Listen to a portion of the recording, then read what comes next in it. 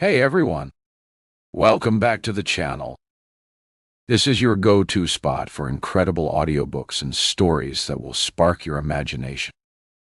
If you enjoy the vibe and want to support what I do, please subscribe and give this video a big thumbs up. It really helps the channel grow. Thank you so much for listening.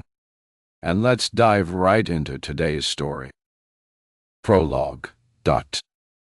The lake is dreamlike under a shroud of ice fog. Rima-covered trees ring the shoreline, rising like glittering sculptures out of the mist. I crouch low and peer through frozen bulrushes at the thin crust of ice that glazes the lake. I am panting, partly from fear and partly from the adrenaline rush of my escape. Cold air rips into my throat like icy sandpaper, and a pungent scent of gasoline drifts through the air. My breath puffs out in pale clouds, crystallizing my eyelashes. I cover my mouth. I can't let them see me here. I'm supposed to be drowning, dying a slow, cold death. I watch the tail end of the car, black and shiny like a whale's tail. A sinking ship, its nose plunged downwards.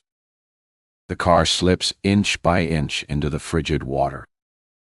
Jagged fault lines zigzag across the ice. I turn my head away and dry retch into the snow. Sounds crowd into my head. First, a low, tuneless creaking. Then a groaning vibration that shakes the ground. Ice splinters and shatters as a network of cracks radiates across the surface, and the lake opens its yawning mouth to consume the car in a soft explosion of sound. The car slides gently under, leaving only the bubbling black water to mark its place. My eyes sting with tears. So many lies. So many lives ruined. I sob into the crook of my arm, muffling the cries. My chest heaves in, lungs full of icy air. Then a plume of gray smoke wafts into the air beyond the trees. I taste ashes, feel the flakes settle, tickling my face like gray snow.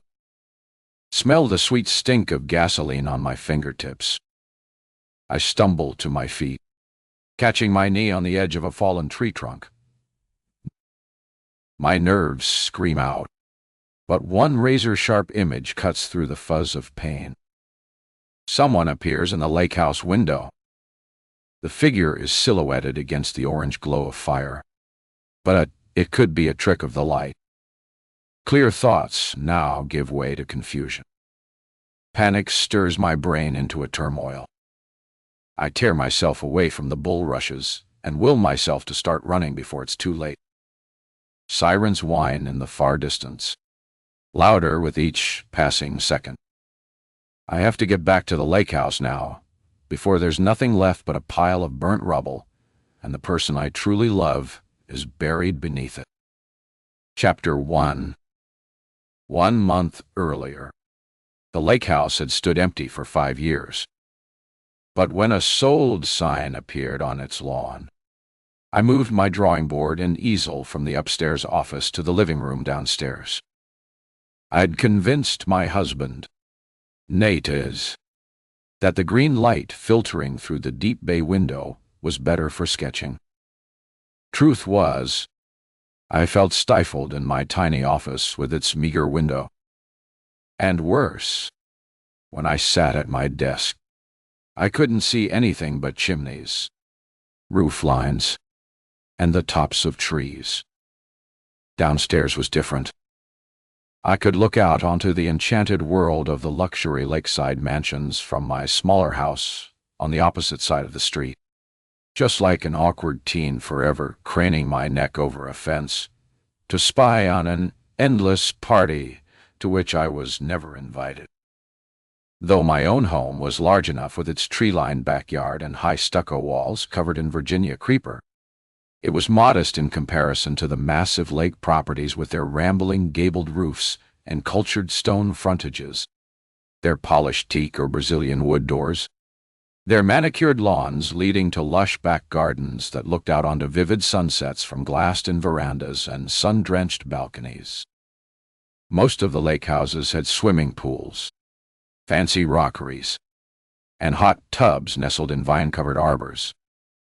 I could only see the front of the houses from my bay window. The back views were only visible in tantalizing glimpses from the top of the hill in the nearby park.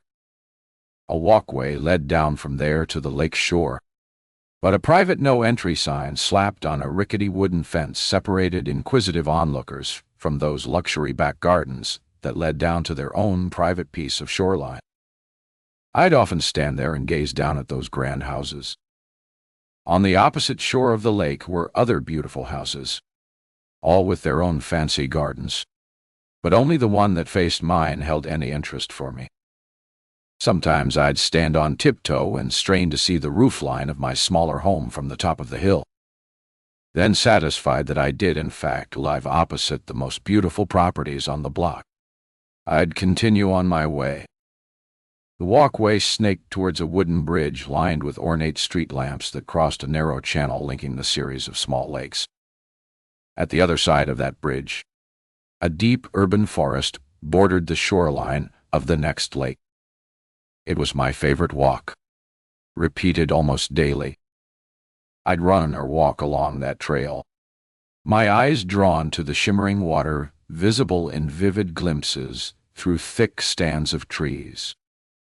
The day I moved my drawing board, Nate was leaving for a 3-week stint in Toronto. Nate, a pharmaceutical salesman, was always heading out on business trips, often 2 or 3 a month, 12 months of the year, including December. Including December. I was just about to arrange my brushes and pencils on the ledge of my easel when he lugged his large suitcase downstairs. He packed a bulging carry-on case and a garment bag stuffed with 3 suits. I dropped one of the suits off at the cleaners the week before, and when the assistant reminded me to empty the pockets, I found something unexpected in the inside pocket. Something that made my heart race. I'd put it in my wallet. Couldn't deal with it until Nate was gone. Couldn't even think about it until he was out of my sight. It was further proof that he was keeping secrets from me again. The thought sickened me. Now he stood under the arch by the front door, twisting his gloves. "I hate to leave you like this. Olivia.Cotton. I mean, are you going to be okay here alone?" I raised my head. He looked so clean-cut. Freshly trimmed black-brown hair immaculate against the pale skin of his stubble-dusted jawline. Ice-blue eyes fringed with dark lashes. The almost perfect symmetry of his face. During the early years of our marriage, I'd looked at him and marveled that I'd married such a beautiful man, though sometimes it had felt like a weighty responsibility. At the time, I was furious with myself for being so superficial. But being with him had brought out some old insecurities, and I felt the need to try much harder to keep his attention, meet a more exacting standard with my appearance, especially at social occasions or dinner parties, when he always managed to turn more than a few heads, while I was relegated to the role of the pale sidekick walking in his shadow. I snapped back to reality, remembering he'd asked me a question and was waiting for my response. He adjusted his chunky silver watch and straightened his shirt cuffs. "I'm good. Really," I said, distracted suddenly by the sight of a moving van sliding into view at the end of the winding driveway opposite. "I can make friends with the new neighbors." He crossed the room and stood beside me, looking out. He made for an imposing figure in his well-cut navy overcoat and maroon scarf. On the surface, he was a kind and patient man, but glancing at those inscrutable blue eyes, I realized I never really knew what was truly going on behind them. And though, for an instant, I was tempted to pull him towards me and kiss those finely shaped lips, I didn't make a move, sensing a chilliness and tension that made it difficult to cross the few inches that lay between us. Truth was, Nate had checked out 5 years ago, and in his place was a soulless clone going through the motions of day-to-day life. It's been empty for a long time. Wonder who bought it, I said, conscious of a deep sadness creeping over me. Regret was a constant burden that wouldn't ease. He shrugged and turned away. Fill me in on their furniture. I like to know who I'm dealing with before we ask them over for drinks. Sure, I said, knowing a dinner date would never happen. We could barely talk to each other, let alone make polite supper conversation with strangers. And it was highly doubtful we'd ever set foot near that house again. Not if I could help it. Nate slung his garment bag onto his shoulder, then stooped to pick up his suitcase. But you know what those people are like. Only mix in their own privileged circles and damn the rest of us working stiffs. It had always bugged Nate, the sporadic contact we'd had with any of the lake people, as he called them.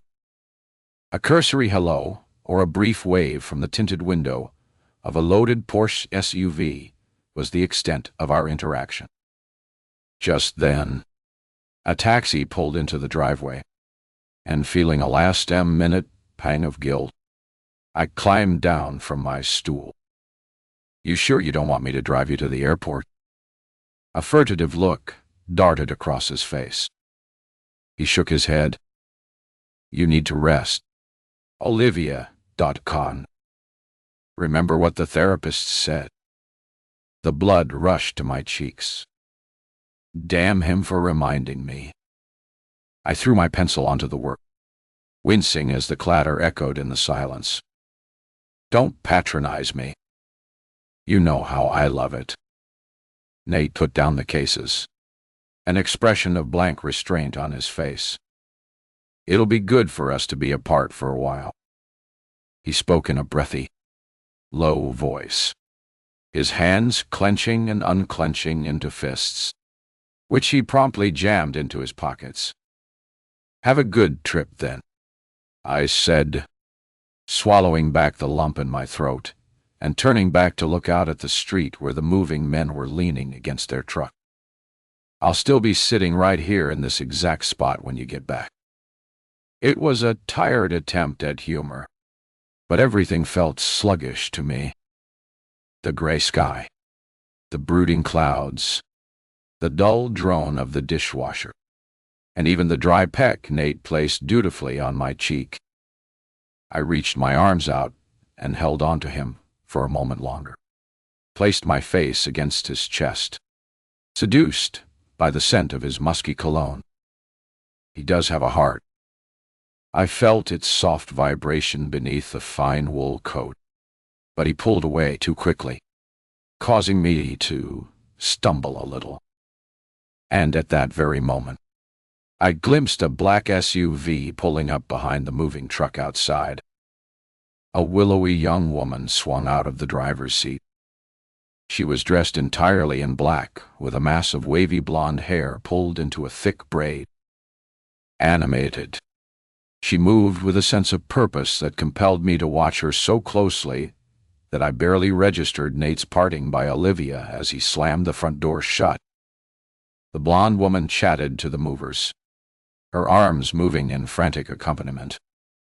The two men, bearish and burly, bent their heads to listen, then nodded and headed off to the back of the truck.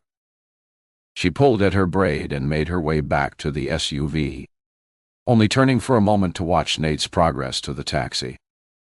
He had that type of effect on most women, and I couldn't dispel the slight twinge of jealousy as he glanced in the blonde's general direction.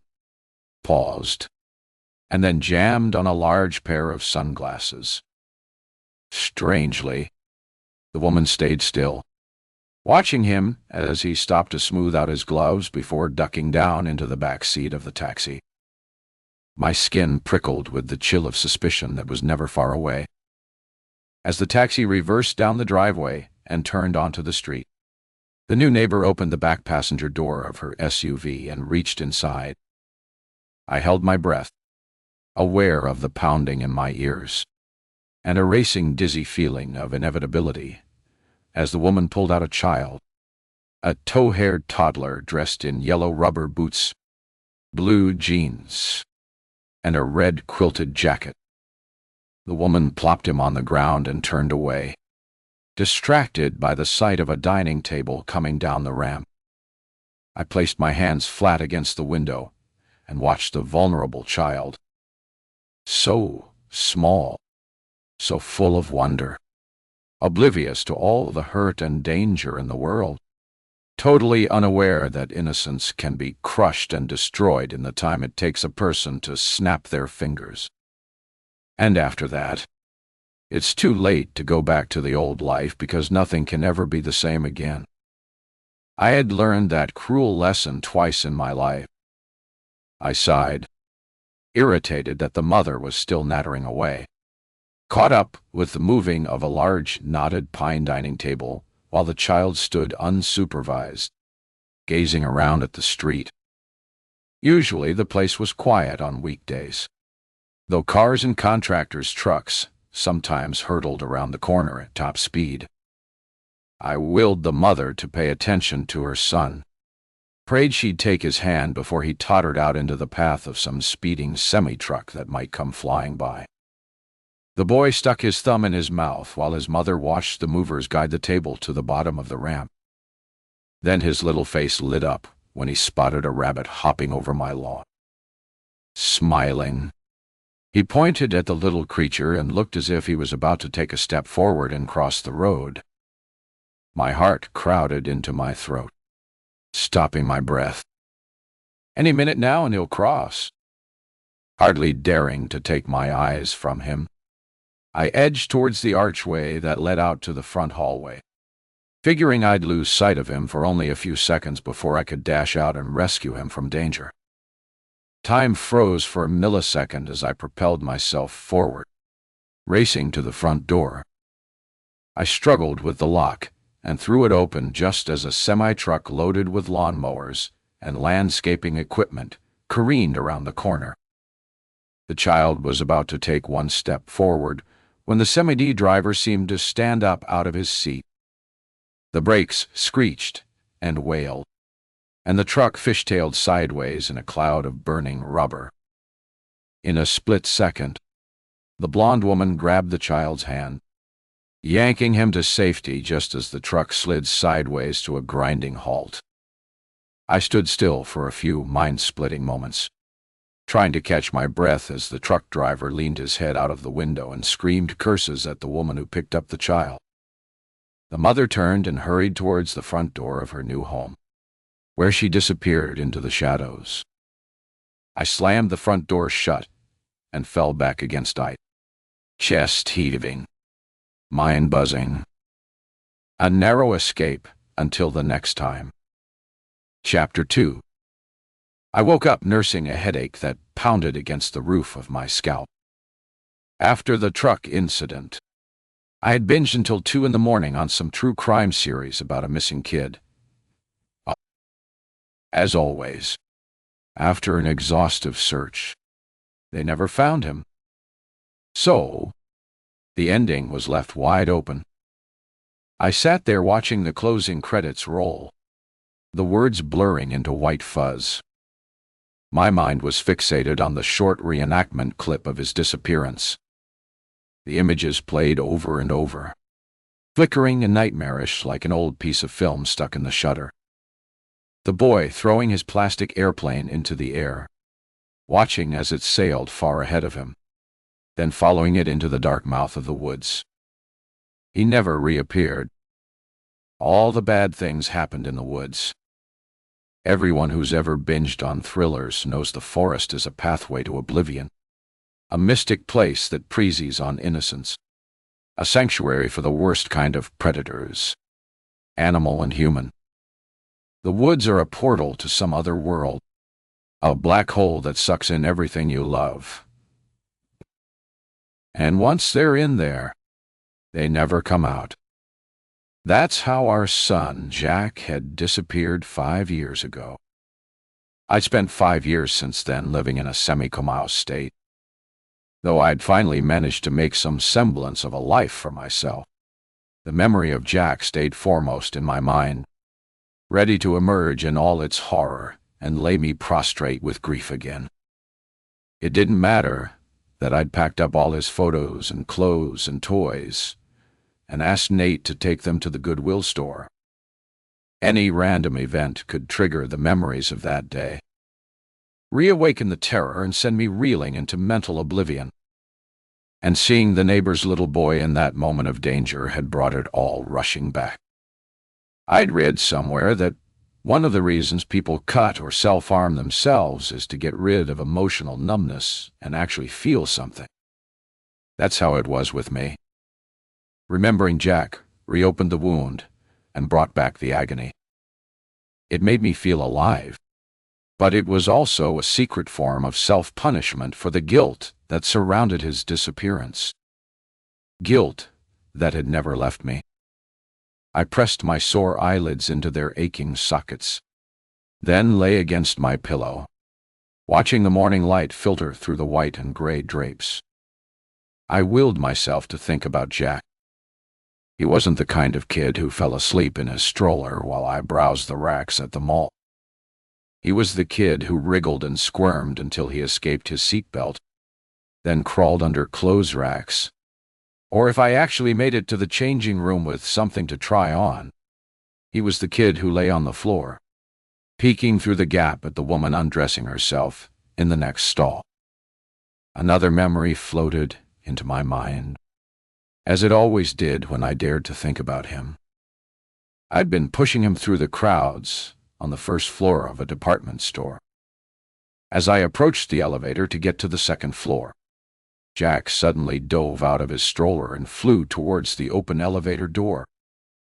He slipped inside before I could maneuver the stroller in. The doors swished shut on his grinning face, and my heart just about left my body as the elevator traveled up to the next floor. Without wasting a second, I parked the stroller and tore towards the escalator, praying he hadn't arrived on the next floor yet. I sprinted up the moving stairs, shoving past the people that stood in my way. I ran past the mixers and the coffee makers and the toasters until I arrived at the elevator just as the door opened. Up. Jack stood there smiling and saying, "Ride. Mommy, ride." I swept him up into my arms and kissed him all over, too relieved to even think of being angry at him. I turned over and pressed my face against the pillow, trying to block out the morning light. A heavy paw of guilt engulfed me. I told myself for the 1,000th time that I, and not just Nate, had to share the blame for Jack's disappearance. I'd known Jack was a hyper and inquisitive child. I should have kept my eyes on him the entire time we were at the party, never let him out of my sight, never taken him to the party in the first place. I should have hired a babysitter. And for a miserable $40, my life might have taken a whole different direction. Chapter 3. 5 years before it was hot. Sunny Labor Day.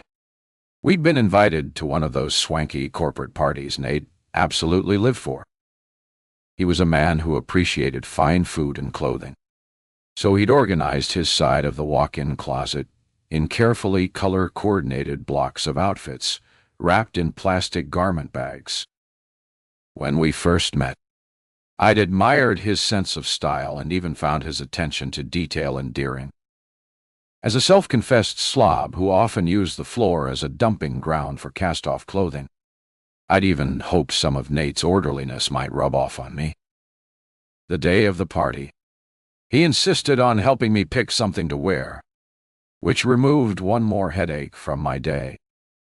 Because at that particular time, I viewed fashion as simply a chore. I selected clothes based on their comfort and washability. And with an active 2-year-old, I barely had time to shop for new things. I tried on 4 dresses, parading like a model in front of him before settling on a pale green silk shift dress I'd never worn before. He planted a soft kiss on my lips and told me it matched my eyes.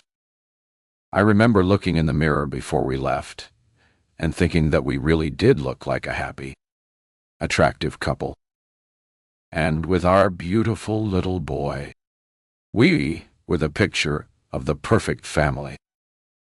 We walked across the street towards the grand house with its polished teak doors, cedar siding, and ornamental stone frontage. Polished brass lamps hung above the imposing front door and all 3 doors of the triple-car garage.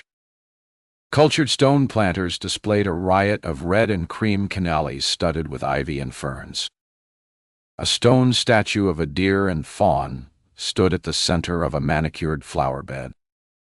The host was some hotshot lawyer with a Maserati and 2 gleaming seeds strapped to a monster truck in the driveway. It seemed an obvious display of ostentatiousness, left there for all the guests to envy and admire. I'd torn my gaze away from all the grandeur to focus on Jack's head resting against Nate's shoulder. His downy auburn curls gleamed like burnished copper. His eyelids drooped heavy with sleep. "Bring your kids," the host had urged. But Jack was tired. He should have been tucked up in bed for an afternoon nap instead of going to a party. Nate persuaded me a bunch of other kids were going, and Jack would have a whole lot of fun because the host, some guy I'd never met, named Jude, had hired a clown to entertain them with magic tricks, face paint, and balloon sculptures. Like a spineless coward, I gave in. Afterwards, I'd tortured myself for my weakness. The back of Jude's magnificent home consisted mainly of massive floor-to-ceiling windows that looked out onto the lake, bordered on its left shore by a wild forest inhabited by deer, foxes, and a multitude of squirrels, and other tiny creatures. I sat on the tiled patio, marveling at the intricately landscaped pool area, fenced in and closed down for the fall. The terracotta stone terrace foamed with pots of blazing pink, red, and white lilies, the trees draped with strings of white lights, and the smartly dressed guests flitting between the bar and laden food tables.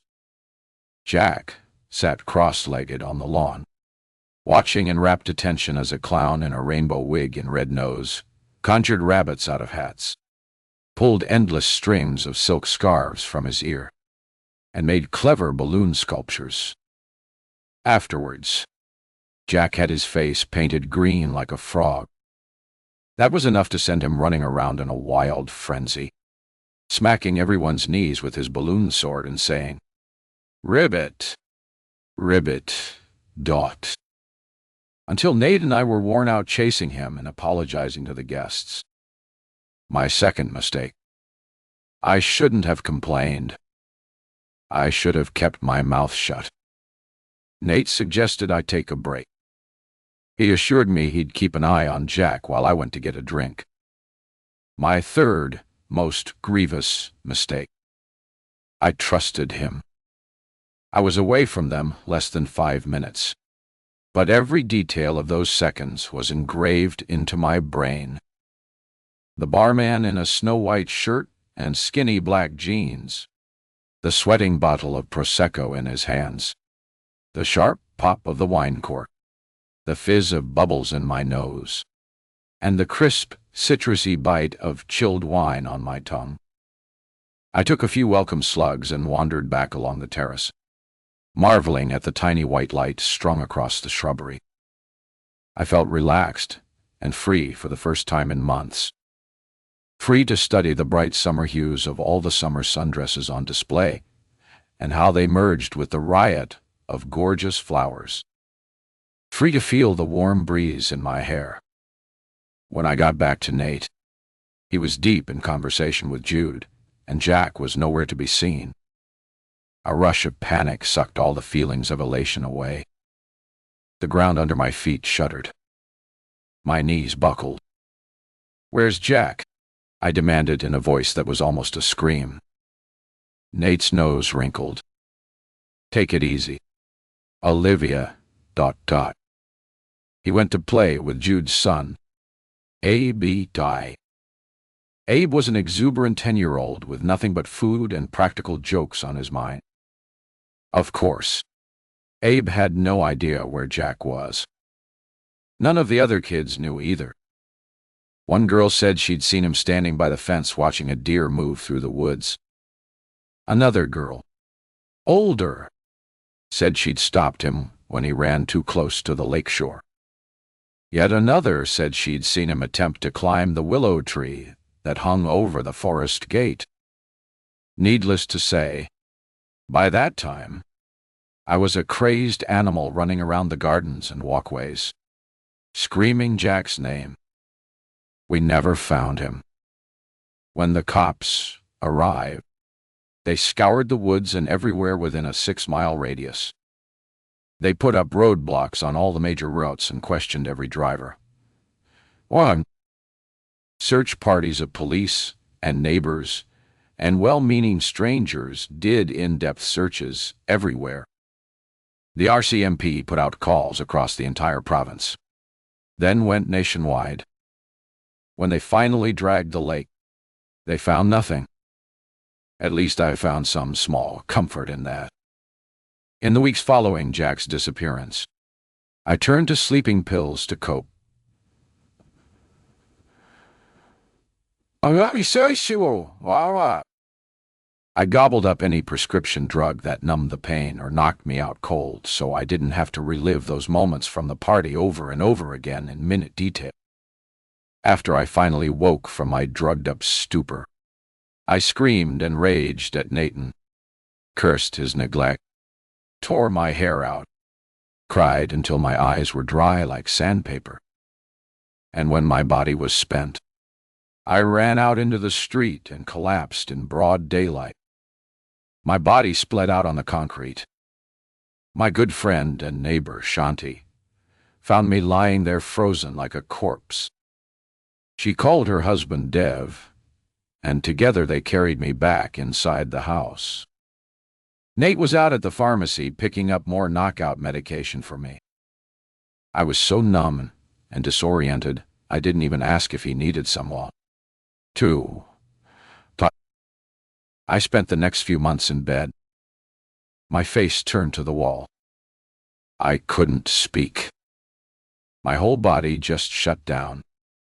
I lay there for days on end in a catatonic state, protecting myself from the yawning loss that threatened to consume me entirely. I remembered Nate coming into the room and leaving food which I barely touched. Maybe I had acted selfishly, didn't even acknowledge his grief, but I was incapable of even communicating with another human being. The loss had killed something vital in me. I knew that I could never be the same woman, the loving wife and the mother of an amazing little boy. All that had been cruelly torn away. The cops kept the investigation going strong for at least 4 years, following every crackpot lead and sighting. But at the end of the 5th year, they quietly put the case on the back burner. Didn't have the heart to tell me to my face. They just stopped coming to the phone when I made my daily call. Then the updates slipped to once a month and finally twice a year. I was left hanging, agonizing.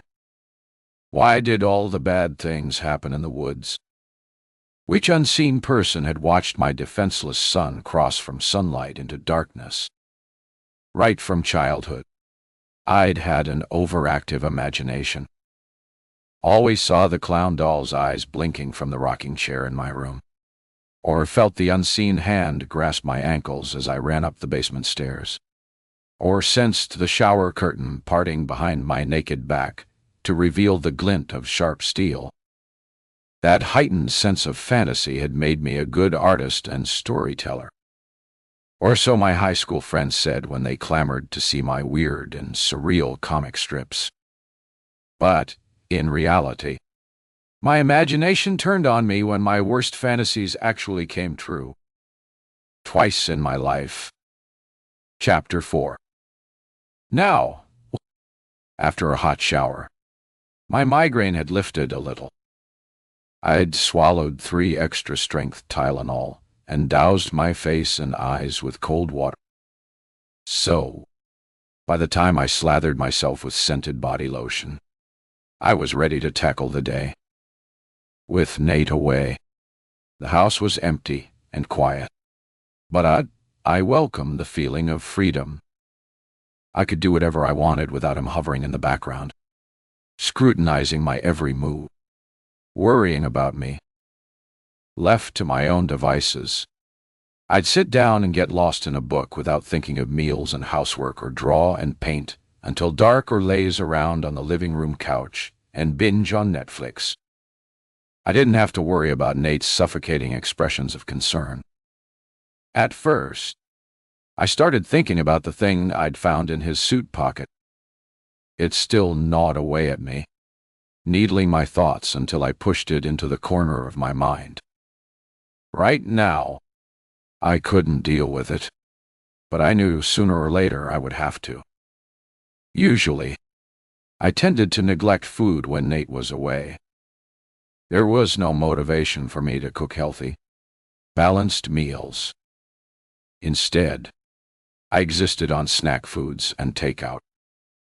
Instead of a healthy breakfast of yogurt and fruit, I grabbed a chocolate-coated granola bar, took a slug of orange juice, and set out on a long walk. Exercise was the only thing that made me feel better. And when I was beginning a new project, it helped me think through new ideas. The air outside was crisp and smoky. The scent of burning stubble drifted in from the farmers' fields. I loved the fall. Loved the bare, twisted trees against the overcast sky. The carpet of orange and gold leaves crunching underfoot. The gentle strangeness of the light. My imagination was always at its peak during this time, stoked by a steady diet of gothic horror novels during my teens. Dracula, of Frankenstein, The Turn of the Screw, everything by Edgar Allan Poe. I lapped them all up. My mother always said I had morbid tastes for a young girl, and would get really flustered when she found her offerings of the Babysitter's Club and Little Women hidden under my bed, under a pile of dark horror novels. I took my usual path around the crescent, along the little track that led past the school, then up the winding hill. The geese were there in force, crapping all over the footpath and the school playing field. Unreal. I always wondered why the teachers let the kids roll around in all those goose droppings. Didn't they contain microviruses? Couldn't that cause all kinds of nasty diseases? I gritted my teeth and carried on up the hill.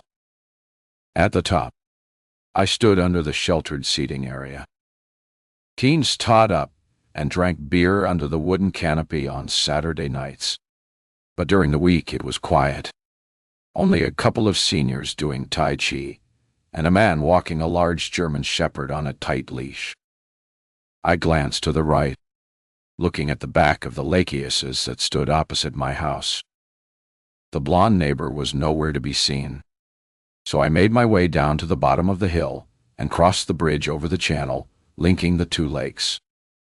At the other side, I took the winding track that snaked through the deep suburban forestablished. I was just sidestepping a lanky teen on a skateboard when the new neighbor came into view, approaching me from the opposite direction. She was the picture of casual chic in her chunky designer sweater. her bright hair scraped up into a messy ponytail and eyes obscured by designer shades, even though the sun was nowhere to be seen. She yacked non-stop into a cell phone, barely taking a moment to breathe and seeming to argue with the person on the other end. One hand held the phone. The other sketched wild shapes into the air.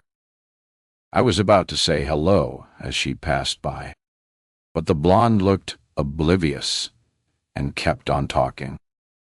Then the kid appeared, way behind his mom, perched on a tiny blue bike, his legs pumped like skinny little pistons. He flashed a panicked look at me, eyes wide and sea blue, just as his bike swerved off the pathway.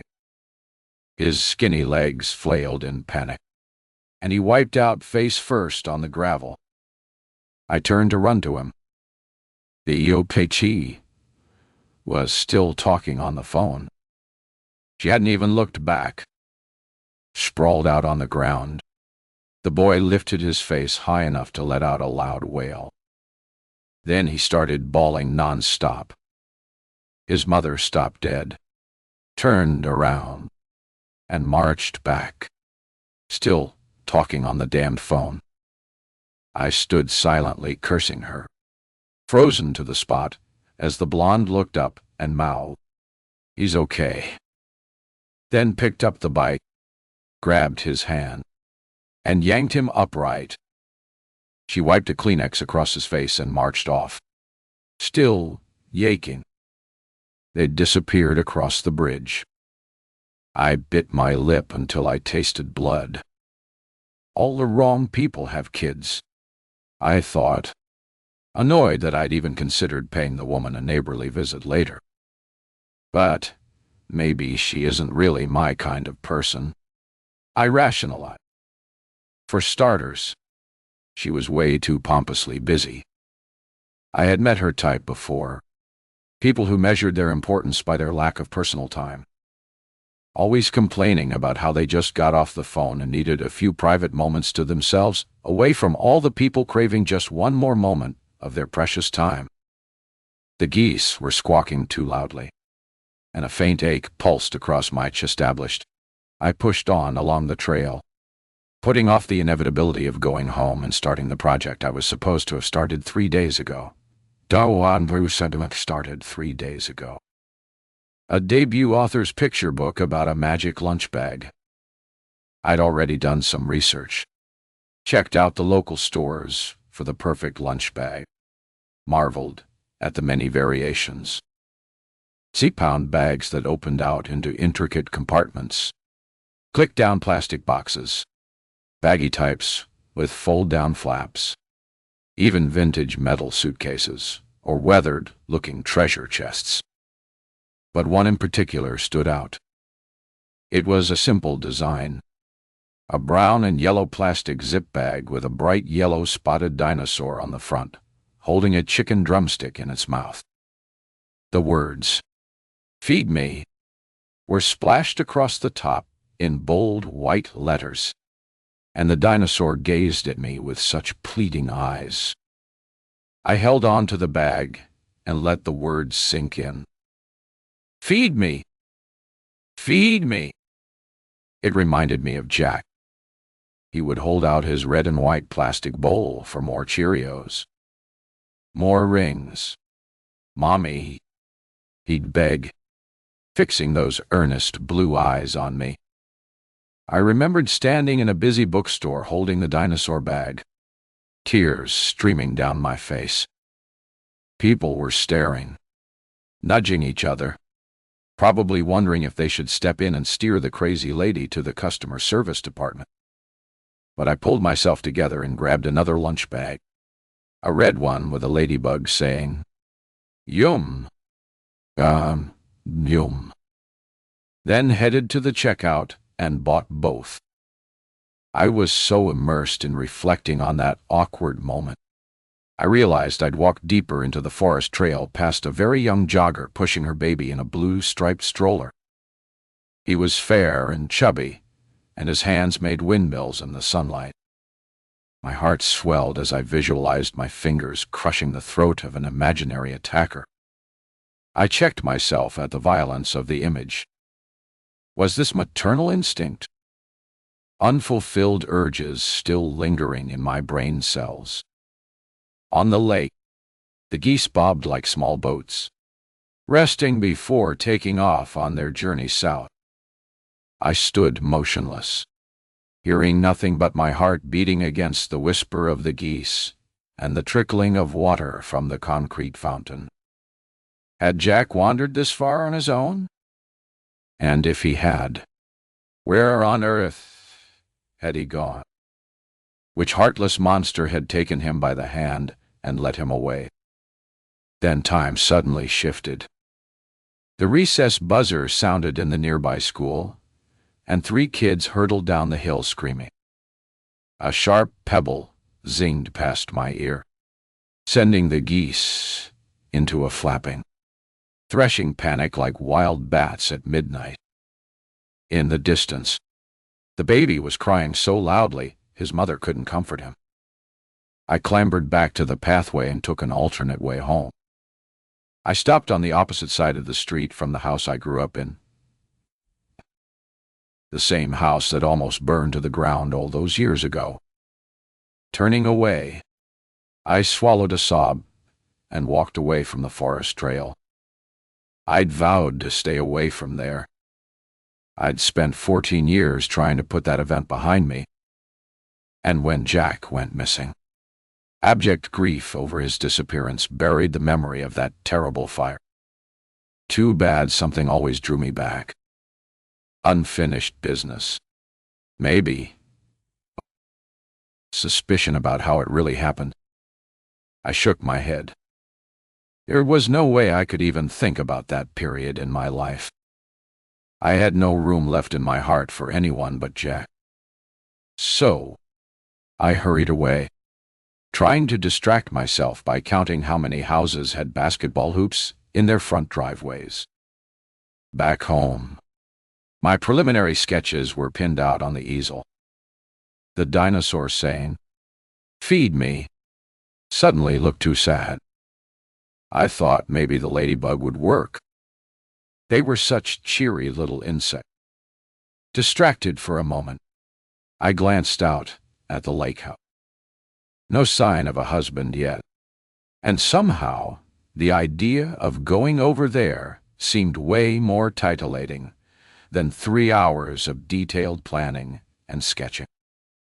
I'd gotten so used to the lake house being empty, the windows shaded like blind eyes, the driveway deserted, the once manicured flower beds growing wild, the silence.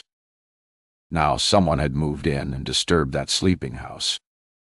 I could feel my nerve ends buzzing, my anxiety level ramping up. It was only 19 days till Nate came back, and I still hadn't figured out what to do about the thing I'd found in his jacket pocket. I couldn't ignore it anymore, because this time I was done with secrets. Chapter 5. Baking always calmed me. Watching the flour float from the sifter down into the bowl, then cutting sticks of butter into it was a mindless form of relaxation. Luckily, I had little desire to eat anything I'd baked. Body weight was just about the only thing under my control. I decided to take muffins over as a welcome gift for the new neighbor. I'd forgiven her for the slip-up on moving day. I thought maybe she was so harried from the move she'd been more distracted than usual, and accidentally let her attention wander. As for the bicycle incident, maybe she was trying to make arrangements with contractors to do all the repairs needed to get that neglected house back into shape. I would give her the benefit of the doubt. It could be the beginning of a new friendship. Perhaps we could have coffee together. Compare notes about our absentee husbands. Maybe I could even offer to babysit. Besides, nobody else on the street would do the welcome to the neighborhood thing.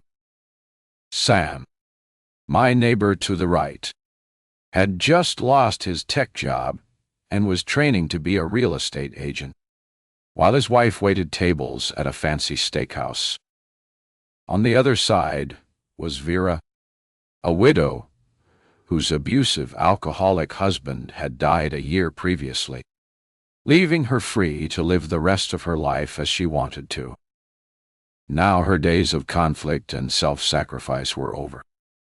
She was always out at the casino or playing bingo, so it was unlikely she'd be dropping over for a friendly visit, unless it involved a game of poker and a couple of cold gin and tonics. An hour later, I had arranged 6 golden blueberry muffins into a cloth-lined basket and was wondering how this still nameless neighbor would receive me. Whether she'd simply dismissed me as the pushy neighborhood busybody, vying to be the first to get an invite into the house to get the lowdown on her taste in home decor. I stood by the bay window in an agony of indecision, wondering if I should actually sling the basket over my arm and walk like an overgrown Red Riding Hood across the street. My phone vibrated, shocking me out of my inertia. It was Min, my editor, probably wanting an update on how the illustrations were going. I ignored the insistent buzzing, vowing to call back in the morning after cramming in at least 4 hours of work that night. Then a text arrived from Nate. "How are you feeling today?" Impersonal. A chore. As if he'd checked off another item on the list of things he had to do today. Now he could cross out, "Call the wife." I texted back, "Okay. What are you up to?" "Not much. Work. Okay. Got to go. Talk later." I clicked the phone off. What a complete waste of 30 seconds. In a fit of guilt, I snapped a picture of the muffins and texted it to Nate with a message. "New neighbors, welcome basket. This LOL." His reply came back quickly. "Are you sure you should intrude?" Nate had always encouraged me to reach out to our neighbors. I stared at his text for a moment, unsettled. I thought I was just being sociable. I thought for a moment longer, then texted back. Got to break the ice somehow. I waited, but he didn't respond to that one. So, duty done. I headed out onto my front steps just as the blonde neighbor's garage door opened and her SUV pulled out. The driver's side window was down, and though the woman turned away before spotting the basket, I caught a glimpse of her teared face as she zoomed by. The kid was fastened into his car seat in the back, howling and crying. He'd been crying ever since he'd arrived on the street. My heart went out to him, so vulnerable and probably missing his old familiar home. Just before the overhead door closed, I noticed the garage was empty. Obviously, she was still alone, dealing with all the demands of a toddler and a move to a big new house that probably needed a whole lot of work. Feeling a stab of sympathy, I thought about leaving the basket at the front door, but the fat tabby that crept around the top of all the fences would probably get into them. Deciding against it, I turned to go back to the solitude of my house, only to stop after taking a couple of steps. If no one was at the lake house, what was the harm in taking a look around the back? Seeing how it looked now? Why not? I've done it many times before. Force myself to take that same walk over the street that Nate and I had taken 5 years before. Only then we were 3. A family. Afterwards, only 2 of us walked away from that place, our hearts torn apart. I'd slipped through the side gate many times after the owners moved out. I'd combed every square inch of that place for a fragment or fiber of Jack's clothing, a footprint, a clue, anything. Wire, or do cow. Then I'd sat and wept by the empty pool, broken by the futility of a ritual that produced nothing. All I had left was hope. And that's why I stayed, living opposite the house that killed me inside. Every time I looked over at it, I'd convinced myself that if Jack came back from wherever he was, I had to be here, waiting for him. The street was eerily quiet for a weekday, the silence interrupted only by the occasional raucous screech of the crows that inhabited the towering choke cherry trees. No cars driving by or people out walking. Scanning my neighbors' houses, I saw only empty windows. The coast was as clear as it would ever be. I hooked the basket of muffins over my arm and hugged it close to me so I could move more easily into the cover of the cedars that lined the broad pathway to the back of the lake house. The gate latch was a single fraying rope. I pulled it gently until I heard the familiar click, then let myself into the massive garden where elm and linen trees rose like giants surrounding the wide lawn. Beyond the trees was the lake. Sunlight reflected from the surface of the water, gilding the skeletal branches of the weeping willows. Weeds grew out of cracks in the rough stone patio, and the long cedar deck appeared tilted, needing to be leveled. The graying planks had warped and dried. The rockeries and shrubs were choked with a profusion of twisting, twining weeds. The entire effect was desolate and gothic, a dark memorial to a glamorous past. I gazed hard at it, pictured that same place on a warm, sunny day, saw people in bright summer clothes mingling among the rock gardens and around the pool. Imagined the sound of muffled voices coming from the nearby balcony, the sudden pop of a cork and the gurgling of wine into glasses. Now the garden was wild and unkempt, filled with dried autumn shrubbery and damp piles of leaves. At its center was the drained pool. I walked towards it and leaned over the cracked concrete edge. The pool was empty, except for a shallow slurry of dirty water and slimy autumn leaves. A clock chimed somewhere as the sun broke through a cloud. My reflection shifted in the muddy puddle. I heard a rustling sound and looked up. A little boy appeared between the trees, his back to me. He walked towards the broken fence that led to the forestablished. I blinked my eyes again, and he was gone. I ran towards the place I'd spotted him. Find him. Find him. That boy. Was it the neighbor's boy or my boy? But he was nowhere in sight. I felt the heat of tears on my face, the same hollow clawing of emptiness in my gut. I turned to look back at the house. That, too, was deserted. Dust furred its smudged windows. A storm door flapped on rusted hinges. Or maybe it was the sound of the garage door opening. Maybe she'd come back. Maybe she'd forgotten something. I realized then how I would look to her. A disoriented, neurotic, busy body carrying a basket of muffins and snooping around in her backyard. Just then, a light went on in the back window by the screened-in veranda. I retreated into the cover of the trees. There was no way out except over the broken fence and into the forest, the same way Jack had wandered. I turned and fought my way through the clotted branches and twisted vines, scratching my hands in the process. The small gate was padlocked.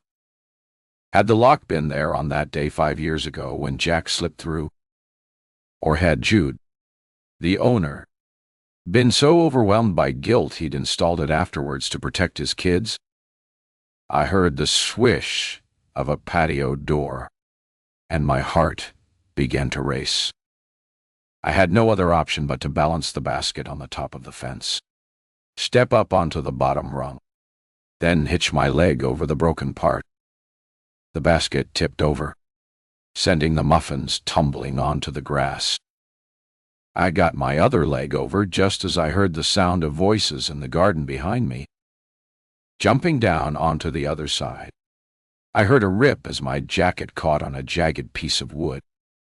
I crouched under the cover of a spruce tree and watched as the blonde walked out into the garden, accompanied by 3 men with pruning machines and chainsaws. They'd come to start work on restoring the beauty and order back to that glorious garden, to rebuild it back to its former splendor. Only then did it dawn on me that the house and its gardens were probably closed to me for good. Worse still, I'd lost access to something precious I'd clung to for 5 years. The last link to my son, Jack. Chapter 6. I sipped my tea, enjoying the spicy scent of cardamom and ginger. From my seat on my front porch, I could see the school kids running by, happy to finally be out in the fresh air. Usually, I tried not to think about what it might have been like walking Jack home, but I couldn't help myself imagining his little hand in mine, asking him about his day at school. I'd have a plate of sliced fruit, cheese strings, and animal crackers waiting on the kitchen counter for him. Then, we'd cuddle up and watch cartoons or do some drawing or read a book together. I shook the painful thoughts away and glanced at my phone. It was 3:28.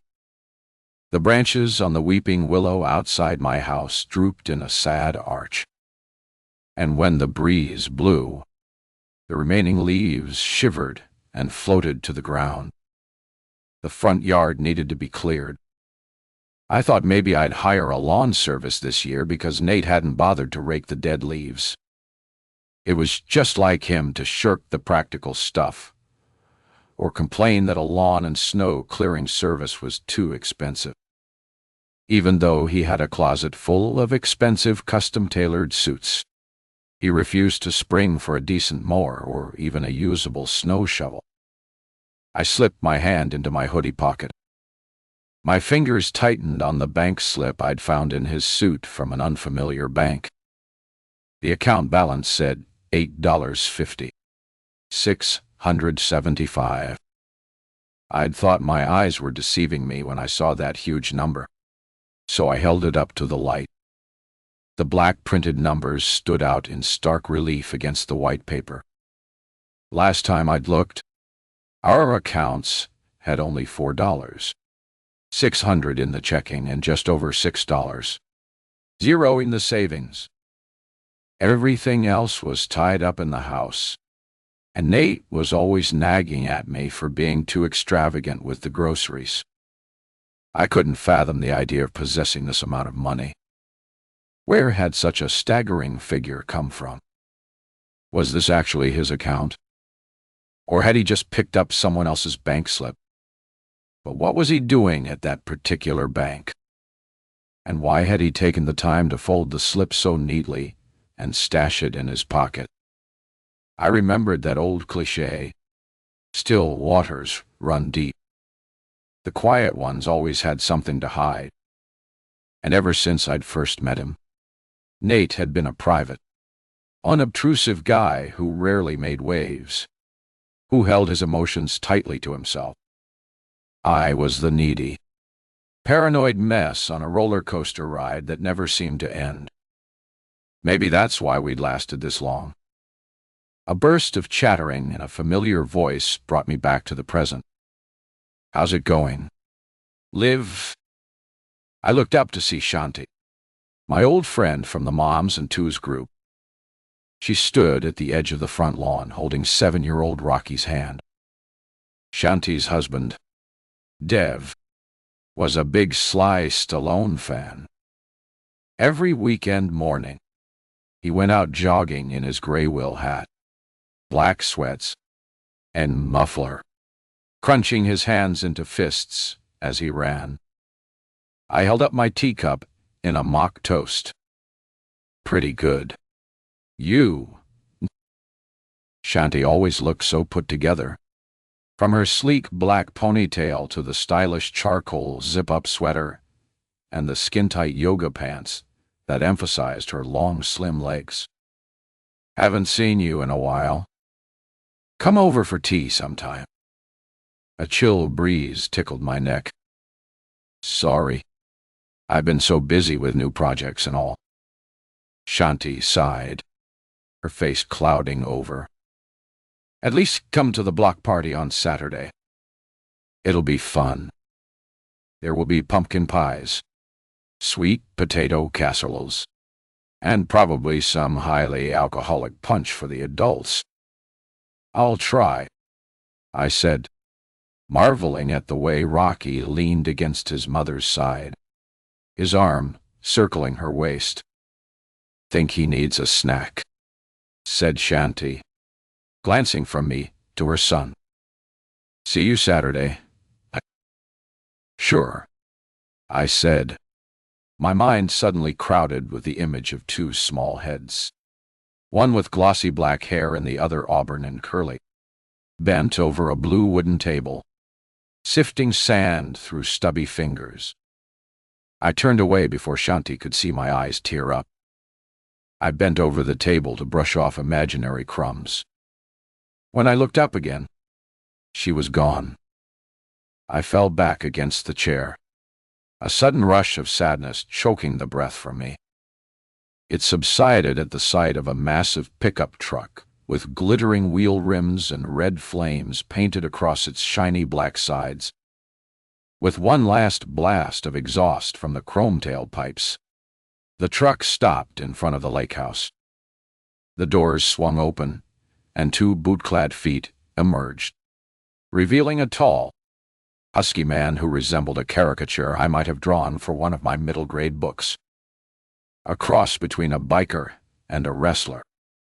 He sported a gray ponytail, a luxuriant black beard, and was decked out in a black Aussie Osborne t-shirt, faded denim vest, and a Hulk Hogan-type bandana that peeked out from under a black baseball cap. His bulging biceps were covered with vivid tattoos of green and blue snakes coiling around scarlet flowers. I leaned back into the shelter of the cedars to watch as the garage door opened and the blond neighbor strode down the driveway. The little boy padded along behind. The man held his arms out toward the child, who sucked his thumb and clung to his mother's leg. They were too far away for me to hear anything, but the man became agitated as the woman shrugged and folded her arms, facing him with an air of blank defiance. He turned and took a large blue gift bag from inside the truck and held it out to the boy, who peeked around his mother's legs to look. Like a magician pulling a rabbit from a hat, the man lifted out a plush Mickey Mouse, almost as big as the kid who skirted around his mother's legs, grabbed it, and retreated to shelter again. She looked angry, one hand on her hip. She waved the other in his face, spitting out a barrage of words I couldn't decipher. The man tensed up, a pit bull poised to strike. The woman backed off, almost treading on the child's feet. Then the man turned and glanced towards me just as the sun beamed into my eyes. I shifted sideways to dodge the rays, then picked up my notebook and pretended to flip through the pages, trying to keep my eyes lowered. By then, he'd started yelling as the woman swept the boy into her arms.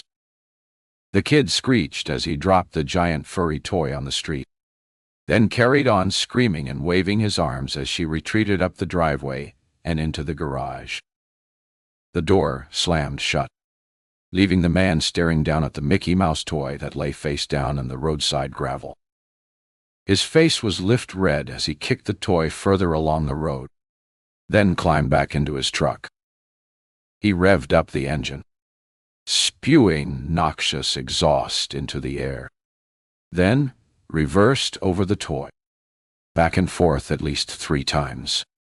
crushing it under the weight of the heavy tires before he screeched off, leaving the stench of burning rubber hanging in the air. My heart jumped when I saw the woman standing in her front bay window staring right at me, oblivious to the little boy at her feet, who screamed and cried as he pointed to the crushed Mickey Mouse lying in the dirt. Chapter 7.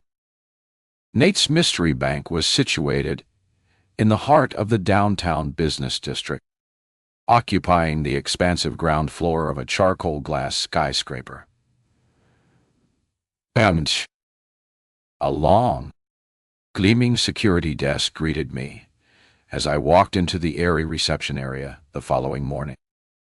I'd put off this visit for too long, imagining all kinds of wild explanations for Nate hiding the existence of such a large sum of money. Now, I had to know if it was his money, or if it was just a simple mistake and he'd picked up a client's bank slip by accident. A small part of me felt I should wait until Nate was home. Talk to him first. But things had been so strained between us following Jack's disappearance that talking to the bank actually felt easier, less complicated. If there was a simple explanation, then there was no need to start an awkward conversation. And I didn't have the energy for the inevitable confrontation when he found out I was snooping around in his business life. Beyond the unformed guard in the foyer, rows of offices were stacked in dizzying floors around a cavernous central banking hall with glistening marble floors. Water trickled down a slate wall fountain, and subtle artwork was dotted around the walls. It looked like an international investment headquarters, not your average neighborhood branch. The teller, a doll-faced girl with shiny black hair and thick eyelash extensions, would neither confirm nor deny the existence of Nate's account. She tapped on her computer keys with talon-like nails, then stopped and scanned the screen. If it's not a joint account, we can't give out any information. I leaned closer. Even if I'm the spouse, I can prove it. I have my marriage certificate. I held out the document, but the girl stared at it unfazed. That proves nothing. Separations and divorces can get nasty when one partner is trying to access the other's private assets and empty the accounts. You wouldn't believe what I've seen in my time here. I'm afraid those kinds of cases have to be left to the lawyers to sort out. But I'm not getting divorced. The girl sucked at her teeth. You're not listed as a customer of this bank. Is my husband? I can't tell you that either. I felt a smirk coming on. You already did when you told me it wasn't a joint account. What if I did? It's not a crime, said the girl, looking beyond me at the growing line of customers. So, if you're done, I'd appreciate it if you moved aside and let me look after another client. I stepped aside, irked at her sassy attitude. Then, I stood looking around that glittering place, wondering if Nate really did have access to almost $1 million. Or maybe the slip belonged to one of his clients. That was the simplest explanation. How could he possibly have that kind of money at his disposal when we just argued over changing the kitchen countertops to granite because it would cost upwards of 10 grand to do the whole thing? But then I'd sensed for some time that he was holding something in. Something big. Ever since I'd kicked up a fuss about going to see the therapist, he'd drifted away from me, his every move seeming coy and furtive, as if he was a B-list actor playing a supporting role in a movie, as if he'd forgotten his lines and kept looking to some unseen director to coach him for his next scene. My nerves were so on edge by the time I got home. I couldn't work. The latest half-finish illustration was just a sharp reminder of my inability to keep to a deadline. and there was no chance of me getting my focus back with all the worry about the bank slip. The other thing bothering me was that Nate hadn't called or texted since the day after he'd left on his trip. 2 days, and I'd heard nothing from him. I tried his number again, but it kept going to voicemail. Finally, I threw on my quilted jacket and runners, grabbed my sketchbook, and headed out for a walk, vainly hoping the creative juices would start to flow again. The lake was a gathering place for all the birds who were late to migrate, the dollars who had lingered too long, enjoying the unusually balmy weather for late October. Now the cold was coming in. The stragglers were marshaling themselves into ragged teams before they headed south. The water was the color of summer leaves.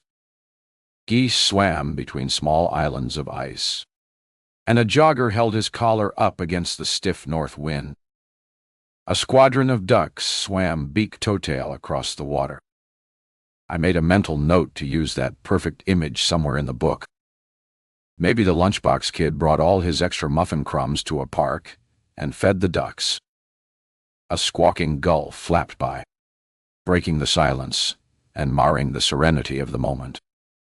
I felt a faint flicker of annoyance as I walked away, so absorbed in worrying about the book and Nate and the money.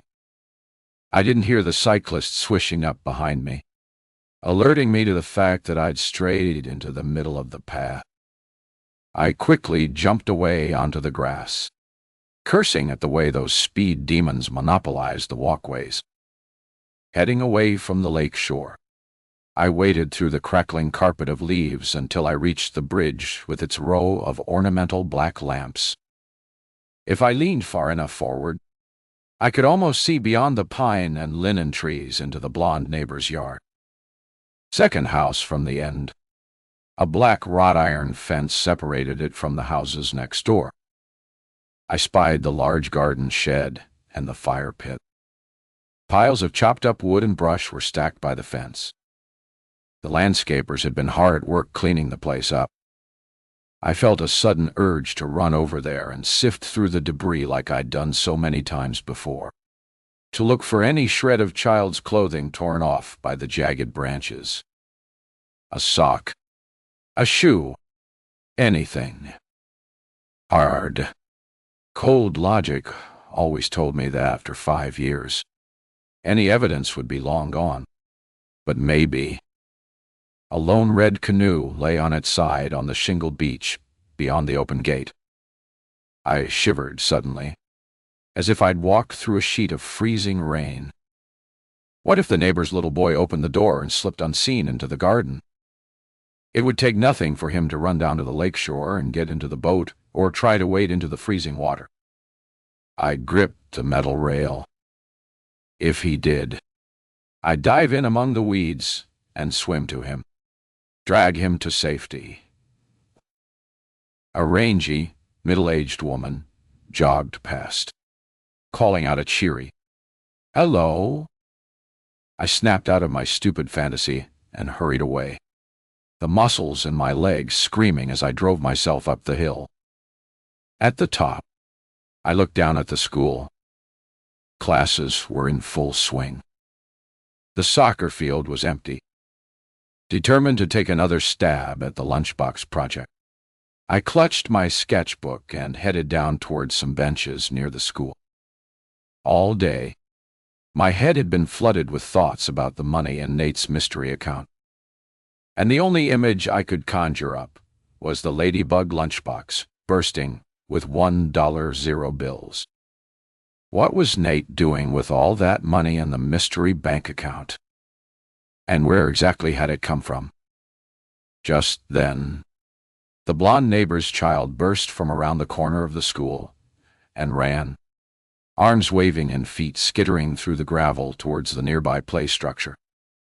His mother and the biker husband, or maybe boyfriend, clad from head to toe in black leather, followed deep in conversation. I hadn't noticed the monster truck on the street that morning, or for that matter, before I'd set out on my walk. After yesterday's row, they must have kissed and made up, considering the animated way the blonde chatted to Biker Boy. Maybe they were the kind of people who screamed and slapped at each other 1 minute, then paw each other's bodies like mating tigers moments later. The type for whom rage was a kind of aphrodisiac, because anger and love were both expressions of passion, interchangeable, regardless of whether they were destructive or gentle. Things were different for me and Nate. Our relationship was as lifeless as a dead battery. Our interactions polite but devoid of real feeling. Our daily lives filled with empty rituals, like stacking the dishwasher, or reading the newspapers, or mowing the lawn. We lived a half-life simply going through the motions with blank expressions and deadened senses. I looked up at the play structure. The little boy was trying to launch himself onto a climbing frame intended for school-age kids. His skinny arms barely reached the first rungs. He ran around the perimeter of the structure trying to find a way in air. A way up. After a few minutes of reaching and failing, he plopped down onto the gravel. Head bowed and began to sift the grit through his fingers. How many dogs had peed all over that spot? And now he'd probably start sucking on his fingers. My nerves bristled. I was on edge. I glanced over at his mother, now completely absorbed in showing Biker Boy something on her phone. Both were oblivious to the kid who was licking the pieces of gravel one by one. I tried hard to concentrate on my drawing, turning to a fresh page, and carefully sketching the little boy in front of me, thinking he might make a good character for the book I was working on. Now he threw down the gravel, spat out a mouthful of sand, and ran like a little comet towards the slide. His tongue licked the snot from his upper lip as he gauged the ladder carefully, then began to climb it. My stomach flipped as he went higher and higher, until he finally stood poised at the top, surveying the playground from a dizzying height. By now, I was poised for action, half standing on the balls of my feet, ready to spring to his rescue. The boy called to his mother, but she was still yakking as Biker Boy leaned in so close he could have licked her face. The kid called again. When they didn't respond, his thin shoulders slumped. I fought the urge to run over and wait at the base of the slide, ready to open my arms and sweep him up with hugs and kisses. At that second, the kid launched himself downwards at a crooked angle and came hurtling down the slide sideways, his head bumping against the metal sides. He landed in a crumpled heap on the gravel. I sprang to my feet and lunged towards him, but Biker Boy beat me and grabbed the kid up with two meaty hands. The mother came close behind, her hand plastered across her mouth. I froze in place, chest heaving. Before the child could even gather himself up to howl, the man swept him up onto his shoulders and lurched around, making the kid's head loll from side to side. The mother reached to get him, but Biker Boy sidestepped her, laughing as he trotted away. The blonde neighbor's head turned deliberately towards me. "Want a picture or something?" she snapped, before hurrying away after the man and boy. All of the wrong people have kids, I thought to myself once again as I gathered up my drawing things and headed home. Chapter 8. Nate hadn't called by 5 the next evening.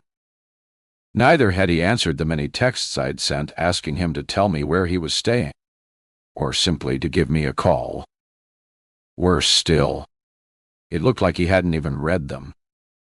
The neighbor across the street hadn't shown her face all day, and Shanti didn't walk by with Rocky after school.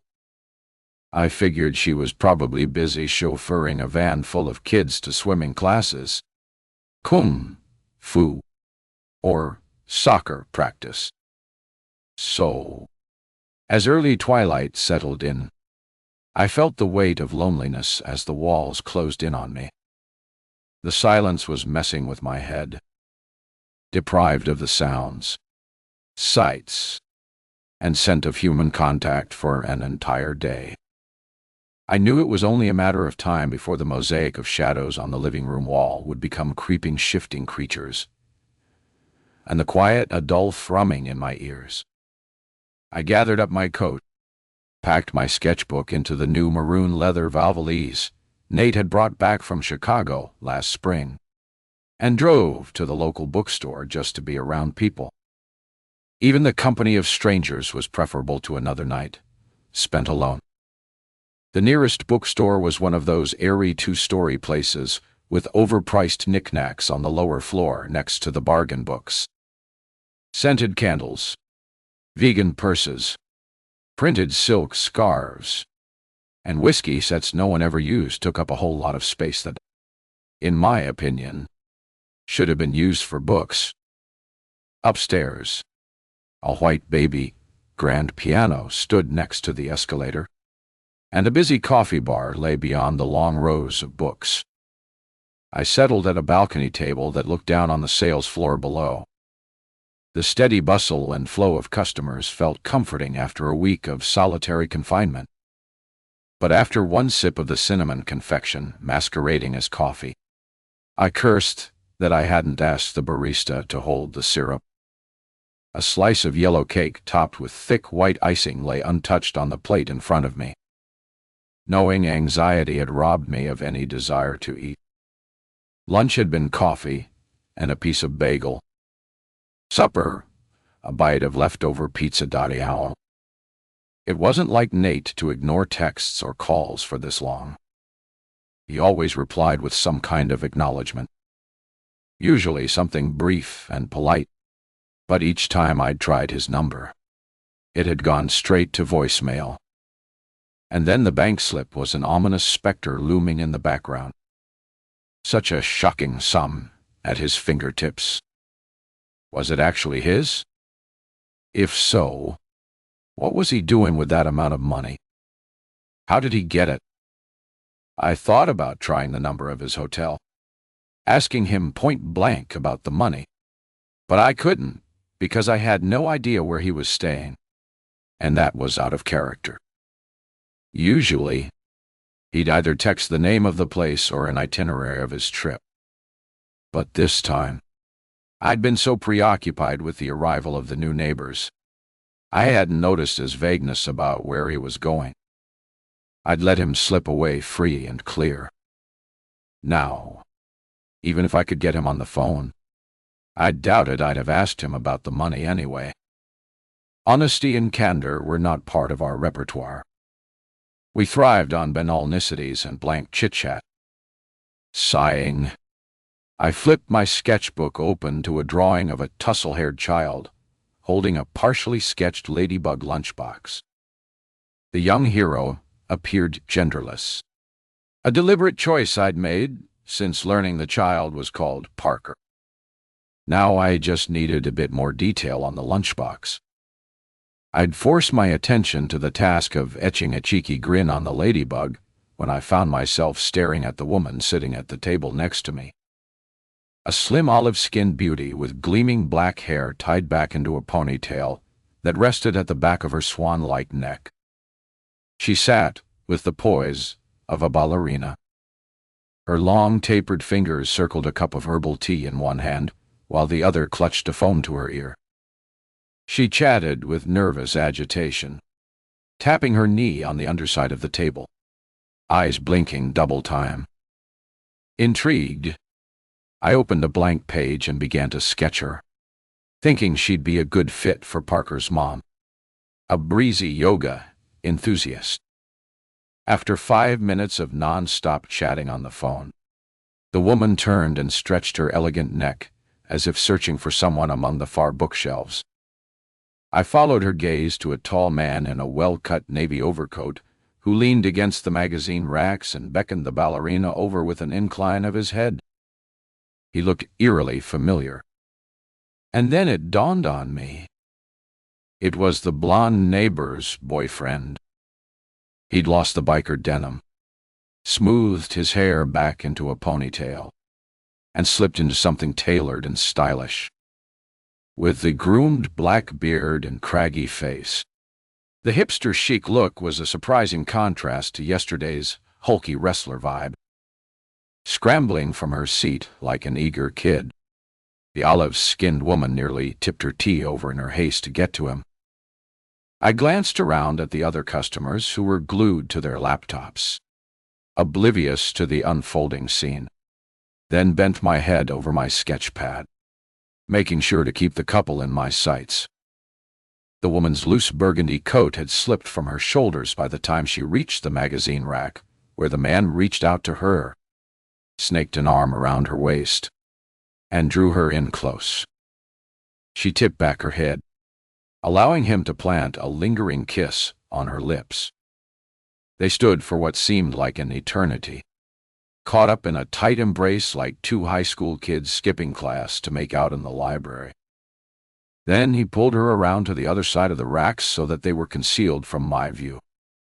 Was this hot and heavy little affair the source of all the friction between him and the blonde neighbor? Or maybe the guy was leading a double life. Brash biker dude by day and artsy hipster, eccentric by night. I flipped my sketchbook shut. Now I was way off course. At this rate, I'd be far off my deadline. And this assignment had been a favor from Min, who'd been a huge support during my tough stretch after Jack's disappearance. I feel for your loss, Min had said. So, I went out on a limb to vouch for you. I'll be okay. I'm in regular therapy. It's really helping. I'd lied without blinking. I hadn't set foot inside the therapist's cinnamon-walled office for at least a year. And I hated Millie, the therapist with her gelled nails and her Botoxed face. All through our sessions, my attention would drift to the woman's rigid cheeks and the two little grooves that appeared each side of her mouth every time she pasted on the fake, empathetic smile meant to win my confidence. She reminded me of a ventriloquist's doll whose mouth was the only feature that actually moved in that porcelain face.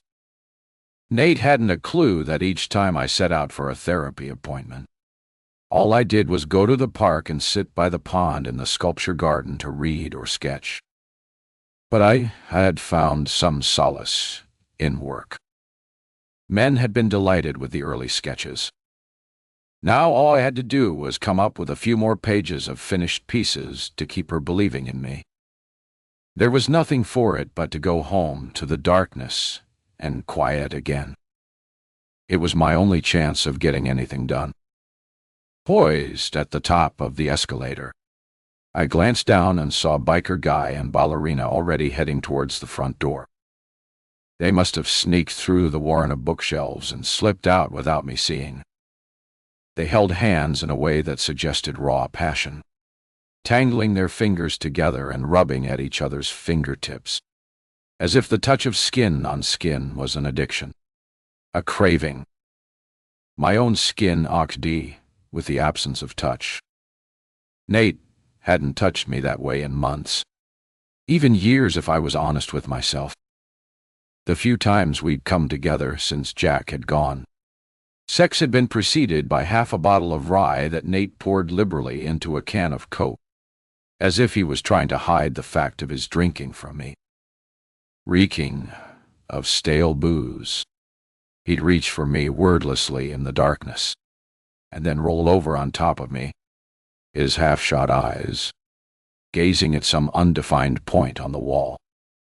When it was over, he'd slump over to his side of the bed, his back a brick wall.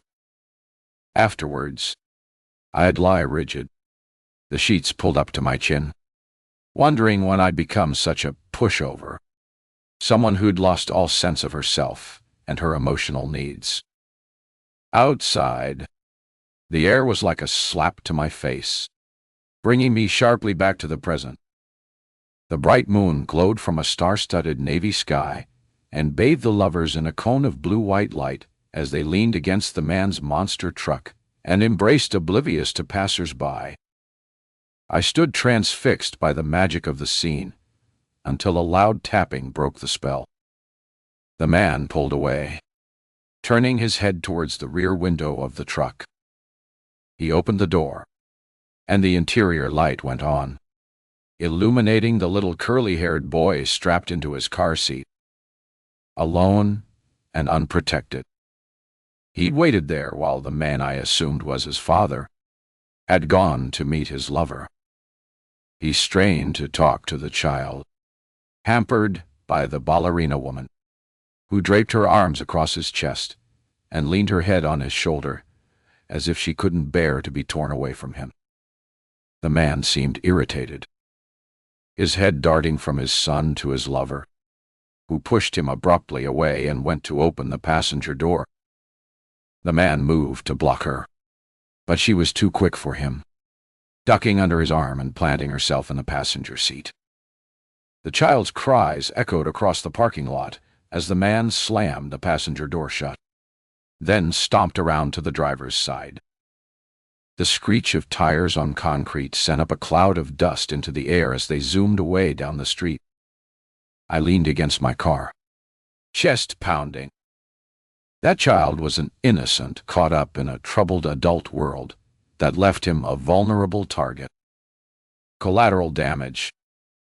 All the people around him were so immersed in their own angst, they barely paid him attention.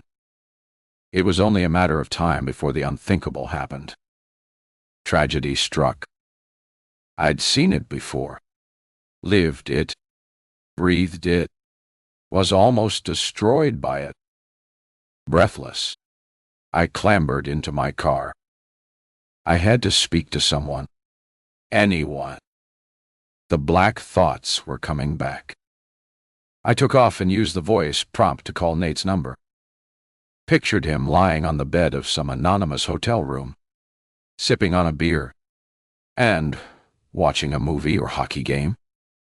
The call went through, and somewhere in some far-off city, the comforting ring was abruptly followed by a sharp click, and then an automated message that said, "I'm sorry. This number is no longer in service." I blinked at the sudden rush of oncoming headlights and swerved just in time to avoid an oncoming SUV. Chapter 9. I woke to a dull throbbing behind my left eye, and my stomach twisted and clenched. Mornings were always the worst time of day for me. Every anxiety seemed amplified. Every worry heightened. My nerves quivered like steel wires. I lay there thinking over the events of last night. The bookstore, the biker guy and his ballerina lover, the little boy that no one seemed to be thinking about, my husband, who'd suddenly disappeared. When I'd got back home around 9, the neighbor's house had been lit up like a Christmas tree, windows blazing, and the driveway crowded with an expensive array of import cars. Everything but the monster truck. I couldn't imagine that they'd had time to get there, drop the child off, and leave before I'd reached home. But then I convinced myself that maybe it was better the kid was out of the house when a huge party was going on. Maybe biker guy actually did have some vestige of paternal instinct. I'd stood at the bay window trying Nate's number over and over, and each time the mechanical voice delivered the same message. No service. No service. I tried to think rationally. Maybe he'd lost his phone and had to terminate his service. Maybe he was in the process of setting up another phone, but had just been too busy to let me know about it. After downing a couple of glasses of wine, that theory had seemed reasonable. But in the cold light of morning, I knew he would have called to let me know from the hotel phone. He was too polite not to. Something bad was up. I could feel it. After ignoring a couple of men's calls, I finally dragged myself out of bed. Min was tenacious, and the ringing sound seemed to escalate in intensity the longer it went on. A sure sign of her desperation. There was nothing else for it but to make a concerted effort to put all the worry aside. Take a long shower. Try to force some food down. And do an 8-hour stint to catch up to my deadline. There was also the promise of the block party Shanti had mentioned. Something to kill the long, lonely hours. Another night spent alone was unthinkable. I toweled off my hair and decided to forego the tedious blow-drying ritual. My auburn curls had once been a source of insecurity, but eventually I came to see them as something to be proud of, something that marked me out from the other girls with their silky, flat-ironed hair. At one time I had cultivated a romantic pre-Raphaelite image after reading about Elizabeth Sadal and the thread of tragedy woven through her life. So I pulled on a loose green sweater and fluffed the curls around my shoulders. Nate preferred my hair swept up in a bun or tamed with the flat iron, but now I didn't have to please him. The after effects of the sleeping pills and wine made me feel light and disembodied as I padded down the stairs, the curls swaying like a soft veil. I went straight to the window.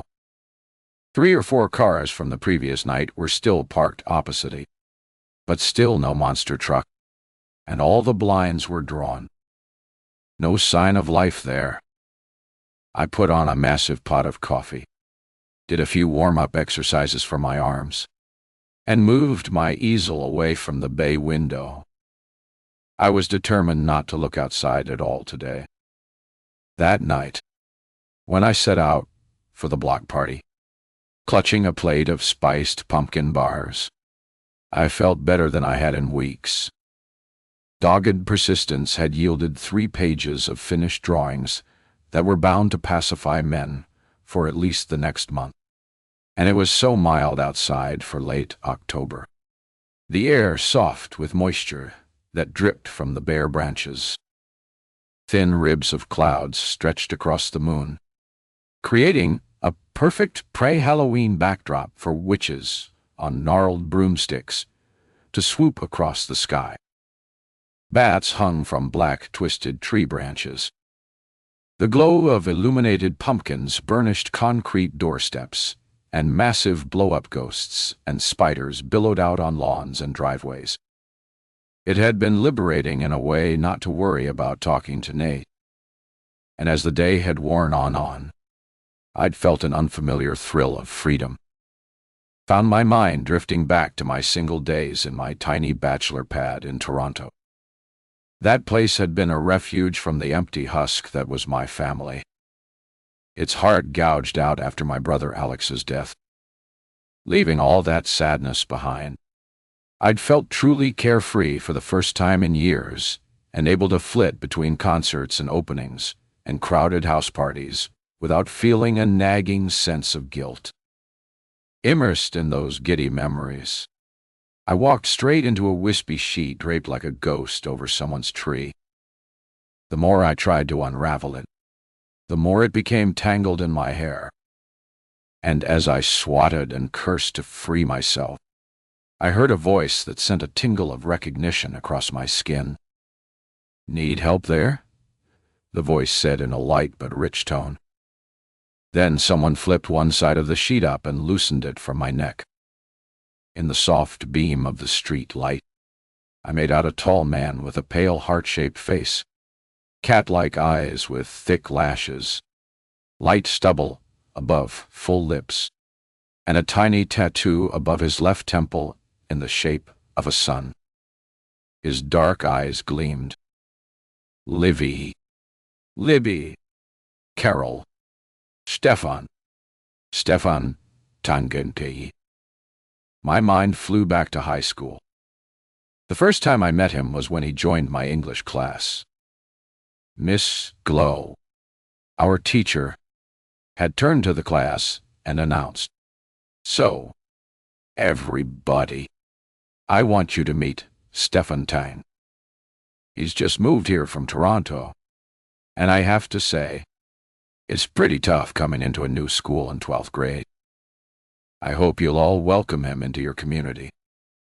Show him around. Give him a good Stony Oaks welcome. A young guy walked in, eyes downcast.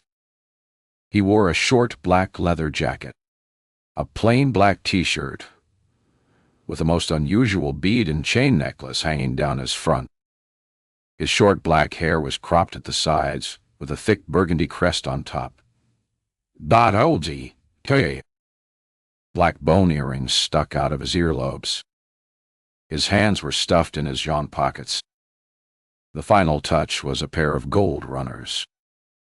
It was hard to see his face, but his lowered eyes had a sleepy look, like a young Keanu Reeves, who'd just stepped off the set of The Matrix. "So, how'd you get a name like Stefan Tang?" said Corey, the class clown, as Stefan took the seat next to him and just in front of me. I was wondering the same thing. "My dad's from Hong Kong and my mom's Polish," he whispered without averting his eyes from the teacher. I had hardly been able to take my eyes off him back then, and it was even harder to do so now. "God, you've changed," I said, looking up at the well-groomed man now standing in front of me. "Lost the burgundy hair and crazy earrings." "You mean?" He smiled with that familiar twitch at the corner of his lips. "You look the same, the hair and all." "Sure, only I'm 14 years older." I took in his slim black puffer jacket and dark jeans. "And he grew up, too." Toned down the style. He swatted away the muslin sheet that fluttered against his hair. "Steel chains and gold shoes don't exactly work in my particular field." "You still have those shoes?" He grinned. "Actually, yes.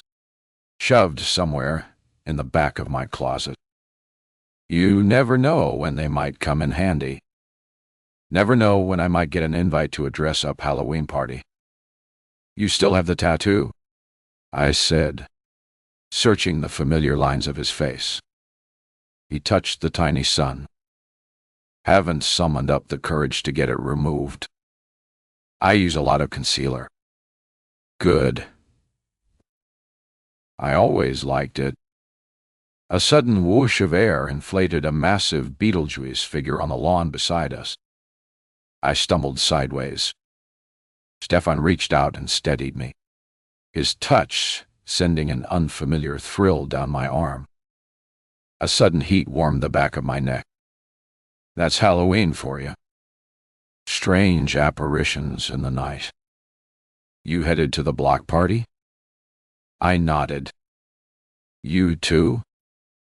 "Yeah. I just moved into a bungalow on the other side of the crescent. Short-term rental until I find something more permanent." "That's incredible," I said, falling into step beside him. And for a few dizzy moments, time seemed to shift gear, and we were two teenage loners walking home together from school, shoulders aching from the pull of heavy backpacks. "I live just 4 doors back, opposite the Lakeus." He shrugged. "Living among the elites, eh?" "My place is opposite the people on the park. Not quite so cubrious." We rounded the corner of the cul-de-sac, where a crowd of darkened figures thronged the grassy boulevard at the center, silhouetted against the orange glow of pumpkin lights. They swarmed around 3 long picnic tables, loaded with food. Pop cans, beer bottles, and stacked paper cups.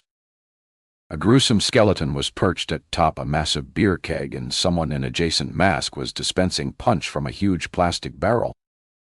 The loud buzz of adult conversation vibrated in my ears just as a tiny vampire pursued by a larger werewolf slammed into my leg. I glanced over at Stefan, who stood open-mouthed at the mass of babbling parents, chugging back beers oblivious to their screaming kids. He chewed his lower lip, hands dug deep into his jacket pockets. "Want to go for a walk?" he whispered, already turning to go. "Preferably a long, quiet one," I said, handing my plate of pumpkin bars to the nearest kid over the age of 10. "Come on, before they see us." He placed his hand on my elbow and steered me back into the moonlight darkness. We power-walked away along the street, keeping silent until we were well away from the party. Stefan had been in my creative writing group. I remembered the first time we shared our work. Miss Glow, our teacher, arranged us into small groups and asked us to share our pieces. I'd squirmed in my chair, my face flushed, as it always did when I was feeling self-conscious. The curse of being a redhead. "I'll pass." The other kids urged Stefan to share next. I studied his face, fascinated, noticing his eyes were hazel with amber flecks. "It's nothing," he'd said, shrugging, though his eyes scanned the crowded page in front of him. When everyone encouraged him, he took a deep breath and grasped the edges of his book so tightly the whites of his knuckles stood out. "I have this dream where I can fly. Like a phoenix, I swoop across molten red skies, leave burning rocket trails as I blaze through the cosmos, fingertips piercing the clouds until I reach the blistering face of the sun." Everyone was silent. Stefan shrank back into a slouch. Corey's brow knit into a frown. My ex-best friend Sasha watched me with wide eyes, and I could barely breathe. I knew what they were thinking. After what she's been through, I can't believe this guy is writing all about the F-word fire. For a moment, I couldn't speak. "It doesn't make sense," said Corey, the class clown, wrinkling his nose. "Yes, it does," I said. "It's incredible." My mind was alive with dazzling gold and scarlet shards of light that weren't scary, only beautiful.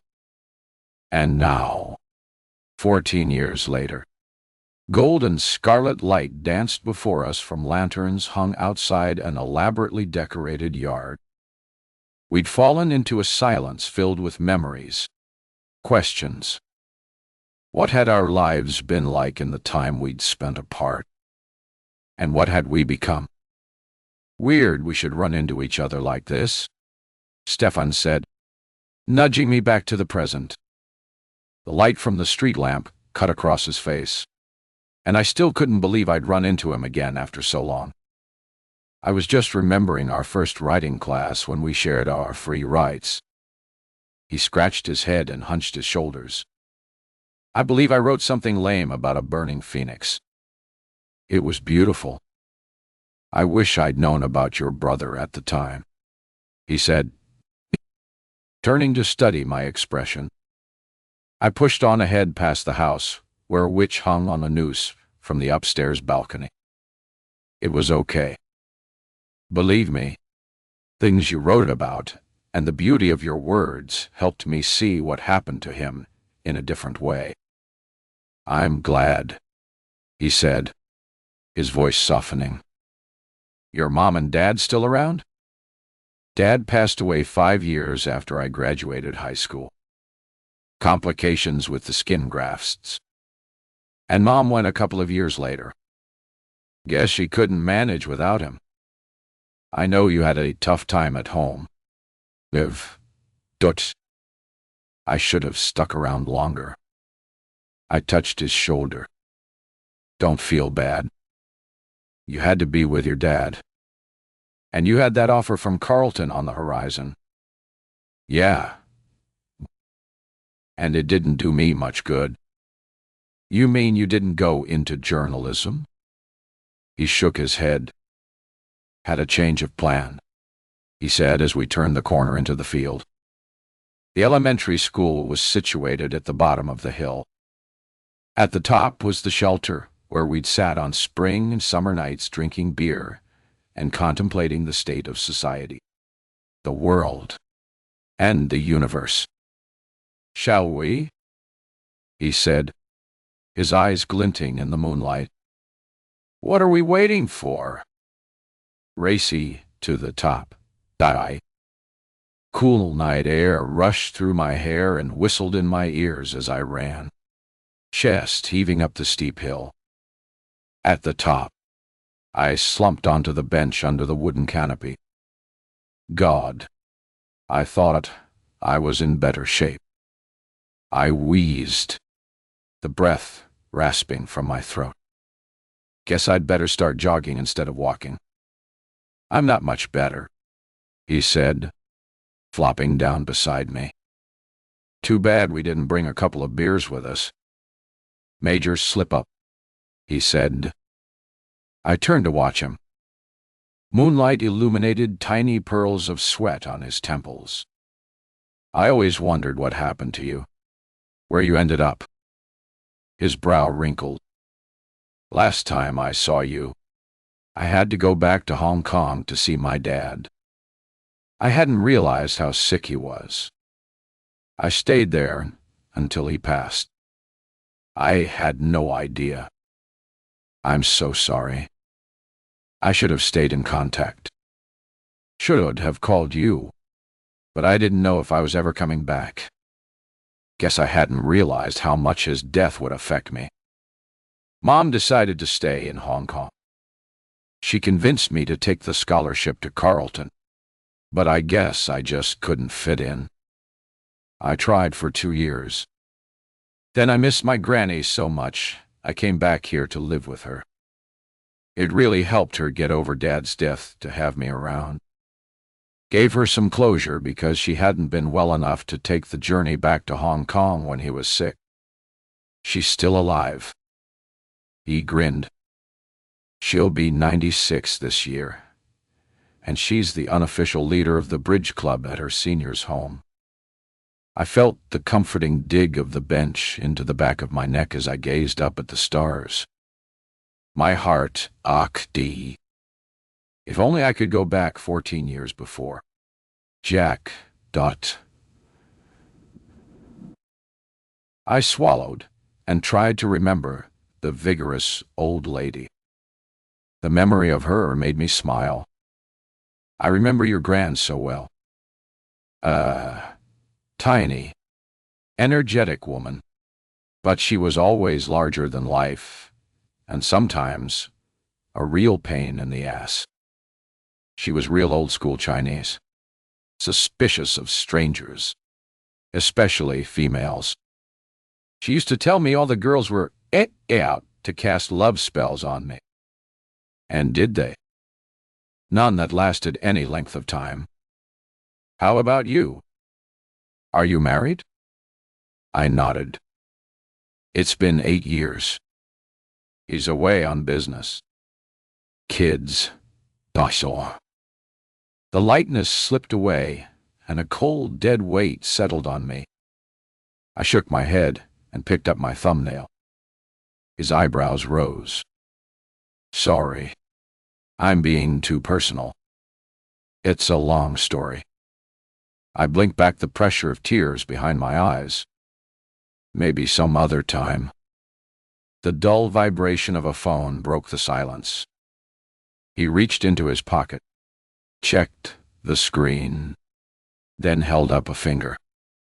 I watched him, marveling at how much he'd changed. When I'd first met him, he was a kid whose mind never stood still, whose imagination had no bounds, who could conjure up blazing images and a few glorious words that I faithfully tried to capture in sketches. We started our comic strip only weeks after we met. He ended the call and stood up abruptly. "So sorry. And Dave, these charms. Got to run. Work calling." I felt a new awkwardness between us as we walked back down the hill. Of course. The mention of Nate had put up a barrier. How could I expect it not to? And yet, I'd chatted more with Stefan in 30 minutes than I had in days with Nate. "How did you end up using all your talents?" he said as we stood outside his small slate-trimmed bungalow. "I went to art school in Toronto. Thought I'd write graphic novels and get a major deal. Too bad reality hit. Now I illustrate children's books." "That's incredible," he said, his face lighting up. "Really not as glamorous as it sounds. And you?" His eyes dropped as he kicked at the gravel with the toe of his shoe. "I'm a cop. Plain-clothes detective." He glanced up at me, eyebrows raised. "Not exactly what you expected." "Huh? Definitely not. You were so nerdy." "Weird. Say it to me. Live dot. Don't hold back." We both were. "Stefan, dot. I touched his arm. "We were loners. Oddballs. And you helped me get through a tough time. I owe you big time." He smiled. I'd forgotten how bright his smile was. "Don't be a stranger. Olivia. Tao. Now we've found each other again. Come over for a drink. Bring your hubby." He held my arms and leaned forward to drop a friendly kiss on my cheek. "Coffee's on most mornings. Drop by any time." He turned and waved when he reached the front door, and I walked on past the giant inflated witches and pumpkin heads, feeling an unfamiliar tingle spread to my fingertips. This was the second time I'd been going through a troubled time in my life, and he'd showed up like a guardian angel. Turning the corner, I stood under the streetlight and checked my phone. Nothing. No messages, emails, or phone calls. No word from Nate. What the hell was he up to? I decided I'd take the last resort and call his boss on Monday. I didn't want to cause trouble or embarrass him at his workplace. The roar of a powerful engine drew my attention over to the neighbor's driveway, which was packed with cars again. The front windows were dark, but if I looked down at the side of the house, I could see the glow of lights from the back of the house reflected on the lake. That woman had a crazy, busy social life. How did she manage it all with a small child around? And where was the poor kid? Locked away in his room with no one looking in on him. That nagging sting of anxiety prickled at my nerves again. I sided up my driveway, keeping an eye on the big house opposite, watching to see if anyone of interest came out to give at least some clue about what was going on in there. Then, from the corner of my eye, I noticed a black Dodge Viper crawling along the street, its dark tinted windows obscuring whoever was inside. It stopped, idling at the foot of my drive, the red brake lights bleeding onto the weeping willow tree. The dull whir of the driver's side window opening made me step into the shelter of my front porch. Hiding in the shadows, I watched the two dark shapes inside. The glint of glasses told me someone was watching me, scoping out my house. Heads were moving as if they were talking. Then they made an abrupt turn and pulled into the lake house driveway. I breathed easy again. Maybe it was good to have a friendly cop living nearby. I decided not to return to the block party. A good thing, because the cop assigned to keep Jack's case alive called me just as I poured my first glass of wine for the evening. It was a brief conversation intended to deliver just another gut-wrenching assurance that they were still keeping the case open, but had no new leads. I took my drink and sat in the big easy chair by the bay window. I needed to collect myself, stop my mind careening down an endless tunnel of hopelessness and futility. Think instead of the one bright spot of the day, seeing Stefan again. I always wondered if and when he'd come back into my life. On the one hand, my pulse raced at the thought of seeing him again, but there was also a dark side to our reunion. He'd awakened a whole raft of memories from high school. Memories I'd put aside long before losing Jack. After all, losing Jack was only the latest tragedy in my life.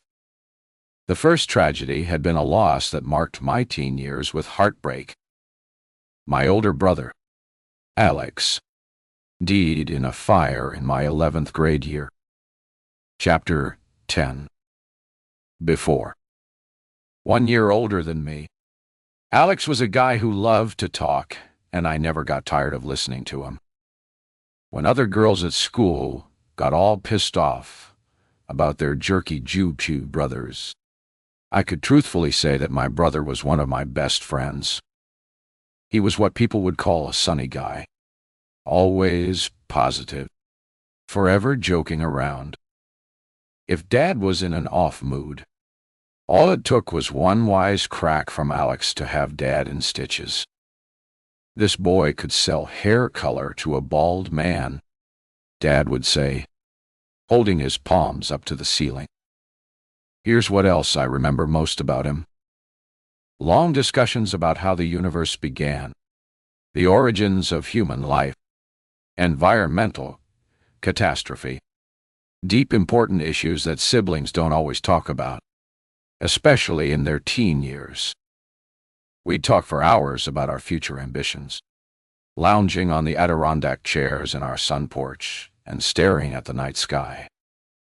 He planned to go on to university and study philosophy or astronomy or quantum physics. I loved listening to him and loved that he made me feel confident about myself. You might be quiet on the outside, Liv, he'd say, tipping his chair back and turning the peak of his baseball cap around. But you've got a powerful inner dialogue going on. Alex was really a walking contradiction, a handsome jock with the mind of a philosopher and scientist. It wasn't surprising that a whole lot of girls at school had crushes on him. Life was great.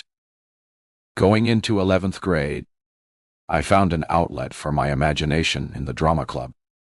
Backstage, of course, and Alex sailed into senior year as first-string quarterback on the football team.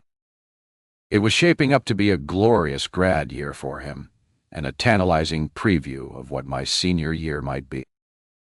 Everything seemed rosy until Chad Hayes and Rennie Beaumont got onto the football team and muscled their way into Alex's tight-knit friend group.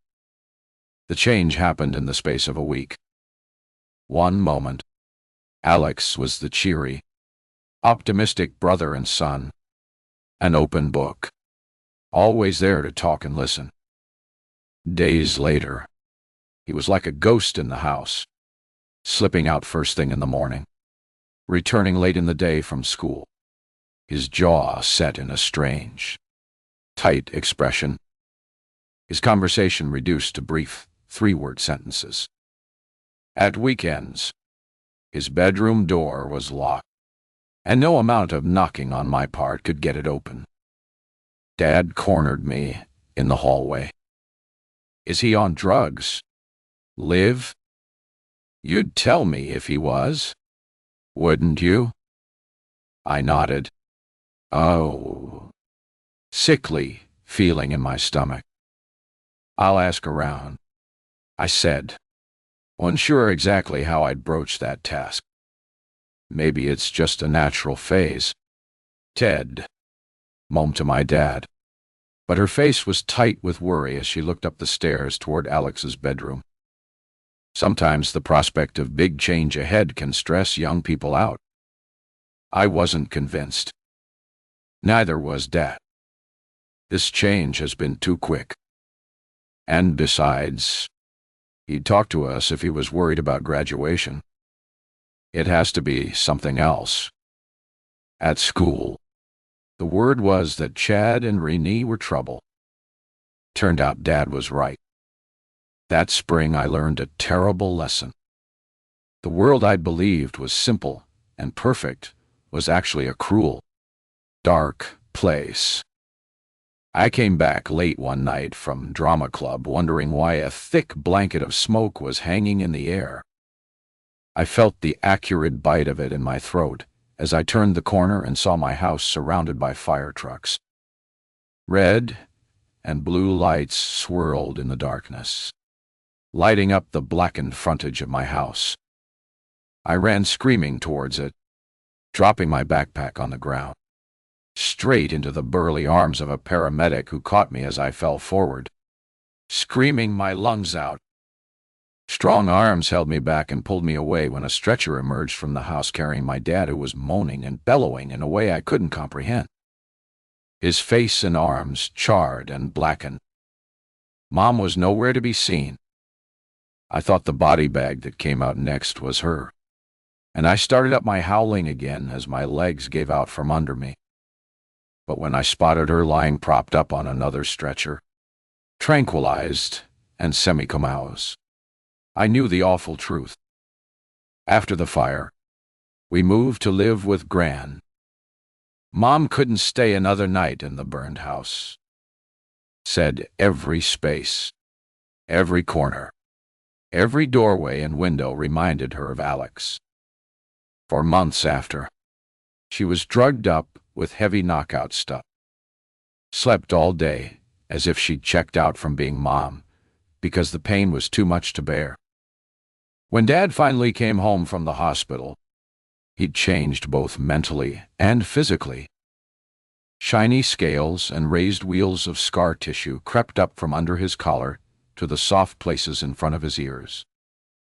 The skin on his arms had transformed, too. Knotted, twisted skin stretching from the backs of his hands to his elbows. But he always tried to keep them covered, even though to me they were badges of bravery. The indelible marks of his ultimate sacrifice for his beloved son. He got those burns when he tried to rescue Alex from the fire that started in the basement. He'd reached his bare hands into the flames and pulled Alex out, but it was too late. He never forgave himself for surviving. I never forgave myself for being out when it happened. After the fire, there was an investigation. The fire commissioner's findings reported evidence of drugs among the basement rubble, shreds of tinfoil and traces of crystal meth among the scorched pieces of glass from the bowl of a glass pipe. When Dad found out about the drugs, it was like he'd lost Alex all over again. Only this time, it was not just a death, but a betrayal of everything he treasured about his beloved son. I knew deep in my heart that Alex wouldn't try that poison. I refused to believe it possible. Someone else had brought those drugs to our house, and that someone started the fire, and was too cowardly to take the blame.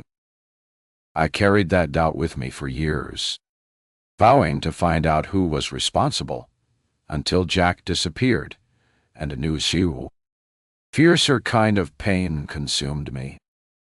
Chapter 11.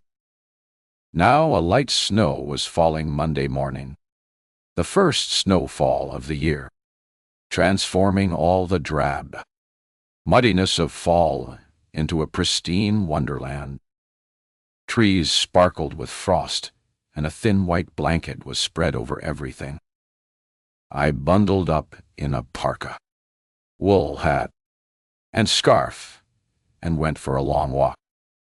I'd always loved the milky, muted light that came with the snow.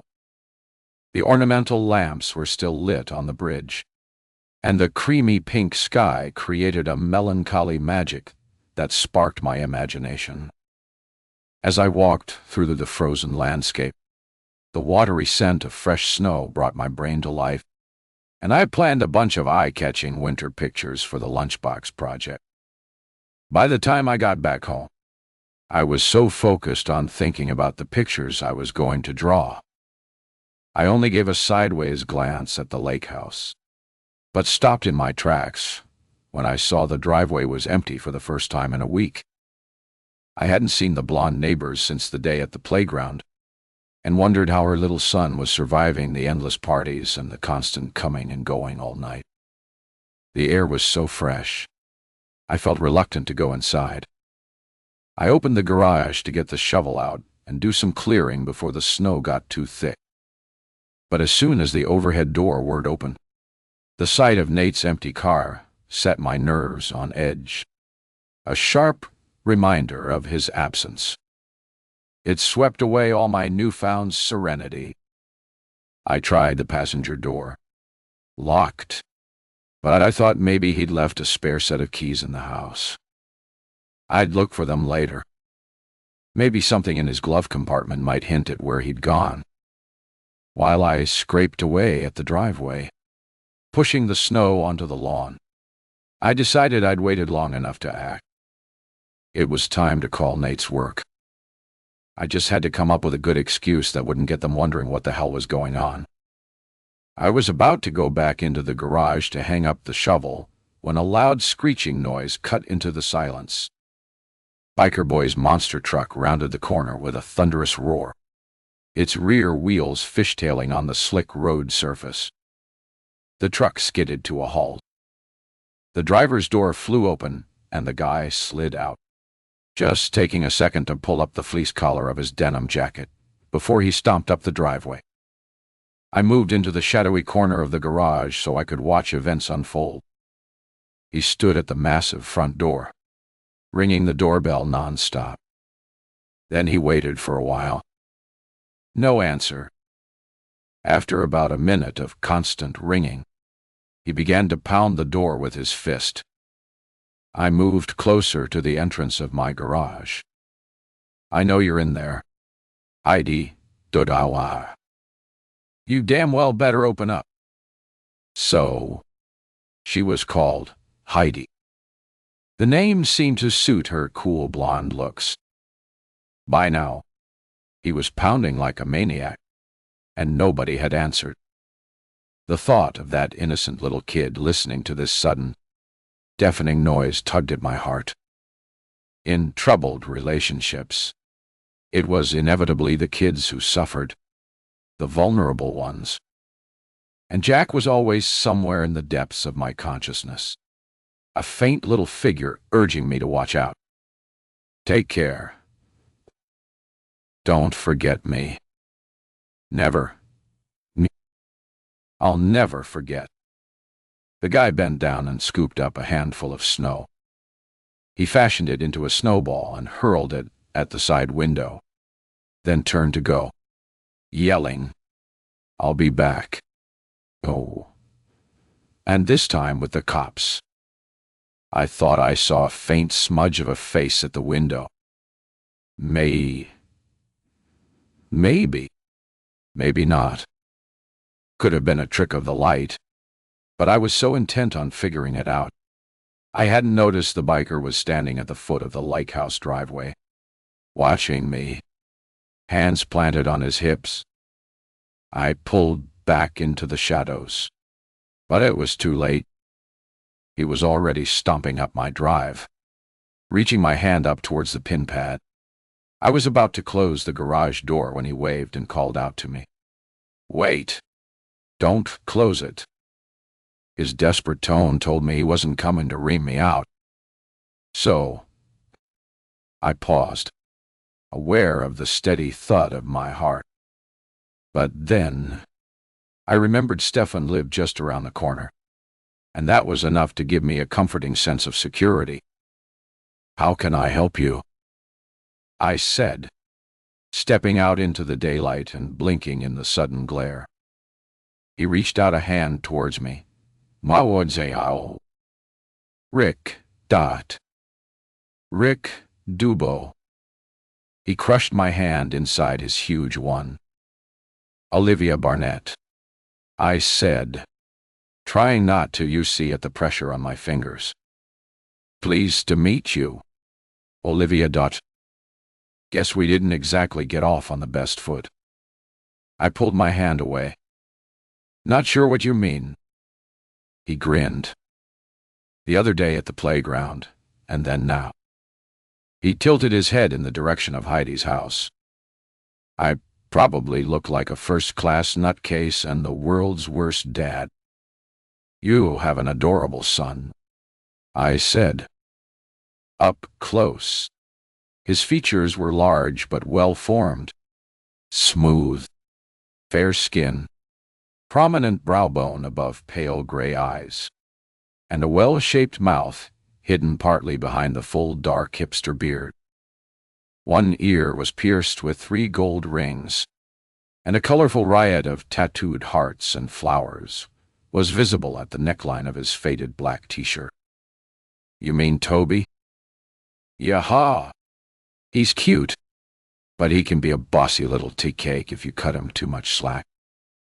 I've seen him in the park with your ex-wife, Heidi Dord. Goodbye. Tiria. Tio legit dirty. Kati. I nodded. He fell off his bike the other day. I went to help him. But you, to take a hike, he said, putting a hand to his forehead. Typical Heidi. She was probably on the phone. When I nodded again, he kicked at the snow with the toe of his boot. Damn it. He's going to get hurt someday, and she'll be responsible. Panic stabbed at my heart. It just takes a second, and then you live with the consequences your whole life. His brows knit above narrowed eyes. Say what? Sorry. I get carried away sometimes. He touched my arm. No, Toby. Hey. If you know something, you have to tell me. I love that kid. Blood pounded in my ears and rushed to my head. You left him alone in your truck at the bookstore. He backed away, hands held up, palms forward in supplication. Just for a few minutes. He shook his head. I never meant to be long. That's all it takes. I took my eyes off my son for a few moments, and then I fought back tears, bit the inside of my lip. Not again. I couldn't cry in front of this stranger. I'm so sorry. Olivia. His voice softened. Want to tell me what happened? I shook my head. I can't. Not right now. Okay. I respect that. But let me just say, you're absolutely right to give me Juj. I'm a fool for leaving Toby alone, even for a few minutes. I swear I'll never do it again. He's your kid. Why make the promise to me? He sighed. I don't want you to think I'm a bad guy because I need to ask a really important favor. I took a deep breath and folded my arms. My toes were tingling with the cold. I wanted to get inside. Okay. What? He smiled sheepishly. He had even white teeth that looked like veneers. I thought about the beautiful ballerina he'd been with the other night, and Heidi, who could be a model. This guy was heavily into appearances. You seem like a really caring person and trustworthy, and you've probably noticed what's going on over there. All the parties and the cars at all hours of the night. Am I right? He said, moving closer and reaching into his pocket. My cheeks flushed. Yes, it's pretty busy over there. He held out a small card. Here's my contact info. If you see anything out of line, or if you think Toby is in any danger, you call me. Truth is, I don't want him living with Heidi. I want him with me all the time. But I need evidence. Hard facts. Understand? I scanned the card, which read Rick Dubo, Custom Bike Designs. Okay, I'll keep an eye on him. He backed away down the driveway. Thanks, Olivia, and you can call me anytime. He took a few more steps, then stopped and seemed to think for a few moments before turning back to me. I was about to close the garage door. But you should stay away from that house. Heidi hangs out with some pretty sketchy people. I nodded, feeling a slight tingle of fear. Had I imagined someone watching me from the Dodge Viper the other day? I waited until Rick swung the truck door open and leapt inside. With a blast of loud acceleration, he was gone in a few seconds, leaving only a faint trail of exhaust fumes hanging in the air. Before the garage door closed, I thought I saw a pale figure watching me from the lighthouse window, but in a split second, it was swallowed up in darkness. Back inside the house, I cradled a hot cup of tea and thought about Rick. Maybe I'd misjudged him, jumped to conclusions because of his appearance. Maybe he really was a good dad with his son's best interests at heart. And maybe Heidi, in her big, fancy house, was up to something illegal. Something that might put a vulnerable kid like Toby in danger. I took another look at the card Rick had given me. I couldn't save my own kid, but I could play a part in rescuing someone else's. Determined to get my mind back to my work, I wandered into the living room. My latest painting showed a small curly-haired boy standing under an ornamental street lamp, its light spilling out onto the snow-laden fir trees. His eyes were wide open in surprise as a tidal wave of peanut butter and jam sandwiches erupted from his red lunchbox. Just up the hill behind him, two glittering sets of eyes watched intently from the cover of a low-lying bush. Jack had always loved peanut butter and jelly sandwiches cut into long strips and arranged like the petals of a flower on his plate. He'd loved waffles with lots of syrup and a soft-boiled egg in a frog egg cup. I'd stroke his blonde curls. Blonde? They were blonde, weren't they? Or was I thinking of Toby? I looked back at the painting. I'd given Parker fair hair, but Jack had auburn curls. That's what made him stand out among all the other little kids. His flame-colored curls. I was forgetting him, and I could never do that. I took the tube of Ton Red and repainted Parker's hair.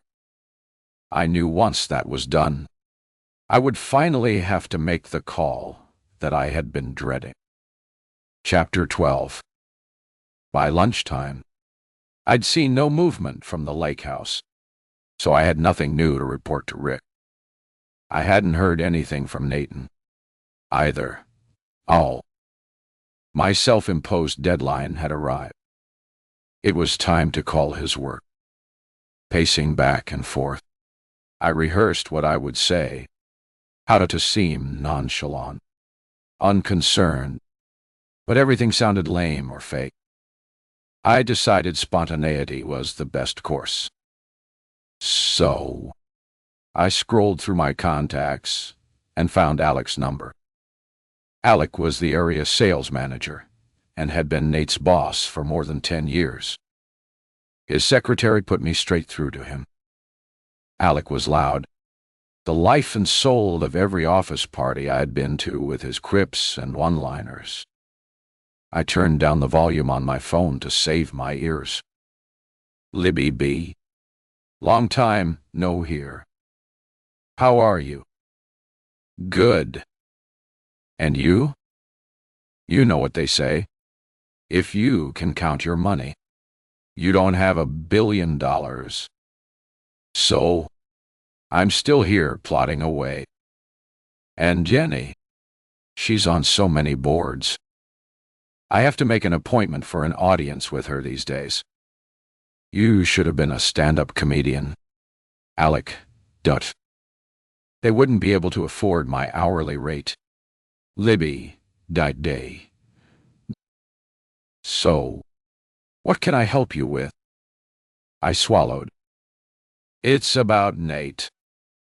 Oh, you want to pick up his things? He said he'd do it, but he didn't show. Which things?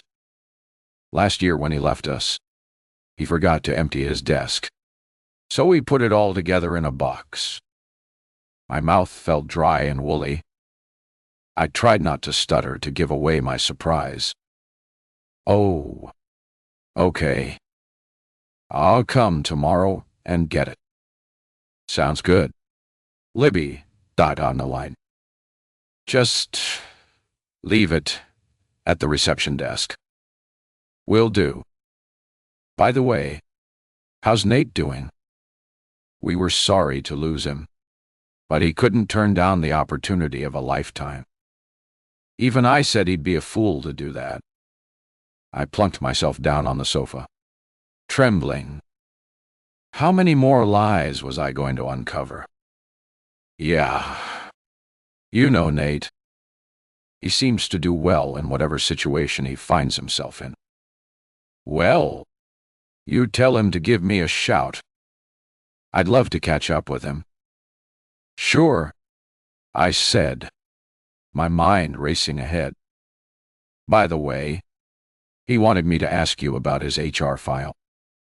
Could you send him a copy? Seems he's in need of it right now. There was a slight pause before he answered. We don't usually do that, but I'll make an exception for Nate. I'll get my assistant to send him the file. Just email it to my address, and I'll get it to him. I texted him my email address and then closed the call. So Nate hadn't worked for them in almost a year. What was this big opportunity he'd left the company for? And where had he gone when he'd claimed to be on all those business trips? Who was he working for? Worse still, why was he lying to me? I cradled my aching head in my hands and waited for the HR file to come through. A sharp ting alerted me to an incoming email. I clicked on the message and saw the attachment. The little icon that held some of the answers I was looking for. Nate Barnett, HR file. Kill Moral, T. I opened the folder and scrolled through the contents. Scanning reports and spreadsheets. Performance reports and sales numbers. It seemed he'd been an exemplary employee. Always met or exceeded the sales targets. Performance reports were glowing, commenting on his professional approach with clients, his superior communication skills, his drive and initiative, his value as a team player, his integrity and honesty. I almost choked on that one, but I stopped when I came to the record of his business trips. For the past 3 years, Nate had taken at least 2 or 3 business trips a month. At least that was the story he'd given me. But as I scanned his personnel file, the list of business trips for the 2 years before he'd left the company was way shorter than I expected. Only 4 out-of-town trips for each year. I looked at the next page in disbelief. It seemed that at the beginning of that 3-year period, Nate had apparently switched to part-time remote working from home. And all those dates, spent supposedly working from his home office, roughly corresponded with the dates he told me he'd been on trips out of town. I felt the fluttering of panic in my stomach again, and a sour, sick feeling when I glanced over at Nate's photograph on the side table. I couldn't even confront him with this new information. Couldn't ask him why he'd been lying to me for over a year now, because he'd chosen this time to disappear and leave me searching for even more answers about the man I thought I'd known for the past 14 years. the man I'd been married to for at least 8 of those. Chapter 13. Then it hadn't always been like this with Nate. Not at the beginning. I'd first heard of him at high school. He was on the football team of our rival school and was friends with some of Alex's football buddies. But he was always a background character, a shadowy figure on the outside of my brother's social circle, showing up at some of the football parties, sitting with people I didn't know at the local coffee hangout. I paid little to no attention to him. He was a year older than me and the kind of guy who would never even glance at an artsy nerd like I was. My best friend at the time, Sasha, had a temporary crush on him, but moved on to someone else when Nate faded from our lives after Alex's death. The whole tragedy had shaken up the football party scene, and all Alex's buddies seemed to drift away. Sasha figured Nate had just disappeared back to his own school again. I never thought about him or saw him again until I was an art student in Toronto. We met in a perfect way, the way you see in movies and Hollywood musicals. It was on a Friday night get-together with my 2 college friends, Grace and Mimi. We'd stocked up on munchies, tacos and guacamole, lime and black pepper chips, buffalo chicken pieces, hot pickled eggplant, olives, and a selection of sinful cheeses. On top of that, we'd each brought a bottle of wine. We sat back sipping wine, nibbling on our favorite snacks, and watching old movies. Mimi chose All About Eve while Grace had raided her DVD cupboard and come back with the original Superman movie. After a couple of hours of Betty Davis and her rosebud lips, we were ready for some escapism. So, we plugged in Superman and drooled over Christopher Reeves's tight pecs and sky-blue eyes. We were almost bawling when we got to the part where Superman lands on Lois's balcony, then whisks her into the air in a cosmic piggyback for an intimate flight above the towers of Metropolis. I swear I could claw Margot Kidder's eyes out, said Mimi, mopping at her eyes. I mean, why doesn't anything like that ever happen to me? You're afraid of heights, for one thing, said Grace. Maybe you could do a helicopter ride, I suggested. Hey, I'd take a faking elevator ride to the stars if Superman was pushing the right button, said Grace, finishing off the guacamole. After Superman had flown off into the sunset and all of the salsa was gone, we drained our glasses and decided it was a good time to head to an art exhibition our professor had recommended. The exhibit was at a dingy downtown gallery, a warehouse-type place with a real urban industrial vibe. Stained brick walls, concrete floors, and wide metal pipes spanning the ceiling. The whole thing consisted of grotesque, twisted metal sculptures that looked like tortured lizard bodies. The after-party was set up in an adjoining room where an 80s-style disco had been set up. It was magic. A spinning disco ball scattered white flakes of light across the floor, dappling the walls with stars. Lovers snuggled together in plush blue velvet booths, and I floated into the room, feeling like a fairy tale princess, flying high on almost an entire bottle of cheap Pinot Grigio. Dariguji. Mimi grabbed us a booth right near the dance floor, and we ordered more drinks. Together, we raised our glasses to toast the approaching summer holidays. At that moment, I almost chewed off the end of my cocktail stick when I glanced across the dance floor and saw a man gazing right at me.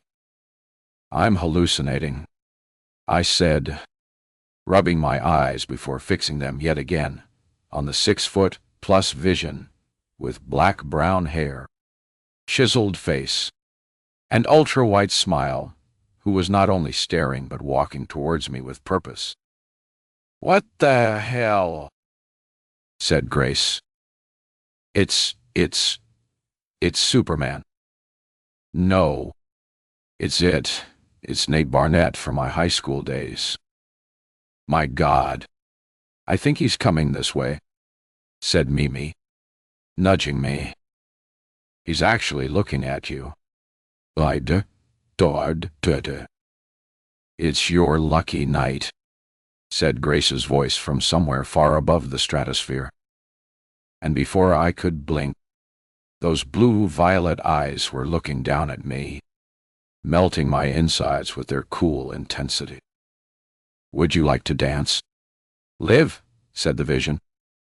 And the next minute, I was walking on air towards the dance floor, holding Nate's hand. We were Maria and Tony in West Side Story, our eyes locked in an electric gaze. All the other dancers faded into a blur when I heard him say, "I knew it was you as soon as I walked in." That night, he took me for coffee at a chic French pastry cafe. We shared so many memories about home and mutual friends. It almost seemed as if we were two old friends reminiscing about our school days.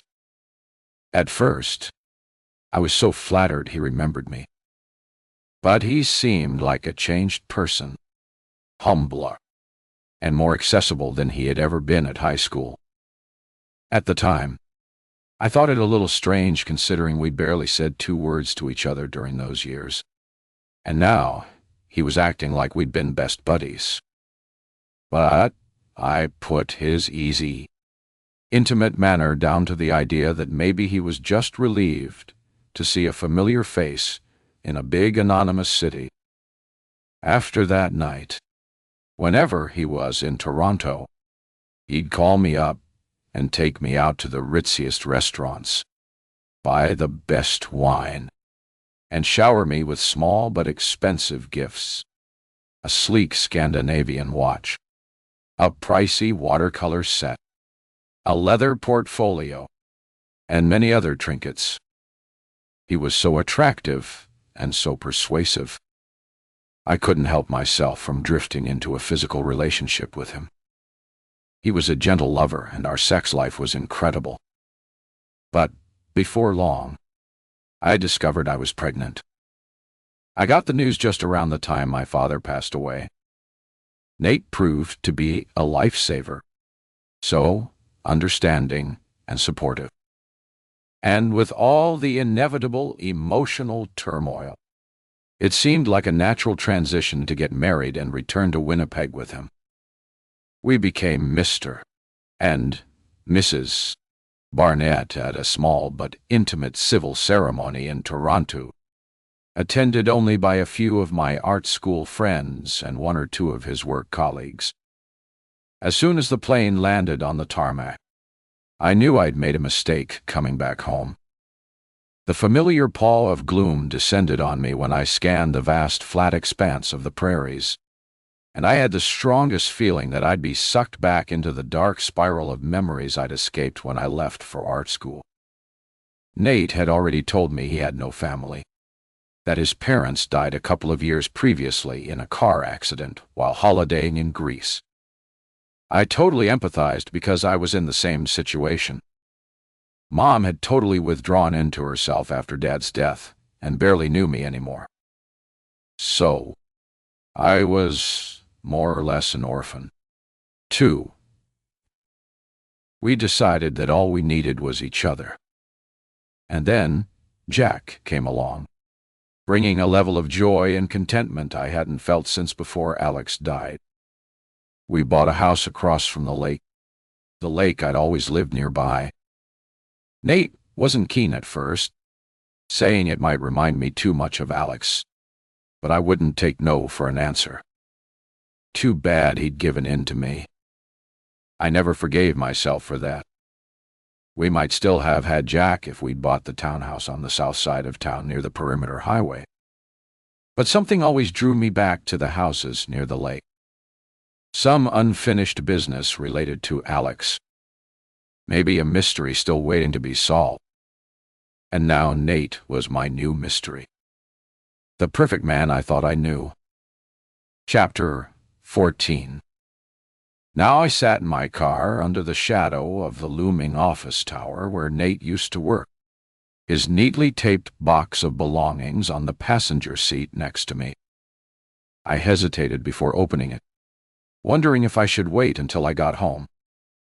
But my curiosity overcame me, and I ran my car key across the tape, wondering if anything in the box might throw some light on the big opportunity that caused Nate to leave his job.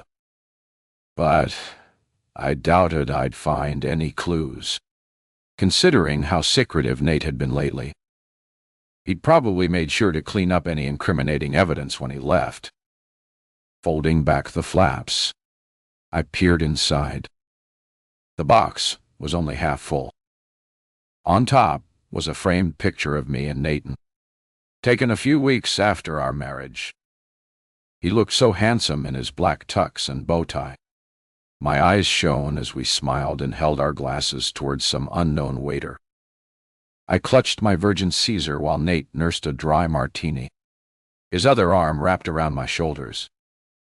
I remembered I was at that irritable stage of pregnancy when I could barely stomach my bowl of asparagus soup, while Nate chomped down on a rare steak with all the trimmings. I'd glanced briefly at the blood pooling at the side of his platé, staining his garlic mashed potato, a dull crimson. My stomach turned and I grabbed my glass of sparkling water, gulping it down until the nausea passed. He'd started talking about baby names. We agreed that if it was a girl, we'd name her Robin. Such a cheery, pretty name. When it came to boys' names, Nate cleared his throat and said, "How about naming him Alex?" I felt like my head was on fire. I almost choked on my drink. How can you even suggest that? Why would we saddle our child with bad luck before he even starts out in life? Nate's face flushed. He swallowed loudly. I just thought it would be a way to commemorate your brother. A mark of respect. The burning in my head subsided, but I could still feel my scalp prickling as if the anger was trying to force itself out through my skull.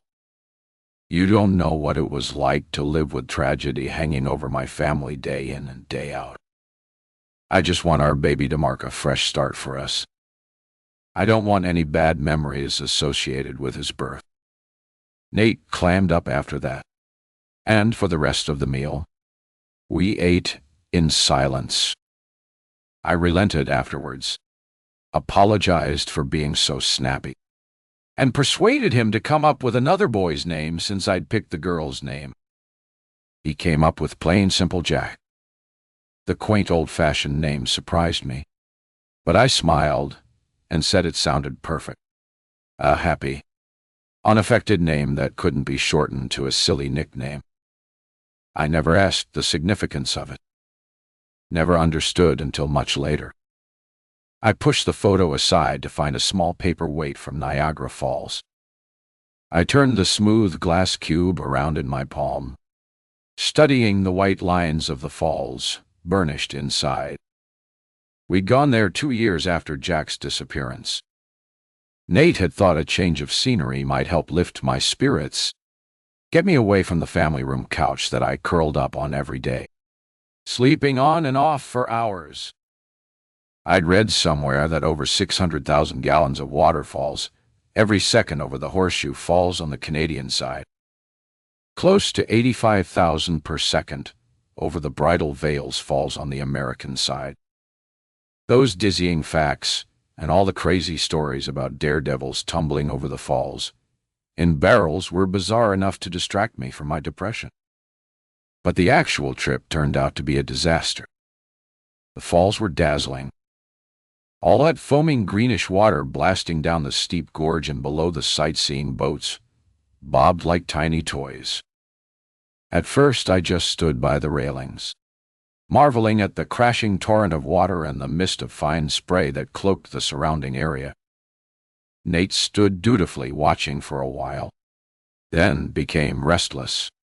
wanting to drag me up into the main tourist area to Clifton Hill with its wax museums and haunted houses, its tacky chain restaurants and sports bars, over foot-long margaritas. He persuaded me to go with him to the nearby Falls View Casa. When we pulled up to the brightly lit hotel with its cascading fountains at the entrance, Nate acted like a kid about to enter a video arcade. He strode off ahead of me at a brisk pace, barely looking back to see if I was keeping up with him. Inside the glitzy casino, the noise was deafening. Ringing bells, wild electronic music, spinning wheels, and crazy sound effects provided background noise for the chatter and laughter of row upon row of gamblers hunched over slot machines. He handed me a wad of 20s, told me to have fun, and then disappeared. At first, it was a blast.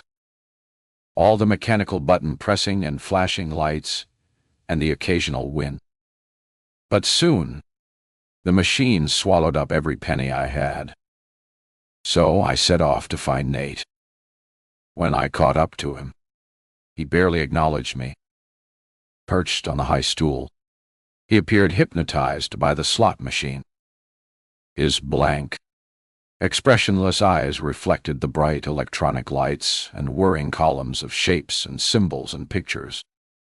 His hand kept darting out towards the button, pressing it mindlessly as if he were a monkey in a lab experiment. Distracted, he handed me another 100 and told me to keep playing. After an hour and a half nursing a couple of mojitos at the bar, I set off to look for him again. I felt a chill inside when I found him at the cash machine withdrawing more money from our checking account. $5.00, to be exact. I lost everything, he said, a wild look of panic in his eyes. I took his arm. Let's just walk away. Cut our losses. Go get something to eat. His eyes blazed and he shook my hand away, then clutched at my arm so hard his fingers dug into my flesh. You don't understand. I have to win it back. I couldn't say anything to convince him otherwise. 3 hours later, after I'd sipped the dregs of my fourth cocktail, he appeared with a huge grin on his face and waved a bunch of money at me. I'm up 400. Had a lucky break. I spent the rest of the weekend trying to persuade him not to go back to the casino. Instead, he grudgingly went on a visit to a winery. But on our final night, I woke to find his side of the bed empty. He came back at 4 a.m, his face pale and drawn. Turned out he'd lost everything he'd won the previous day, and another 600 he'd withdrawn in the hopes of chasing a win. We never spoke about that night again. Ever. Though it showed a side of Nate I hadn't seen before. An uncharacteristic loss of control. For a long time afterwards, I thought he'd learned a valuable lesson that night, and he never went back. But as I rustled through his belongings under the small stack of papers at the bottom of the box, I pulled out a club card from a local casino. One of those plastic cards you insert into the slot machines to accumulate reward points. I tried to reason that maybe he'd gone once or twice with some guys from work, but there was always the chance he'd started going regularly and allowed it to become part of a bigger problem. One he'd kept secret. A crazy thought flashed through my mind. Was the large sum of money somehow tied up with his gambling? Surely he couldn't have won such a staggering amount at a casino. A further search revealed some business cards and more bank slips, all showing different 6-figure amounts of money. Outside, the snow was falling more steadily. It was time to head home before the roads got too bad. I thought maybe I could take another look through the box back at my place, but the corner of a bright photograph caught my eye. I pulled it out, and my heart sank. It was a photo of Jack, He stood in the middle of our back lawn. It must have been summertime because the trees were in full leaf. He held both arms up in the air, and his face was a picture of pure joy, frozen in a precious moment of time. His blue eyes gleamed at the cloud of bubbles floating above his head. The pain of seeing was like a knife stabbing into my gut. I doubled forward, rested my forehead on the steering wheel, and howled. Great body-racking sobs that shook the car. I cried until there were no tears left. Nate must have kept a picture at work, because I had banned all pictures of our son at home. I'd packed up all of Jack's clothes, furniture, and toys into boxes that Nate took to the Goodwill store.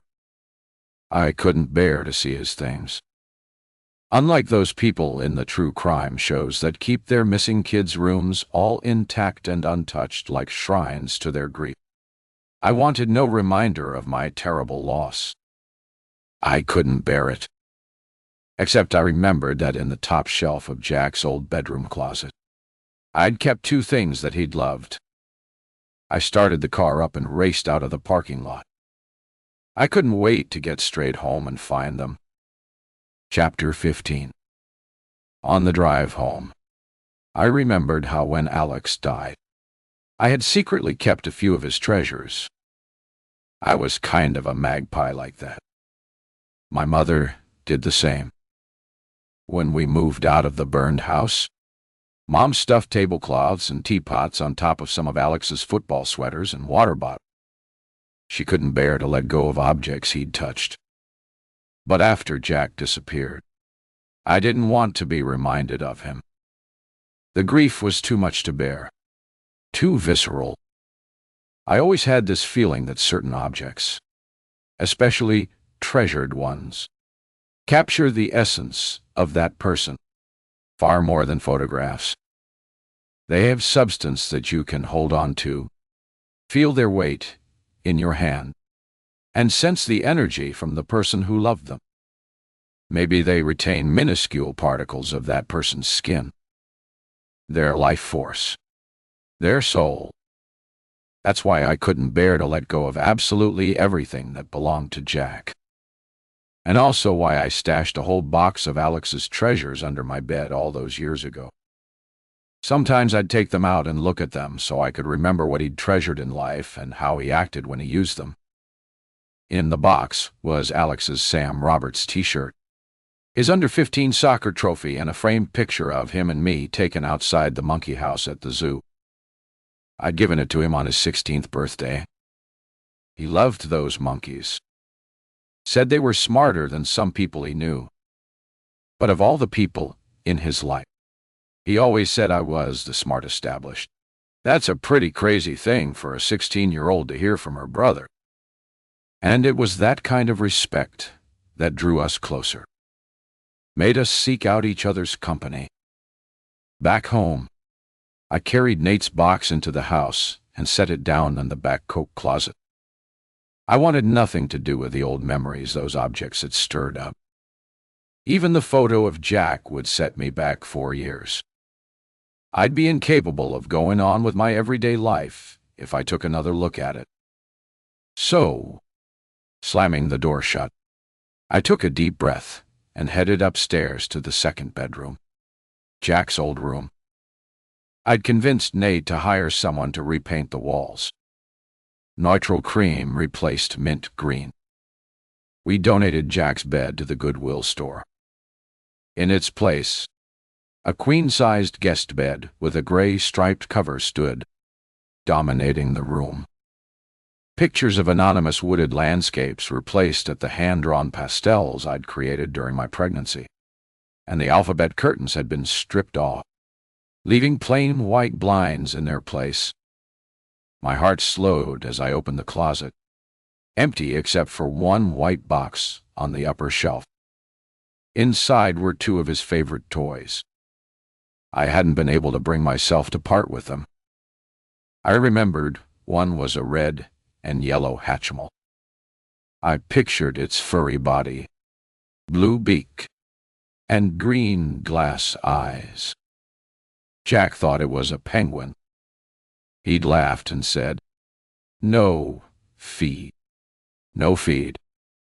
Nate and I had both cracked up over the weird little footless creature with its tiny flippers, and to Jack's delight, we'd christened him Noi. The other was a brown furry puppy with a pink tongue and a big lolling head. Jack had wanted to call him Rory, and we'd written that on the star medallion that hung around his neck. I pulled the box down, thinking how light it felt, how little was left of my only son. Placing it on the bed, I pulled off the lid, moved the tissue paper aside, and took a deep breath. Tiny pinpricks of light sparked in front of my eyes. Only the red and yellow penguin toy was there. The puppy was gone. I looked back into the empty closet, my head reeling with uncertainty. I hadn't taken the box down since I'd put it there 4 years ago. Had I sleepwalked and taken it out without knowing?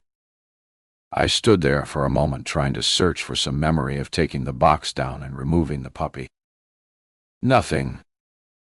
I raced back into our bedroom and searched my closet, pulling down boxes and rooting through them. I reached into the far back corner to see if I'd stuffed it away somewhere, but came up empty-handed. Nate's closet was on the other side of the floor-length mirror. I pulled open the door to reveal a neat row of suits and shirts and dry cleaning bags on one side, and shelving that contained perfectly folded sweaters and t-shirts on the other. His closet was Spartan compared to mine, while the floor of my closet was cluttered with boxes that overflowed with scarves on, purses, and shoes. Nate's closet floor was clear, with only a long shoe rack holding a selection of well-polished shoes. But the number of empty hangers and spaces on the shoe rack took me aback. It was as if he'd known he wasn't coming back, and had actually planned to disappear for a good long time. The closet was a perfect reflection of Nathan. Ordered, anonymous, and impersonal. In the last few years since Jack had gone, I'd searched my mind, wondering where the charming, empathetic man I'd married had disappeared to. The romantic who'd won me over in Toronto with all the dinners and excursions and declarations of love. But the more I remembered it all, the more I began to see everything in a different light, as if our relationship had been a carefully rehearsed string of scenes performed by a man who was a polished professional actor, changing his approach to suit his purposes. The more I tried to conjure up my husband, the less I discovered I really knew about him. Standing in that dark closet, I felt my reality shift with the realization that I'd existed in such a stupor these last few years. I hadn't recognized the emptiness of my marriage. As my eyes adjusted to the dark, my gaze fixed on a small box at the back of Nate's closet, hidden behind a pair of brown ankle boots. For some strange reason, I looked behind me before reaching down for it. Maybe it was the cold, prickly sense of being watched, or the idea that Nate could just walk in on me and catch me prying into his private stuff. But the house was empty and quiet. Only the low whir of the furnace fan echoed in the fence. I held the dented old cardboard box, its lid decorated with stickers of NFL teams. The most authentic and genuine thing I'd known about Nate was that he'd been a football player, though nowadays he never watched football. I wondered what had turned him off the game. I placed the box on the bed. It was the kind of object that didn't seem to belong to Nate and all he represented. Dog-eared, messy, and old. A relic of the boy he used to be. Inside were a couple of yearbooks from his old school, some ribbons from a cross-country meet, a couple of banners from his high school football team, a grimy pair of football gloves, and a small box holding a gold and onyx team ring. The box was lined with a sheath of photos. His team picture, in which a 17-year-old Nate knelt in the front row, grinning, eyes sparkling, expression animated. I felt a certain sadness. I'd never really known that guy. Another portrait showed him in action, jumping for a catch, his body taut. The next picture was at a beer party around a campfire in a forest near the high school. I recognized Alex's buddies from his team, arms linked, all holding open beer bottles. Alex was at the far end of the row, his broad grin and open face beaming in the light of someone's phone flash. Nate stood behind his shoulder, but something jarred me about the way he was positioned. Maybe it was his proximity to Alex, the intimacy of the gesture as Nate clinked his beer bottle against Alex's. I'd never regarded the two of them as close buddies, only football acquaintances. Maybe it was the glare of the camera flash in Nate's face. But, for a split second, I imagined his eyes weren't focused on the photographer, but onto Alex. I blinked again and saw it was just a trick of the light. My overactive imagination at work again. I shivered and placed the picture back into the box. Too many strange things happening in succession always made my imagination run wild. And that's when it went to bad. Scary places. At times, like those, I wondered how I ever represented myself as a children's book illustrator. Considering the dark thoughts that dominated my mind, drained emotionally and physically, I trudged downstairs, picturing the sweating bottle of Pinot Grigio chilling in the fridge. My right hand trembled so much as I poured a generous glass. I had to steady the bottle with my left, and it still sloshed onto the counter. I sipped until I felt the slow buzz of the alcohol warm my body, then wandered into the living room, hoping to distract myself with my work. But I took one look at the easel and the unfinished drawing and plunked myself down in the chair by the bay window. After another large gulp of wine, I closed my eyes and tried to steady my nerves. A few deep breaths and I could face the world again. Outside, the evening was drawing in. It had been a damp day. Snow turning to slush and frost coating the trees. Now ice fog hung in the air, blurring the edges of the houses and smudging the streetlights' glare into a yellow cloud. The more I drank, the more I obsessed about the missing toy. I clearly remembered wrapping it with careful, loving tenderness, as if I was handling my own child. I remembered whispering goodbye before I placed the lid on the box, my tears blotting the tissue paper. I never opened it again. Why would I? The most logical explanation was that Nate had taken it. He'd kept a photo of Jack, so maybe he wanted his own memento. Maybe I'd been so immersed in my own pain, I hadn't considered his feelings. Maybe I'd acted like a selfish, cold-hearted G-po.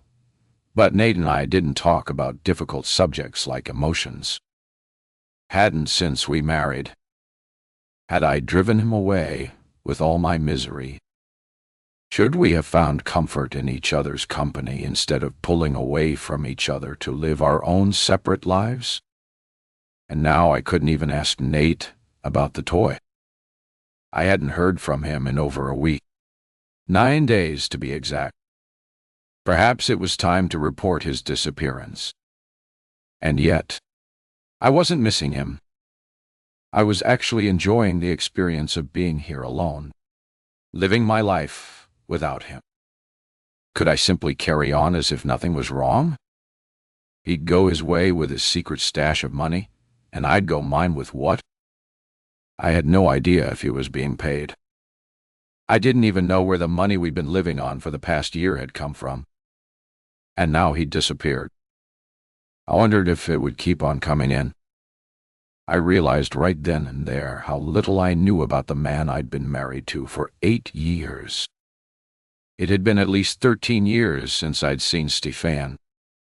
And yet, I'd felt more comfortable in his company than I ever had with Nate. Resting my head against the back of the chair, I stared into the starry sky and wondered what would have happened if Stefan had stayed instead of going back to Hong Kong to see his father. Had he tried to get in touch with me when he dropped out of Carleton? Or simply given up on me when he found out I'd left the city and gone off to art school? Now, it seemed really odd that he'd shown up again in my life, just when Nate disappeared. Was it all just a weird coincidence? He'd showed up at a time I needed help. Advice. And it wouldn't be the first time. He'd helped me once before when I was in need. Now, he lived just around the corner. Why had I been surprised that he'd become a cop? When I'd first got to know him, he'd vowed to do his own secret investigation of my brother Alex's death. I never got to ask him what he'd found out. Well, now Nate was my new mystery. The perfect man I thought I knew. I had a new mystery for Stefan to solve. Chapter 16. Before the first day, Stefan came to our class. I stopped by our old house on the way home. The stucco was still singed black from the tongues of flame that had rocketed up the basement stairs. Alex's only escape route. His friend said something about a candle falling over while Alex was experimenting with meth, trying to smoke it in some kind of glass pipe that cracked and burned his hand. They said he panicked and threw it away. It knocked over a candle that sent sparks over to Mom's Christmas craft supplies. All the glue and flammable materials flared up in a second. But I knew it was a lie. He was no druggie. He was an amazing, honest guy. The best brother a girl could ever have. I'd walked on towards the forest trail, dragging my feet through the mushy leaves left from the previous fall. Then suddenly, I couldn't hold myself together. I flopped down onto the metal bench and let all my sorrow out in big howling gulps. "You okay?" someone asked. I looked up and Stefan hovered over me, hands stuffed into his pockets, shuffling from one foot to another. "Oh, yeah. It's nothing." I wiped my sleeve across my face. "Looked like you were crying. Must be getting a cold." "Whatever," he said, pulling his backpack up onto his shoulder and adjusting the strap.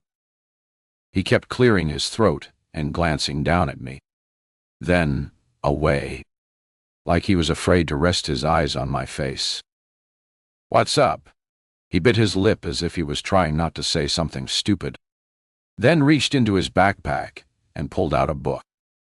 "I'm not a weirdo or anything, but you look just like Bridge."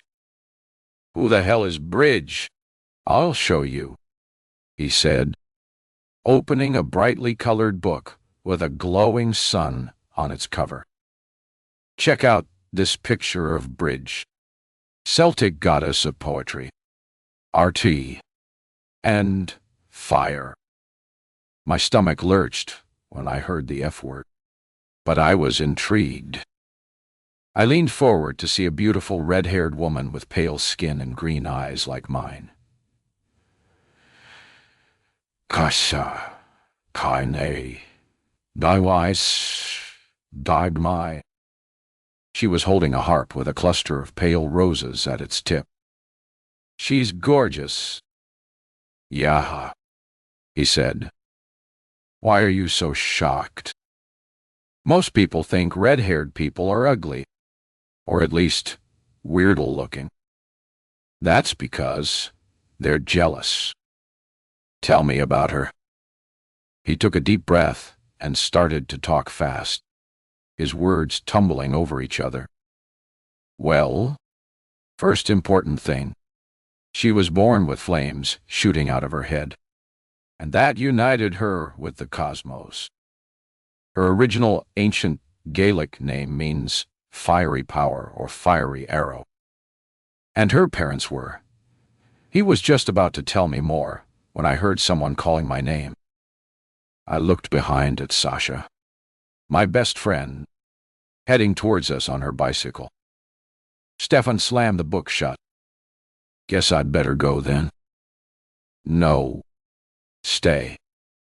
Hang out with us, I said, wanting to hear more about the fire goddess. Maybe tomorrow.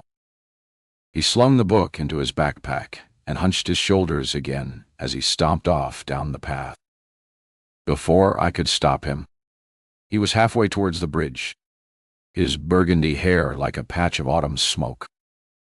Not long after that, we were inseparable, feeding off each other's creativity and love of strange, quirky stories. We created a comic book strip inspired by my late brother about a guy named Alex Apollo, a shy, straight-ahead guy by day and a blazing, fiery superhero by night. Alex Apollo possessed the power to use fire to fight the forces of evil.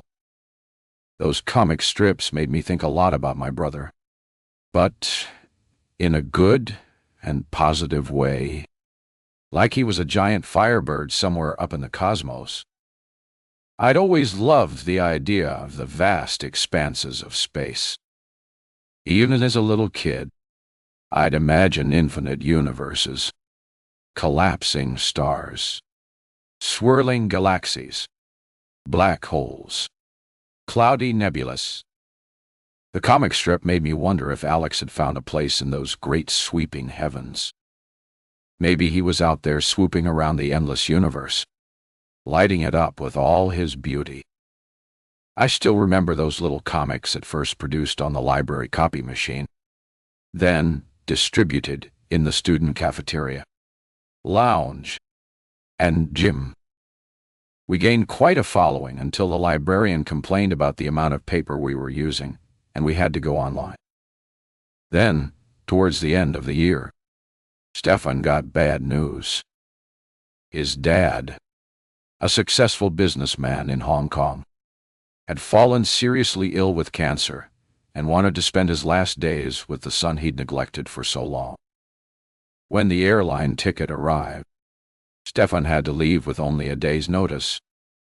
I remember the night before he left. We were both so stunned we could barely speak to each other. For 10 months, we'd spent the better part of every day in each other's company. He was ingrained in my daily routine. We'd walk to school together, take English together, eat lunch at the same table, walk home side by side, hang out at each other's home, message and Skype when we were apart. I'd often fall asleep talking to him at 1 or 2 in the morning. I didn't need any sleeping pills. That final night, we stood on the front veranda of my house. It was a warm summer evening, moist air, rich with the scent of leaves and flowers, a chorus of chirping crickets in the background, and the occasional mournful cry of a lawn on the lake. I guess that's it for the comic strip, I said, feeling a cold fist pressing at my heart. We can still keep it up even if I'm in Hong Kong, he said, placing his hands on my shoulders. I remember marveling at the shadow of his thick eyelashes on his cheek, the bluish shadow of stubble above his upper lip that I hadn't noticed before, the aching realization that we were both growing up and moving on. Not the same, I said, my lower lip trembling. Why not? He said, dipping his face close to mine. So close, I felt the prickle of static electricity. If we're apart, we can't shoot the yuchchiche, you know, confer on ideas. We can, if we make the effort, he said, holding my chin with a steady hand. But I was so pissed at him. So stubborn. I could barely form a word. Couldn't offer a glimmer of hope for us. How I cursed myself afterwards. He twisted one of my curls on his finger. I'll send you new stories for the comic strip. I promise. Libby, duh. I shook my head. Once you get there, you'll forget about me. Never, he said, his expression so earnest it shook me to the core. And now he was back as if he'd sensed I needed him. Coincidence or fate? I didn't care. Chapter 17, Tie-On. Now, after finishing half the bottle of wine, I was so restless I couldn't sit still. I had to go and see Stefan. Take a chance that he'd be in. Too many unanswered questions had rendered me totally unable to work. And I was damned if I'd sit there and just wait for something to happen. Outside, the fog was thick, the air damp and dewy. I pulled my collar up and jammed my hat over my ears. After closing the garage door, I glanced across at the lake house. Workers had been buzzing around the back and front of the house all week, trimming the trees, pruning the bushes, and clearing snow-covered piles of leaves away from the lawns. The tangle of dead summer flowers had been ripped out of the flower beds, and Christmas lawn decorations had been put in their place. I was about to set off down the street when, in an instant, the blurred outline of the house was transformed by a massive array of white lights that outlined the walls and gables and doorways. Glowing blue lights illuminated the trees, and a row of red and white candy canes lined the driveway. Sparkling deer grazed on the snow, and potted cedars loaded with white lights stood either side of the front door. The garish colors seemed out of place in the misty air, but I hoped the light display would give little Toby some much-needed pleasure. Higher temperatures had turned the snow into slushy ice, so I picked my way slowly down the driveway, not wanting to slip and land hard on my ass. Once I made it safely to the road, I thought again how weird it was that Stefan and I had run into each other again after all this time. I was so immersed in thinking about him, I momentarily lost all sense of my surroundings, but I became gradually aware of the low purr of a car engine. Turning my head, I made out the headlights of a car crawling behind me. I moved on to the side of the road, thinking it would pass by, but it just kept edging along, its yellow headlights fuzzy in the fog. I walked faster, glancing behind me every now and again. Stefan's house was just at the end of the block, but the car accelerated, nosing ever closer. Someone was toying with me. I immediately sidestepped onto the nearest lawn and stood waiting, daring the car to pass, to go on its way. I even considered giving the driver the finger, but remembered Rick Dubow's words of warning about the sketchy people visiting my neighbor, and clenched my hand into a fist. The car slowed momentarily. Then, with a sudden roar of the engine, sped off, its exhaust trail blooming into the fog, blurring the unmistakable outline of the black Dodge Viper. The same car that had idled at the foot of my driveway a couple of days ago. Breathless, I hurried on to Stefan's house before the car had a chance to round the crescent and come back again. Though the front windows of his house were dark, I prayed he was in the back somewhere. I rang the doorbell once, twice, 3 times, checking behind me now and again to see that the car hadn't returned. Finally, a light went on in the hallway, and the front door opened a crack to reveal a sleepy-looking Stefan wearing gray sweats and a baggy black t-shirt. "Sorry, were you sleeping?" I said, noticing his startled expression. He shook his head and beckoned me inside, ruffling his hair so it stood up in little spikes along his forehead. I probably looked like cheat passed out watching the hockey game. I thought I was dreaming about the doorbell ringing. He helped me off with my coat and hung it on the banister. Then I followed him through into a large family room decorated with Spartan furnishings. Black leather couch and chair, glass dining table, massive TV, bare walls. It had the feel of a temporary resting place with no pillows, ornaments, photos, or knickknacks to personalize the place. Scanning the room, he shrugged. Sorry, it's a bit of a blank canvas. I just never have the time to do anything with it. In fact, you're lucky to find me here. I just got off a string of 14-hour days. Don't worry about it. It's clean, which is more than you can usually say about most bachelor pads. He stood by the fridge. Want coffee or maybe a glass of wine? I couldn't stop smiling at him. Wine sounds great. Whatever you have open. We have to celebrate our meeting up again. He took a half bottle of white wine from the fridge. I've been thinking about you a lot since we met the other day, he said, opening the cupboard to find a glass. I noticed only one shelf was full. The others were bare. This guy was traveling light. I leaned against the counter, scanning the bare necessities of a coffee maker, a stainless steel toaster, and an open bag of bread scattered across it. Me, too. I was thinking about our little comic strip.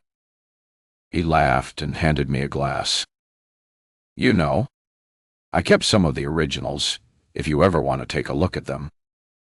I still think they're pretty good. Probably good enough to adapt into a graphic novel, if you ever feel the urge to strike out on your own. Maybe. You never know when I might get inspired. I sipped at the wine, relaxing as it burned its way down my throat. Don't think I'm paranoid, but I believe some douche tailed me all the way here in his fancy car. His face clouded over. You okay? Lazy? Is he still out there? I shook my head and tried to smile. You know me. It might be just my crazy imagination, but I could swear I saw the same car idling at the bottom of my driveway the other day. Maybe he was looking for a particular address. You're probably right, I said, gulping the wine down. Is something wrong? Liv? Is that why you're here? Guess I'm that transparent, I said, settling down onto the sofa and placing the empty glass on the coffee table. He refilled it. You were always pretty easy to read. Didn't hide your feelings. I've changed since then, Stefan, I said, hanging my head. He sat next to me and touched my arm, pausing for a moment before he spoke. Look, Liv, I know about your son. The stinging at the back of my eyes started up again. How did you find out? I saw a note about it back at the office. A buddy of mine was reassigned to keep the case open. I don't think they're doing anything. Stefan die. They've given up. I gotta be honest with you. Live die. It gets tougher after 5 years. But we do still follow up on leads. And I've seen cases where new information comes up even years after the disappearance. I've learned to live with it. Stefan die. After a whole lot of stupidly expensive therapy, I've managed to make some kind of life for myself. You're a strong woman. Live Dot, dot. With all the grief you've gone through in your life, you still manage to hold things together. I'm in awe of you. Always have been. Remember, I was your greatest fan 14 years ago. I punched his shoulder. You always knew how to boost me up. I'm just an all-around nice guy, he said, clinking his glass against mine. So, tell me how I can help you live. I settled back onto the sofa. This may sound crazy, but I think my husband has gone missing. His brows knit. What exactly do you mean missing? I thought you said he goes off on regular business trips. He does. But well, we haven't been getting along for a few years now. Not since it's only natural life. Many marriages can't survive a tragedy like you went through. But this time, I haven't heard from him in well over a week. No texts, no calls, no emails, and I don't know where he's staying. He's usually religious about keeping in contact when he's away. Have called his boss? I nodded. I'm embarrassed to admit it, but he's been lying to me. He left his job last year. Didn't even think to tell me about it. Weird. Maybe he was afraid to tell you. Maybe he didn't want to get you stressed out and worried again. He wasn't fired. He left voluntarily to pursue a big new opportunity. According to his boss, he reached for a small green notebook on the side table. Sounds odd. I could do a little digging around if you know what city he was going to. Maybe check with some hotels. That'd be great. He said he was going to Toronto, but I was so distracted by the new neighbors moving in across the street, I forgot to ask him the name of the hotel. Guess I thought he'd text the details to me, but he never did. That doesn't narrow things down a whole lot. Sorry. It's all I can give you. What's his name? He said, his hand hovering above the page. Nate. Nate Barnett. The moment his hand froze, I knew something was up. But then he suddenly snapped into gear and wrote down the name. What's wrong? Stefan? He sighed and looked straight at me. The name just took me by surprise. You knew him. I knew of him. Liv saw him around the school a few times. So did you. He knew Alex, too. He was on the rival football team. So, of course, they'd run into each other. The image of that photograph I'd found in the closet flickered across my brain. As far as I knew, they weren't close. Do you know anything else about him? I don't want to say too much. Liv, daughter. That was a long time ago. You know, you can't hide anything from me. He pursed his lips together, his expression intense, almost worried. Remember 14 years ago, I did a little detective work around your brother's friends, and what did you find out? Sorry, but not too much. You probably also remember how I had to leave on a day's notice to go back to Hong Kong. I was just thinking about that before I came here. But you have to be honest with me. Stefan Dayar. If you know something, tell me. I had a tough time finding out anything about Nate. His friends were tight. The moment drugs were mentioned, they all clammed up. But there were a few rumors. Like what? He was into gambling, basement poker tournaments, and all that. He was friends with Renee and Chad. Word was he blew through a whole lot of money. Won a lot, but it just as quickly. Lots of guys were doing that. Stefan. Day. You'd see them playing poker in the stairwells as well as in everyone's basement. I also heard a rumor that his parents were dead beats, that he didn't want anything to do with them. I sensed that prickly cold feeling across my skin. Parents? When we married, he told me they were dead. Remember, that was a long time ago. A lot could have happened in that time. And if he was estranged from them then, it's unlikely he'd have wanted them as wedding guests, even if they were alive. I took a deep breath, steadied my heartbeat. Could you do me a favor? Stefan? Look them up. See if they're dead or alive. I don't care who they are. I want to know all Nate's secrets. Sure. I'll check it out for you. I closed my eyes and pressed my hand against my forehead. Sometimes I curse the day I ever ran into that guy. My life could have been a whole lot different if I'd stayed here. Stefan's eyes softened. But you wouldn't have had your son. Yeah? And I wouldn't have lost him, I said, covering my face with my hands and trying to hold back the tears. I stood up abruptly. I have to go. Stefan, before I say something I shouldn't. Immediately, he was up and following me as I stomped into the hallway and grabbed my coat. I promise I'll do a search on Nate's parents. Live. See what I can find out. I'll come by your place if anything turns up. I nodded.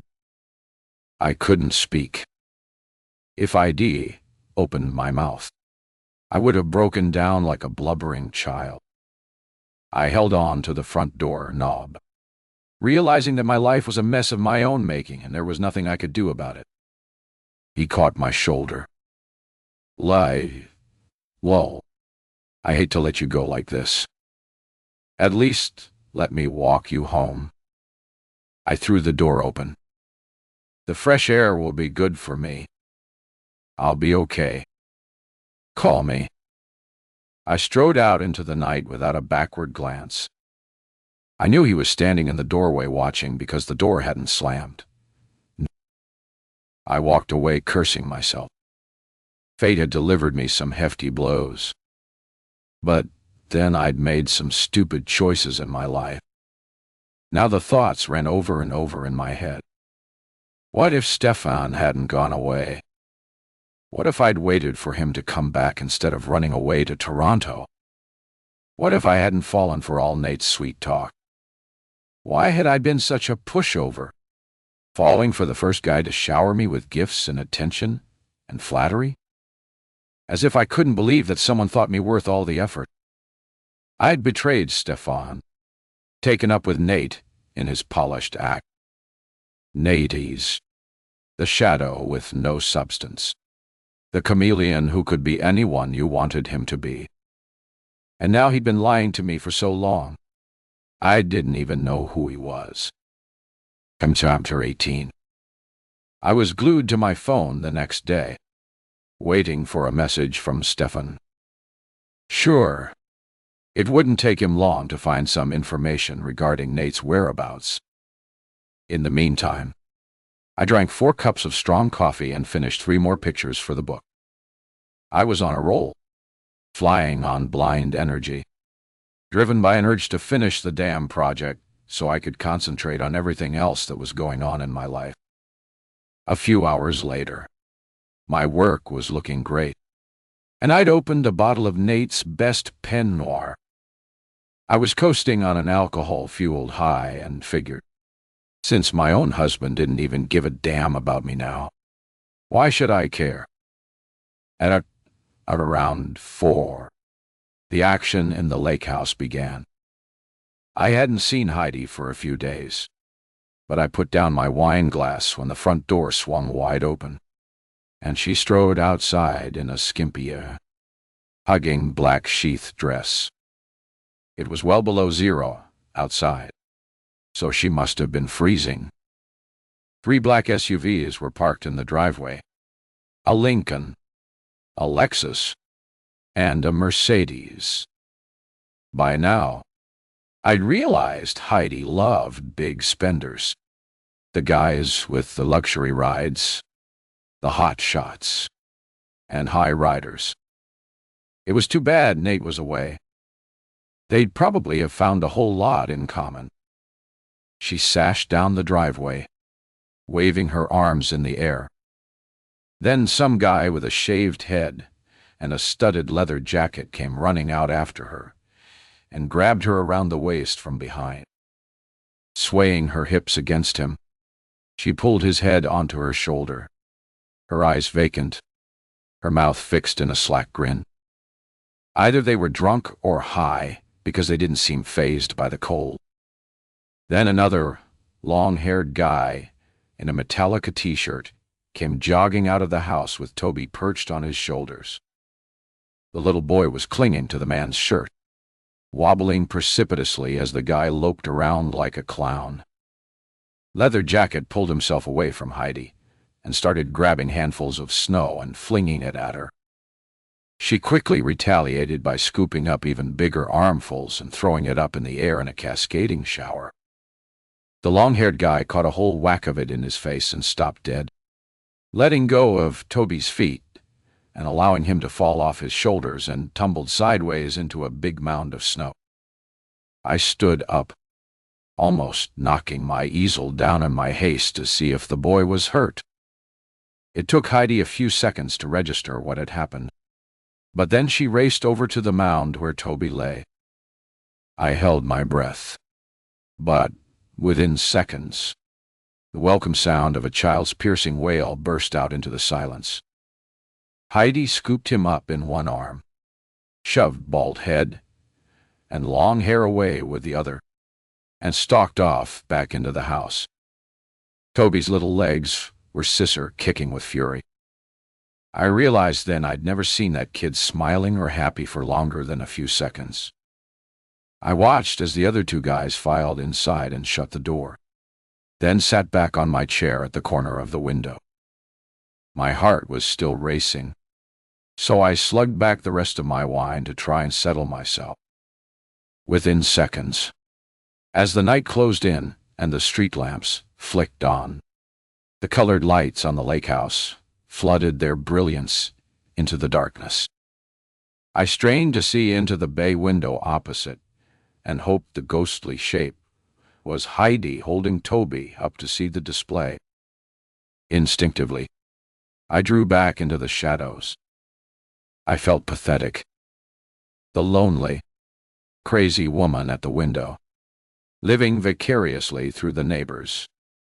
But that poor kid over there was at the mercy of his party animal mother and a whole string of dubious-looking guys who didn't really give a damn about him.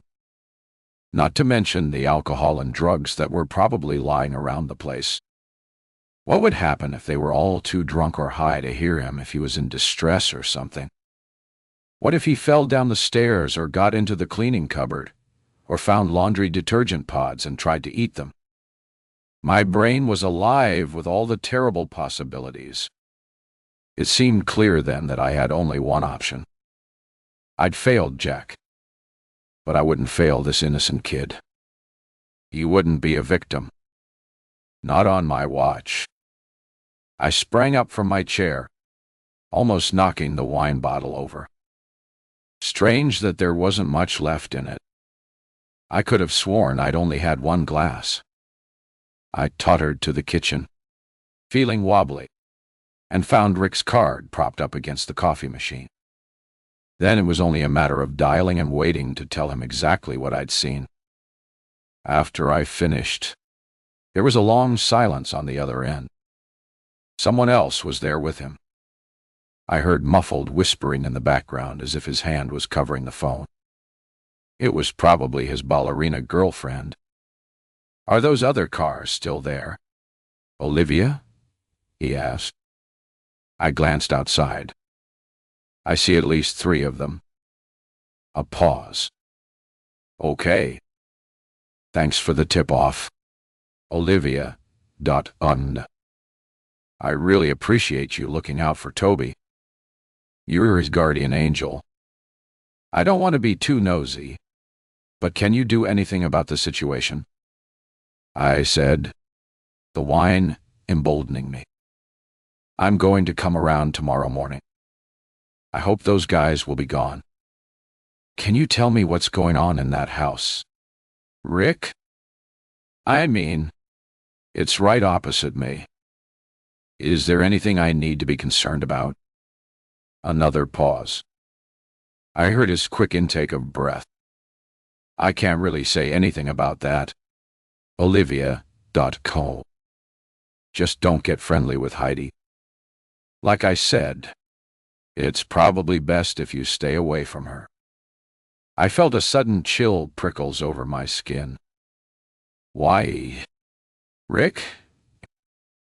What's going? The phone went dead. He'd cut me off. When I tried to call back, his voicemail came on. I looked over at the lake house again as the colored light suddenly switched off, and the whole place was plunged into darkness, except for a dim light that seeped from the basement windows. What on earth were they up to? I felt a sudden deep and primitive loathing for that house. Nothing good happened there, and how long could that innocent kid survive in such a place? Chapter 19. I just flipped over my breakfast omelet when the deafening roar of an engine shattered my quiet morning routine. The piercing screech of tires on slick snow was soon followed by the slam of a car door thrown shut. I ran into the living room in time to witness Rick stomping up Heidi's driveway like a man on a combat mission. He pressed the doorbell once, twice, 3 times, and when no answer came, he pounded on the door with a closed fist. For a few milliseconds, I felt panic. Maybe it had been an overreaction to call him. After all, what did I really know about him as a man and a father? Maybe it had just been a harmless accident when Toby fell off the long-haired guy's shoulders. He'd fallen into a big snowdrift, so he probably wasn't hurt. And what if Heidi found out it was me who called? Unless she suspected Vera, next door, who was probably just the right candidate to be watching out for some scandal. I chewed the inside of my lip, convinced myself I'd done the right thing looking out for that innocent kid. If someone had found Jack and acted in the same way, maybe he would have still been here. Instead, the whole world had turned its head away. I saw nothing. I'm not involved. That was the safe way to act. Keep your nose clean and nobody will bother you. Well, I was damn well not going to do that anymore. Rick had started thumping at the door again. Only this time, it swung open, revealing the shaved-head guy dressed in a black sweater and jeans. He was shorter than Rick, but solid with the shoulders of a linebacker. They began talking at each other heatedly, but I couldn't hear anything through the window. Then when Rick started swinging his arms, bald guy pulled both arms back and shoved him so hard in the chest. Rick went staggering backwards and landed on his ass in the snow. Bald guy cracked his knuckles, gave Rick the finger, and slammed the door shut. I backed away from the window as Rick stumbled to his feet, brushing the snow from his jeans. I wasn't in any mood to talk to him. He stood for a moment, shouting at Heidi's closed door, then turned and walked away, head bowed. He glanced over at my house before swinging himself up into his truck and gunning the engine so hard, the spinning tires sent a shower of snow into the air. All that effort and nothing to show for it, except for a snow-covered rear. My omelet was tough as leather by the time I got back to it, so I tipped it into the garbage and toasted a bagel instead. So much for the high-protein breakfast. I sat at my kitchen counter, sipping coffee and gazing out at the trees that lined my backyard. The grinding in my stomach had subsided a bit after the Rick and Heidi incident. But I decided to keep a low profile today. Didn't want to run into Heidi and risk her grilling me about Rick.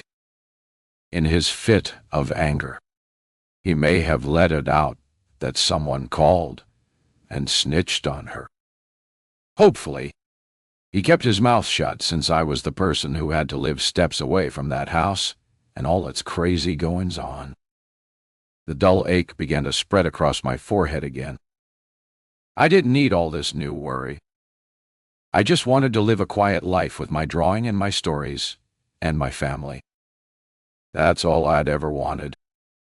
Now that seemed so far away, so out of reach.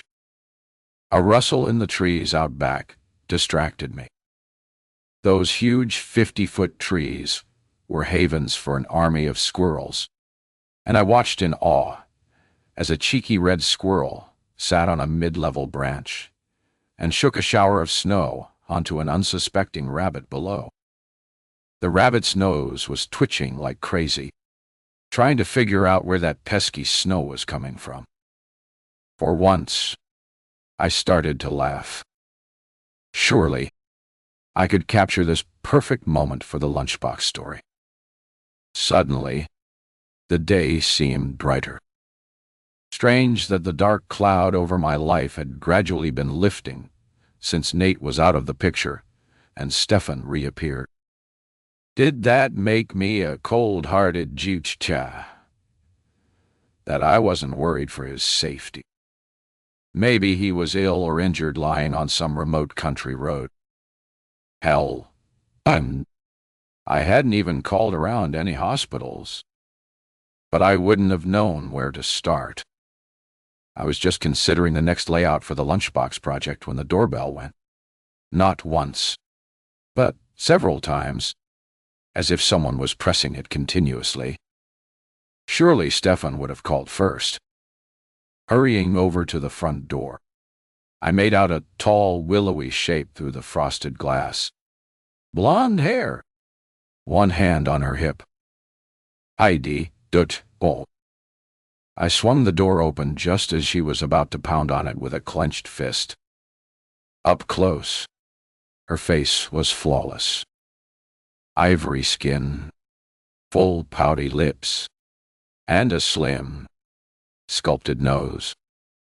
Bold, well-groomed eyebrows knit into a twisted frown, and ice-blue eyes blazed at me. She opened her mouth to speak, but I cut her off, reaching my hand out to her. Hi, I'm Olivia. Great to finally meet you. Her lovely mouth drooped, and the wide eyes narrowed as she seemed to calculate me carefully. She gave a slight laugh. You can cut the girl next door happy neighbor act, and you can also keep your damn nose out of my business. I glanced to my left, hearing Vera's garage door slide upwards. I looked back at Heidi. I'm not sure what you're talking about. Maybe you'd care to explain. You're always watching me, showing up everywhere, smirking, judging, getting in my face, nosing around. How? Don't you have a life of your own? She glanced beyond me at the empty hallway. Guess you don't have kids. That figures. The sudden swell of anger was bitter in my throat. I stepped towards her in an attempt to assert myself. First of all, I'm an artist. My studio is in my living room. My easel is placed in the bay window to get the best light, so it might seem like I'm always watching. But I'm really just working. Sure, she smirked. You think I believe all that BS? You called my ex. Told him something happened to my kid. I tried hard not to look away. A sure sign of a lie. Who told you that? I saw him talking to you the other day. He probably asked you to spy on me. He's always sounding me. Won't leave me alone. And you? You probably can't keep your eyes off other people's kids. Creep. Dottie. You're pathetic. I clenched my fists. Her comment was a sucker punch to my gut. I was about to snap back at her when my neighbor Vera stepped out onto her driveway. She was snappily dressed in a black wool coat, fur hat, and tan leather boots. She waved at me and walked towards us over the grass. Heidi took a few steps back. What's this? The neighborhood watch meeting. Everything okay here? Girls? She said, smoothing her gloves out. I glared at Heidi. It's okay. Vera. Just a misunderstanding. Her new neighbor was just about to leave, but Vera persisted, standing at my side. No, she can wait. I need to tell her something. It's shameful what that little boy of yours has to put up with. Whoever called your husband or boyfriend, or whoever the hell he is, was doing that innocent child a favor. I saw those hoodlums throwing him around yesterday. That's not a fit way to treat a child. And do you really think a house that hosts endless all-night parties is the best environment for a child? You're lucky I didn't call the police or the Child Protection Services. Heidi was looking from me to Vera, her mouth gaping open. I'll get a restraining order on both of you if you ever think of interfering in my life again.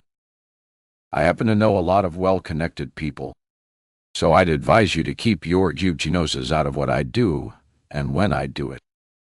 With that, she turned and stomped away, her long braids swinging from side to side like a heavy pendulum. Vera made a tutting sound. She's a real piece of work. Thinks she's a cut above the rest of us. I liked it better when the house was empty. I sighed. It had been such a good start to the day. And now, the cloud of conflict was hovering, threatening to quash my new enthusiasm. May. Too. Kanon.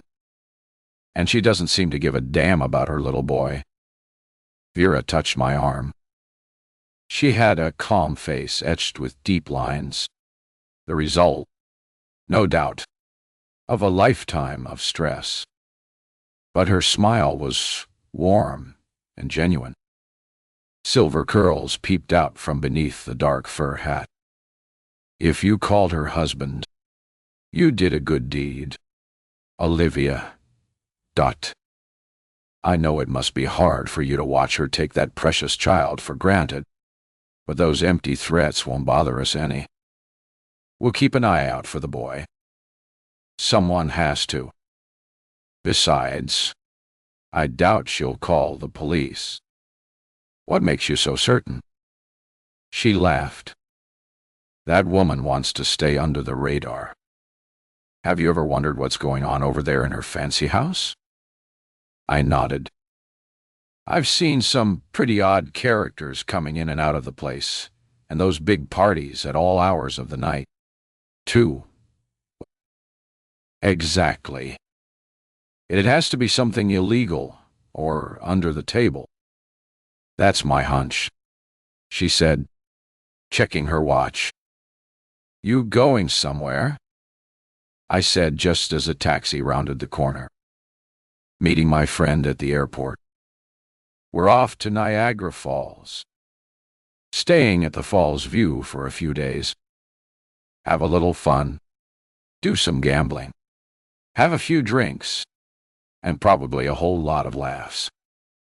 I've always wanted to see the falls in winter. Sounds chilly, but fun. She shrugged. Got to enjoy my golden years somehow. Try to make up for lost time. You should get that husband of yours to take you. He seems like a fun-loving guy. I felt my face flush and hoped she didn't notice. He's away on business right now. Must be a guy who knows how to balance business with pleasure. Then, what do you mean? I've seen him at the Falls View Casino a few times over the last year. He probably popped over there from one of his business trips to Toronto. Hell, one night, maybe 3 or 4 months ago, I was there with Carol. We played the slots until almost midnight, then called it a night. I passed the poker tables, and your husband was there on the high-stakes table. I was starting to get that breathless feeling again. I swallowed and tried to look politely interested. Keith does like to gamble. I know that. She leaned in closer. The thing is, when Carol and I got up next morning to go to the breakfast buffet, he was still there at the same table. Had a few stacks of chips in front of him, and he was still drinking. Didn't look in any shape to go to work. And I'd been at home imagining him sitting in boardrooms or conference rooms for tedious meetings or traveling to meet clients. He'd been lying all the time playing games with me. Why didn't you tell me about this before? Vera? She backed away. I thought about it. Dear Dot. I've been around the casinos enough to know that some people just can't control themselves when it comes to the slot machines or the roulette table. Maybe your husband has that problem, but I usually draw the line at getting involved in other people's marital troubles. I've had enough of my own.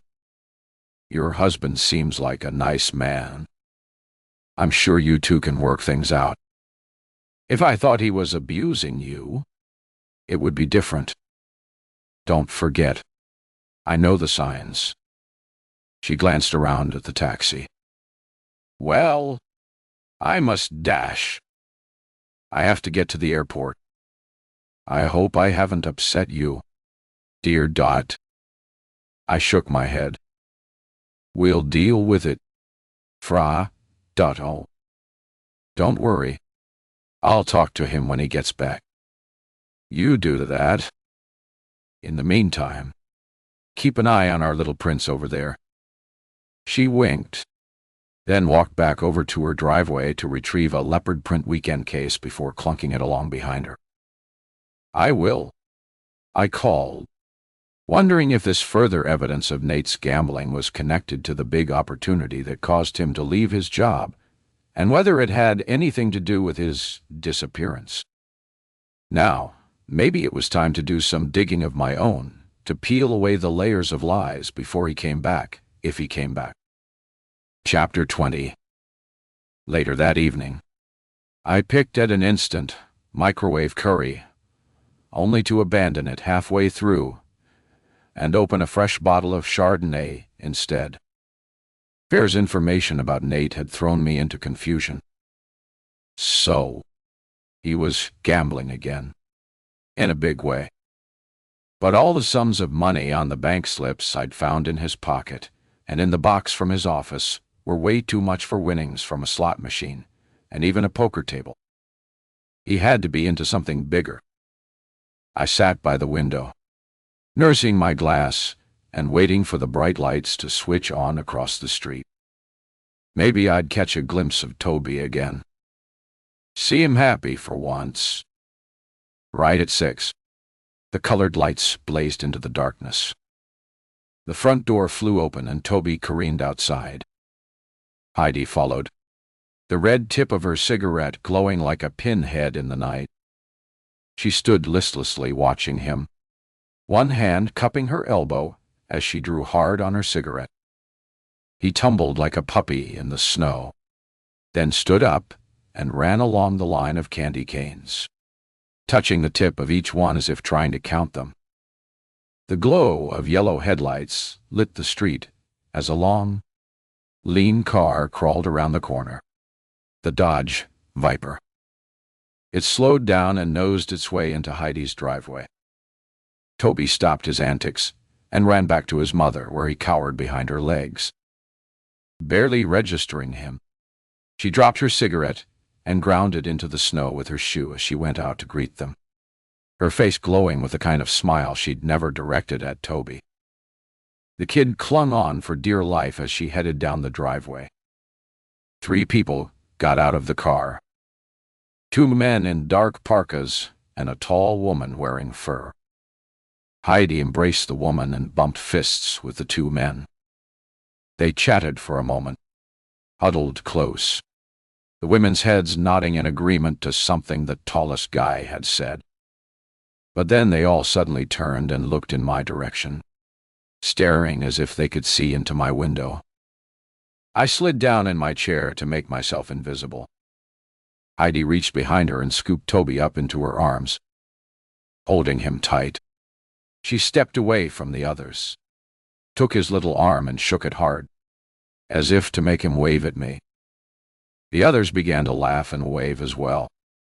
Toby squirmed and nuzzled his face against her neck. "Yeah, bud," she's taunting me. I squirmed, my face burning with embarrassment. She's painted me as the meddling neighborhood busybody, the sad, childless woman spying on other people's children. I ran into the kitchen and refilled my glass, gulping the cold liquid down until I felt the warm buzz spread through my body. What had happened to me? In my teens, my future had been filled with promise. I dealt with the tragedy of Alex's death, forged ahead with Stefan's help, and used the grief to create something, to give myself a purpose in life. As the wine slipped down and blurred the edge of my frustration, I tried to redirect myself towards something positive. Perhaps I'd take Stefan up on his offer and look over those Alex Apollo comic strips. Maybe I could create a graphic novel. And maybe Alex could have a little sidekick with flaming red curls who possessed the special power of being able to appear and disappear at will. They'd fly hand in hand through space, swooping through galaxies of stars, leaving a burning trail of fire behind them. I felt something warm drop onto the back of my hand, and I realized I was crying again. Not necessarily from grief, but from the kind of joy that comes when you think of someone you love unconditionally, whether they're with you or not. Tears trickled down my cheeks, and a fierce sense of purpose gripped me. This would be my best work ever, and it would be fueled by raw passion. The ringing phone ripped me back to the present. I put it on speaker. "Liv, are you there?" It took me a moment to register Stefan's voice. "Oh, sorry. I was working," I said, my voice catching. "I called you earlier." "Yes, you were busy." I checked and saw one unanswered call earlier today, probably when Heidi was reaming me out at the front door. "You okay, Liv?" "I'm fine. In fact, I was just thinking about the graphic novel you suggested. I'm going to go ahead with it. You inspired me again. Then I'll drop by tomorrow night and bring the old comics. Also, I have some other news for you." I sat up straight, my throat strangely dry. "About Nate?" "Yes. Tell me, have you heard anything from him yet?" "Nothing. Nothing." "Did you track down his parents?" "I did." "Dead or alive?" "Very much alive." A rolling, sickly feeling made me double over. Liar. Liar. My husband is a liar. I slammed my glass down onto the counter. "You need to give me their address." "I'm going there. I have a whole lot of questions to ask them about their son." There was a long silence before he answered. "I can open up a missing persons file on Nate if you want it. Liv, but then I'll have to hand it over to another colleague. That's not my field. Just give me the address. Stefan.Hall. I'll check it out myself. Another silence. Then I heard him sigh. Let me swing by the address tomorrow to give it a look over. See if there's any danger. Then I promise I'll take you there. You're not just stringing me along. Trust me. Or do I? I will take you there. Then you come right over as soon as you know anything. Stefan. I'll be waiting. You got it. Live. Die. Got to go now. I'm still at work. Which unit do you work on? Stefan? But the line was dead. He'd gone back to his world of murder. Robberies. Assaults. Break-ins. Or whatever he was involved with. Nate had lied about his parents. Why? Why would he want to keep them away from me? That meant he'd been lying the whole time I'd known him. I felt dizzy, disoriented. Maybe it was the wine. Too much in such a short space of time. But maybe something dark was closing in on me. Past and present had begun to collide.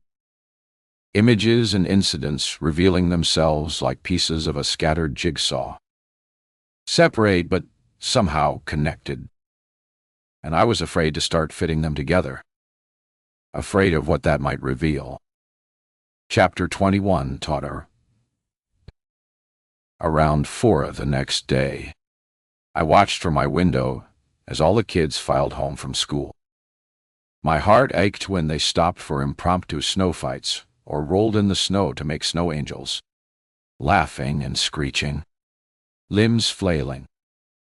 They seemed oblivious to their raw red faces or their runny noses and probably glad to get out of the classroom with its musty stink of damp coats and boots.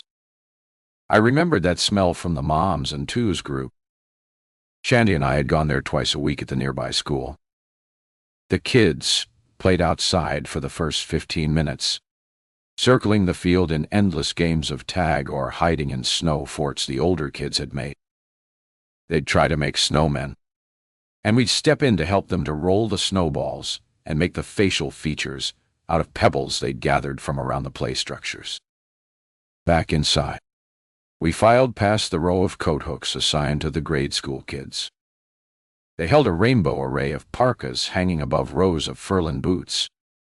Radiators blasted out heat, and the musty stink of damp coats was everywhere. I remembered unrolling Jack's frosty scarf, away from his scarlet cheeks, then taking out a Kleenex to wipe away the 2 channels of snot gathered above his lip. Yucky.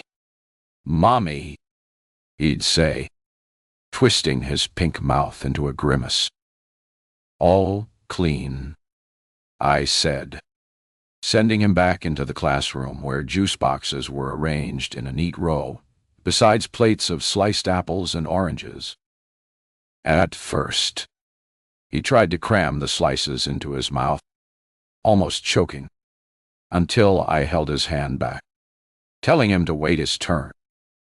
Had I been too hard on him? Too intimidating? My voice too sharp? At times like this, the pain came in waves. Real gut-wrenching pain.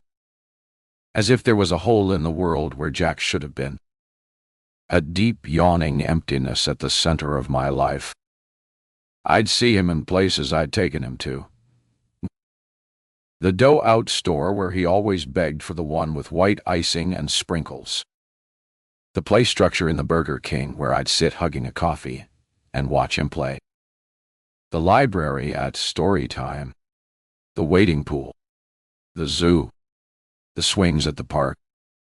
I'd eradicated these places from my life since he'd gone. They were forbidden territory.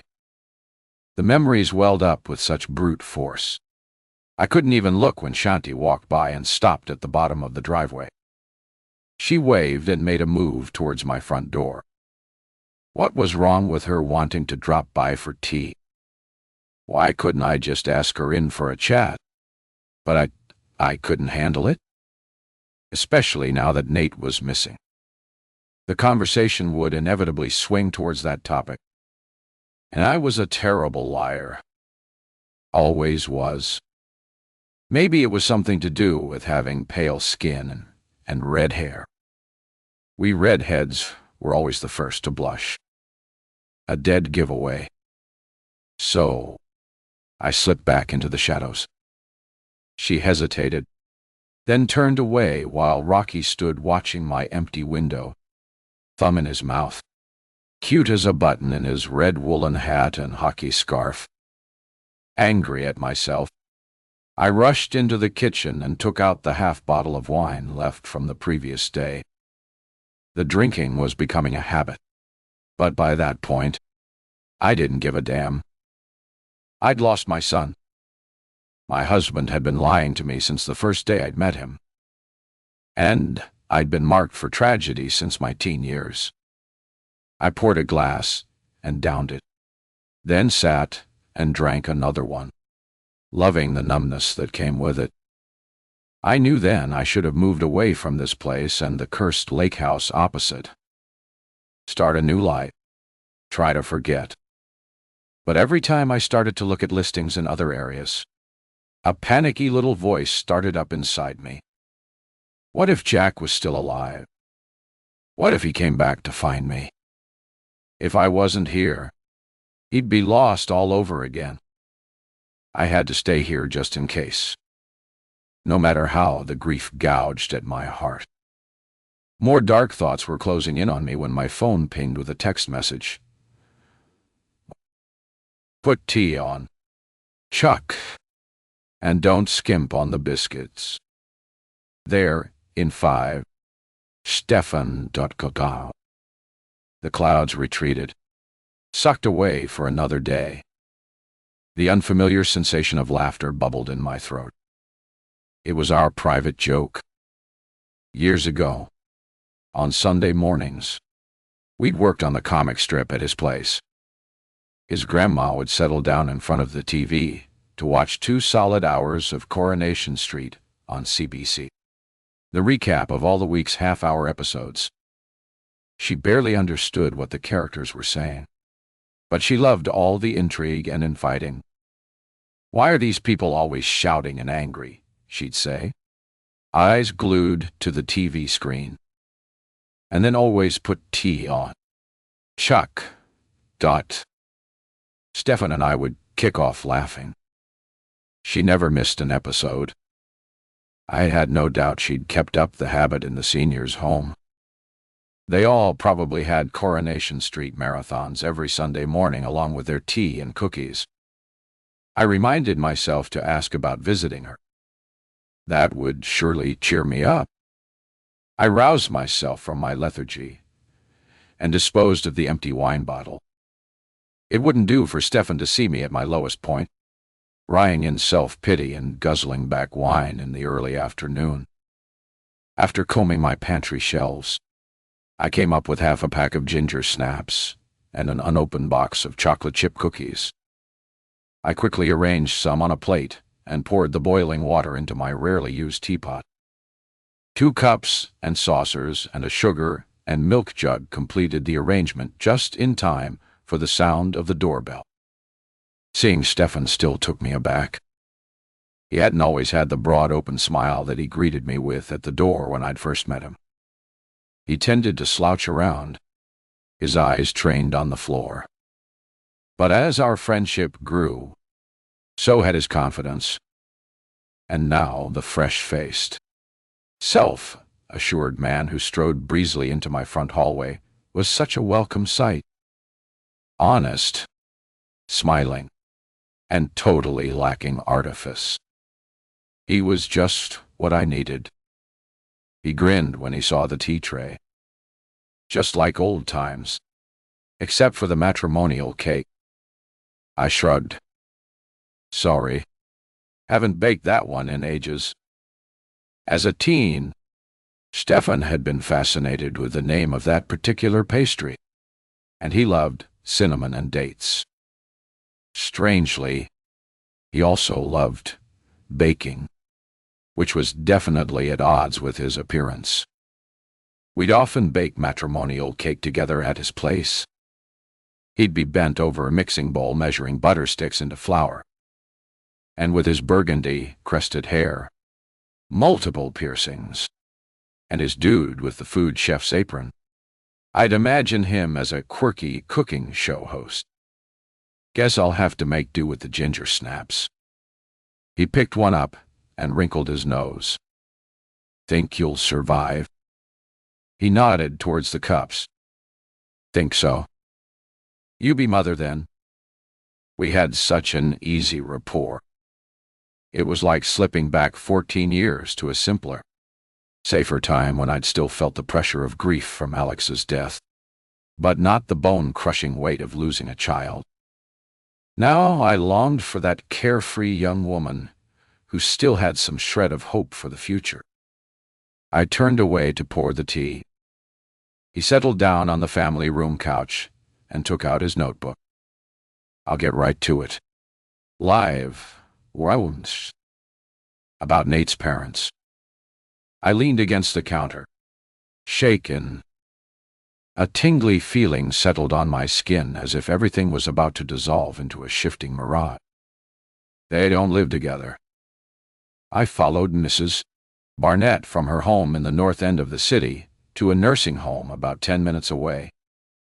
Made a couple of phone calls to the care home and found out Mr. Barnett's been there for years. But he can't be that old. Why would he be in a place like that? The staff wouldn't share any medical details with me, but I suspect he either had some kind of stroke or accident or maybe early onset dementia. I was still trying hard to accept the reality that Nate's parents actually existed when he'd lied about them for at least 10 years. What was she like? Stefan? Nate's mother. I couldn't get a close look at her, but I'd say she's in her early 60s. Tall, thin, gray hair. Nothing that stands out, really. And what about their house? Small bungalow. Run down. Siding. And roof look like they needed repairs. And it's not in a great neighborhood. Looks like they don't have a lot of money. I slumped down onto the couch. But why would Nate keep this from me after all these years? Why would he lie to me? Stefan sighed and put down his cup. I know it must be a shock to find this out now, but I have to ask if there's anything else that you're suspicious about. Any other lies you're aware of? I found out Nate's still gambling. The neighbor saw him at a casino in Niagara Falls just a few months ago. I thought he'd given it up. He promised me years back. Stefan chewed his lip and gave me a pensive look. Sorry to say. Live. In my experience. Once a gambler. Always a gambler. It's an addiction that's next to impossible to beat. Sounds like you're an expert. Stefan Dotte. I'm on the vice squad. I deal with problem gamblers all the time. I almost dropped my teacup, but quickly put it down on the coffee table, sloshing tea into the saucer. Have you ever come across Nate in your investigations? If I had, I couldn't even tell you. Live, he said sheepishly. Okay, I get it. But would you tell me if I was in any danger? He looked away from me, clearly uncomfortable. At the question. I hope it never gets to that. Avid, duck. But I'm sure I'd find some way to keep you safe. I sighed. I suppose that's some comfort. Then. But I do want to see Nate's mom. And I don't think that's a conflict of interest for you. I probably could have tracked her down myself. I have to talk to her. Can you take me there? The idea scared me, but I felt compelled to follow any lead. He shifted in his chair. There's nothing to stop you as a private citizen from going to her house and telling her who you are. I can't approach her in an official capacity, but I can stay in the car and give you some moral support. I leaned forward. Tomorrow? Can we go tomorrow? I'm off around 5. I'll come and pick you up. That sound good? I nodded. It'll give me time to rehearse. I'm not even sure what I'll say to her. Just be honest. Live that. That's all you can do. His phone buzzed. Damn. Nah. There's no lead-up in this job. While he stepped out into the hallway to take the call, I jumped up and poured a glass of water. A dull pounding had started up in my head. How was it possible that in all this time Nate's parents had never tried to contact him?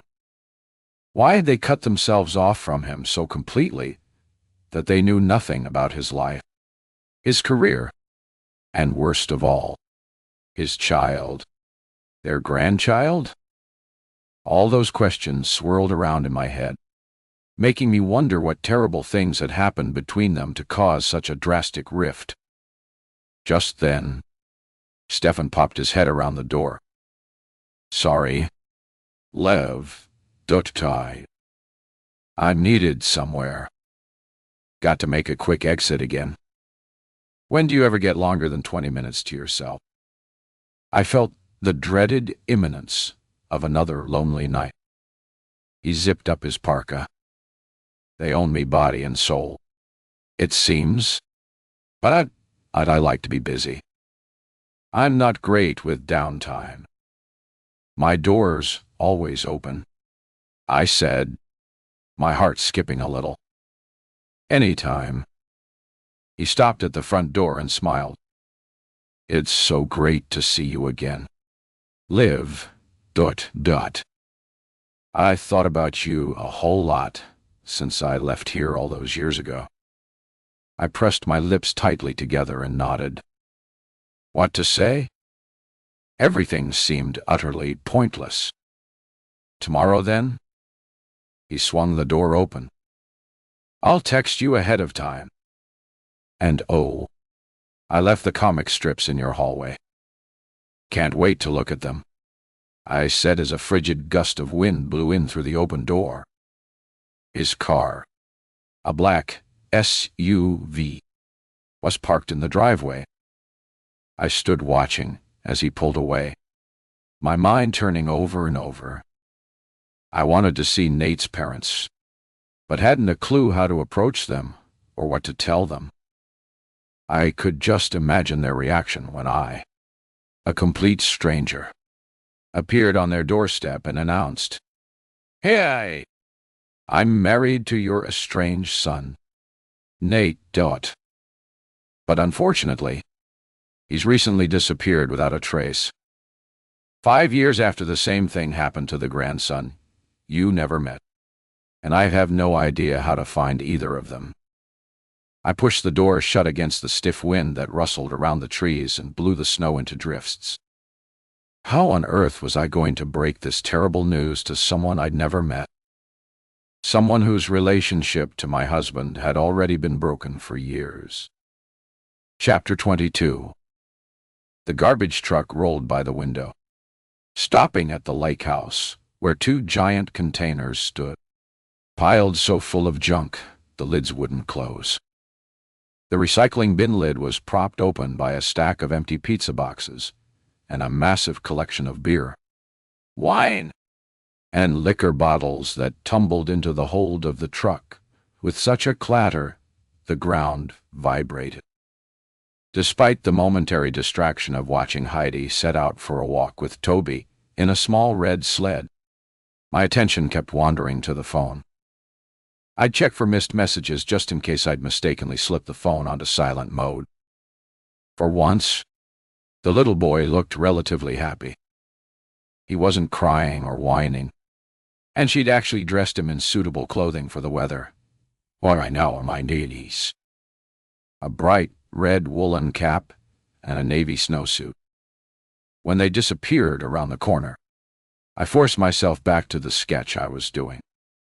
It was a scene where the bullies are in the process of ambushing the protagonist, Parker, on the way to school. He's rescued by a quick-thinking little girl wielding a massive water gun. Try as I might, I couldn't get into summertime mode. Not when winter was raging like a beast outside. Instead, I sat down with a fresh cup of coffee and the box of comic strips, imagining that when I opened it, I'd unleash the sense of my teens. Stuffy school hallways, peach-flavored lip gloss, musty textbooks, and with that, the lost and broken dreams of my teens. I hesitated. Did I want to revisit that time? I decided I did, and edged the flaps up and open. The past came rushing back, spooling out like an old home movie. There, on the first page, was Alex Apollo, drawn from a photo of my brother.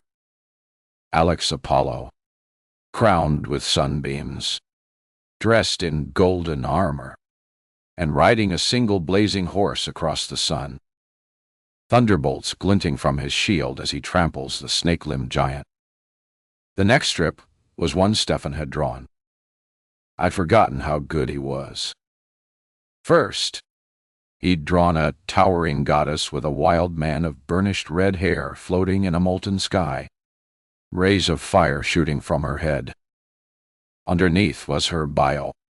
Brigid, solar goddess, keeper of the fire held within each woman, sacred and strong. A chuckle rose to my throat. We were so serious then, so intent on sticking rigidly to the mythology, and yet something about the picture unsettled me. I studied it more closely and wondered why I'd never noticed before, that it was my face on the goddess.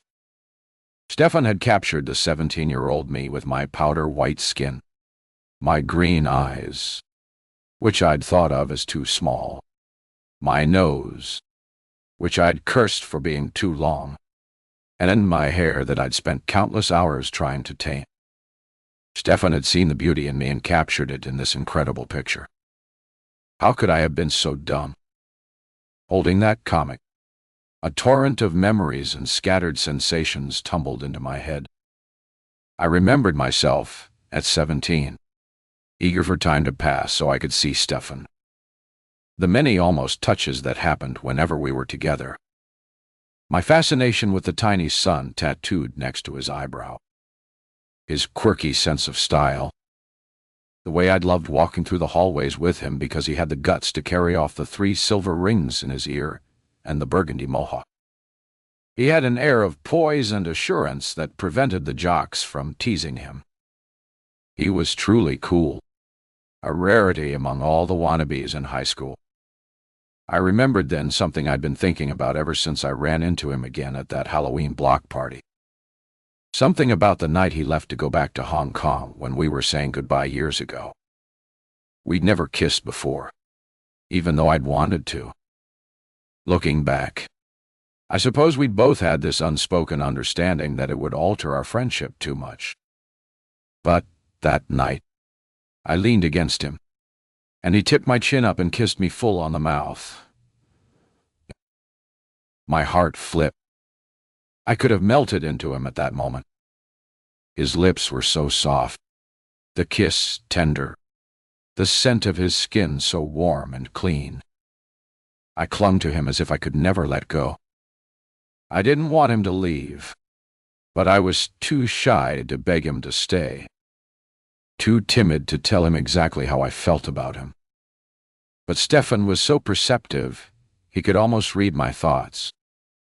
I have to go. My mom needs me. She's all alone there. I know. I understand, I said as he pulled himself away and got onto his bike.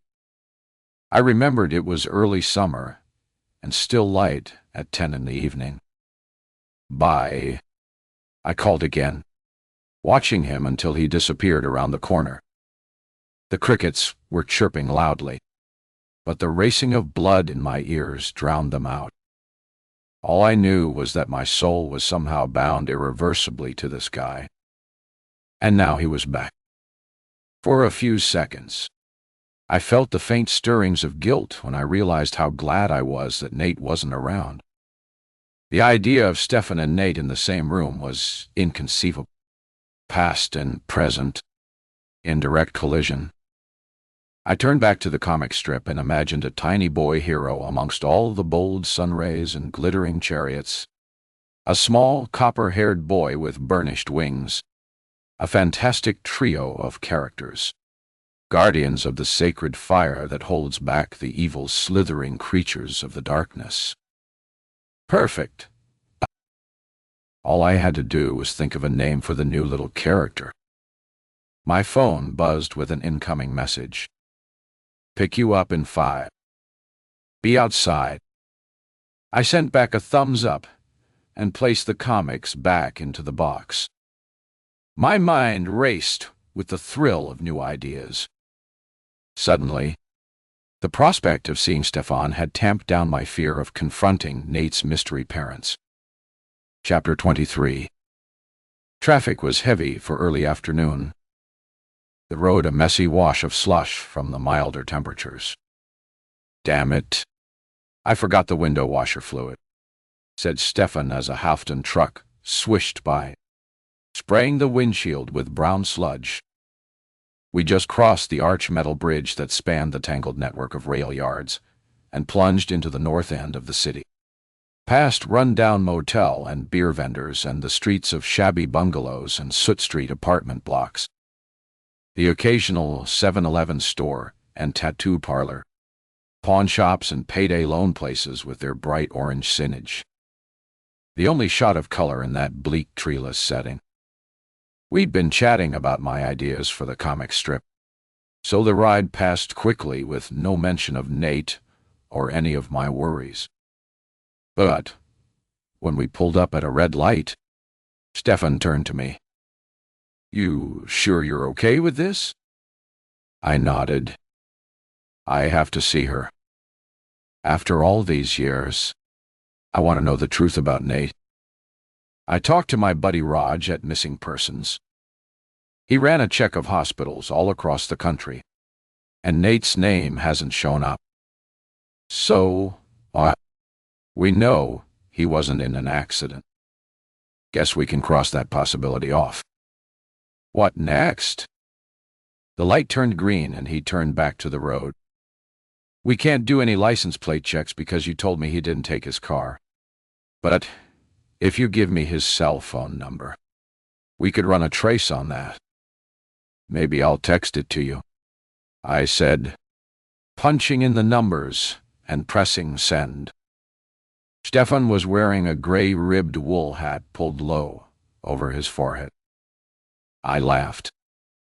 14 years ago, you wouldn't have been seen dead in a hat like that. He smiled back. "Yeah, I'd have been too afraid it might crush my spikes." His dark hair contrasted sharply with his pale skin, bold eyebrows, and the strong line of his jaw with its slight bluish trace of stubble. "What did your parents think of your punk hairdo? I mean, when you lived in Toronto, they were cool with it, I think." He glanced sideways at me. Mom was a bit of a bohemian type anyway. She was all for free expression. Didn't want to cramp my personal style. My dad, not so much. He never knew what to make of me. That's why it was so important to spend those last months with him. We came to a greater understanding of each other. Learned to respect each other's choices. Why didn't you go with them when they first went back to Hong Kong? I don't think I ever asked you that. Guess I was so wrapped up in my own problems. He sighed. I was just a self-centered kid. I didn't realize how much it hurt my mom when I told her I didn't want to go with them. But we'd traveled around so much and I'd become used to all the wide open spaces. I could breathe here and still see the forests and lakes. Still drive around the perimeter of the city, park my car, and watch thunderclouds rolling in from miles away across the big prairie sky. That's so poetic and a beautiful tribute to the city. It's home, he said, smiling at me. That's why I dug my heels in and said I wanted to stay and look after Gran, who was living alone at the time. This city was the very first place my parents had settled when they immigrated, and she never moved since she landed here. She must have been so happy you chose to stay. Yep, bye. She was over the moon.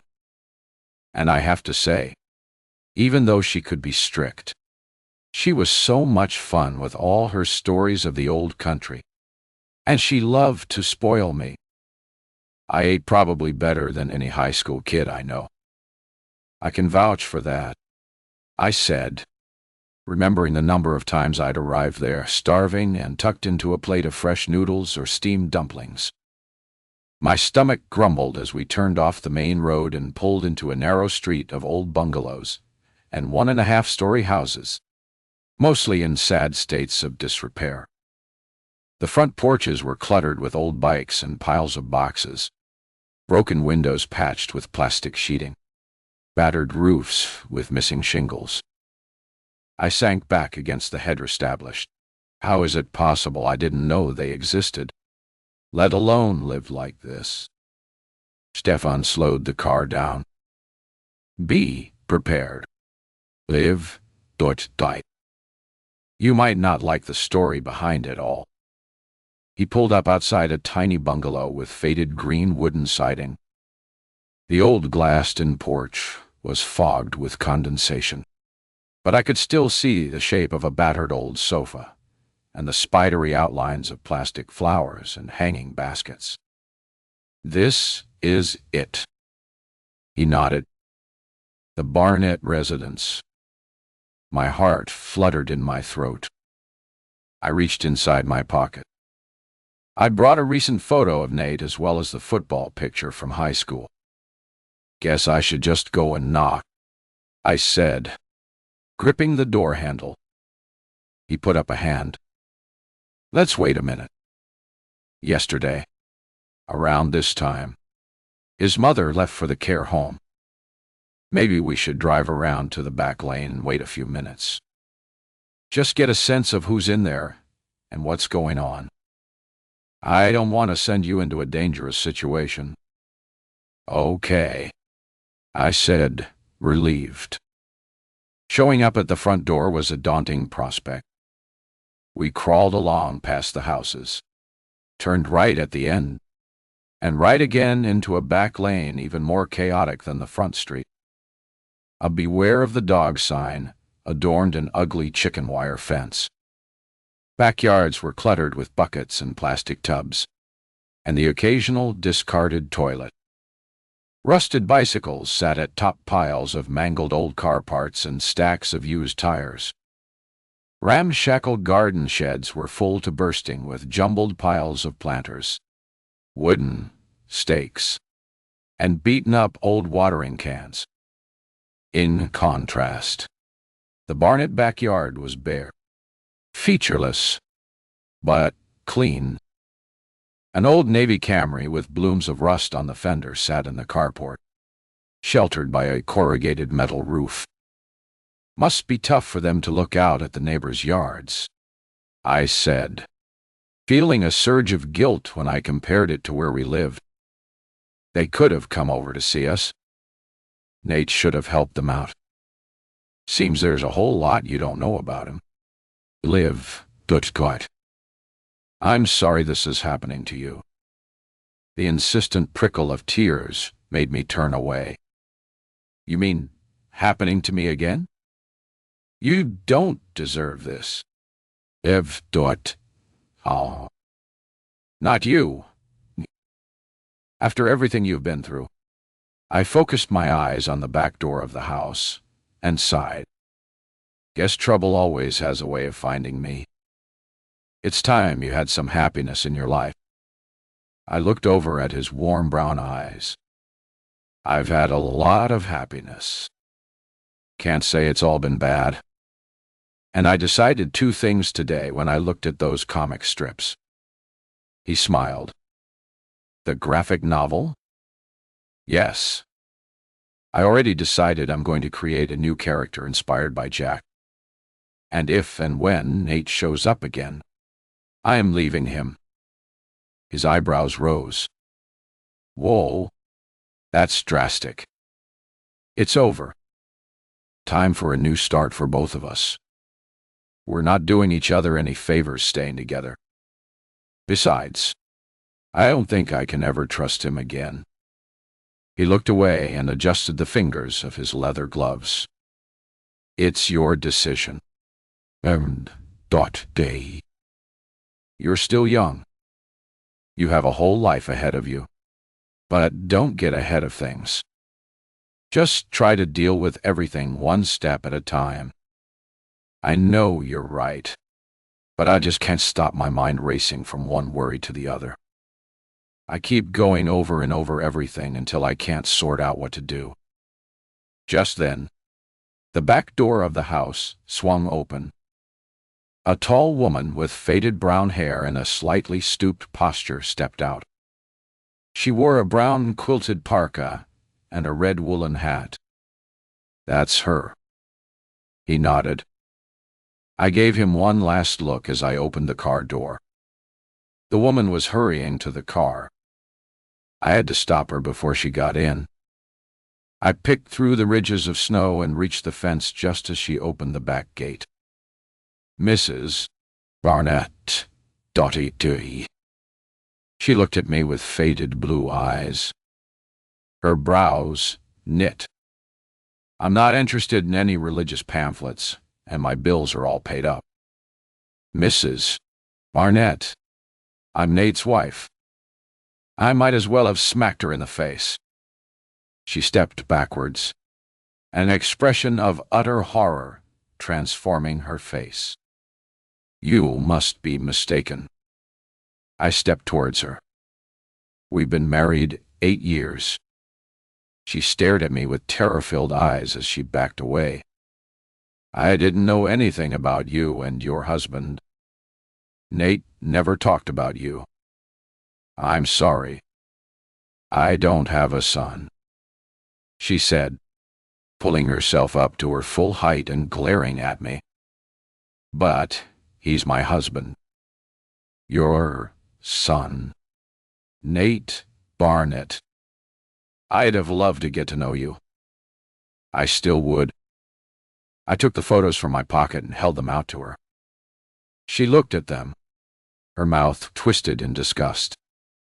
Is this some kind of sick joke? She said, edging towards the car door. Her eyes were moist with tears. I rummaged in my purse. I can prove it. I have my marriage license. I took out the certificate still in my purse from the bank visit. See, it says, Olivia, married to Nate Barnett. She leaned forward and glanced at the paper as if it was some forbidden top-secret document. Then she looked up at me, shaking her head. I'm afraid you've made a big mistake. And I'm not sure who your husband is, but my son, Nate Barnett, is dead. Chapter 24. For a moment, I was dumbstruck. I don't understand how. I barely croaked the words out. She squinted, then looked at me through narrowed eyes. Look, I don't know who you are or who this man is you say you've married, but my son Nate died in a car accident 15 years ago. His father was driving. They were heading north on the perimeter, hit a patch of black ice, and the car flew out of control. It crossed the median into oncoming traffic. My husband was the lucky one, if you can call it that. living with a brain so damaged he can't function independently. The only blessing is he can't remember what happened. My son Nate was another story. His injuries were so serious he was in a coma for 5 weeks. I sat by his bedside the whole time, barely sleeping in case I missed the moment he woke up. At the end of the 5th week, I held him like a baby and watched him fade away. Now I have to live with that truth for the rest of my life. I swear I only keep going because of my husband. My face burned in the chilly air. How is this even possible? I don't know what to say. She'd already started to climb into the car. There must be some explanation, but I'm sorry I couldn't help you. You don't know how much I wish my son was still around to get married. So, I hope you find the answers you're looking for. I have my own life now. I take things day by day. I'm so sorry for your loss, I muttered, my throat seizing up as I spoke. I completely understood her grief, but at the back of my mind, a terrible question lurked. Who exactly was I married to? She barely acknowledged my words as she got into the driver's seat and slammed the door. I had a sudden thought and tapped on the window. Scowling, she rolled it down. Please, one more question. Mrs. Barnett, date. Did your son play football? She turned to me, tears pooling in her eyes. He was about to transfer to a big high school in the south end of the city because he wanted to try out for the football team. Our local junior high was too small to have its own team. He was a football fanatic like his dad. They followed all the games on TV like two old football buddies. Her eyes shone with tears as she choked up, then began to close the window. I stepped aside to let her reverse into the lane. Then, with nothing left to lose, I remembered the photographs and pulled them from my pocket. Wait, Mrs. Barnett, Datomo. Downmadi Tashed Dory Wine, Dashtai. Do you know this man? I showed her Nate's most recent photo. She frowned and shook her head. No, can't say I do. I switched to the old high school photo. Then what about this guy? Tears were pulled at the rims of her eyes. She blinked them away. You really won't give up, will you? Please, Mrs. Barnett. It's so important to me. She took the grainy picture and studied it, then looked up at me with wide eyes. Is this your husband? I nodded. She leaned over and took a Kleenex to blot away the tears. I know this boy. He does resemble my son, Nate. My heart leapt. Who is he? She shook her head. I don't know his name, but I remember him from the hospital when Nate was in a coma. Maybe he was a volunteer. I think he brought books around the wards on a trolley for the patients to borrow. Which hospital? Medical Sciences. I looked again at the picture. But why would he claim to be someone he isn't?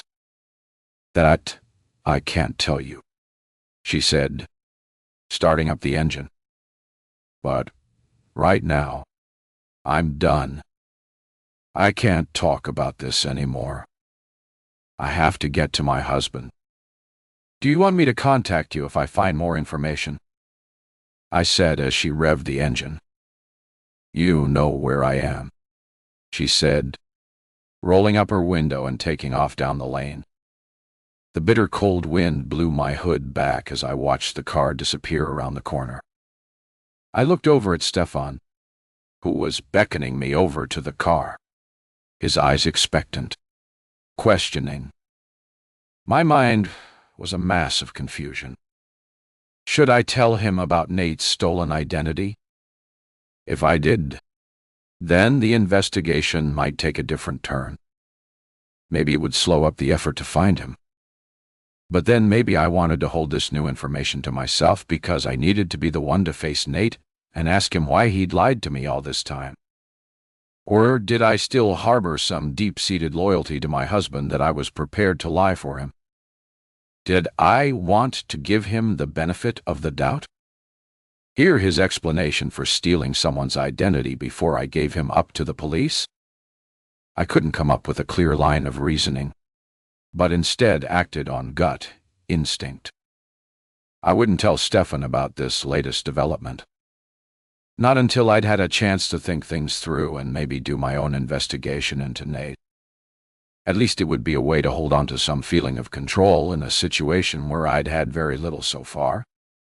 As I walked to the car, I decided what story I'd give Stefan. I'd tell him that Nate was estranged from his parents because he'd stolen from them and run them deep into debt, and his mother detested him so much she wanted to deny his very existence. After I managed to get my version of the events out, Stefan looked pensive. There could be so many other reasons why she doesn't want to talk about him. Liv. Families are crazy, complicated organisms that sometimes don't make any sense at all. I kept my eyes steady on the road as we picked our way through the dense traffic. I didn't want to look too directly at Stefan in case he could tell I was lying. I know all that, but there was something about the way she reacted, like she was terrified that I'd found her or something. Maybe we need to do a bit more digging about the family. I can check out a few things, but I have to be careful. Liv. It's not my case. I can't get too personally involved. You need to call Raj and fill him in. It might be relevant to the missing persons search. I nodded. Okay, I'll do that as soon as I get home. But I don't think there's any harm in me doing some checking around. See what I can find out about Nate. Be careful. Long doit. I don't want you getting into any situations you might not be able to handle. You know me. Stefan Dottal. I'm to come with you to Narrated. Once I've got something in my head, I don't let it go. That's what I'm worried about, he said, flexing his fingers on the steering wheel. Stefan dropped me off with a promise he'd be in touch as soon as he got any leads on Nate. I tried to sound grateful, tried to summon up some enthusiasm, but I simply whispered a soft thank you and walked towards my house.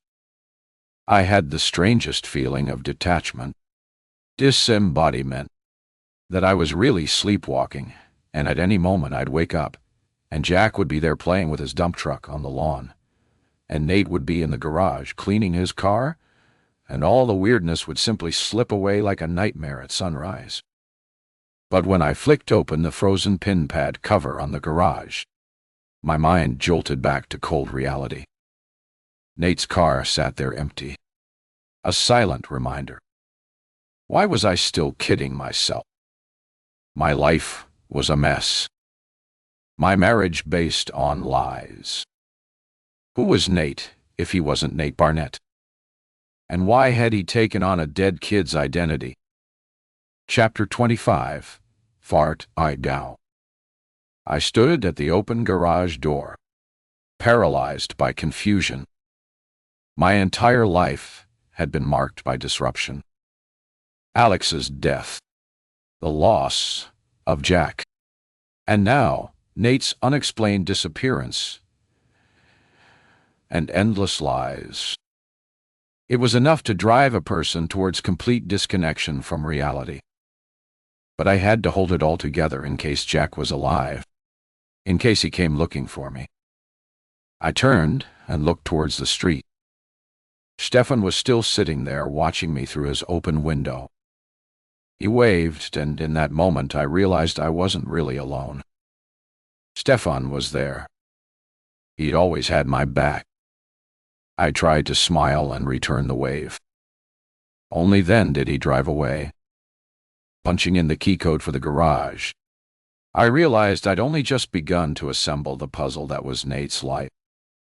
He'd deliberately hidden his past, pretending that he was all alone in the world with no family and no old established friends.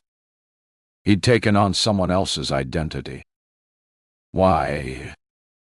And yet, at school, it seemed like he'd been part of a tight group of football buddies.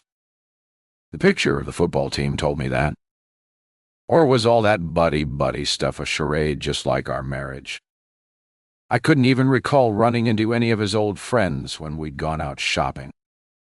And when Jack was born, only a couple of our neighbors and colleagues from his work came to the baby shower. Admittedly, I was no better off in the friend department. Jack's disappearance had turned me into a recluse. Easier to avoid the pain of constantly having to retell the tragic story, to endure the pity-filled eyes of well-meaning strangers as they struggled for something comforting to say. Perhaps the fact that Nate and I were both loners had drawn us together. Even after Alex's death, I'd pulled away from my friends. I'd become the kid with the dead brother. My best friends gave me furtive, sideways looks like they couldn't be alone with me anymore because they had no idea what to say. How could you joke around with someone whose brother burned to death? I didn't have to be a mind reader to know they were picturing leaping flames, blood, curdling screams, and burning flesh. So, I clammed up, shut them all out, and gradually they drifted away from me like I was a walking disease, until Stefan came along, and I poured everything into my friendship with him. He was the only one who understood me. The slow whirring sound of the garage door momentarily soothed my jangled nerves. Mrs. Barnett's revelations had terrified me and raised so many questions. If Nate had stolen their son's identity, how had he managed to keep the lie going? How had he carved out a decent high school career, then a successful life as an accountant and sales executive? When I first met him, he presented the picture of a well-educated, up-and-coming businessman. His colleagues liked him, spoke highly of him. So what had actually happened to his real parents? And how could I ever have known that the well-heeled, smooth-talking romantic was actually a liar and a fraud and a person capable of stealing someone else's identity in life? A car door slammed behind me. My heart flipped for fear it was Nate coming back with some lame explanation for his absence. How could I face him, let alone live in the same house as this virtual stranger?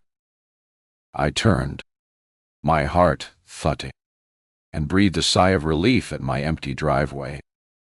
But across the street, I noticed a white Mercedes had pulled up. Heidi's friend with the shaved head, the man who dropped Toby into the snow the other day, got out and was waving to someone. I slipped back into the garage and hid beside my car. Heidi turned the corner, pulling the little red sled. It was empty. Where was Toby?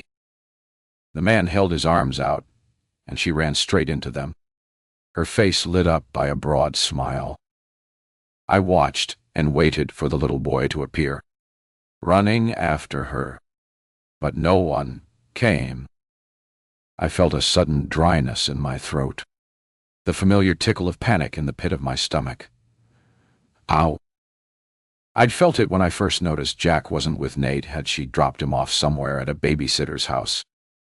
And yet, it seemed strange she wouldn't have driven him there. I was frozen to the spot, staring at them when she turned towards me and gave me the finger, grinning as she held the gesture. My hand flew up to the pin pad and pressed the switch to shut the door. I'd have to keep an eye out for Toby without her noticing. And if for some strange reason he didn't show up, I'd call Rick again. Later, after a good 2 hours on the magic lunchbox project, I pulled out the comic strips again and took a good hard look at them. I needed to create a shining little sidekick for Alex, Apollo, and Bridget. The name Rory kept turning around in my head. Then I remembered Stefan's very first piece of writing about the rocket trails of fire burning from his heels as he flew across the sky. It was perfect. Rory Rocket Boy. That would be Jack with his fiery wings, jet-powered boots, and star medallion. Just like Rory, the lost puppy missing from the box in my closet. Had Nate taken it? I had learned today he was capable of anything. But was he capable of causing Jack's disappearance? That niggling thought was like a piece of grit in a shoe. It kept digging at the edge of my consciousness until I pushed it away, only to feel it prickling again a few moments later. He'd been a good, loving father, hadn't he? But what did I really know about him? Was it all an act? How could I sit around here waiting for Stefan to call? I had to do something. I looked at Bridge. Strong, decisive, a fiery force to be reckoned with. How long was I going to play the sad victim? How long would I flail around like an ineffectual kid when the truth was waiting out there? I had to make a move. Come up with a plan to piece together all these fragments of Nate's life. Find out who he really was. Because that was the key to discovering what he'd actually been doing all this time. He'd been lying to me. Chapter 26.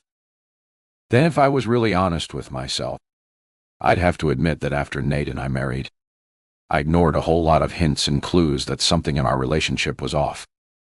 I'd turned my head away, telling myself I was being picky and difficult. Instead, I told myself I was lucky to meet an attractive, successful man like Nate and continued to believe in the perfect illusion that was my new growing family. Looking back, a few odd incidents occurred right after we were married. First, he didn't attend my dad's funeral in Toronto. He'd been so supportive, cradling me while I cried my heart out, helping me pack up boxes of books and art supplies, taping and labeling them more perfectly than I could ever have done, making arrangements to fly back home on the soonest possible flight. I remember him walking into my apartment, waving a plane ticket. It had been pouring all morning, and the shoulders of his navy coat were speckled with rain. Water droplets glistened on his dark hair. I kept thinking, this kind, attentive, gorgeous man is my husband. And I blinked as if the dream would fade away. But he was still there, smiling at me. He was so real. Flesh and blood. Pack your bags. The plane leaves in 3 hours. Excited, I kissed him on the lips and grasped the ticket. Where's yours? He looked away. A shadow fell across his face. The perfect moment suddenly soured. I'm staying back. Live. Do it. I thought you knew. I'm driving back once I've wrapped up everything and bringing your boxes with me. How else did you think we'd get all this back home? So, I went to Dad's funeral alone. It was a somber, quiet event in a sunlit funeral chapel with a few of Dad's old coffee-time buddies there to see him off. Gran had passed away 2 years previously, and Mom had already retreated into herself. Now, Dad wasn't there to look after her. During the eulogies, she gazed off into the distance, as if her mind and body were disengaged. And when Nate finally arrived home a week after the funeral, He was the one who helped me get her into a long-term care home. But he never came with me to visit her. He always had an excuse. Preparing for a conference or presentation. Packing for a business trip. Feeling unwell. I never questioned him, just gave him the benefit of the doubt, rationalizing that he had no parents and didn't want to forge any new parental links. Besides, my mother barely even recognized me. So, what chance did Nate have? He constantly reassured me that I was the only family he needed, and told me that when our child came along, we'd start our own perfect family with none of the fuck-ups that I endured as a kid. I only asked once about the fuck-ups. His face darkened. Leave the past where it belongs. In the past. The future is what's important. After that, I never broached the topic again until a couple of months after we'd returned from Toronto. We were at a football game.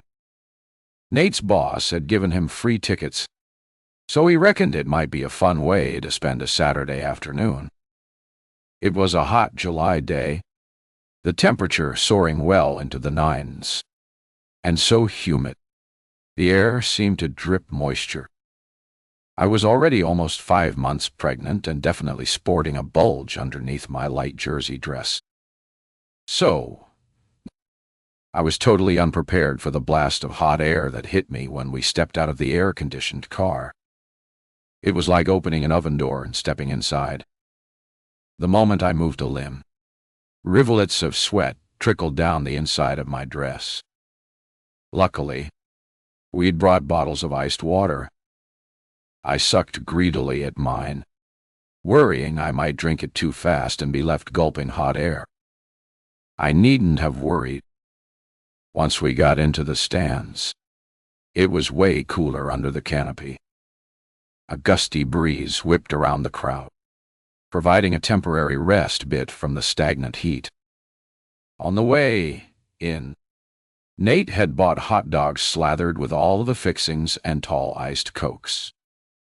Soon, I was coasting, loving the pre-game antics, the cheerleaders in blue and gold, the pounding rock music, the giant duck mascots careening around the field.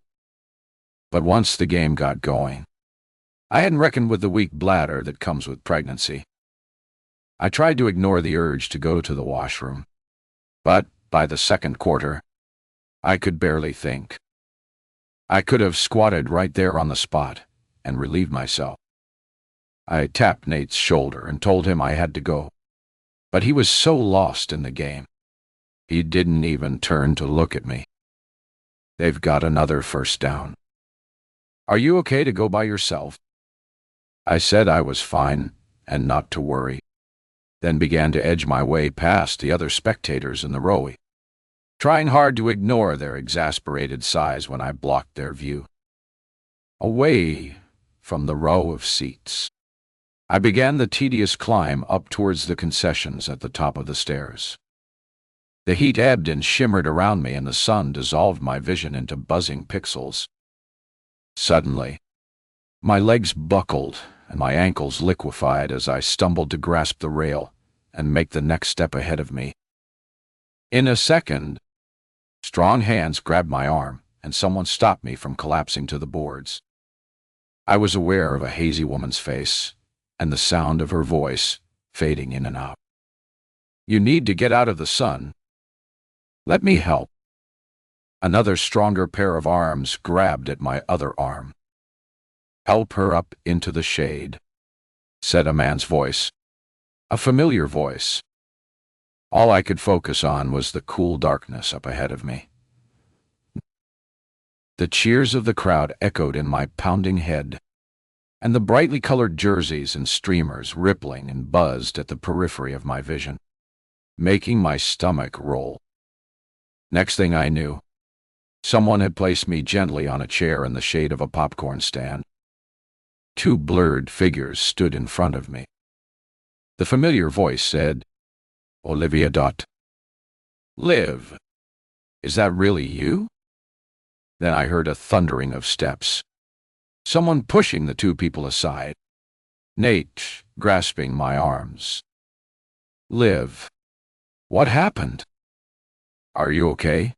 I tried to nod, but my head felt too big for my shoulders. The other familiar voice spoke. Nate. Nate Barnett. What the? Nate pulled at my arm. I'm taking you home. Why, Dortakai? We shouldn't have come here. Nate, it's me, Max. In my dizzy stupor, I registered this was Max Leonard, one of Alex's best buddies from the football team. Nate lifted me upright, bracing his arm tightly around my waist. Then he simply guided me away from them, saying, Appreciate the help. Man! But I have to get her home. I protested weakly. But, Nate, I feel dizzy. He didn't listen. Just propelled me towards the gate. His arm locked around my waist. As we stumbled along towards the exit, I remember hearing Max's voice protesting faintly in the distance, saying, What's the hurry, man? Why don't you wait for the paramedics? But we were inside the elevator by then, and Nate was completely silent. His mouth a tight, thin line, as if he was angry that he'd run into someone he knew from high school. Later, I remember asking him why he didn't acknowledge Max. I was worried about you. Liv. God. I couldn't think straight. All I could think of was getting you home. But we didn't even thank Max for helping me. That's when he dropped the cold cloth he'd been using to mop my forehead and looked at me right in the eye. His brows knit into a frown. I can't believe that you, of all people, should want to bring up anything to do with high school. I never want to talk about that messed up time. What did I tell you about the past? Leave it where it belongs. And I did, consigning it to that growing garbage can of crappy experiences and memories that were banned from our everyday conversation. The rest of that day, he slammed around the house, making a terrible clatter wherever he went, which was totally uncharacteristic of him. He finally locked himself in his office, stayed there for 2 hours, and re-emerged as his calm, charming self. I never did find out what made him act so coldly towards someone who used to be a friend, according to his old football photographs. And yet now, the more I thought about it, I realized Nate had always been on the outside of the group, a shadowy, elusive presence, someone who was rarely around in the weeks before Alex's death. Though Stefan had claimed Nate was friends with Rini and Chad, the two guys who'd brought trouble into Alex's life. Or so it seemed. Because my brother became a different guy once they came into the picture. There had to be bad blood there. Was it the gambling? Did Alex owe money? There had to be some good reason why Nate hadn't wanted to even talk to Max. Max had been in the basement the night my brother died. Did Nate know something about what happened? Something he couldn't tell me? I was so jumpy I could barely get my lunch down. Afterwards, I thought about working, but immediately rejected the idea. I couldn't focus on anything while my mind was fixated on Nate or the man who claimed to be Nate. The only way I could get some answers would be to go right back to the first thing I knew about him, that he'd worked as a volunteer at the hospital before he became someone else. I gathered up my purse and coat. It was time to do a little research on the boy who actually stole Nate Barnett's identity. Chapter 27. Now, the city's main hospital occupied several blocks, and with many research facilities attached. It resembled a small city. At 15, Mrs. Barnett's real son would have been in the children's section. So, I circled the block several times before I could find a parking space. Parking spots were limited here, but the meter guys were like flies crawling on spoiled food. 1 minute late, and they'd pounce with a ticket. I decided to start with the main lobby of the hospital. A glitzy place with its own hotel, a Starbucks, and a vast cafeteria, as well as a pharmacy and gift shop.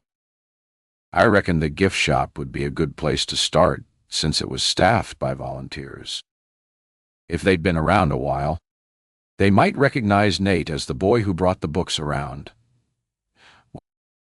Maybe they'd even remember his real name.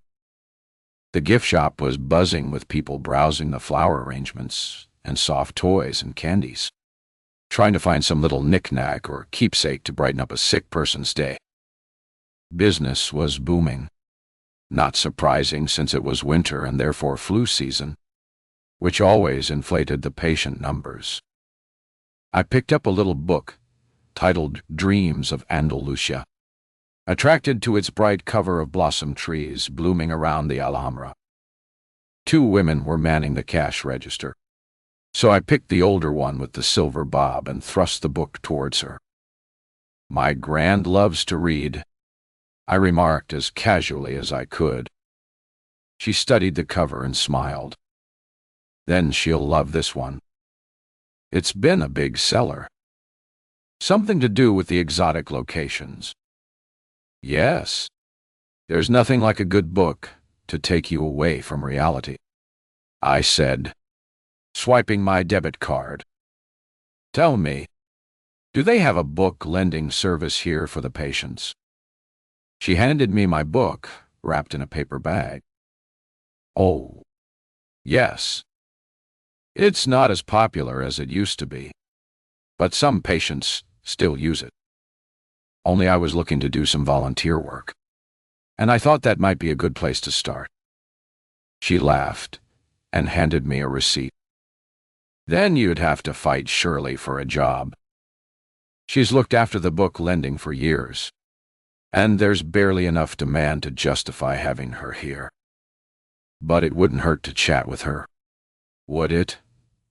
"Oh," I said, regretting that I hadn't just gone to the front desk and asked for the person who delivered the books. "You'll find her in the volunteer coordinator's office. 3rd floor.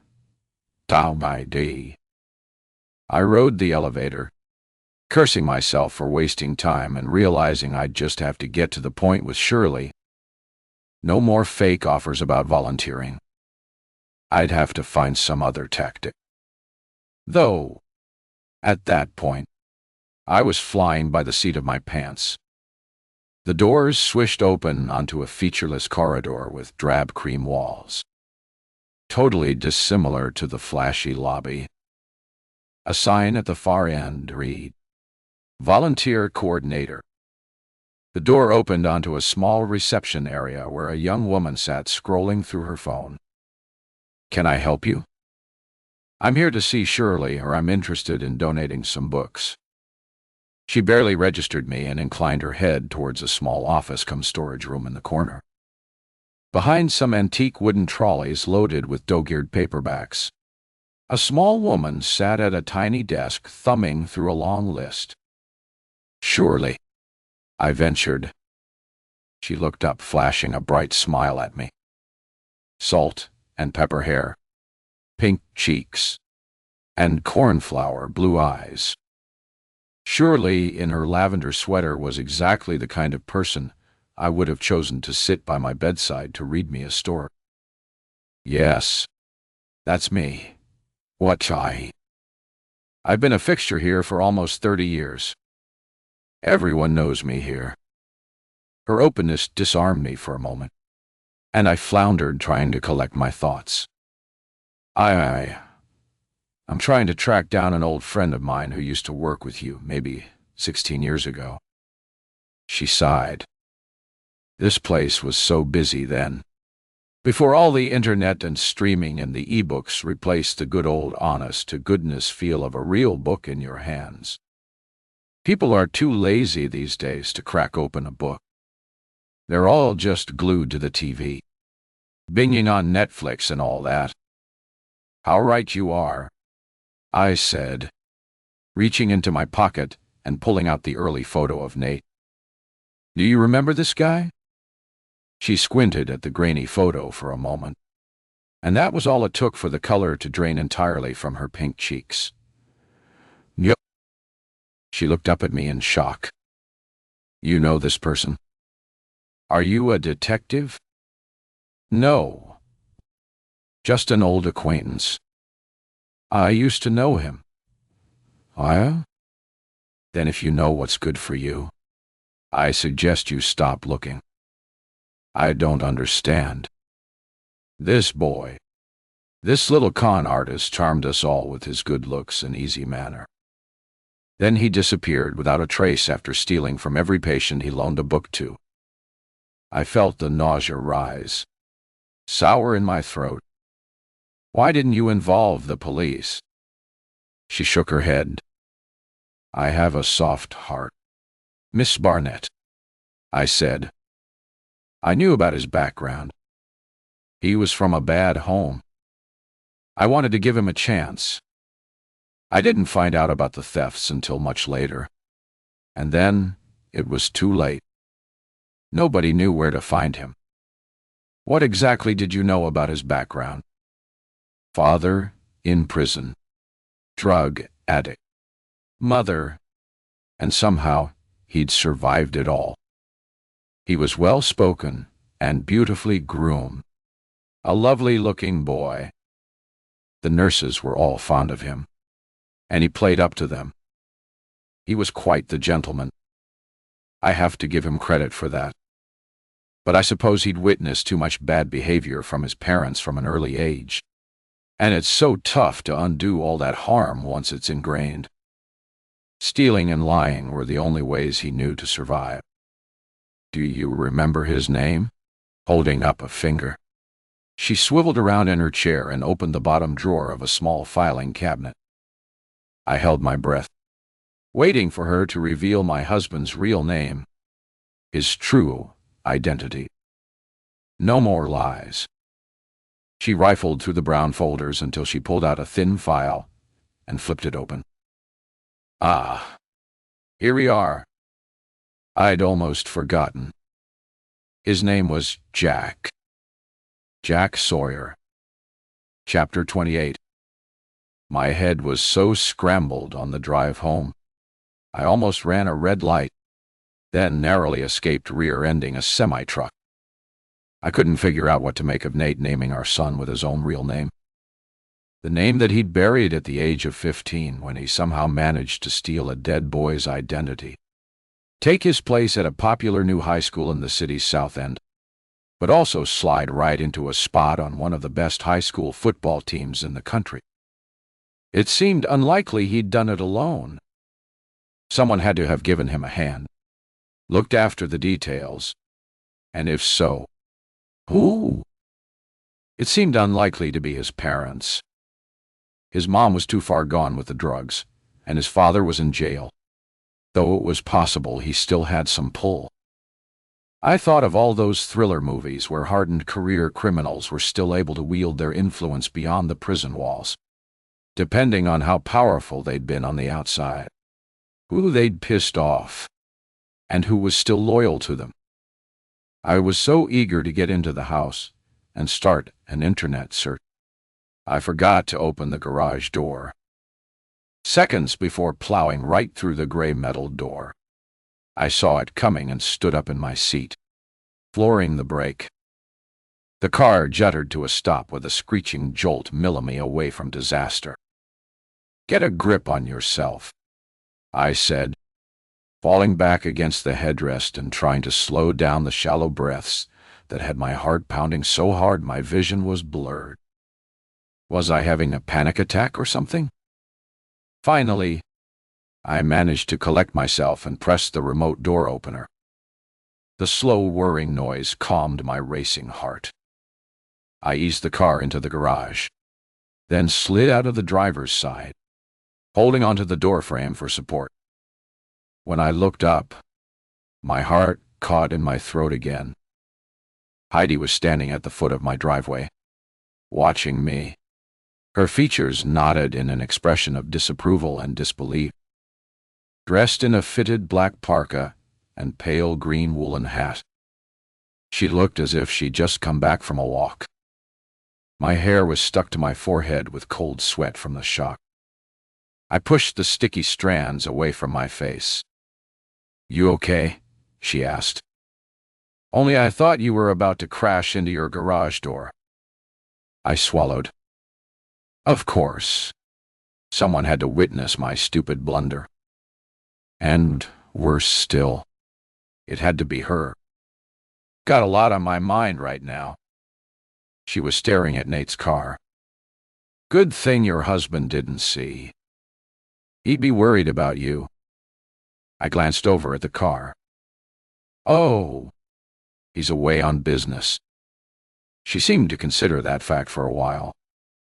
"He's coming back soon." "I'm not sure. He didn't give an exact date." She shrugged. "Too bad. Looks like you could use some help."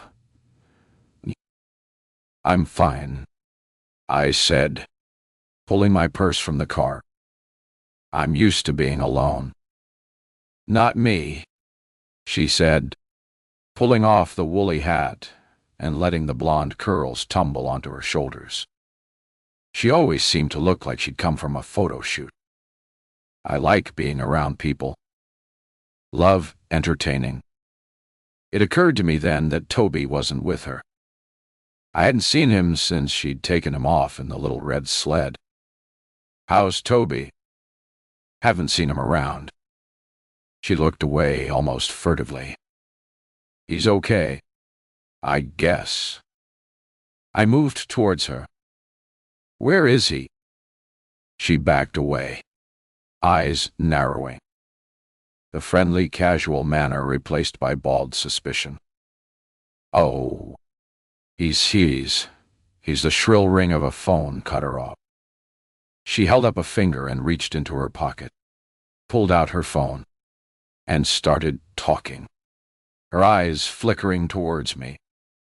I stood watching, waiting for an answer, not caring that I looked like the resident crazy lady as well as the local busybody. Her face set in a dark look of vexation as she covered the phone.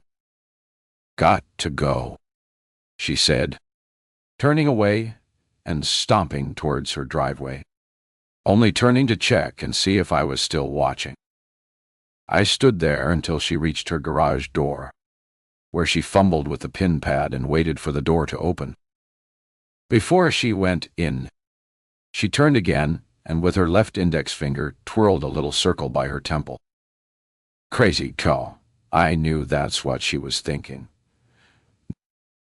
But at that point, I was past caring. Inside, I waited for the coffee to brew, then checked my phone. No texts or messages. Nothing from Stefan or Raj, which confirmed that I was indeed doing the right thing. Pushing on with my own investigation instead of driving myself crazy sitting around the house agonizing, chewing my nails down to the quick and waiting for something to happen. I'd hand all of my findings over to Raj in my own good time once I'd pieced everything together. My first search using the name Jack Sawyer revealed nothing except a general manager of a car dealership and a founding member of a bodybuilding association whose first name was actually Jacques. As I had thought, Nate, I still couldn't bear to call him Jack, had somehow buried his identity, which wouldn't have been too difficult 16 years ago. Social media hadn't been as widespread then as it was now, and phones hadn't yet become an essential part of our anatomy. I tried another search. Sawyer conviction. A different story. The screen displayed a host of hits related to drug trafficking, and the name Glenn Sawyer was mentioned on every one. I scrolled through, desperate to find a picture of someone who resembled an older version of Nate. By my rough calculations, at the time, Nate changed his identity. His father could have been anywhere from 35 to 50. Soon I came upon a mugshot of a slim tattooed man with a brush cut, a twisted half-smile on his face, and the unmistakable piercing blue eyes I'd stared at across my dining table for the last 8 years. But this man was smoothly shaven except for a thick goatee that sprouted from the tip of his chin. He also had a weird spiderweb tattoo that crept across the left side of his temple and ended at the corner of his lips. His intense eyes seemed to bore into mine with a steely defiance I'd never seen in Nate. This was one scary gangster you wouldn't want to run into alone in the daytime, let alone after dark. I felt a sudden flare of pity for Nate. No wonder he'd wanted to get away from this man who looked like he was bad to the bone. More searches around his name revealed that Nate's dad, Glenn, was indeed a member of the Hells Angels. In and out of jail for minor break-in and assault charges during the 80s. He'd finally graduated to the higher echelons of crime, forging connections with major criminal organizations in Montreal and Toronto. Eventually, he'd been imprisoned for 25 years on drug trafficking, money laundering, and weapons charges. After serving 17 years, he'd gotten out on good behavior and on his release had relocated to British Columbia, where he'd been killed in a drive-by shooting related to some kind of turf war in Vancouver. I checked the date and was shocked to see it happen just before the time I met Nate in Toronto. There was some mention of a wife, Marion, but the only result from a search on her name was an obituary in a local paper showing she died around or just before the time Nate changed his identity. Cause of death wasn't stated, though there was a mention of a local rehab clinic, leading me to believe it might be a drug-related death. Considering the nature of the guy she'd married, I guessed a life spent high on meth or heroin was her only option for survival. It seemed I'd finally stumbled on the one thing that Nate hadn't lied about. His parents were actually dead when he met me. The question was, had he changed his identity to escape the influence of his deadbeat parents? If so, I could hardly blame him for trying to cut all ties with an evil gangster dad and a desperate junkie mom, make a fresh start as someone else. Or had he somehow followed his father's lead and struck out onto his own criminal path?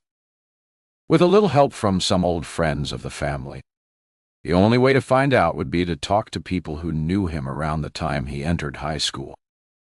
Equipped with his brand spanking new identity, I tried to put in a couple of hours' work, but my mind wasn't on it. I couldn't focus and ended up ruining the whole picture after I erased it so many times the paper was covered in gray smudges. I threw down my pencils, thinking maybe an evening walk would help me clear my head after all the revelations of the day. So, I set out into the chilly night.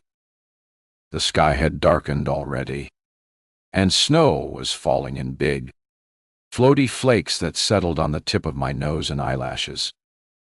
By the time I hit the forest path, my brain had switched into logical mode. I had started to put together the pieces of my husband's life from when Jack Sawyer became Nate Barnett. At the tender age of 16, I calculated. Now, I had to continue to the next phase of high school. Since I didn't know anyone from Nate's high school, I had to focus on his connections with my school football team, especially Max and Chad and the other guys in Nate's football photograph. They'd know more details about him at the time he entered high school, even though they were technically Alex's friends. I wondered how many of them still lived in the area. Max had been the star quarterback of the team, a typical prom king in waiting. After he graduated, I read somewhere he played college ball in Michigan, Then a couple of pro seasons with the Detroit Lions. Too bad an ankle injury put him permanently out of action. Max was a natural high school celebrity. Gold skin, green eyes, and a surprisingly self-conscious smile that had the cheerleaders clustering around him everywhere he went. He was one of Alex's best buddies. The trio of Max, Alex, and Chad had been stars of the football team. When they walked through the halls of our school, the other students fell back in awe. I do remember, though, that Max was like Alex, humble, friendly, and with no trace of arrogance. Chad was another story. As I walked across the bridge, past the snow-laden fir trees, I remembered the night of the deadly fire was only a few weeks before city finals. Apparently, they just left a grueling 3-hour practice. According to gossip I picked up on afterwards, they were pretty buzzed up. There had been a major showdown between Max and Coach Marshall, who was a real drill sergeant when it came to football. He had this way of reducing big, tall guys to blubbering babies. Only Max wasn't having any of it this time, and he'd walked out of practice. Coach Marshall had threatened to bench him unless he apologized. I'm not sure he ever did, because then the fire happened and everything afterwards was a blur. I turned off the track onto the street that backed onto the forestablished. Max had lived on this street with his sister Darla. I kept on walking until I reached their place. A brick and stucco toitore surrounded by giant spruce trees, their branches drooping with heavy snow. Since there was no fence, I could see along the side of the house into the backyard. A huge lawn ringed with giant birch and linen trees. A stone fire pit sat at the center, surrounded by chairs. The sight gave me quite a jolt, as if I were stepping back in time. One foot in the present and one in a past I badly wanted to leave behind me. But if this was the only way to get to the truth about Narrated, I was prepared to remember everything, no matter how painful. I stood in the shelter of a tall tree and found my way back to the last time I'd been in that backyard. Chapter 29. Then Darla had invited me over to her house one night, maybe 3 months after the fire. My family had been living with Gran until the day Mom opened her eyes, crept out from her bed, and said, "It's time to leave." That's when we moved back to a smaller bungalow on the edge of the park close to our old house, because Mom said it reminded her of Alex. Every day he'd skateboarded through the park on his way to school, past the lake and fountain. I was so happy we came back to the area and had missed the lake and the forest and all its hidden trails. After Alex's death, our house was too quiet. Like when there's a power outage and everything dies. No electricity to jolt it back into action. I could never replace Alex or bring the same joy and happiness into our house. He was a natural. And me, I barely registered on their radar. I was the introvert, slipping around the place like a shadow. I know they loved me. Dad ruffled my hair on the way to the kitchen, and Mom always kissed me when she handed me my lunch bag in the morning. But the actions seemed detached, mechanical, with no substance behind them. Our family was like a deflated balloon, collapsed in on itself, and shriveled inside. We were afraid to reach out and comfort each other. At the time, I guessed my parents never wanted to admit to me how much they craved Alex, how his absence had changed us forever. We ate by ourselves. Mom at the kitchen table, her laptop opened in front of her. She shopped online a lot for gadgets and kitchen tools. Useless, shiny things that arrived in padded envelopes every second day. Dad was always parked in front of the TV watching hockey or football, while I was holed upstairs in my bedroom, longing for some friendly conversation to break the monotony. I went to Darla's because I couldn't bear the silence anymore. And also because Stefan said he'd be there. He'd been in our class about 3 days, and was the only person who treated me like a human. Probably because he didn't know about Alex's death. I stopped dead in my tracks as soon as I turned the corner into the back garden, my heart lurching at the sight of the leaping flames. Darla hadn't said anything about a bonfire. I thought we'd just be hanging out on her deck, but Stefan was already there, along with a couple of other kids from class. They took one look at me and kept on chatting, as if I didn't exist. Stefan gazed into the fire, hypnotized, his face glowing red and orange in the firelight. He glanced up and smiled, then beckoned me over. I felt suddenly better. Darla skipped down from her deck carrying a bag of marshmallows in one hand and graham crackers and chocolate in the other. "Hey, Liv, these s'mores are going to be awesome." She put the bags down and handed me a roasting stick. "Glad you came." I'd been acting like a mute since the accident, so that thing happened again when I wanted to speak. But my body wouldn't let me. All I could do was nod and take the stick. Darla seemed relieved when I edged away and stood next to Stefan.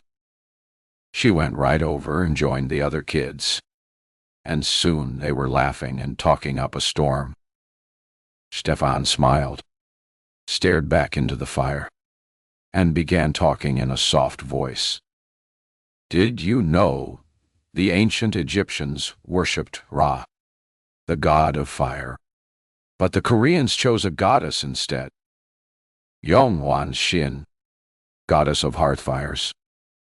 She actually helped the 3 death gods send the evil Samajang Ja to the underworld." "How do you know all this stuff?" He shrugged. "I studied it. I read anything to do with the gods and sun and fire. It's cool. Fire is cool." He glanced sideways at me. "Guess that's a contradiction or even an oxymoron. Cool fire. You know how to make a s'more?" "I like mine without the chocolate," he said, spearing a marshmallow. "No.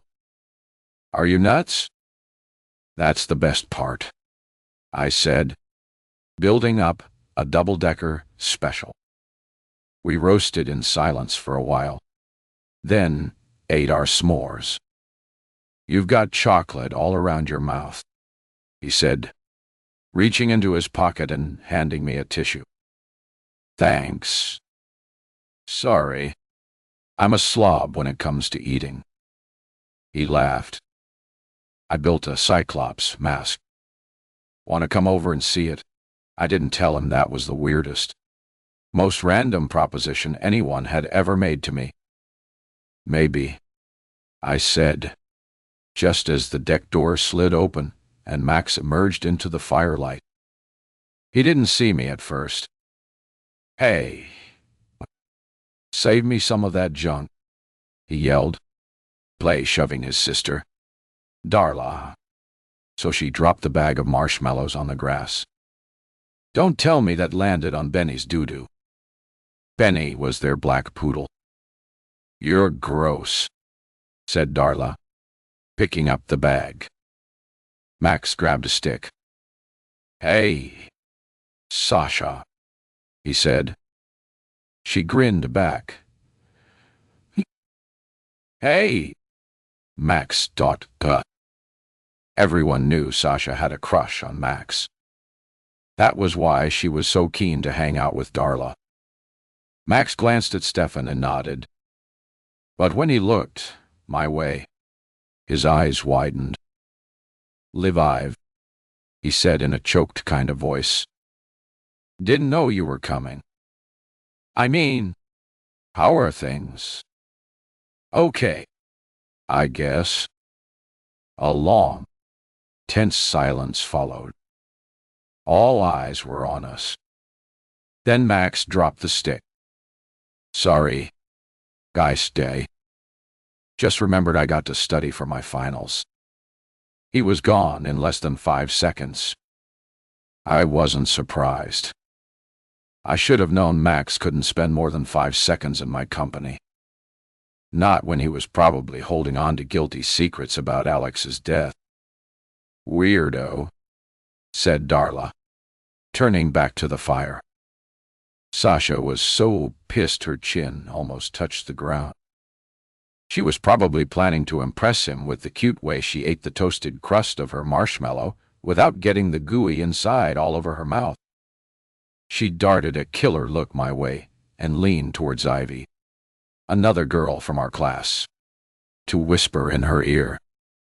Then they both looked my way, their faces set in a smug expression of disapproval. I was so mad. I swear I could see the blood flowing through my eyeballs. "If you've got something to say, why not just come out and say it?" I shouted. Everyone's stick froze in midair. All eyes were on me. "Well, we weren't talking about you," said Ivy. "You were just acting paranoid." I was on a roll. Couldn't stop. "You think I'm stupid?" "I know what you all think." "Well, let me tell you all. My brother Alex was not into drugs, and he did not start the fire, and I'm going to make it my business to find out who did." I caught a glimpse of Stefan, his face a pale, horrified mask in the firelight. Then I shrugged my shoulders and threw my stick in the fire. "Well, that's my cue to leave. Thanks for the treats, Darla, Dotala. And screw the rest of you." Darla's eyes looked all watery behind her thick glasses. "Sorry, Liv," I heard her say as I stomped away around the side of the house and reached the darkened street, angry with myself for behaving like a petulant brat. But I just knew Max was hiding something, and I had no idea how to get at the truth. I couldn't exactly pin him down and demand he tell me exactly what happened that night in our basement. I heard the sound of footsteps behind me and wheeled around. Stefan was running to catch up. When he pulled up, he bent double and grasped his knees, is gasping for air. "Take it easy," I said. "I gave up smoking a year ago. Guess my lungs still aren't 100%. But you're only what? 16? Almost 17. Smoked since I was 11. Glad you saw the light." He looked up at me, his face slick with sweat. What was that all about? That stuff by the bonfire. I kept walking. "That's my business. I missed the hot chocolate so I could come after you. So now, it's my business. You can always go back and get some. I'm sure there's lots left." He grabbed my shoulder and I stopped in my tracks. "I might just do that, but only if you promise to hang out with me after school tomorrow. I'll show you my Cyclops mask and maybe some more sun god stuff."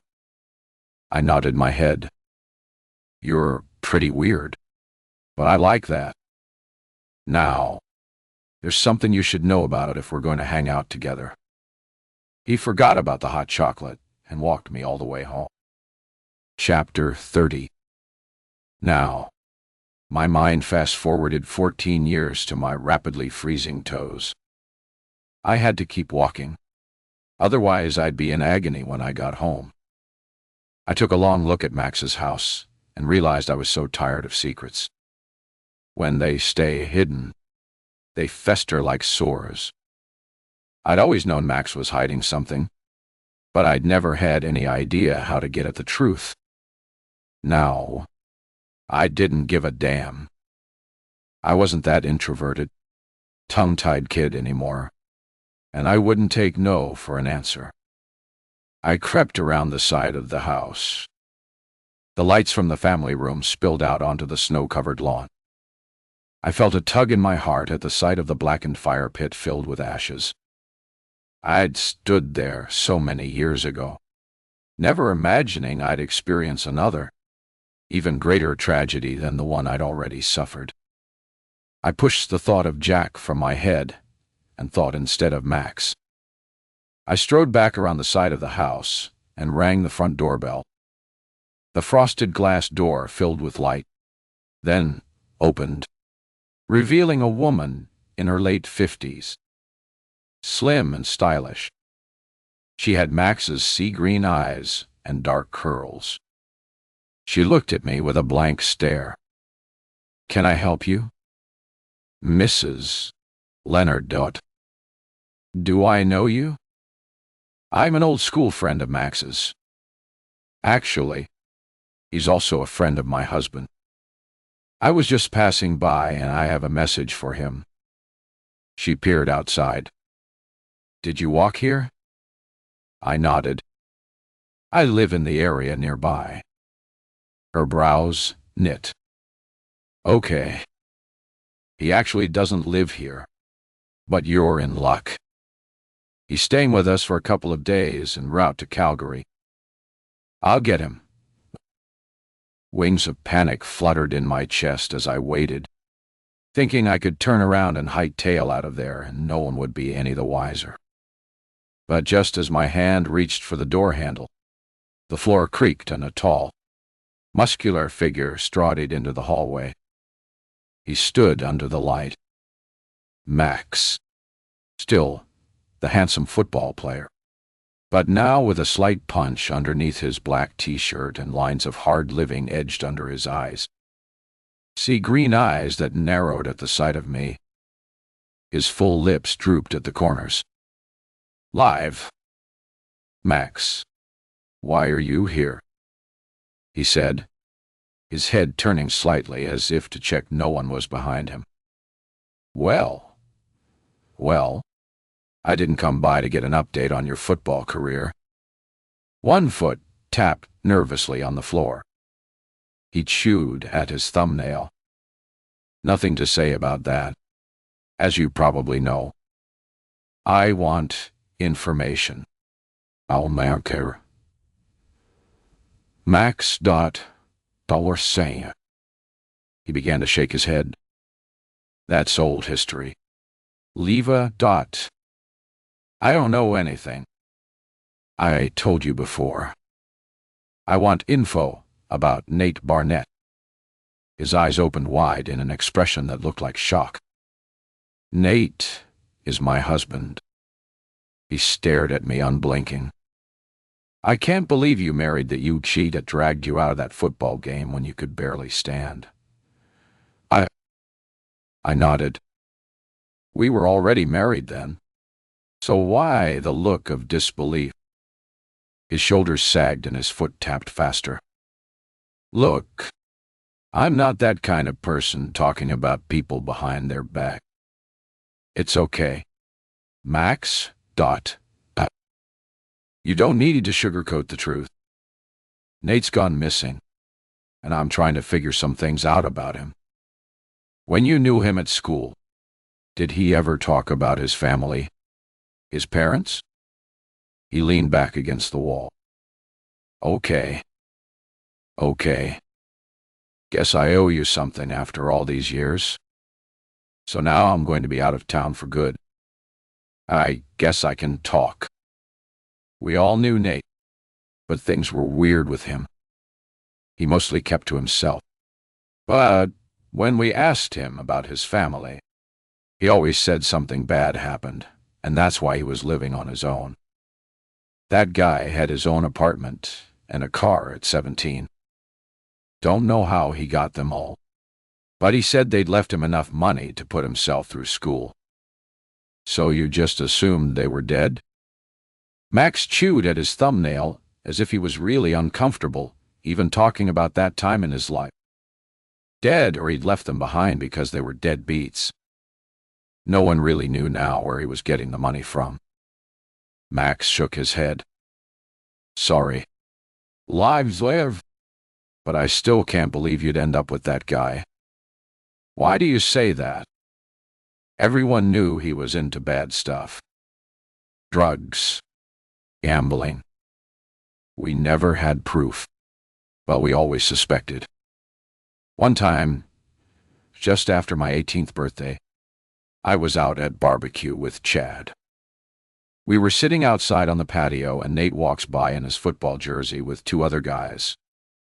One was this short weasel of a guy, so thin you'd swear he hadn't eaten for days, and all shaky like he was coming down from some kind of high. The other guy was some slick-looking dude who looked like he'd knife you if you glanced at him the wrong way. I only went to Nate's apartment once, but those guys were there. Maybe he lived with them. Who knows? But he'd make them leave when he got there. One thing I can tell you, Liv. They're the type of guys you just knew to steer clear away from. That's all you know about him? That's it. After Alex's death, we didn't hang out together anymore.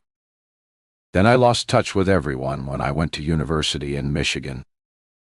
Did you ever get the names of those two guys?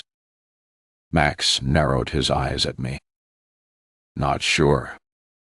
Maybe the dark-haired guy was Sonny or something. Hey, Lev, don't even think about finding those low-lives. They're bad news. Don't get into that. Let the cops handle it. I shook my head. I know. I'm not crazy. Max, Dados. That's good. He sighed a long, deep sigh and put out a hand, touched my arm. I thought about you a lot. Liv, dit.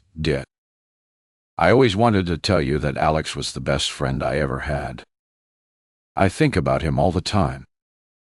I have so many regrets. Liv. The biggest is that I didn't stick around that night. You mean the night of the fire? Now the blood was wrapped. Oh, allow yourself a moment of stillness where time slows and the world feels gentles for just a breath. I am inside. You sing in my ears. So, you didn't see what happened. He shook his head. His eyes trained on the floor. Got a call from my girlfriend. Remember Tanya? I nodded. Tanya was the possessive type. Kept tabs on Max's every movement. I had to leave. Turns out she was pregnant. I promised I'd stand by her, but she ended up losing the baby. His eyes filled with tears. It was hard to believe the heartthrob quarterback's life had been so complicated. I'm sorry. Max, Glad you leveled with me after all this time. He started towards me. The thing is, Liv. Nate was in your basement the night of the fire. I felt shaky and reached out to the wall to brace myself. Nate had never talked about being in our basement that night. I never ever remember him being at our house. He was there trying to get some card game going, but Alex wasn't having it. And then Tanya called and I left. Chad and Nate were still there. Maybe a couple of other guys. Andy, Kim, and some other guy I can't remember came by as I left. Did you ever ask any of them what happened? Like I said, nobody would talk about it afterwards. Is Andy still in the city? He shook his head. Think he got into car sales. Left the city long ago. I don't know where he went. What about Chad? I hear he's around. He has a band. They came back from British Columbia and did a few gigs around here. He also has a music store somewhere in the West End. I felt a surge of hope. Maybe I'm going to pay him a visit next. I said, turning to go. My heart was heavy. It gave me a sick feeling to know that Nate was in our basement the night of the fire. I was gradually getting the impression that bad things happened when Nate Barnett was around. Watch out, though. Chad is still an asshole. I'll deal with him, I said, opening the door. But who knows? Maybe he's all grown up now like the rest of us. Maybe life has a strange way of knocking all the yacht out of you. I turned to him again, thankful he'd had nothing to do with Alex's death. Of all my brother's friends, I'd always liked Max the most. Thanks, Ox.Day. Thanks for the help. Bye. He held the door open. Strange how you have all these dreams at high school. Big bright hopes for your future. Then life comes and smacks you in the face just to remind you that reality sucks. I know what you mean, but I hope I can find a new reality soon. A smile lit up his face. Me too. Got a coaching offer with the Calgary Stampede-Eaters. It's a new beginning. Hope it works out. Look after yourself. Live, Dotend. I will, I said, stepping out into the starlit night and heading along the crescent. According to Max, maybe Chad or Andy had the answer to what happened to Alex. Perhaps they knew more about the real Nate Barnett and whether he played a part in starting the fire that killed Alex and destroyed my family, just like he'd ruined our marriage. But that same dark thought hovered at the back of my mind. Maybe, just maybe, if Nate was that crooked, was it possible he was somehow connected with our son Jack's disappearance? I shuddered at the terrible thought. Chapter 31.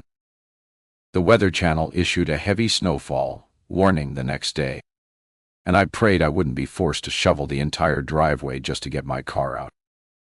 I stood at the bay window watching the swirling snow. Heidi's driveway was deserted. No sign of life. No sign of Toby. She hadn't surfaced since the previous night when I'd got back home from my walk and saw her standing inside her front doorway in full makeup and a figure skimming blue dress, her hair cascading in carefully styled waves across her shoulders. A line of luxury cars had stretched along the drive, illuminated by the bright display of twinkling lights.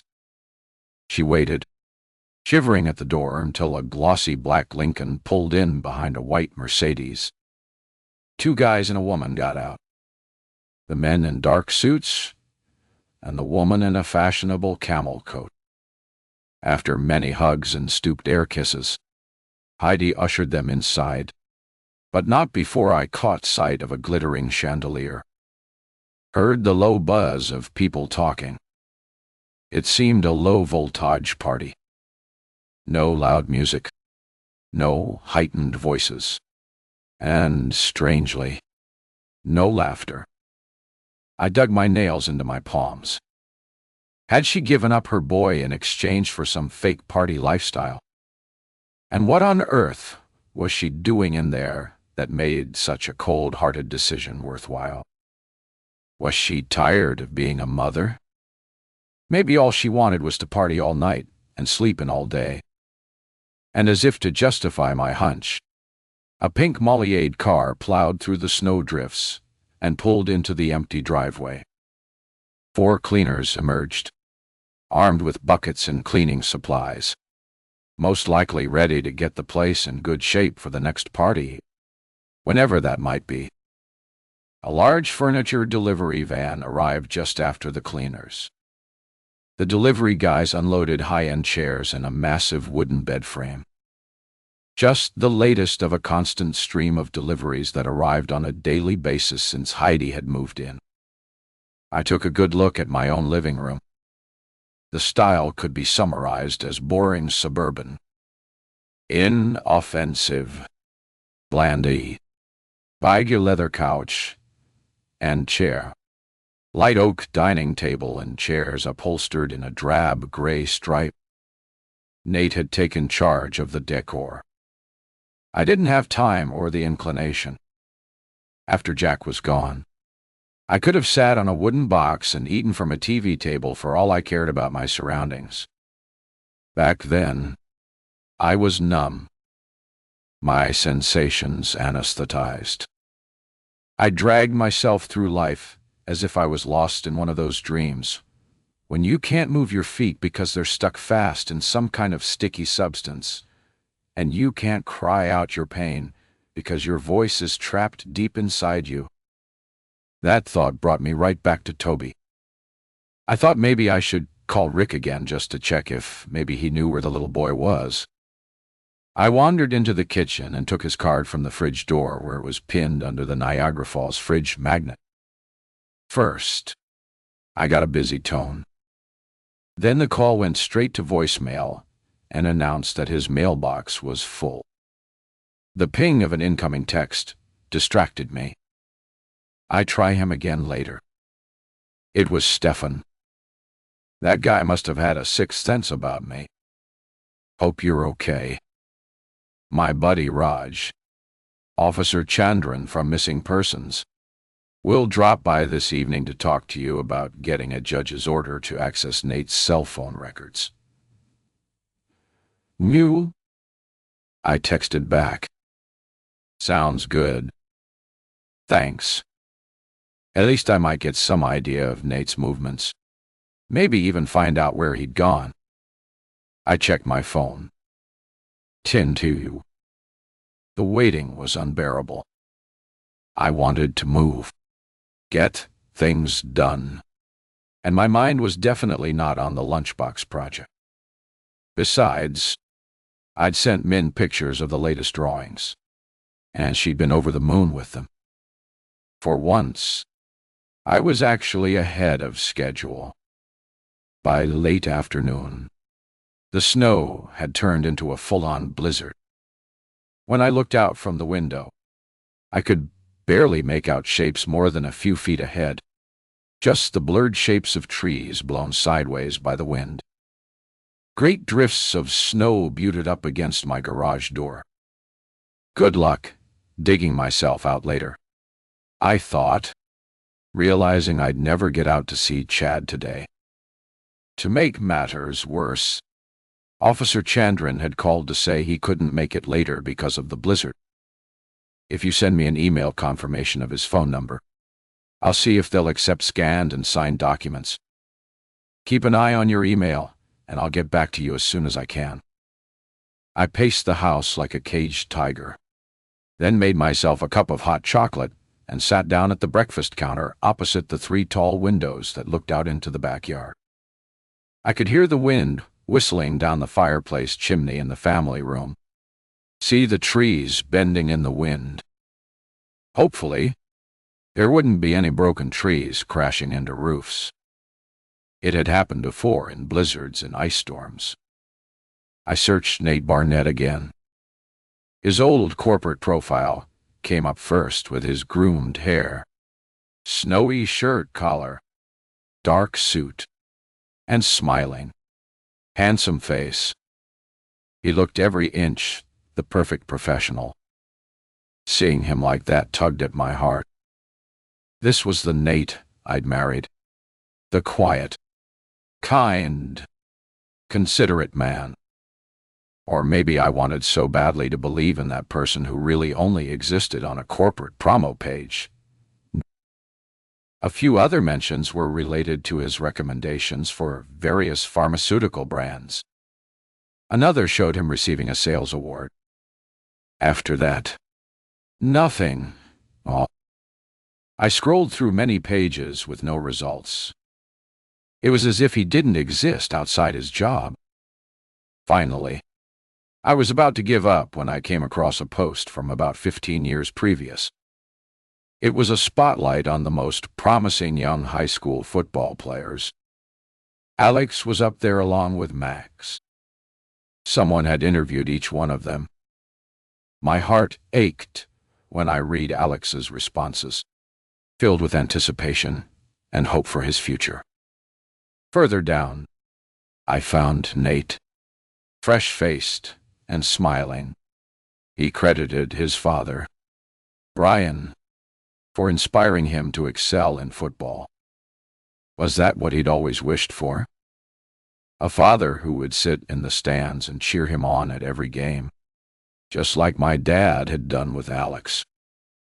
16-year-old Nate, with his lively expression and shining eyes, bore a little resemblance to the blank-eyed, quiet guy who'd left on a business trip a few weeks ago. How had he, at 16, managed to steal a dead boy's identity and conceal the truth from everyone? He was either extremely desperate to make a fresh start or utterly ruthless, a guy without a conscience. I hope to God it wasn't the latter. Scanning the remaining players, I came across Chad, his jet-black hair slicked back from his pale oval face. I sat back on the couch, sipping a strong espresso. Chad was my next target. According to Max, Chad, Nates, and Andy had been the last people to see Alex alive. I closed my eyes and let my mind slip back to the last time I'd run into Chad 14 years ago. Chapter 32. Then I'd gotten into the habit of leaving school at lunchtime to go to my favorite place in the nearby park. The place I called the Ice Palace was actually a glass conservatory nestled among the trees with a lily pond and fountain in front.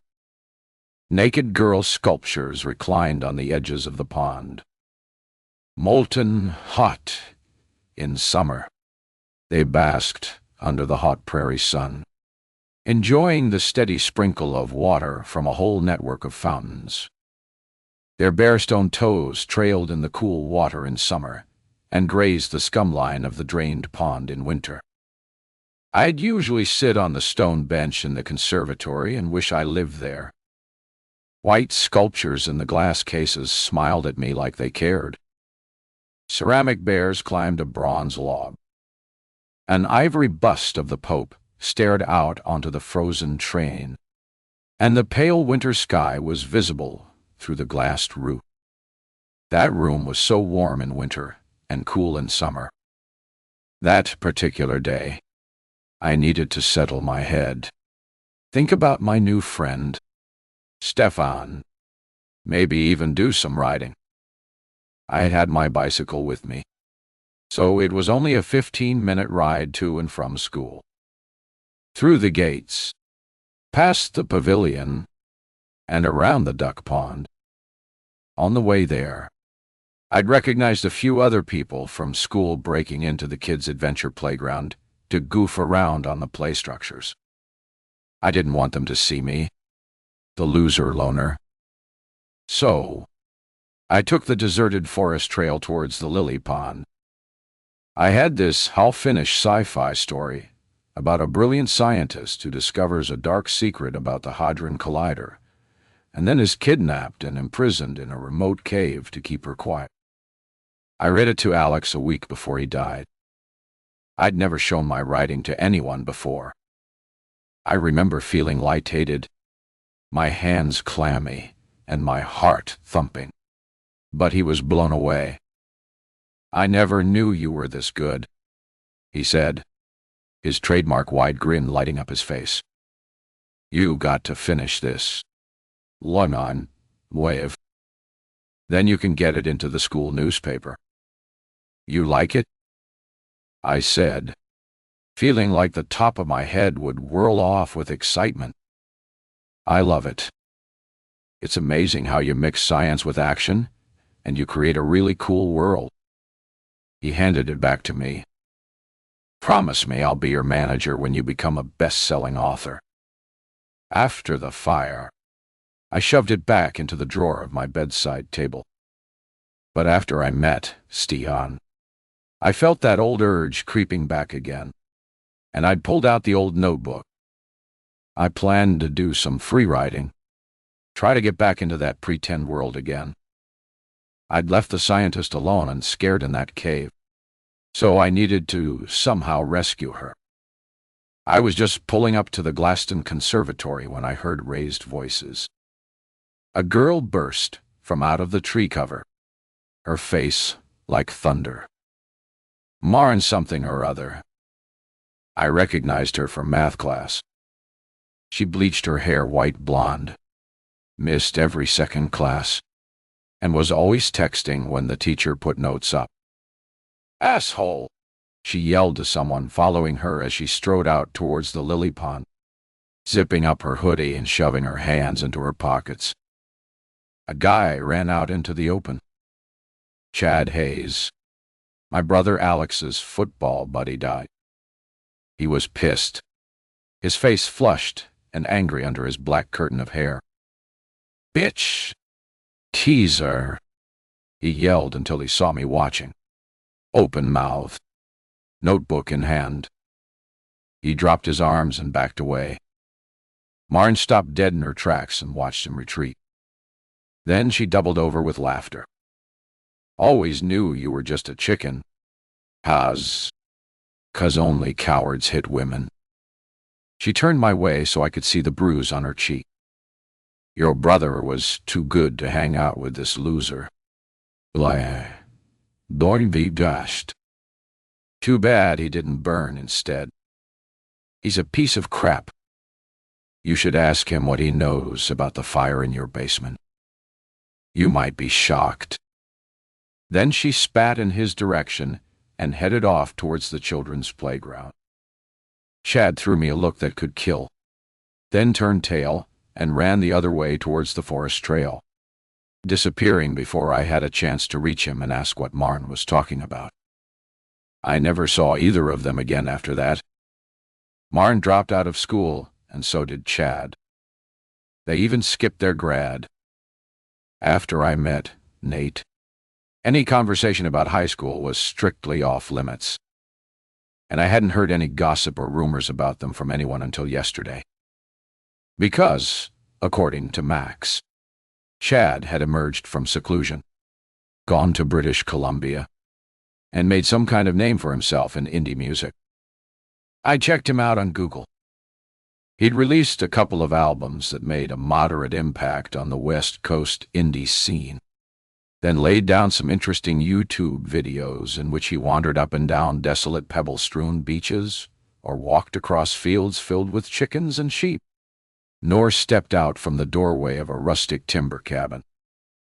Most of them contained obvious symbolism, such as white doves flying up into the sky, or flies buzzing around a grisly carcass, or burned-out stumps of trees swarming with termites. And in all of them, he wore the same rusty-looking jacket and cowboy hat. He'd reinvented himself as a pro musician. Now he was back to conquer the prairie music scene and run his very own music store. This I had to see. As long as it stopped snowing so that I could dig my way out of my garage. Chapter 33. Now, after a night spent tossing and turning, I woke to the sound of a shovel scraping my driveway. I threw the covers back, hurried to the window, and pulled the curtains aside. Down below, under a bright blue sky, was Stefan, dressed in a red woolen hat and heavy parka. He shoveled like a madman and was already halfway down the drive. I threw on my sweats and a heavy jacket, ran into the bathroom, and splashed my face, then tore downstairs. By the time I opened the garage door, he'd cleared everything almost to the street. I grabbed my shovel and went out to join him. "You didn't have to do this," I yelled above the grating of his shovel. He stopped for a moment and rested his hands on the handle. 2 spots of red shone on his cheeks. He grinned. "No worries. This is better than a workout and cheaper than the gym. Thanks so much. I'm not sure how long it would have taken me to dig myself out from all this. Can I make you breakfast? Got bacon? I shook my head. I have eggs. Okay. Coffee. 2 cream. And scrambled eggs on rye. You got it, I said, hanging the shovel back up and noticing a truck pull up behind him at the lake house. 2 guys got out and unloaded snow blowers and shovels. Of course, Heidi would have the best service possible. She'd already lost 1 night of partying to the blizzard last night. Thoughts of Toby crossed my mind, but Rick hadn't called me back. I pushed the thought away, trying not to let panic overtake rational thinking. Toby wasn't Jack. I'm sure he's fine. Right? Soon, the kitchen was fragrant with the scent of freshly made coffee, and Stefan leaned against the breakfast counter, wiping his hair and face with a towel. I stirred the scrambled eggs and waited for the toast to pop up. Sunlight streamed through the windows, and for the first time in ages, I felt like this could be a normal, happy day. I hummed as I fixed the plates and put out fresh cut melon and strawberries. Stefan threw the towel over his stool and picked up a knife and fork. Looks great. I turned away before he saw the warm blush spread across my face. Did you say 1 sugar? I said, pouring the coffee. You forgot, he said, chewing and talking at the same time. I have a sweet tooth. 3, please. I slid his cup along to him and watched as he finished off the eggs in record time while I nibbled at a single piece of toast. Don't you ever make breakfast? He shook his head and wiped his mouth with a napkin. Don't usually have time. Sometimes I grab a donut, maybe even a breakfast sandwich if I'm ahead of schedule. Same here, I said, picking at my eggs. Often I can't be bothered to cook, but I have plenty of Pop-Tarts in case of emergency. He rested his elbows on the counter and checked his phone. 0 nutritional value, but they taste so good. I've had a thing about them since I was a kid. A slight frown lined the skin between his eyebrows. On a more serious note, Raj says he might have some info from the phone records by tomorrow morning. How are you holding out? I put down my cup and met his eyes. Okay, I guess. But it's been hard to keep my mind on work. I feel like I'm on pins and needles all the time. That's understandable. You guys have been married quite a while. I thought I detected an edge to his tone when he spoke those words. Conversation froze. An awkward silence descended between us. Embarrassed, I slid down from the stool and made a show of clearing the dishes away. There was no way I could tell Stefan about Nate's stolen identity. Not until I'd had the chance to confront Nate about it face to face. I ran into Max Leonard, I said, turning away from him so he wouldn't spot the lie. I heard the scrape of the stool legs as he got down and came towards me. He tapped me on the shoulder. Live. This is me, Stefan Dodachine. Did you really run into him? Or did you go out and find him? I turned around to face him. Okay. Maybe I did take a walk by his place. What's the harm in that? He placed his hands on my shoulders, his lips curving into a smile. I guess he didn't knock on the door then. I felt a smile creeping in. Well, maybe. He shook his head. Liv, you need to be careful. I have to know. Stefan.Q. I need to find out about Nate and what he's been up to. And I'm discovering that I really didn't know too much about him at all. He dropped his hands and turned to grab his hat. I do remember something about you. Paon Door, that guy. You're a determined woman, and I know I can't do much to stop you once you've got an idea in your head. Just be careful. That's all I can tell you. There's something else. Stefan, I said, following him out into the hallway. Max thinks Nate was into drugs or gambling to support himself in high school. Said he hung out with two guys. One short, really skinny guy with a sort of hunched-over posture, and a taller, dark-haired guy named Sonny. The abrupt way Stefan stopped dead in his track sent a tremor of fear through me. When he turned to look at me, his expression was deathly serious. You know them, Stefan, ... Tell me if you do. He pulled his coat from the banister. I'll say it again. Live. Deutendeli. Live Dotti Dushed here. Why? Wow. Stop doing your own investigation. Stay clear and let Raj do the work. Just hang in there, and we'll be sure to contact you as soon as we find something out. I felt a rush of anger. You mean like the police did with Jack's disappearance? Told me to sit back and wait like a good little woman. I listened to them, and now I'm still here waiting 5 years later with no sign of my boy. I couldn't stop myself. I doubled over, hands on my knees to steady myself as I tried to hold back the grief. I clapped a hand across my mouth. I couldn't break down now. Stefan wrapped his arms around me in a tight embrace. I rested my head against his chest, my whole body shaking as I bit back the tears. I'm sorry. I'll be by dash. Sorry for being such a smug, self-satisfied jerk. I can't imagine what you've been through, what you're still going through. He held me there until I calmed down, then let me go gently before pulling on his coat. I'll get Raj to come over, and you can fill him in on all this new info.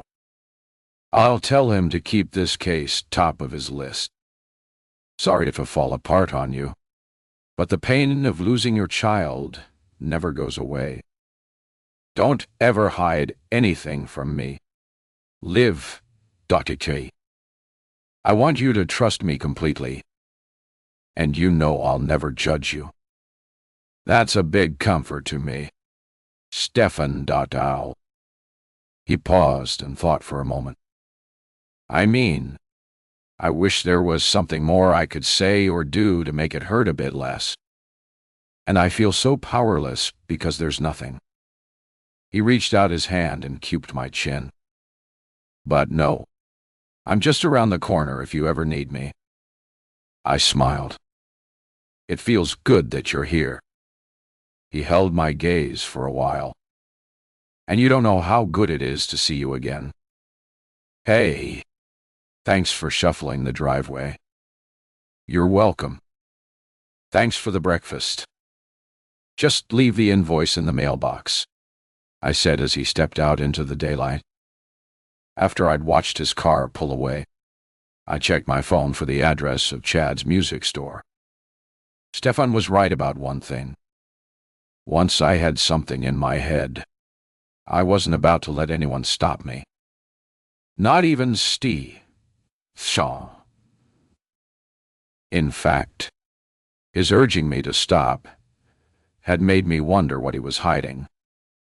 It seemed clear he recognized Sonny and his sidekick from my description. So, I was even more determined to get to the bottom of this mystery. And now my driveway was clear. The first place I was headed was to see Chad and find out what he knew about mysterious husband, Nate. Or should I say Jack. Chapter 34.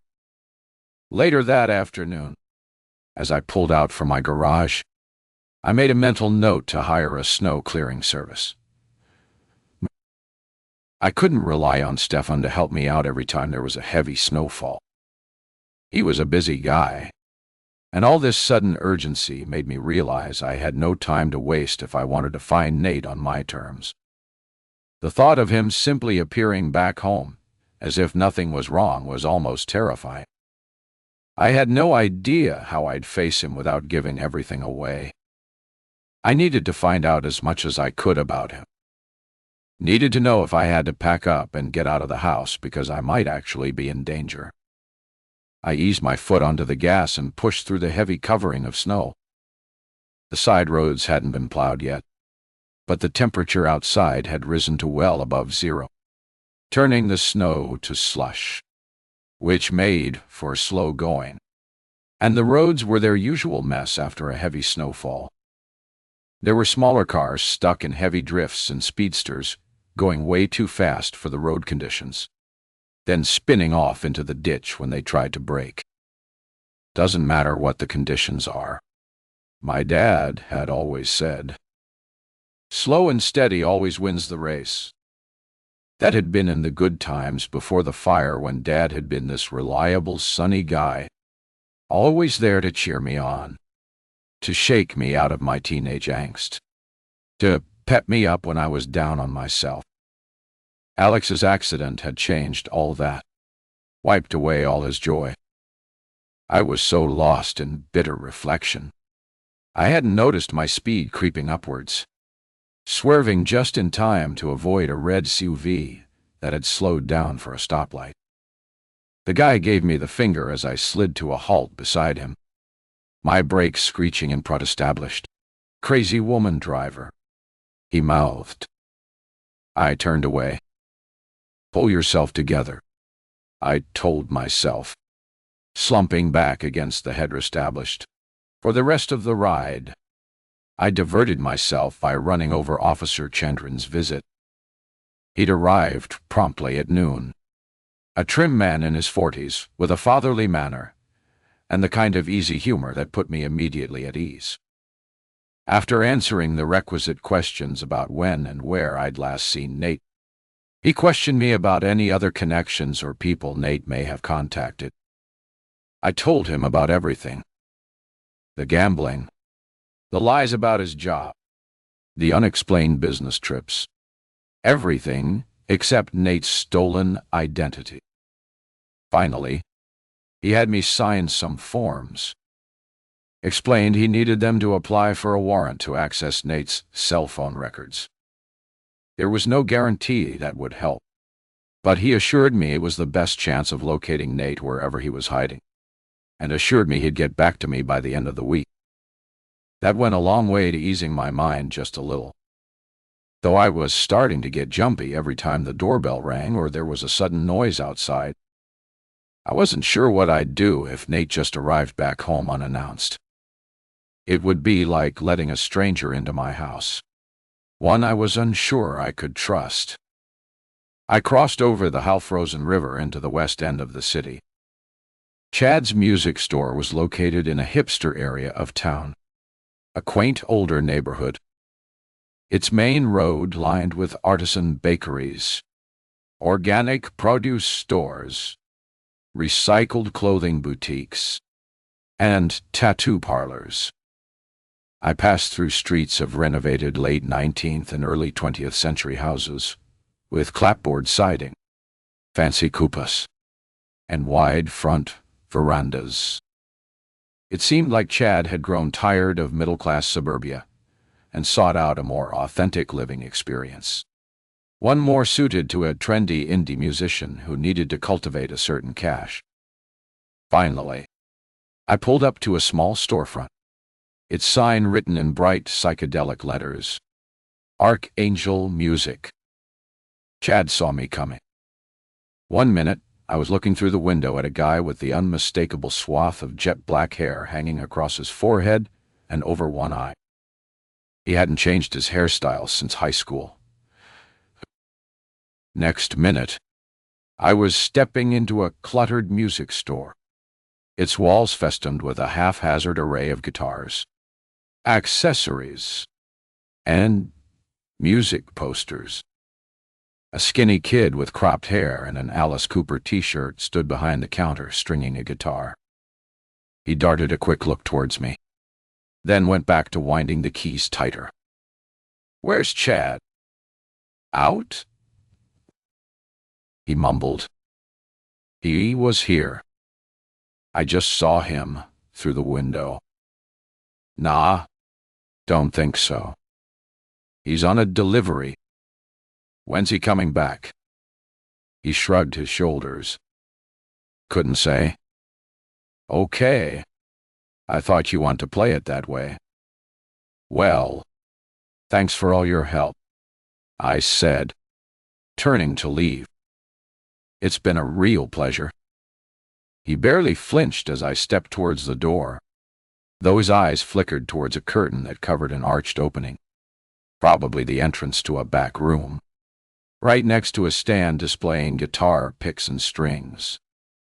I stopped. On second thoughts, I need a new pick. His eyes snapped upwards. "You do?" "I play the blues." Snapped the last couple of picks, playing a crazy riff. Ah. I settled towards the display case, keeping my eyes on that archway, listening for telltale sounds. Within seconds, I heard the drag of shoes on floorboards behind the curtain and the slow whine of a blues guitar playing on a phone. The kid turned to hang the guitar on a hook, and I made my move. Slipped through the drapes into a stuffy, windowless back room that smelled of musty old wood and marijuana. A lava lamp shed electric blue light on the walls and transformed the stark white face of Chad Hayes into something from a German vampire movie. "What the?" He moved behind a long workbench. "Long time no see." "Chad, Dot. What are you doing here?" "Live?" "Looking for tickets to my next gig. Just dropped by to ask how your music career is going." "Didn't you see me through the window?" "As a matter of fact, I didn't." "Strange. I could have sworn you made a real quick exit to the back room. I'm wondering if it's part of your HR strategy to train your clerks to lie." "Very funny. Jay thought I'd gone out on a delivery. He's a good kid. Doesn't look like you're too happy to see me." He began to fill an open box with packages of guitar strings. I tend to shy away from anything to do with high school. Too many bad associations. I've tried to erase it from my memory. "So, I take it you don't attend high school reunions." He took a deep breath. "For me, high school was like a 3-year prison sentence with no time off for good behavior. Even being on the football team. That was the only good part. About the tickets, maybe I'll take 2. You remember Nate Barnett?" He looked away and shrugged. "He's my husband." His head snapped back towards me. "You married Nate Barnett?" "You've got to be kidding." I moved closer. "I'm dead serious." "Why? Something wrong with that?" "He never told me he was married. In fact, I distinctly remember him saying he was single." The light flickered, throwing quivering shadows on the wall. Time shifted as if the threads that tethered me to reality were fraying, and I was about to float off into a bad dream. Was I Nate's guilty secret? When did you last see him?" "Oh, maybe 3 months ago. My band did a gig in the sports bar at the Casa Number. He came up to me at the break. Said he liked my music. I told him to H it off." "Why?" "I thought you guys were all friends." Where's the operative word? I noticed he was wearing black eyeliner, which made his pallid face even creepier and added to his gothic look. "So why would you talk to him like that? Don't you know anything? Liv, what am I supposed to know?" "I met him in Toronto. He was a salesman. respectable, successful. You hung around with the nerds. Always had your nose in a book. No wonder you don't know anything. You need street smarts in this world. La-di, dot, me. Real life is up, up, up. It's not a fantasy world.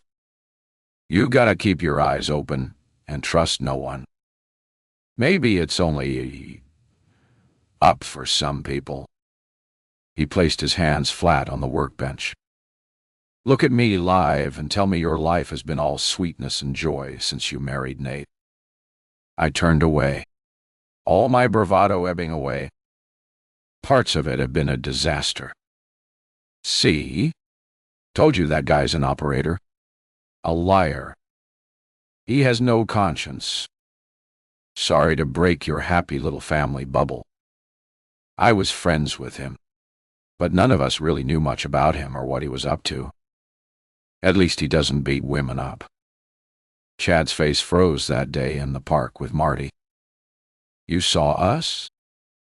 Her face was bruised. Yeah. And she spread the rumor around school that I'd caused those bruises.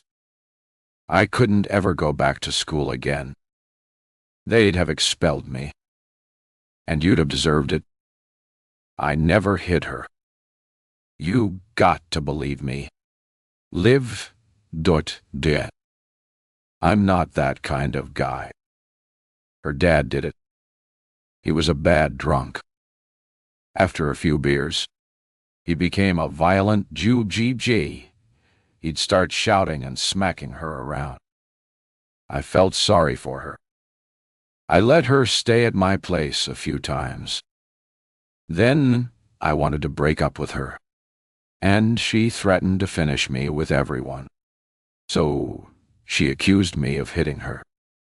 Why should I believe you? Sue yourself.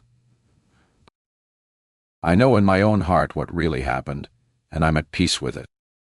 And maybe she did me a favor. I hated school anyway.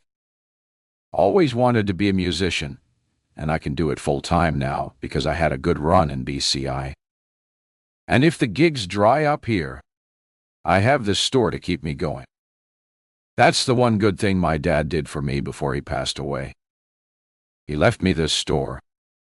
He still didn't explain why you told Nate to EG off. He began to tape up the box, then stopped and looked me in the eye as if daring me to listen. You really want to know about Nate? That's why I'm here, I said, leaning across the table and looking him straight in the eyes. Okay, Lev, you asked for it. This is when I know about your so-called respectable husband. At 18, he was a compulsive gambler who funded his addiction by dealing drugs. A lot of guys at school owed him money from getting sucked into his card games. Then he'd force them to deal drugs as a way of paying him back. He'd give them some freebies and get them hooked, so he always had a hold on them. He loved to own people. Said it gave him a buzz, but we were small pickings compared to what he had going on outside of school. And what was that exactly? He pushed the sealed box towards a stack of similar ones. I might have been young and careless then, but I wasn't stupid. Everyone knew Nate was mixed up with the wrong people, and I wanted nothing to do with them. All I know is he hung out with some real gangster types. Was there someone called Sonny? He dropped the tape on the table with a loud clatter. You know Sonny. Just heard something about him and Nate. I'm going to do you a big favor. Live. Because we go back all the way to high school. And I really respected your brother. If you ever run into that Sonny guy, turn right around and run the other way as fast as you can. Is that what you did the night Alex died? Chad? You left him there to die? He swept a box under his arm and stomped towards the back door. I don't want to talk about it. Or maybe Nate was the one who did. He whirled around. You'd better get out of here. Live. One day. Because you, Furice. I've come a long way since that night, and I'm not going back. I told you all I know about your jerk of a husband. You and Nate were the last people to see Alex alive. You must know something.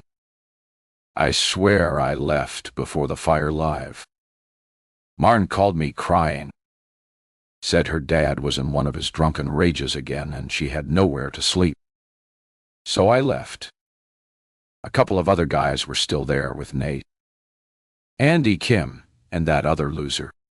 Renee Beaumont, duh. He pulled himself up so tall he seemed to tower over me. Come to think of it, Liv.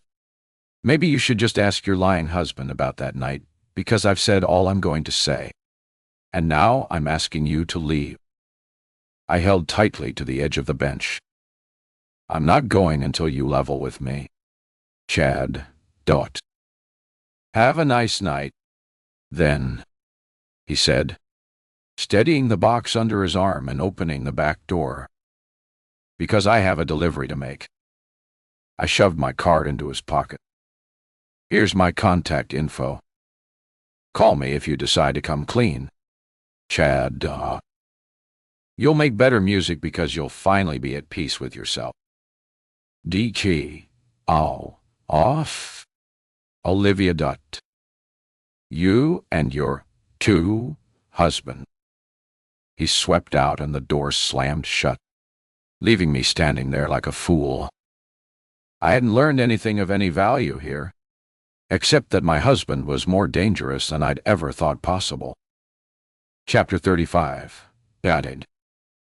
I read a quote somewhere. Grief is like living two lives. One is where you pretend everything is okay, and the other is where your heart screams in pain.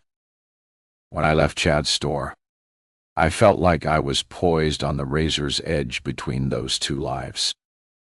I'd spent 14 years thinking a whole lot about grief. And with all the new uncertainty about Nathan, the pain was returning in waves. Now I'd lost my husband, or the man I thought was my husband, as well as my child. 8 years of marriage wiped out in the space of a few days. I'd been living in a false dream world, my mind occupied by the loss of my brother and son. When I was a teen, thoughts of Alex would crowd into my head. I retreated into myself until Stefan came around and talked me out of my depression. But after Jack was gone, memories of him would suddenly emerge and knock the wind out of me. Worst thing was, I never knew when or where that feeling might return. It happened again after visiting Chad. I didn't feel like heading back home, so I stopped by the art supply store, usually a happy place for me.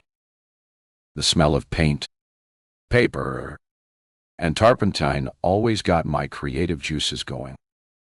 I love discovering new paint colors with exotic names. Caput mortuum, a dark violet, reddish brown. Tourmaline green. Fumato, a fine gray misty color like smoke.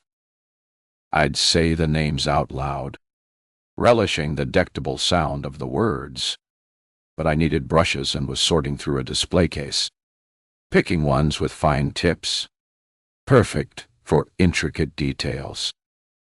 The snaps on a parka, the Star Wars sticker on a lunchbox, the texture of a blueberry muffin, the shine on Parker's bright auburn curls.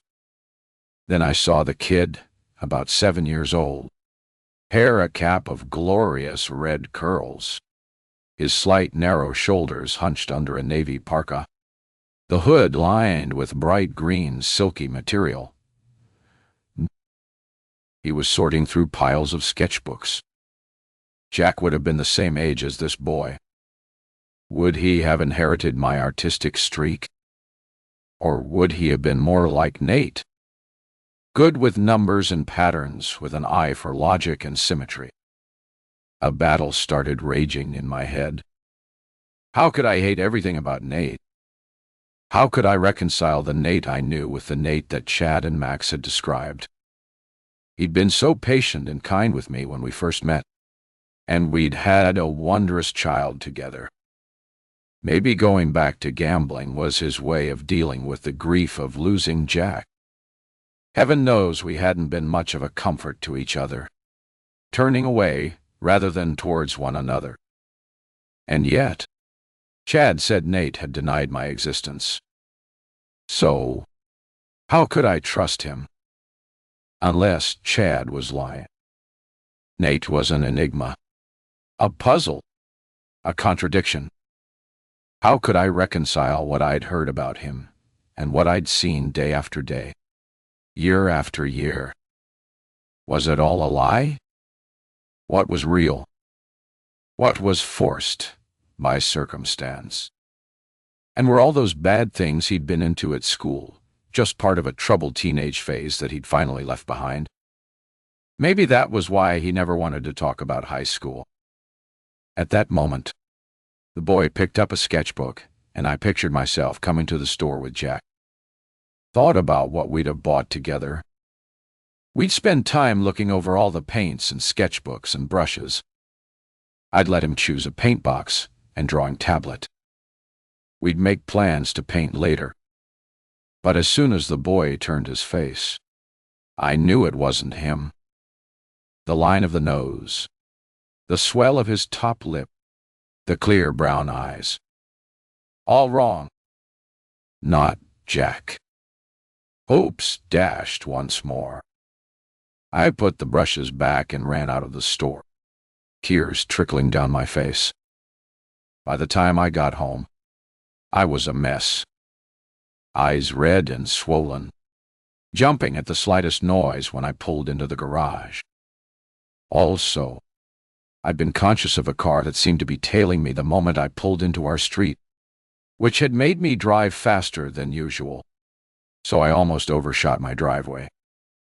As I'd thought, the car had stopped in front of Heidi's house. I climbed out from my car and saw the unmistakable long, lean snout of the Dodge Viper. Its front doors swung open, and my heart flipped when I saw the men emerging from it. Two guys silhouetted against the bright white lights that decked the trees. One of them tall and dark-haired in a black overcoat. The other short and scrawny with stooped shoulders and a limp. Could it be a coincidence?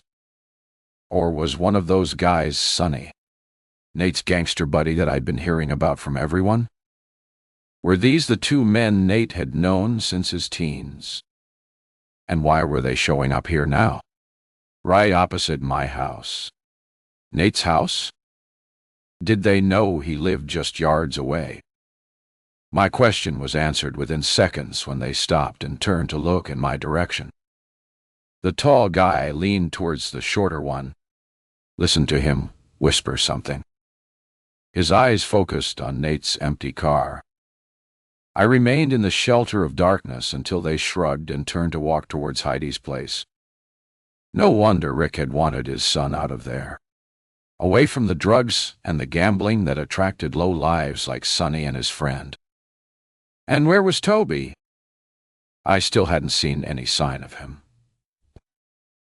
That thought was enough to send me flying inside. I double-locked all the doors and turned off all the lamps at the front of the house.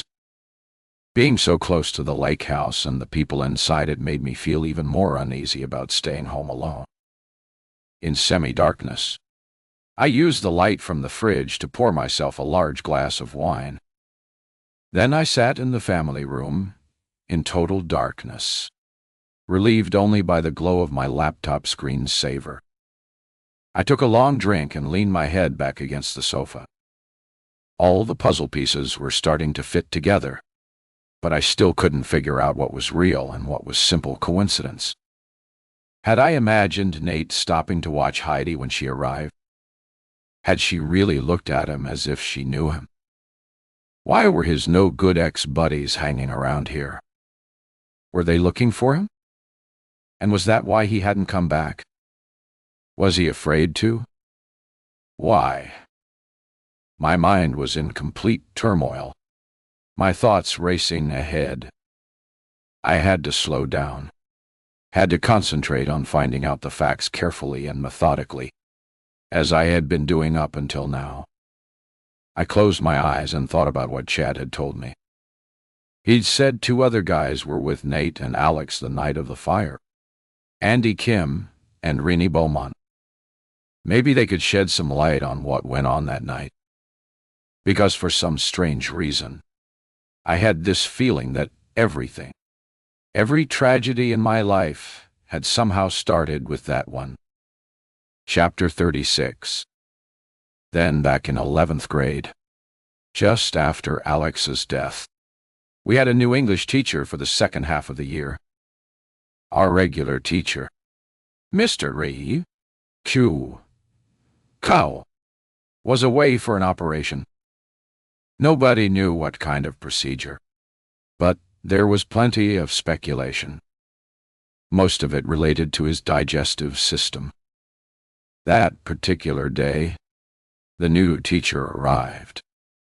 It took twice as long to do the attendance because Kim, Jordan, and Dom, the resident class clowns, decided it was a good idea to flick paper pellets back and forth until our sub clicked off the computer and swooped to the front of the class. She'd written her name in bold letters across the whiteboard, Miss Glow, Dotting, and she lived up to her name. Dangling earrings made of bright red feathers, matching scarlet lipstick, red and blue beaded pin dress over long-sleeved floaty cream shirt, blue tights, a life-sized doll blazing with color. Totally unlike Mr.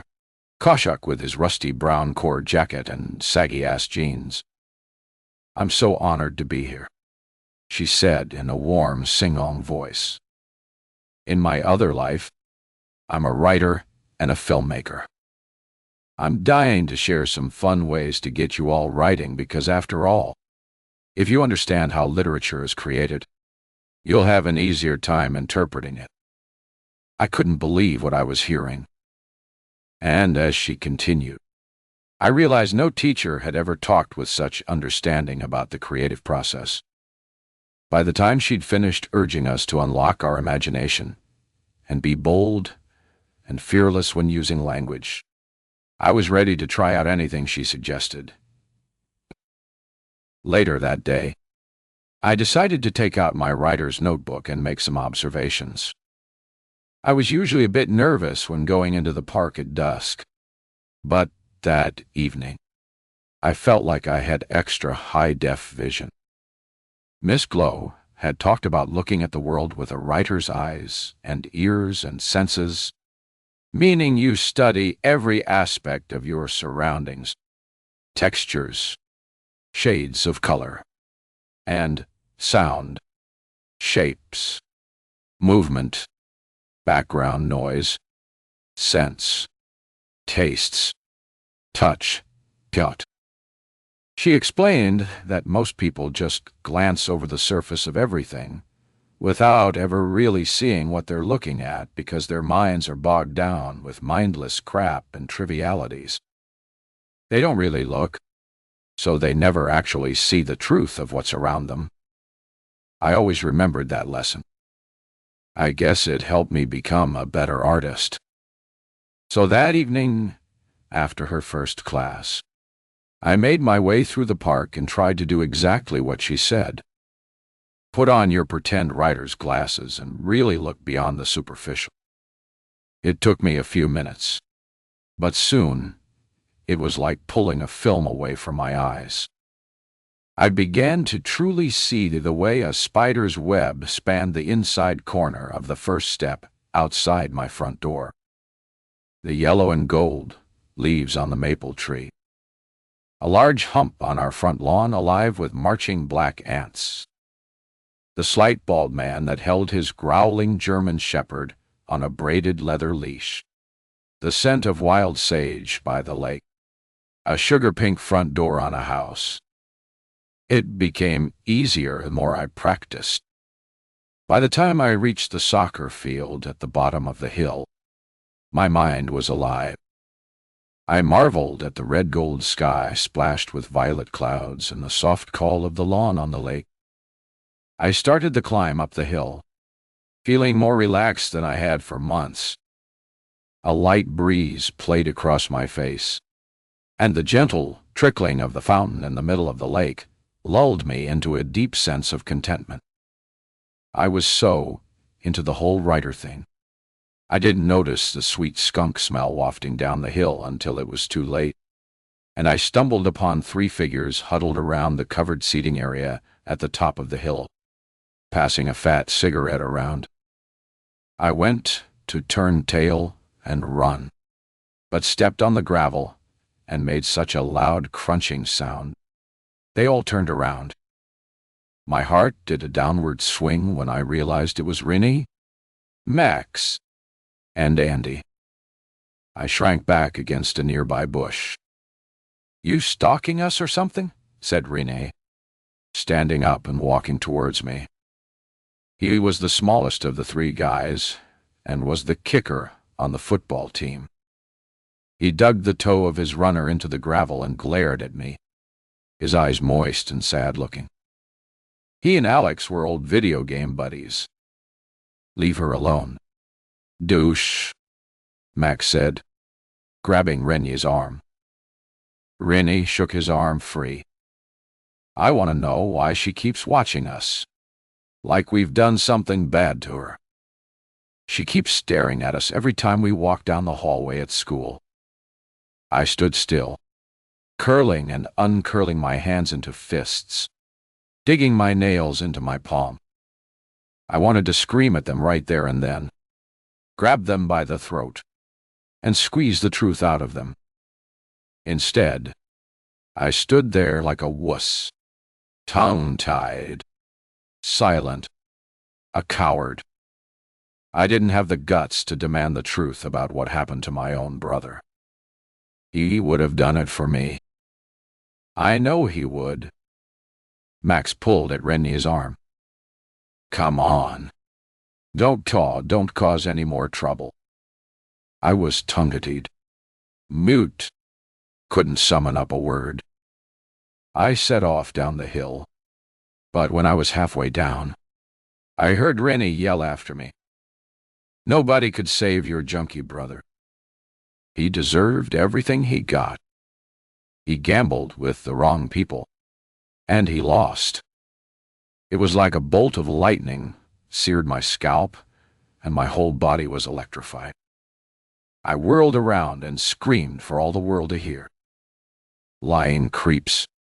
Oh, he was the best, the bravest brother a girl could wish for."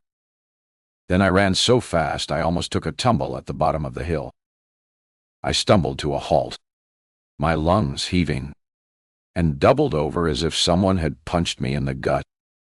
My knees gave way, and I fell to the ground clawing at the grass, sobbing my heart out until a shadow slid across the moon, and I knew someone was there, standing over me. I snuck a look at a white, wrinkled face with rubbery folds of flesh folding into a black cave of a mouth, jagged white fangs, and one bulging, bloodshot blue eyes staring right at me. I fell back against the picnic bench, screaming like a kid until a pale hand pulled down the mask. Stefan's face was a pale blob in the moonlight. His mouth moved, but no sound came out. We looked at each other for a few long moments. Then he offered a hand to pull me up.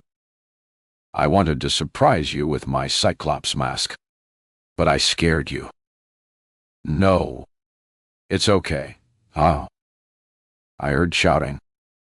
"It was nothing." "Not nothing," he said, patting the picnic bench. "Tell me." I sat beside him, my whole body aching inside and out. I couldn't hold it in anymore, so I told him everything I hadn't yet properly explained. About my lovely, shining brother who burned away like a dying star and sucked the life from our family. About Mom and Dad who walked like shadows around the house. Not talking, not touching, not living. About the empty hole in my heart that wouldn't heal. About the guys who ran out on my burning brother, let him die, and now called him a junkie. When I was done, he stayed silent. I cringed, waiting for the cheesy words of sympathy, the scared, empty sentiments. But Stefan was calm and quiet, waiting until I was all talked out. Then he waited some more, stroking his chin and thinking. Finally, when I'd calmed down, he nodded his head and turned to me. Seems we've got 2 projects now. What do you mean? Well, there's our comic strip, and then the more important one where we find out who killed your brother. He said it without blinking, as if it was the most natural thing in the world. How will we do it? He tapped his forehead. The way I see it, we both have more brain power than all those goons put together. We're going to be spending a whole lot of time with each other, so we'll come up with a plan. What kind of plan? That's what you're going to help me come up with. Where would you start? His eyes appeared dark and glittered with flecks of gold. Suddenly, it came to me. Everyone has secrets. You agree? He blinked and looked away. True. What? You don't know much about me. I know you're a good writer, and you like anything to do with fire and the sun. But there must be more. He nodded. Time for that much later. Keep going. Well, if we find out Max and Rennie and Chad's dirty secrets, we'll probably find out who caused the fire. He tapped the stud just above the flare of his nostril. Brilliant. ... A little technology and some covert surveillance techniques, and we'll dig out the dirt in no time. Then what? I mean, if we find out, what will we do with the info? He took a deep breath, then exhaled. I haven't thought about that yet. Let's just deal with it when we get there. But I never knew if he found anything out. We became consumed with the comic strip, which made me so happy the investigation just fell by the wayside. Now, 14 years later, I felt as if I'd picked up where we had left off that night at the bottom of the hill, though I was determined to find out if Stefan knew something else that he was holding back from me. I remembered Reni's words. He gambled with the wrong people, and he lost. Were Nate and his 2 gangster buddies the wrong people? I had this strange feeling I was running out of time, as if I had to gather all of the pieces together before it was too late, before my husband came back and I wasn't ready for him. Chapter 37. Now, I never even made it up to bed.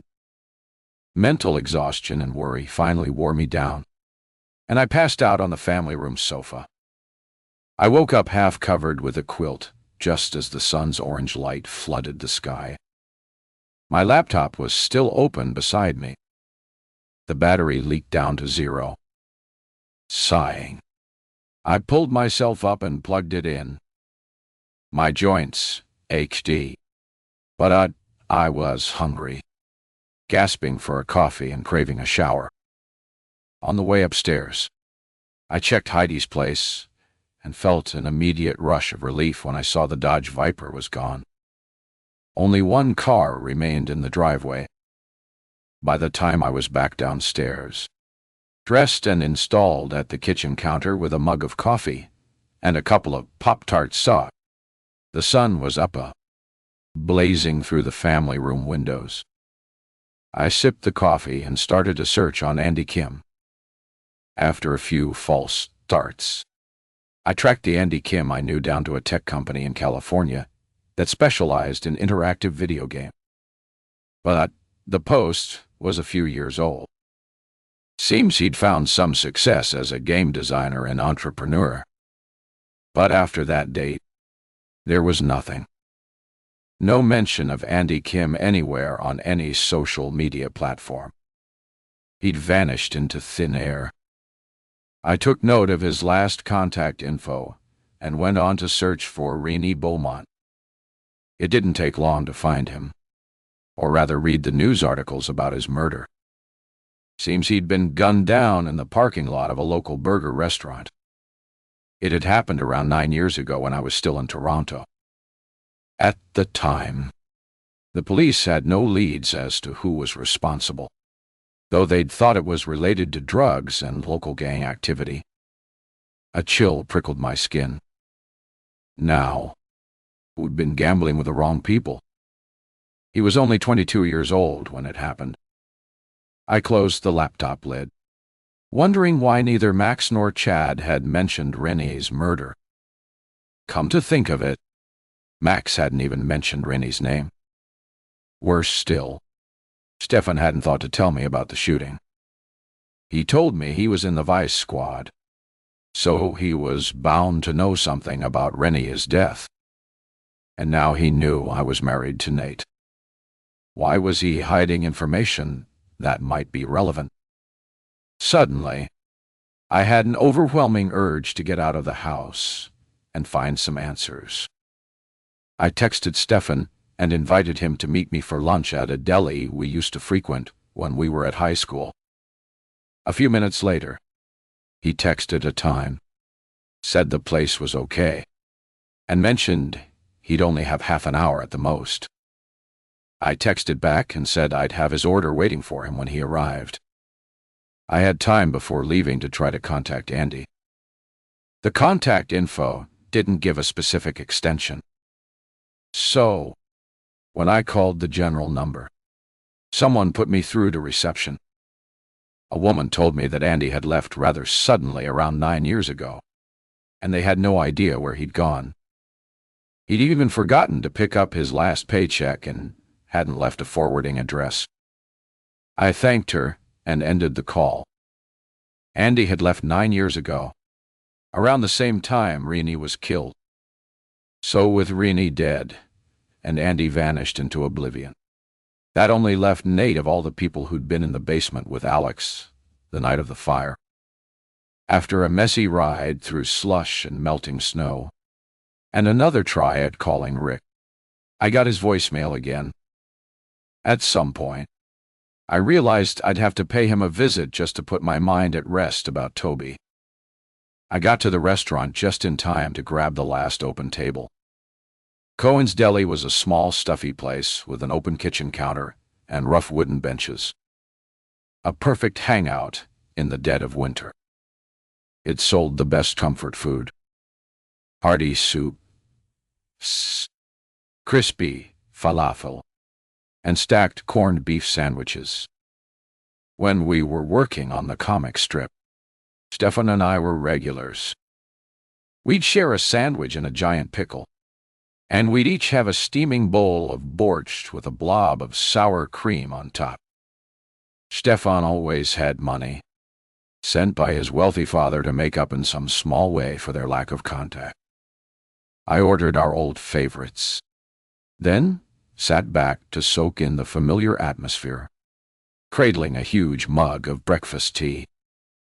The place was packed with the lunch crowd buzzing with noise, clinking cups, conversation, laughter, a welcome break from the deafening silence and lonely solitude of my house.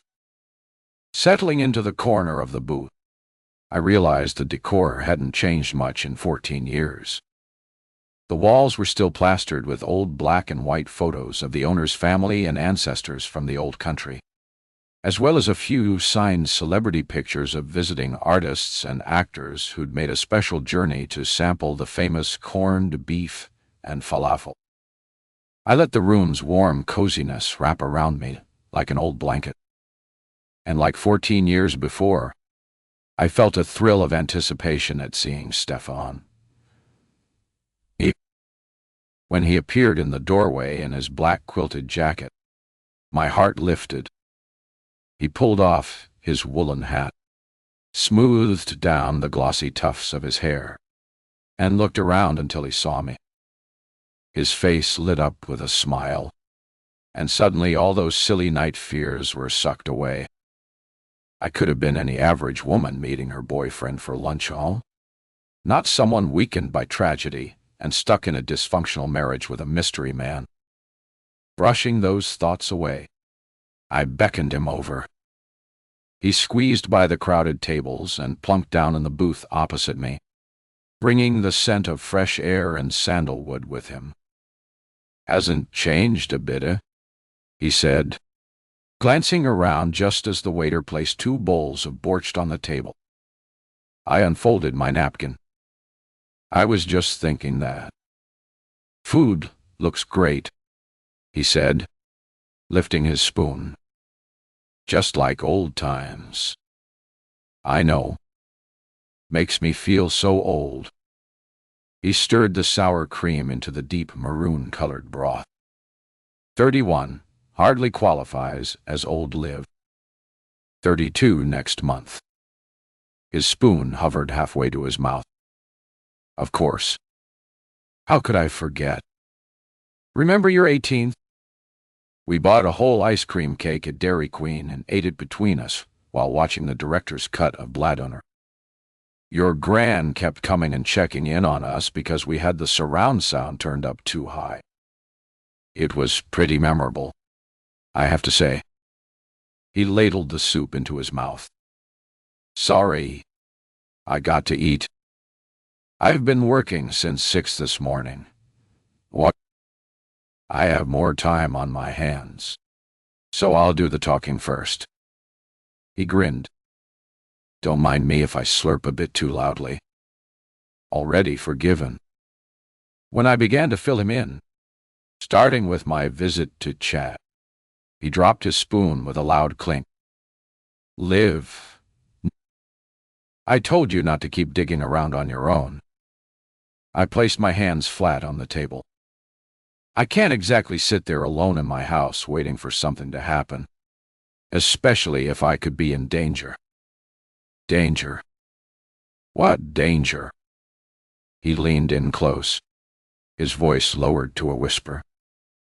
I told him exactly what Chad had told me about Nate's early involvement with gambling and drugs, and his association with the 2 guys, Sonny and the nameless short guy. Stefan sat back against the bench, watching me with a new level of intensity. "You know about those guys, don't you, Stefan?" He sighed and looked away as if he was trying hard to think of something to say. "Do wow. Chodao, bon dia, al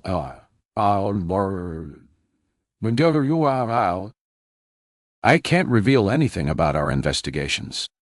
Lash Dordon. "Why Dari? Tuktovi Don." I'd lose my job. I felt a flicker of anger in my throat. "Even if you know they're regular visitors at the lake house right opposite me." "Not only that, but they followed me a couple of times when I've been out walking. The other day when they pulled up at the lake house, they stopped and stared at my place for more than a few seconds, as if they were looking for someone. Maybe Nate." He mopped at his lips. His left knee was knocking the underside of the table, a sure sign he was uncomfortable. "You think Nate's still involved with them?" Chad certainly hinted that, I said as the waiter brought over 2 massive pastrami sandwiches. "Can you pack mine up to go?" I'd suddenly lost my appetite. I stared at Stefan, daring him to tell me something that might shed light on this puzzle that was slowly coming together. He exhaled, his face set in grim concentration. "What do you want from me?" "Live. How about honesty? I said, the ache of disappointment crowding my throat. I'd thought I could trust Stefan of all people to be totally honest with me. I want to know if I'm in danger, or if you and your team have information about Nate that you're not telling me. I want to know if my husband was responsible for the death of my brother, and for the loss of my son. Damn it. Stefan de Dot. I want to know exactly who I'm married to, who I've been living with for the last 8 years of my life. My voice had escalated to the point that people at other tables had stopped their chatting and were now looking over at me. I lowered my head and held my face in my cupped palms. In a moment, I felt 2 warm hands cover mine. I'd never let anyone hurt you. Live, dirty tight. You have to trust me. I pushed his hands away. And how will you do that, Stefan?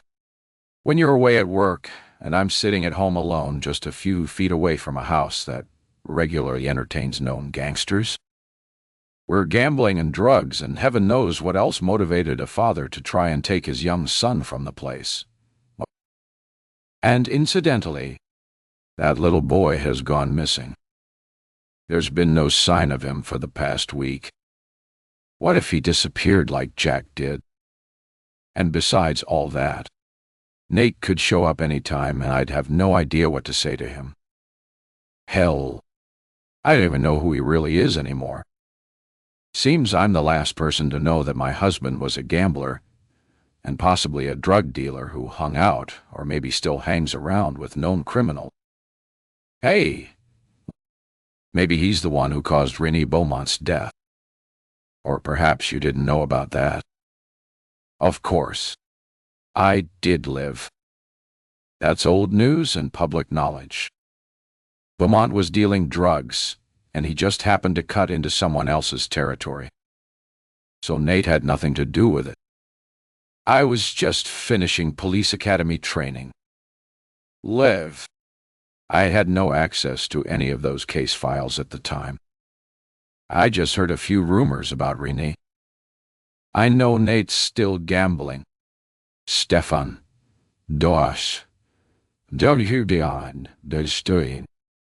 Chad saw him at the casino 3 months ago. I found a bank slip in his pocket.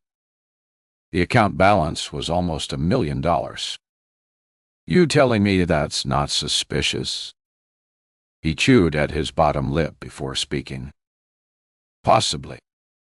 There might be many explanations. He could have picked up someone else's slip. Maybe it's related to work.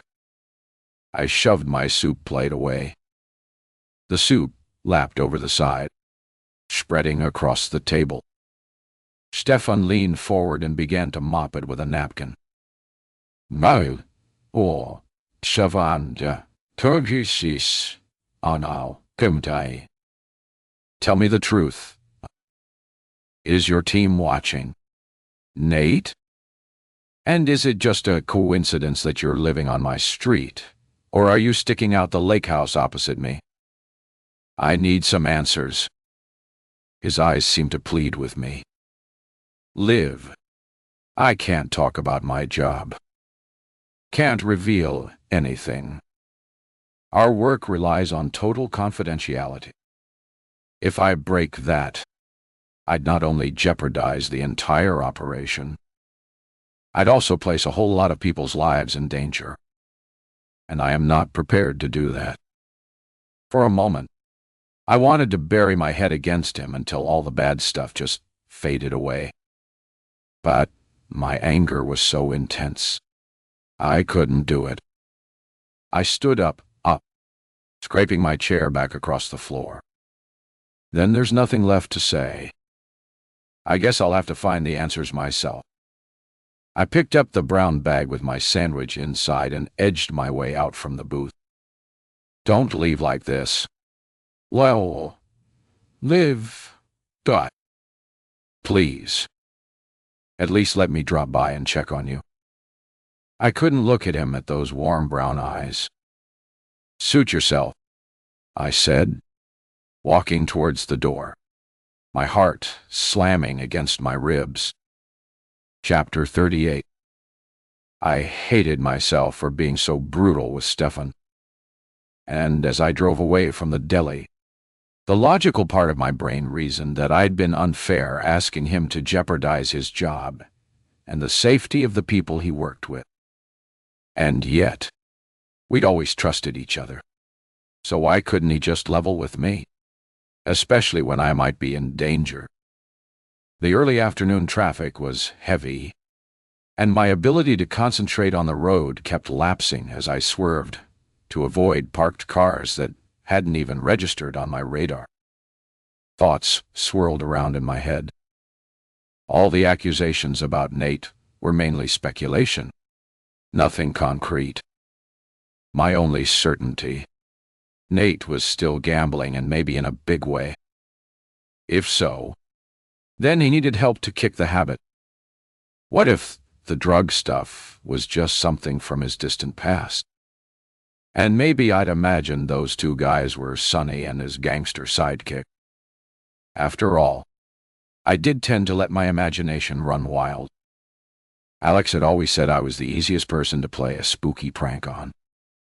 That's why when I was 8, I'd made my mom take my new Elmo doll out of my room at night, because I was sure it was watching me in the dark, and I'd swore I saw eyes blink.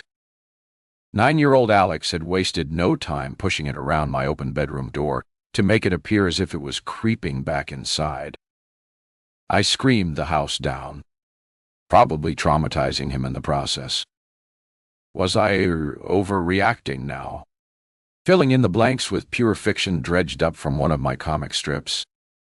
Someone's horn sounded behind me, and I realized the traffic light had turned green. I forced my focus back to the road ahead.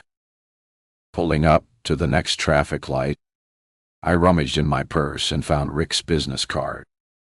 Maybe it was time to pay him a visit, and finally see if he knew where Toby was, and maybe also ask a few questions about my new neighbor.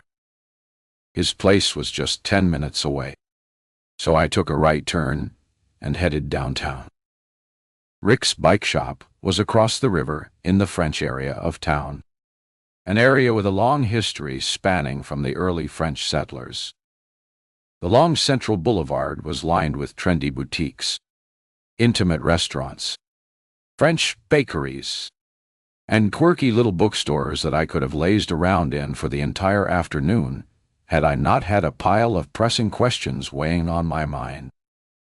Rick's place was at the far end of the boulevard towards the more industrial section, housed in a featureless brick strip mall next to an autoglass store. The yellow sign read, "Rick's Custom Bikes. We specialize in parts and services for all Harley-Davidsons." I pulled into the parking lot and sat for a moment, looking at the front window display.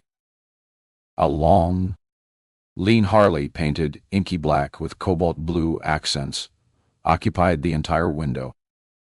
I wasn't a big fan of motorbikes, but I could imagine a bike fanatic just salivating over this beast of a machine with its gleaming chrome rims and polished black leather seat.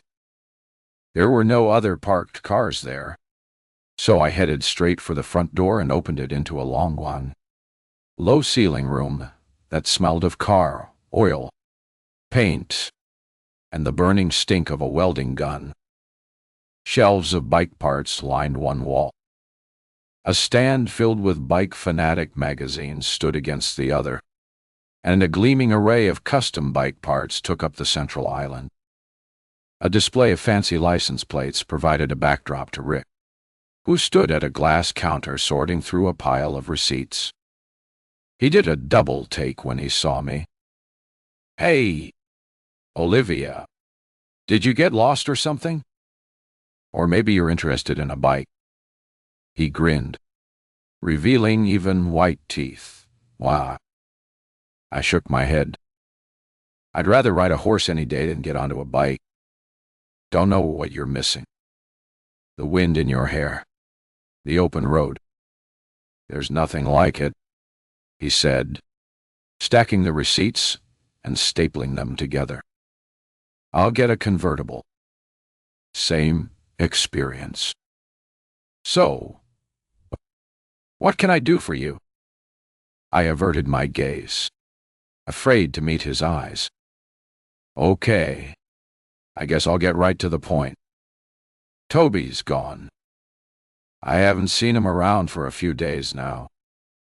Heidi took him out for a walk in his sled and came back without him. I'm worried. Rick, and I was on a roll. When I glanced at him again, he was smiling, his hand raised, palm facing me. You know about this. He nodded. I met Heidi in the school parking lot. Rosa, my girlfriend, came with me. Heidi called her at QG and asked if she was going to try and play mother. I said she'd do a damn sight better than Heidi ever has. Then I told her if she didn't hand Toby over right then and there, I'd call the cops to come and pay her a random visit to see how an innocent toddler is living in a place with cocaine lying around in candy dishes, just waiting for a vulnerable kid to taste it. I also reminded her that her so-called friends would soon drop her if the cops came nosing around her party house. So, she had no choice. She handed him over to me and Rosa. And how is he? His eyes gleamed. As it happens, he's great. Tearing up a storm at nursery school and eating through my pantry as if he never ate a square meal in his life, which he probably didn't. Living with his mother. Knowing Heidi, he'd be lucky to score a cold piece of pizza or some leftover French fries. Makes me feel good to hear he's doing well, I said, my courage faltering a little and wondering why was I really here. You okay, Olivia? He said. Something bothering you? I nodded. I know you hinted that bad stuff is going on at Heidi's place, but I need you to be more specific. What exactly is going on there? If I'm living just a few yards away, I think I have a right to know. He sighed and ducked down to open a drawer where he stowed the bunch of receipts. When he straightened up again, the easy smile was gone. It won't help you in any way to know what's happening in that house. Olivia sighed. In fact, it may work against you. And I sure as hell don't want to jeopardize my son's safety by talking about Heidi and her crowd. Just take my word for it, and stay clear away from there, and nobody will bother you. I ground my toe into the concrete floor to channel my irritation. Stands to reason Heidi has to be into something big to afford that place. He laughed, though his eyes were unsmiling. You think she owns that monstrosity? I assumed she did. Are you kidding? The same guy has owned the house for the last 10 years. My blood froze, but there was a for sale sign up there. That was just for show. The guy who owns it wants to make people think he has nothing to do with the place. He likes to stay under the radar. That's why he left it empty for a long time. Got some bad publicity a few years back when a kid went missing from. I couldn't stop myself from flinching. Felt the corner of my lip twitch and my face twist into a grimace. He saw it all, and his eyes fixed on me wide with disbelief. Was that your eye? I nodded, biting my lip to stem the tears. Always the tears. When would I ever stop crying? I am so sorry. Olivia. What? I had no idea. God. I can't imagine losing Toby. Is Heidi a friend of the owner? I asked, trying not to break down on the spot, trying to extract a coherent thought from the swarm of possibilities buzzing around in my head. He nodded. She rented the house from him. They go back a long way. And are they in the same line of work? I asked in a voice that sounded disconnected from me. I dreaded his answer. I told you, Olivia, I feel sorry for your loss and everything. But that's all I can tell you. I've said enough already. But if I was you, I'd think about selling your place and getting the hell out of that street. You have no idea who or what has just moved in across from you. I'm not stupid. Rick, I see all those fancy import cars there almost every night. They're not dropping over for a glass of wine and a book chat. He twirled the end of his beard inside. That's Heidi all over. Loves the party life. Always drawn to the hot shots and big spenders. I should have realized earlier on in our marriage how shallow and materialistic she was. She could never settle for the quiet life. We'd be doing something together with Toby, like going to the zoo, and she was already thinking about what we could do next or where we could go for drinks that night. She never lived in the moment. Something better was always just on the horizon, and she couldn't stop herself from running towards it, grasping everything she could get her hands on. Sounds a lot like my husband. He always wanted more and wanted it faster. I'd talk to him and he'd be somewhere else, like he was planning his next big move. It got to be so lonely. Rick's eyes softened when he looked at me. Oh, I know that feeling. Olivia Dotschta. I was so lucky to meet Rosa. She's a dancer, and she's really in tune with herself, and especially with Toby. He loves her already. I hope you can move on and find someone like that. Find some happiness. I sighed. Actually, I just met up with an old friend. We were kind of soulmates at high school. He grinned. There you go. Sometimes old and dear friends become something deeper and more meaningful to us. You'll see. I hope so. I remembered the picture of Nate in my purse. Oh, just on the off chance. Do you or Heidi know this man? Rick squinted as I passed him the photograph, then suddenly dropped it and shoved it across the counter towards me. Who is this guy? The fear in his voice sent a tremor through my body. My husband. Suddenly, his entire body stiffened. The easy, friendly manner wiped away. He glanced beyond me at the parking lot, his eyes darting left, then right. You need to leave now. His voice was controlled, but the edge of a threat sharpened it. You know him? I told you to leave. Don't ever come back here. I backed away, dumbfounded. How could seeing my husband have had this effect on him? I reached behind my back and opened the door. At that moment, he killed the lights, and when I was finally outside, he rushed over, locked the door, and pulled the shutters down, his face a white blob in the darkness. I'm not sure how I staggered out to my car without stopping to press my hands against my ears and scream. Nate knew Heidi. Rick was afraid of Nate. It was obvious. Everything bad in my life was somehow connected to Nate and that cursed lake house. Heidi knew Jude, the guy who'd owned the house when Jack went missing.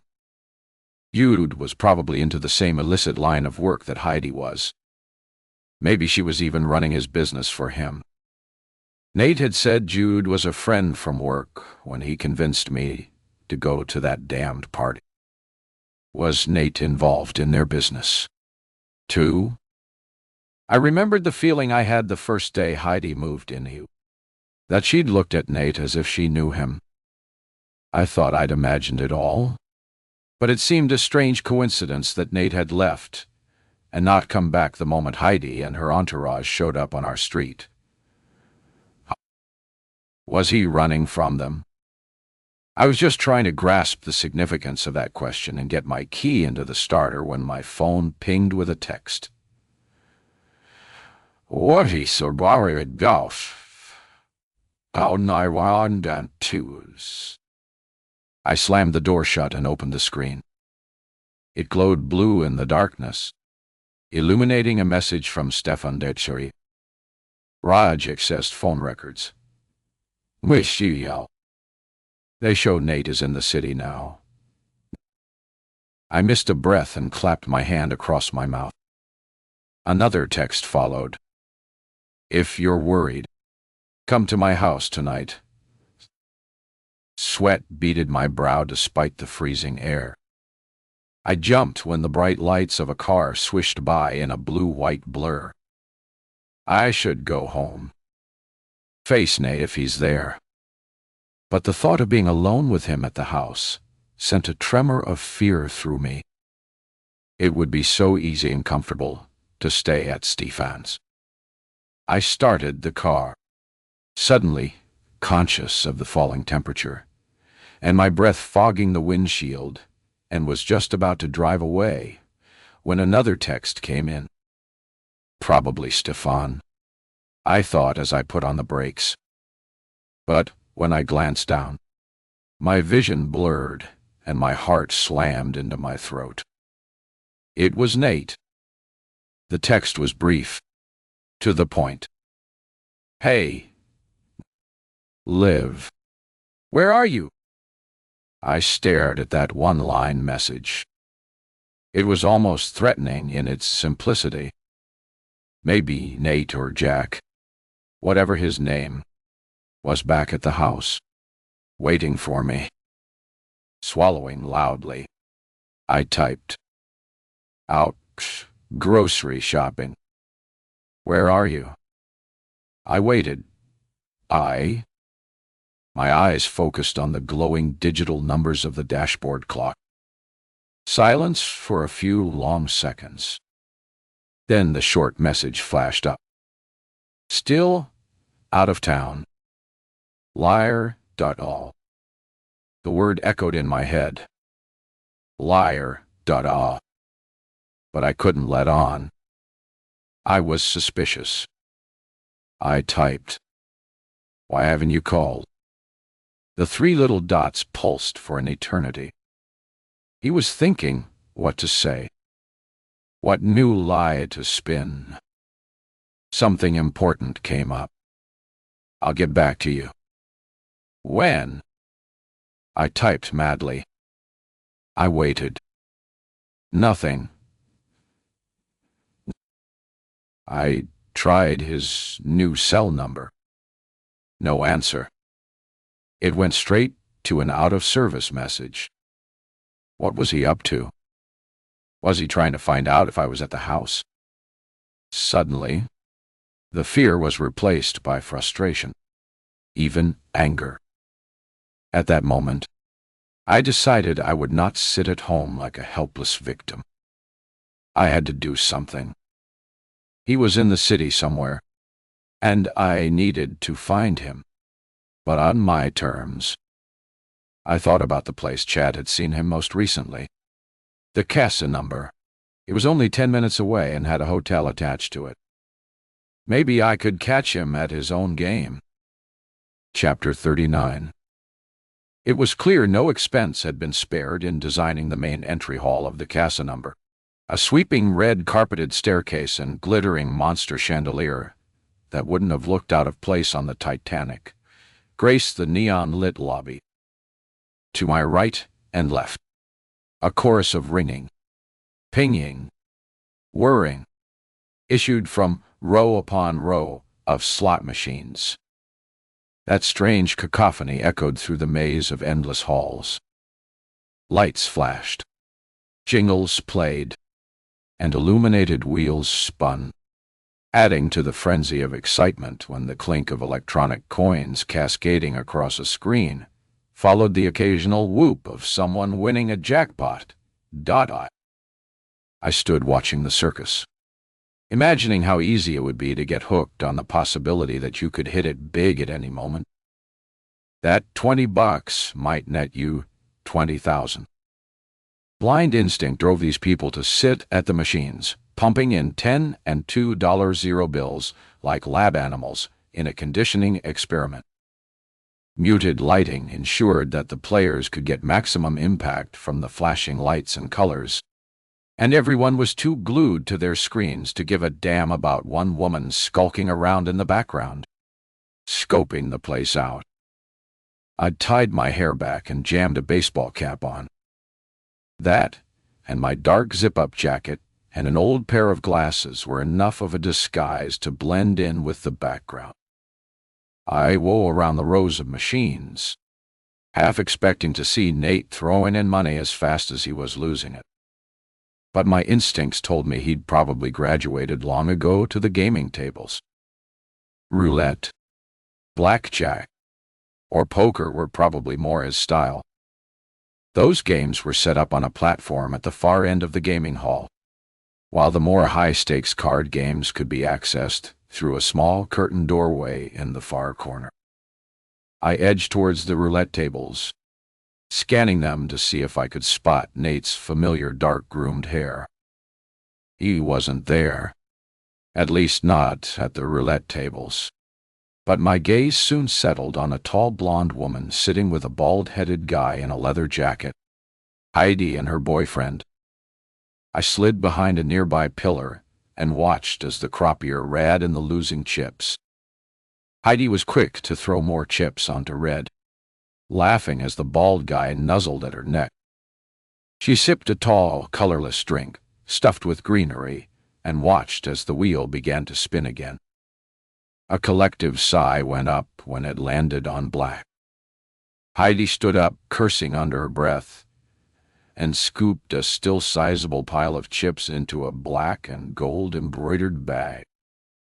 Bald guy took her arm and they made their way around the tables, stopping to whisper in the ear of at least one player from each table.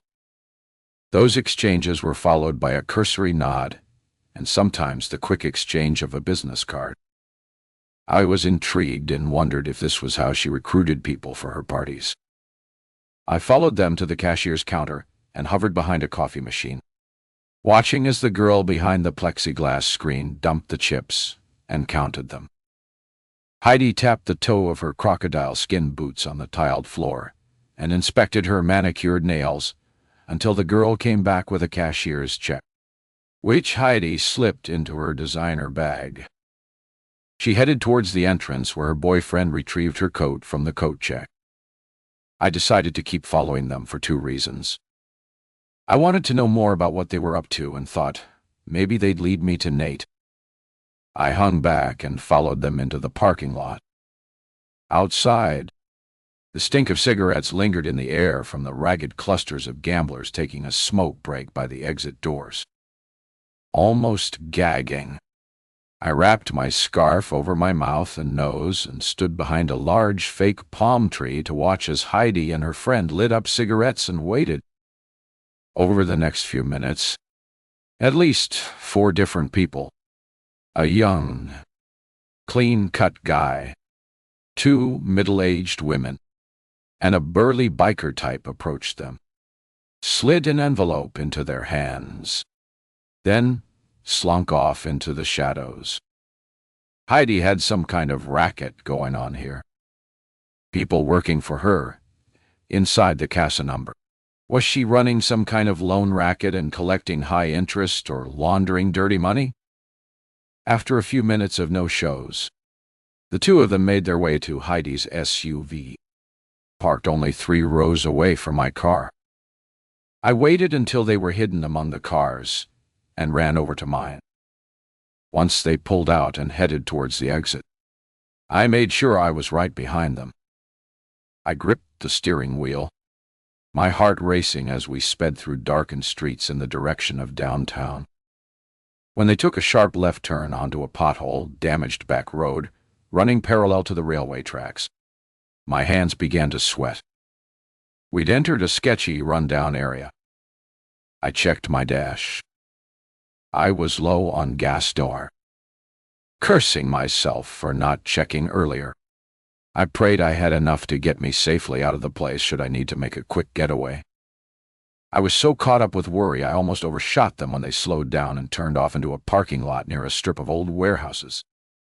I carried on past the turnoff for a few yards, finally slowing down to do a U-turn into a deserted strip mall nearby.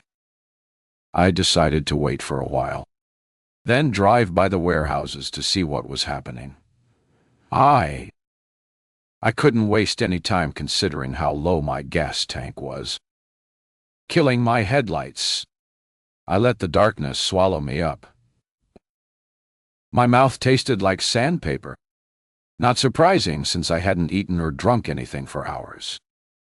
My eyelids felt heavy, so I let myself sink back into the seat for just a moment. But my head jerked suddenly forward as my phone blared out into the silence. I snapped back to reality and hit the Bluetooth. An unfamiliar number came up on my screen. Was Nate keeping tabs on me? I clicked accept and waited for his voice, but instead a muffled sobbing or coughing sound came across. I muted my voice. Who is this? More choking noises and the clink of glass against glass. A slurred voice answered. Hey, Libby, .2. It's Chad. Are you okay? You sound a hiccup first. Then drunk, pissed, loaded, guilty, all the above. What's wrong, Chad? I've been thinking about you a lot ever since you showed up at my store. Can't get you out of my damn stupid head. Then I found the business card you gave me, and it was like an omen. I had to get back to you. You sure you're okay? He answered with a gulping, sobbing sound. Your brother Alex. He was the best friend a guy could have. An angel. You know that, don't you? Libby. The old sadness welled up, pressing like a weight against my eyelids. I know that. Oh. I loved him so much. We all did. He let out a plaintive cry as if he was in pain. That's why I have to come clean with you. And to hell with my own miserable life. Are you in danger, Chad? Just shut up and listen. I have to get this out because I can't look myself in the eye until I do. I waited, barely breathing in case I missed what he was going to say. From the corner of my eye, I noticed another car approaching from the opposite direction. I watched as it turned and entered the same parking lot Heidi had parked in. Chad's voice continued, dry and raspy with emotion. Guess I just have to get right to it. Here it goes. There's a good reason Andy Kim left the country just after Rennie Beaumont was shot. A long pause. My stomach rolled. Your husband Nate arranged the hit, and Andy knew it. Prickly fingers of dread clutched at my throat. What are you saying?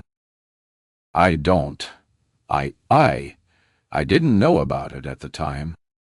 But once Andy got somewhere safe, he called me from some payphone in the middle of God knows where. Told me to be real careful. Said that Nate was into something scary big. Some drug thing. And they'd ordered him to tie up any loose ends, as they called it. Otherwise he'd be in big trouble. Too bad Rennie was a loose end. My mind darted from one thought to another. You mean Riney knew what happened in the basement with Alex? Chad seemed to be sobering up the longer he talked. Nate couldn't risk anyone opening that whole thing up again. He wanted to stay under the radar. A respectable, hard-working guy with a squeaky clean past. I tried to swallow, but my mouth was completely dry. Happily married with a wife and kid living in the suburbs. You got it. Live Victory. Suddenly, I had the feeling that everything real and solid was slipping away from me. Like I couldn't grasp onto anything tangible. Guess I was a loose end. That's why he married me. The choking sobs started again as Chad tried to talk. We should have warned you. I told Max. But you were away in Toronto. We had no idea he'd go and look for you there. Look for me. He searched for me, tracked me down, married me, and kept me right where he wanted me so I'd never suspect him. I wanted to vomit. I pushed the door open and heaved.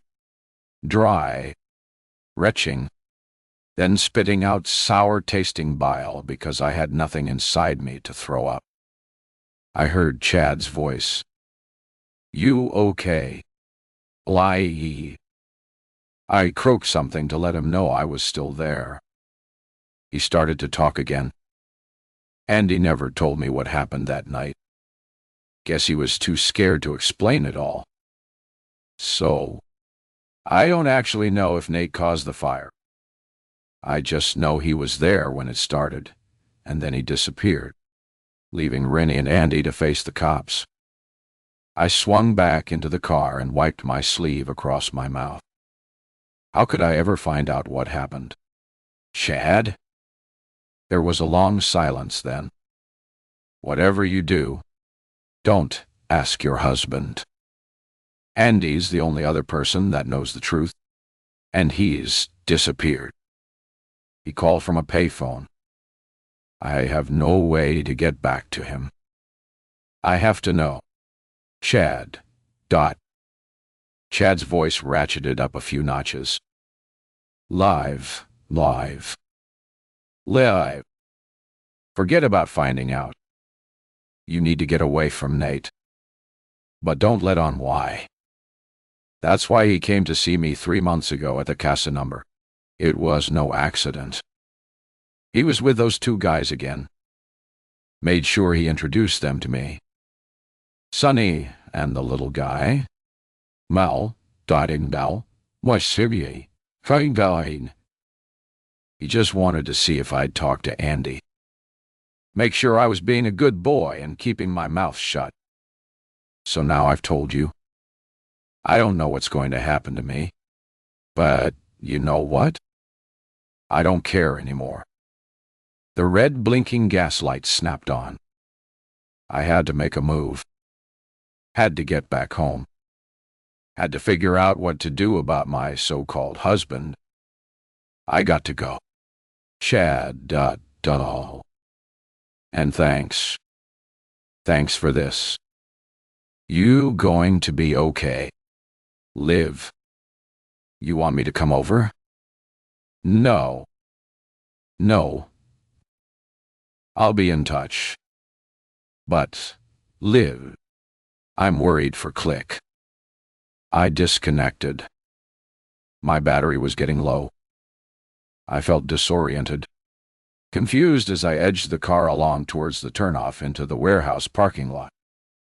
Any doubts I had about Nate, any sympathy for him had been wiped away by Chad's words. This new version of Nate was chilling. My husband was a man who'd stop at nothing to cover his tracks. How could I even contemplate going home? Suddenly, I'd lost interest in Heidi and her gambling operation. But as I got closer to the warehouse, a door opened and light spilled out onto the concrete. Silhouetted in the glare were 2 familiar figures. One stooped with a jerky gait, the other tall and skinny. Sonny and his sidekick Mel, their familiar Dodge Viper clearly visible in the parking lot. I pulled in behind a dumpster big enough to hide me, but not so large that I couldn't see inside the building. The door was open, revealing a brightly lit storehouse with small tables scattered around the room. At least 3 were occupied by people hunched over hands of cards. I remembered watching a movie starring Jessica Chastain about an illegal gaming operation.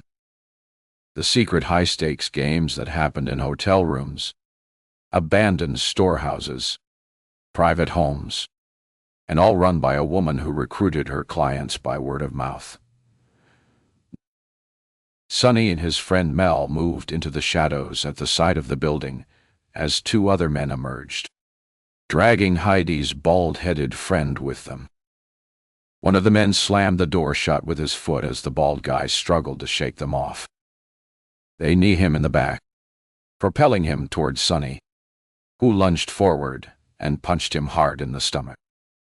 The bald guy doubled over, retching and coughing, then straightened up, only to take another fist square on his jaw that sent him reeling backwards. Sonny cursed as he rubbed his knuckles. He nodded, and the two men dragged bald guy back. Sonny then reached into the guy's pocket and extracted a sheath of white envelopes. The checks from the casa number. He handed the envelopes back to Mel, then took out a long, sharp object from the back pocket of his jeans. With a lightning swift movement, he lunged towards the bald guy and shoved the knife into his gut. The guy grabbed his stomach and lurched forward, gasping as he slumped in a heap to the ground. Sonny kicked him to the side. I plastered my hand in front of my mouth to stifle a scream. But just then, the door swung open again, and Heidi flew out, hair streaming behind her like a blonde scarf, her face contorted with fury. She shuddered to a halt, almost slipping in the pool of blood that oozed from her friend who lay there moaning. Instantly, she covered her face with her hands and began screaming. Mel shoved Sonny out of the way and lurched towards her. But another man emerged from a dark doorway behind Sonny and grabbed the back of Mel's jacket before he reached the blonde. My blood went cold when I saw his face. It was Nate. Narrated, tall, suave, and imposing in his navy overcoat. In one swift move, he reached out and grasped her face, his thumb and finger pressing into her cheeks. She froze instantly and went silent. Who was he that he had this effect on her? I gasped for air, breathed short, sharp breaths, as if a fist was pressing on my chest. Established. The slow, calculated deliberation of that movement seemed more violent than the stabbing. I kept saying to myself, "This man is my husband. This man is my husband." He held her that way for at least 30 seconds, speaking directly into her face, as if he were spitting out the words, then shoved her away. She stumbled against the brick wall and stayed there, her head bent as Nate and his two cronies walked away towards the Dodge Viper. I felt the sudden urge to back up and drive as fast as I could in the opposite direction before they pulled out of the parking lot and spotted me behind the dumpster. But did I have time? I followed their progress towards the Viper. Sonny and Mel got in while Nate flicked a key fob and the lights to the shiny black Mercedes next to them flashed on. He turned again, bending his head to talk to the two men through their open window. Now was my chance to get away. I'd seen enough to know that my husband was mixed up in illegal gambling and maybe something even worse. That he had known gangsters working for him. That he was capable of calculated violence. That he used other people to carry out that violence and retribution. What more did I need to know? Only that I had to get away from him quickly. I shifted the car into reverse and slowly backed away from the dumpster, my sweaty hands slipping on the wheel. But somehow I miscalculated and smashed into a pile of metal drums, making a loud crash. Nate's head snapped upwards. I struggled to gather myself together and shifted the car into drive. Only one thought pounded into my head. He can't know it's me. And he definitely recognized my car if he saw it. I had to get away without crossing the opening to the parking lot. I slammed the car into reverse again, crashing into the oil drums one more time, then swerved the car in the other direction, bumping over the curb in the process. Then I gunned the car into the safety of darkness, praying I had enough gas to get me to the nearest station. My whole body was numb. I knew now Nate was capable of anything. But one question kept racing across my mind. Was he also capable of harming his only child? Chapter 40. Once I reached Main Street, I eased my foot off the gas, checking in the rear-view mirror to see if anyone had followed me. I had to conserve what little fuel I had to get home. Home, Duddian, well, I had no home now. Everything was turned upside down. My marriage, my life. I couldn't think straight. How could I make any plans while Nate was still lurking around living this other terrifying life? Only one certainty became clear in the swirling confusion of my mind. I had to tell Stefan about all this. Couldn't hide it anymore. There was no doubt now that Nate was involved in some serious criminal activity, and I probably didn't even know the full extent of it. At the back of my mind was the realization that I'd finally have to move away from the lake and the park, give up the dream that Jack would somehow still come back home, unless I discovered that Nate knew something about his disappearance. When I considered that possibility, a sharp current of anger coursed through me. I'd seen a dark, menacing side of Nate, but I still had the courage to look him in the eye and ask him if he was responsible. Nothing would stand between me and the truth about my son. Not even fear for my own safety. I didn't care about all the other lies and the changed identity. All that mattered to me was knowing what happened to my boy. A blinking light alerted me to my dashboard. The gas light. I was going to run out of fuel sooner than I thought. I passed the art gallery, a long gray cube of a building. The street was deserted, and not the kind of place I'd want to be stranded alone. I pushed on across the bridge, praying I'd reach the village, a gentrified area that had seen better days. My heart fell as I passed a shuttered gas station, the only one in the village. So, I pulled into a Safeway parking lot just as the engine sputtered to a stop. I'd have to call a cab and come back the next day with a canister of gas. I checked Stefan's number first, but it went straight to voicemail. Either he was still working or fast asleep. Not surprising. After what I'd seen tonight, the Vice Squad was probably working overtime. I had no other choice but to go back home and hope Nate didn't show up. The nearby Starbucks was just about to close, so I squeezed in just in time to order a large coffee. It would keep me up, but I didn't give a damn. It was probably better that I was on alert in case anyone tried to enter my house. Cradling the coffee, I called the cab and waited by the door, letting the hot liquid slip down my throat. Despite the shot of caffeine, I almost fell asleep in the back of the taxi. It was such a relief to have someone drive me. My whole body almost shut down. But far too soon. The car pulled up in my driveway, and I reluctantly climbed out and paid the driver. For a moment, I considered asking him to wait while I checked the garage to see if Nate's car was still there. But the crackling sound of his radio messaging him to get to the airport put an end to that idea.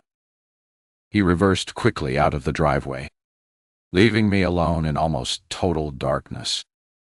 The lone street lamp at the corner spilled pale light onto the street. Heidi's house was dark. I wondered if she'd called an ambulance. If so, she'd have a whole lot of explaining to do when they saw her injured boyfriend. but I reckon she'd have time to come up with a good story on the ambulance ride to the hospital, one that didn't implicate Nate and his cronies. My heart leapt as the garage door swished upwards. Nate's car was still there. I could breathe. He hadn't been here. But why would he want to drive a dull Toyota Camry when he had a fancy Mercedes at his disposal? A car that was much more suited to his extravagant tastes. I let myself into the house and immediately took a kitchen chair and wedged it under the back door knob. If someone tried to get in, they'd make a whole lot of noise, which would give me plenty of time to make a swift exit from the front door.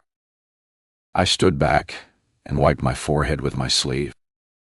Fear was making me jumpy and feverish. I told myself I had to stay calm until I could get in touch with Stefan and tell him everything, rather than sleep upstairs in my bedroom. I curled up on the sofa with a couple of pieces of toast, the only thing I could stomach, and a glass of milk. I put on some mindless romance movie, something feel-good and escapist, set on a sprawling ranch with misty mountains on the horizon. I wrapped myself in a blue and white crocheted blanket my mother had made in her crafting days, and soon my eyelids were drooping. I lay my head against the cushion and let my exhausted body drift off into sleep. I dreamed I was out walking, but the moment I hit the lakeshore, the wolves appeared. Silent gray shadows flitting between bare trees.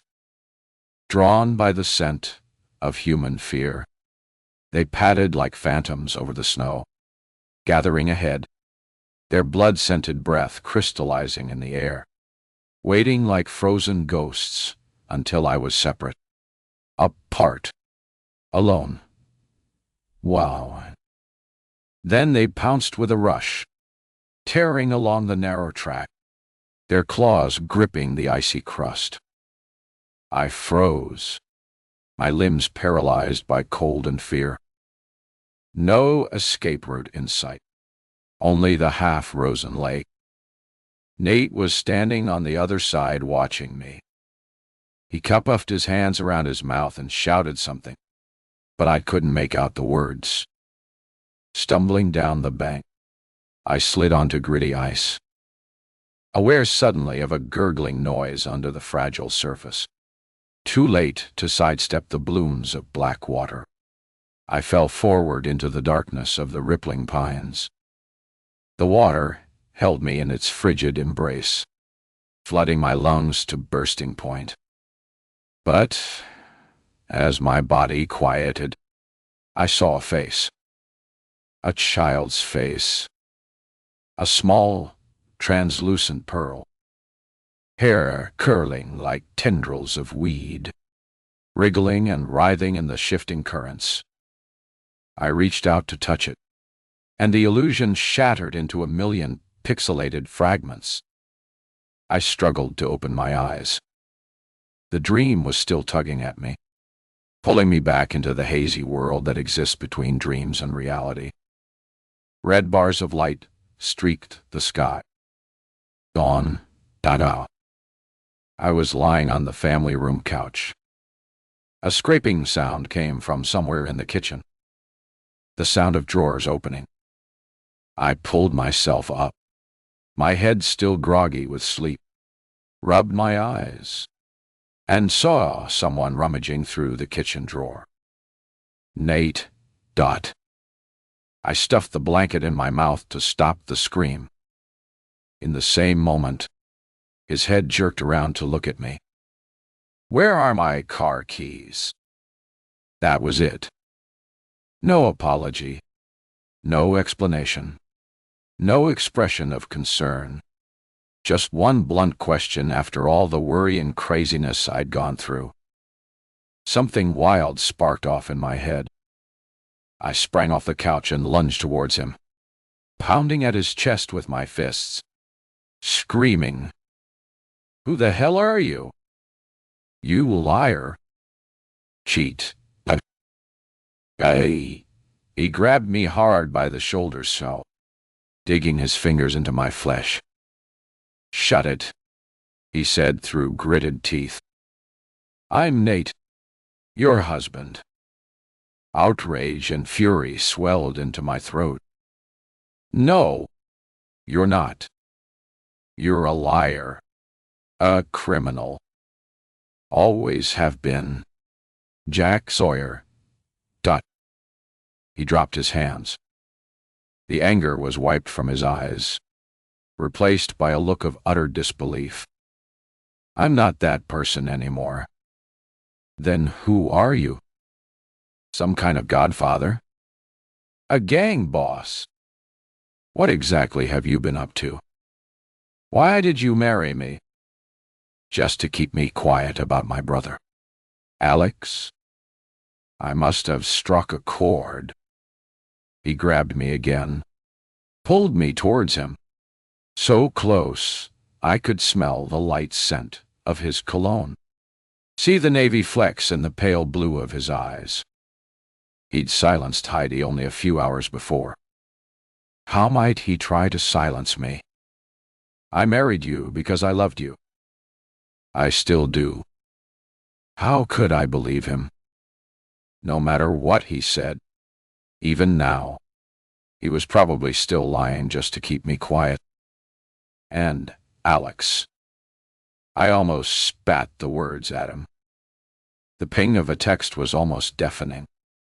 He let me go, pulled out his phone, and turned away to study the message.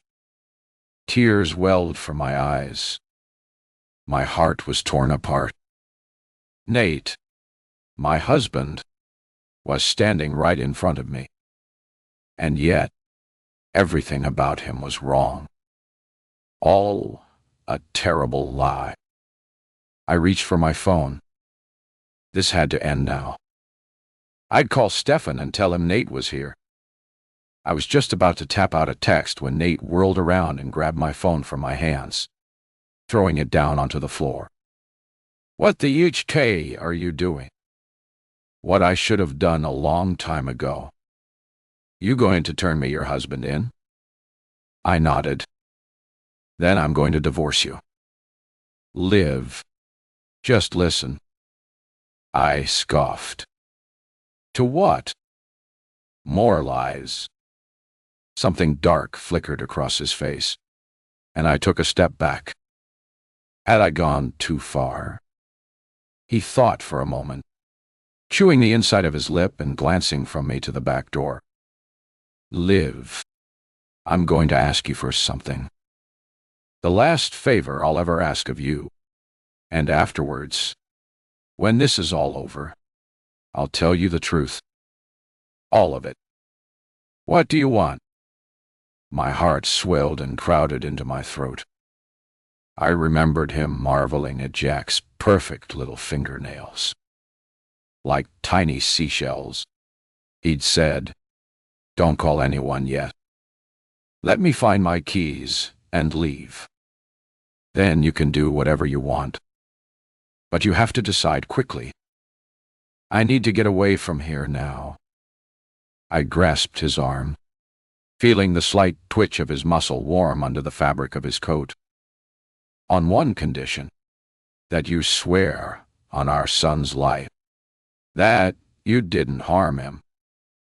Nate's mouth drooped at the corners. He looked at me as if I'd shoved a knife in his heart. "How can you even ask that?" I felt a stab of regret, but stifled it. Hot tears pulled in my eyes as I tugged at the front of his sweater. "I mean it." "Swear." When he looked at me again, I thought I could see a glimpse of honest sorrow and pain in his expression. But how could I tell if it was real? Was my husband really just a brilliant actor? "I swear," he whispered. I dropped my hands, bent my head. "Your keys are hanging on the wall next to the fridge. Take them and get out of here before I change my mind." He looked at me as he ran to the fridge and took them. As he passed me on the way out, he turned. "I'm sorry. I'm the bio, Bunda, Deovshiwe, mine. Live, but you died. Believe me. I kept my eyes on the floor. Get out, and don't come back, unless you're ready to tell me the truth and turn yourself in. He nodded, pausing at the doorway. One last thing. Natives. You've got to be kidding me. Just give me a bit of time. Please. I know as soon as I leave here, you're probably going to call the cops. But think about it first. Please. He could sense the rebellion in my silence, because the pleading expression quickly vanished from his face. Better listen to me. Live. Because you'll soon find out I'm not the kind of guy you want to cross. I turned away, dumbstruck by his brazen threat and silenced by a new sense of fear. I'd never seen this side of Nate ever. I backed away from him. Get out, I whispered. He paused for a split second as if he was going to say something, then turned and slipped out into the garage. I slammed the door shut and listened for the roar of the car engine, then collapsed onto the couch and cried. Chapter 41. Tutting. I must have drifted off again because I woke to the sound of car tires on gravel. Springing up, I ran to the front window. The sun was barely up, but the reddish glare in the air was not from the sunrise. It was from the swirling lights of the 2 police cars and 2 armored vans parked at the foot of Heidi's driveway. I hurried then to the back door, saw the chair lying on the floor, and swung the door open. Nate's car was gone, and I still hadn't called Stefan. Racing back to the living room window, I watched as a line of cops in flak jackets stooped low, guns pointed, crept in a tight line across Heidi's lawn. They stopped and held their position just before reaching the paving stones that bordered the front of the house. 2 other officers extracted a ladder from the back of one of the SUVs, while another 2 stationed themselves at either corner of the driveway, watching to turn any onlookers away. A man emerged from the first SUV dressed in a stiff bulletproof vest. I blinked in disbelief. It was Stefan, looking as if he'd stepped right out of a scene from one of those cop procedurals. Drawing back from the window, I watched events unfold. Stefan spoke to the guy standing sentry at the corners of the driveway, then adjusted his peaked cap and walked slowly towards a large truck and past Nate's black Mercedes. I clung to the window, face hot with guilt. I'd betrayed Stefan. Now he'd know I let Nate get away, unless I kept on lying and said he'd taken his Camry without my knowledge. I felt nauseous again. Why hadn't Stefan told me there was going to be a raid? He'd left me so vulnerable at the center of a dangerous situation. He must have known that Nate was involved, especially with Sonny and Mel around. And Nate had known the raid was about to happen. That's what the text was about. That's why he'd been in such a hurry to get away. By now, Stefan had reached the front door of the lake house. And despite my anger at him for keeping me in the dark, I found myself silently praying that he'd be safe. I clutched the blinds so tightly, I snapped the opening mechanism. First, he checked in both directions to see that he was covered, then rang the doorbell. No answer. He waited a few moments, then knocked on the door. No response. Then he waited again. Nothing. He banged at the door with his clenched fist. I could hear him calling something. Once he'd established that no one was coming to answer, he backed away from the doorstep, then turned and made his way down the driveway. The men with the ladder moved in, followed by the armed guys. Soon they'd put up the ladder to the second-story bedroom window, and one of the officers climbed up. followed by several armed officers. By now, backup had arrived in the form of more patrol cars. They pulled to a standstill, lights flashing. My phone rang, and I froze. Without taking my eyes from the scene outside, I held my breath and reached for my phone on the coffee table. It was Vera from next door. I exhaled, ignored the ringing. There was no way I wanted to get into a long discussion about the dramatic scene unfolding on our quiet street. The first officer had reached the top of the ladder and leaned back towards the next guy, who handed him a metal club. He used it to smash the bedroom window. The glass shattered, and with gloved hands, he pushed away the sharp edges from the frame. As soon as it was cleared, the two other armed guys followed him up the ladder, and they all climbed inside. I waited, barely daring to breathe, expecting the sudden crack of gunshots. None came.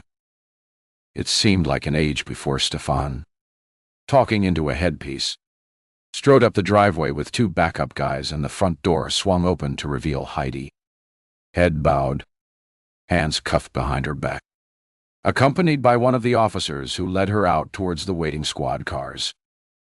Another man followed close behind, cuffed as well, his face contorted in fury as he cursed at Stefan, spitting on the ground as he walked by. I waited, taking shallow breaths for Nate to emerge. But, instead, Stefan beckoned the other cops towards the house, and they swarmed inside as Heidi and her friend were placed in separate squad cars. Over the next half hour, various officers emerged with large plastic bags filled with bulky objects, and others bulging with bags of white powder.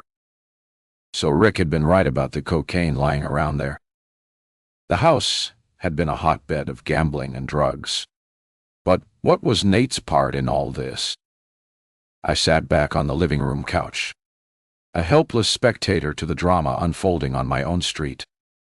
I couldn't have written a more suspenseful story myself. This was the stuff of sensational cop shows and movies, not the content of my own average life. I closed my eyes and wondered when and if Stefan was actually ever going to come over and tell me what was going on. Would he come clean and let me know he'd actually been investigating Nate all this time he'd been pretending to help me? And did he suspect I knew anything at all about Nate's other life? The pictures hanging on the opposite wall shifted and swam in front of my eyes. They depicted scenes from our trip to the Napa Valley wineries a month before we were married. I was powerless, trapped in a situation I couldn't control.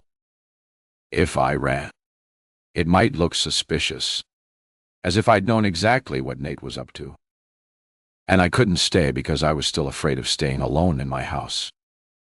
So, I almost jumped out of my seat when my phone pinged again with an incoming text.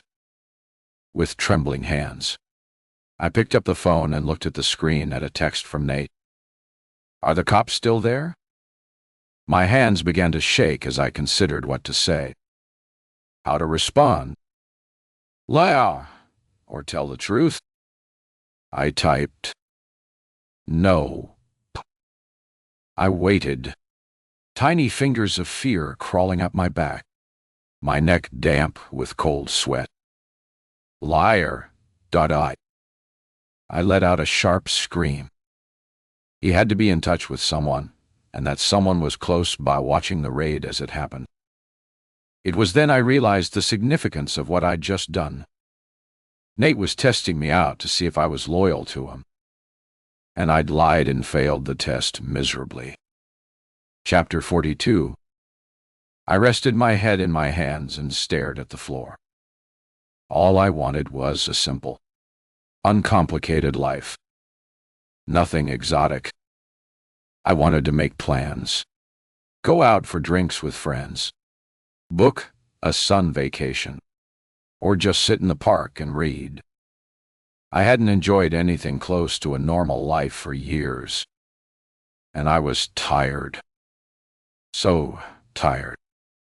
I'd forgotten what it was like to be free from grief and worry. Free from the fear that played in the back of my mind every time the doorbell rang. I had to tell Stefan everything I knew. Maybe he'd have time to talk. Now the operation looked to be drawing to a close. Patrol cars were leaving, taking Heidi and her friend away, and leaving only a few officers to finish searching the house. Stefan had been at the center of the action, directing everyone's movements. But, finally, he stopped and ran a hand through his hair. He turned towards my house, and with a quick look in both directions, crossed the street and made his way up my driveway. I was there waiting before he got to the front door. Dark shadows framed his eyes, and his expression was grimmer than I'd ever seen it. "Come in? Sure." He took off his cap, got a glass of water. I ran to the kitchen and poured one and handed it to him. He gulped it down in one massive swallow. "Another?" He shook his head. "Better not want to tell me what's going on." "Let's go in there." He pointed towards the living room. "I have to keep an eye on the house." I moved towards the sofa while he stood framed in the bay window. "You'd better sit down." "Live." Feeling suddenly disoriented, I lowered myself onto the sofa. "So, we've been watching your neighbor, Heidi, dot. Yes. We've been watching Heidi's house since she moved in. We've been scoping out her last place for almost a year. Then she just up and left. We finally traced her here. And for the last 2 weeks, we've done drive-by and walk-by checks, parked a surveillance van on the street every day, even tapped her phone to confirm she was still up to the same tricks." "What kind of tricks?" "Stefan?" He sighed, turned his cap around in his hands, and looked at me with sad eyes. "Officially, I shouldn't be telling you this, but I will because of the other information I'm about to share with you after." He took a deep breath and leaned his shoulder against the window frame. He was making me feel so fidgety. I wished to hell he'd sit down. "So Heidi and her cronies run illegal gambling parties, invitation on big stakes games. She recruits the high roller guys looking for no limits play. For these guys, the bigger the risk, the greater the thrill. With just a few well-placed phone calls and some carefully orchestrated word of mouth, she organizes a big high-thrills, maximum-stakes game. Heidi hosts, provides the lavish setting, gourmet refreshments, and complete assurance of anonymity. Everyone's happy, especially the people she's laundering dirty money for." "Laundering money? Which people?" "I can't disclose exactly who they are. They're local but affiliated with larger criminal organizations situated on the West Coast and in eastern Canada. I saw her at the casa number." "Stefan." He frowned. I'd rarely seen Stefan look annoyed. When were you at the casino?" "I got a message from Nate. He lied and said he was still in Toronto. So, I went looking for him. I saw Heidi instead. I followed her to some warehouse near the railway yard. They had a game going in one of the old converted buildings. Then I saw Nate. He had 2 guys with him. They beat up and stabbed Heidi's friend, a bald-headed guy I thought was her boyfriend. He was over at her house all the time. I couldn't tell if he was dead." Stefan's face was frozen in shock. "You saw all this, and you didn't tell me." "I tried to afterwards, but the call just went to voicemail." Did they see you? It all came back to me. The warehouse. The men. Nate giving orders. The sight of the man's head snapping backwards as Sonny's fist hit him square in the chin. The hard thrust of the knife into his gut. I shook my head. No, I don't think so. I don't know how I got away. They might have heard me. I floored the gas, drove to the village, ran out of gas, and called a cab. When I got here, I locked and barricaded the doors, and woke up to a scene right out of a crime drama. Has Nate been here? I swallowed, then took a deep breath and nodded, deciding to keep things deliberately vague. This was the last favor I'd do for Nate. His car was gone from the garage this morning, and just a few minutes ago, he messaged me. Oh, here. Oh, I know. Check this out. I handed my phone to him.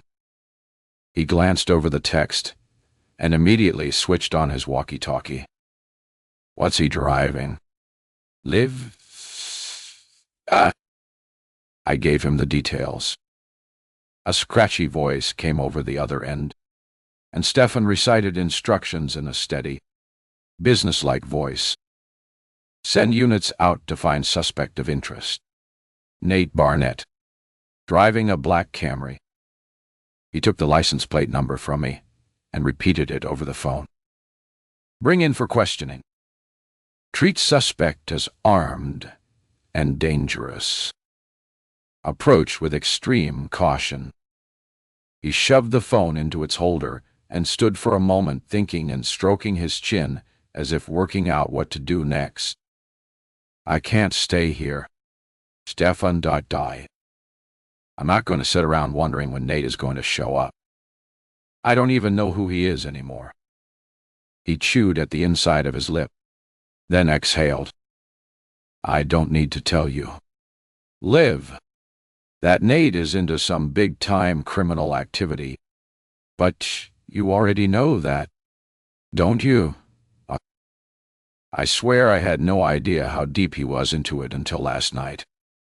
I knew he was hiding things from me and lying.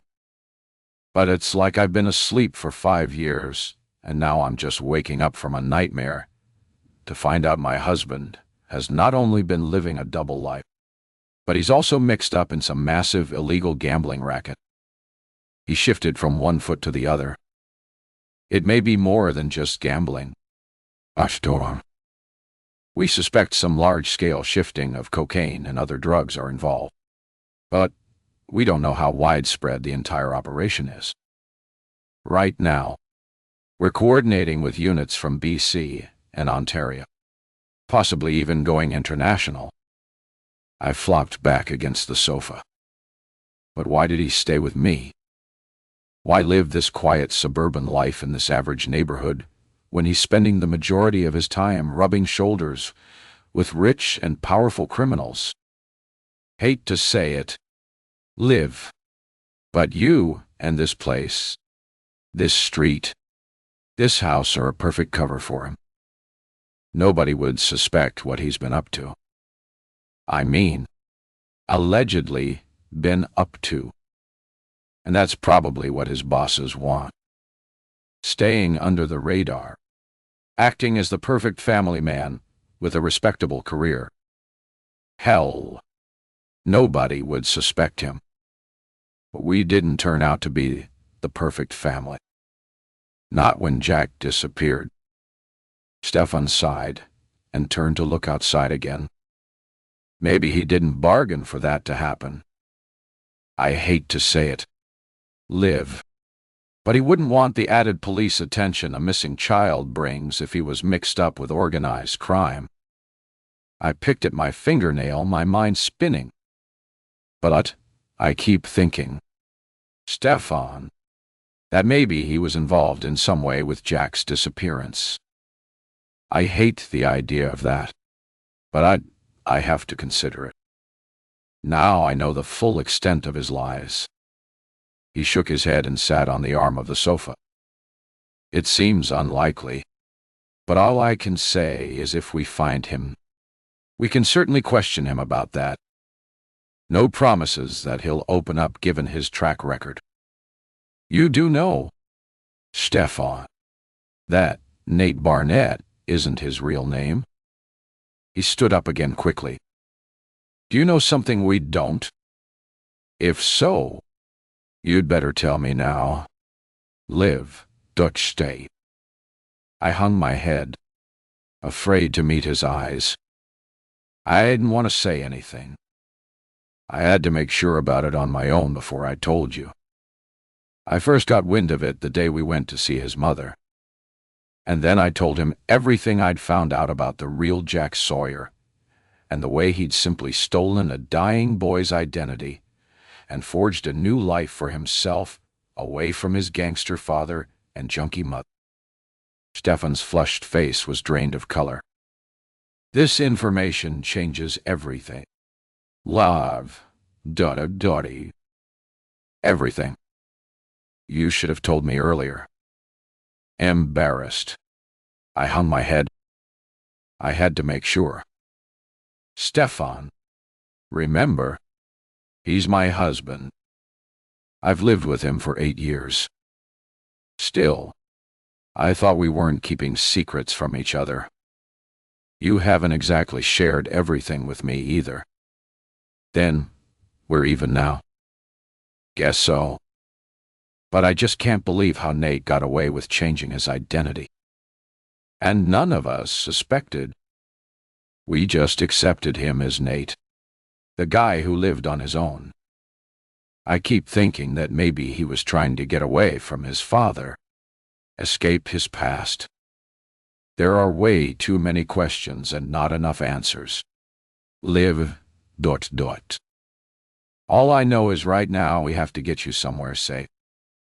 It's too dangerous for you here. Do you have any relatives?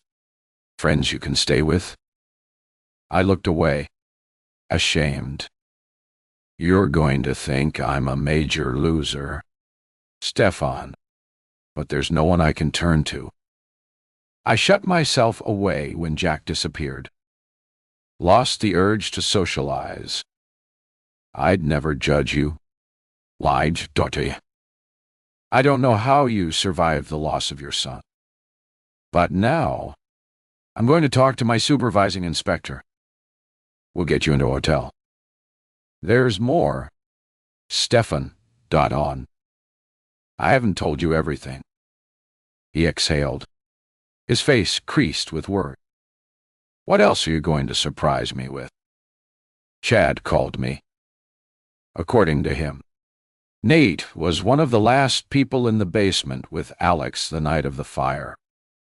I keep thinking he had something to do with Alex's death. And that's why he married me.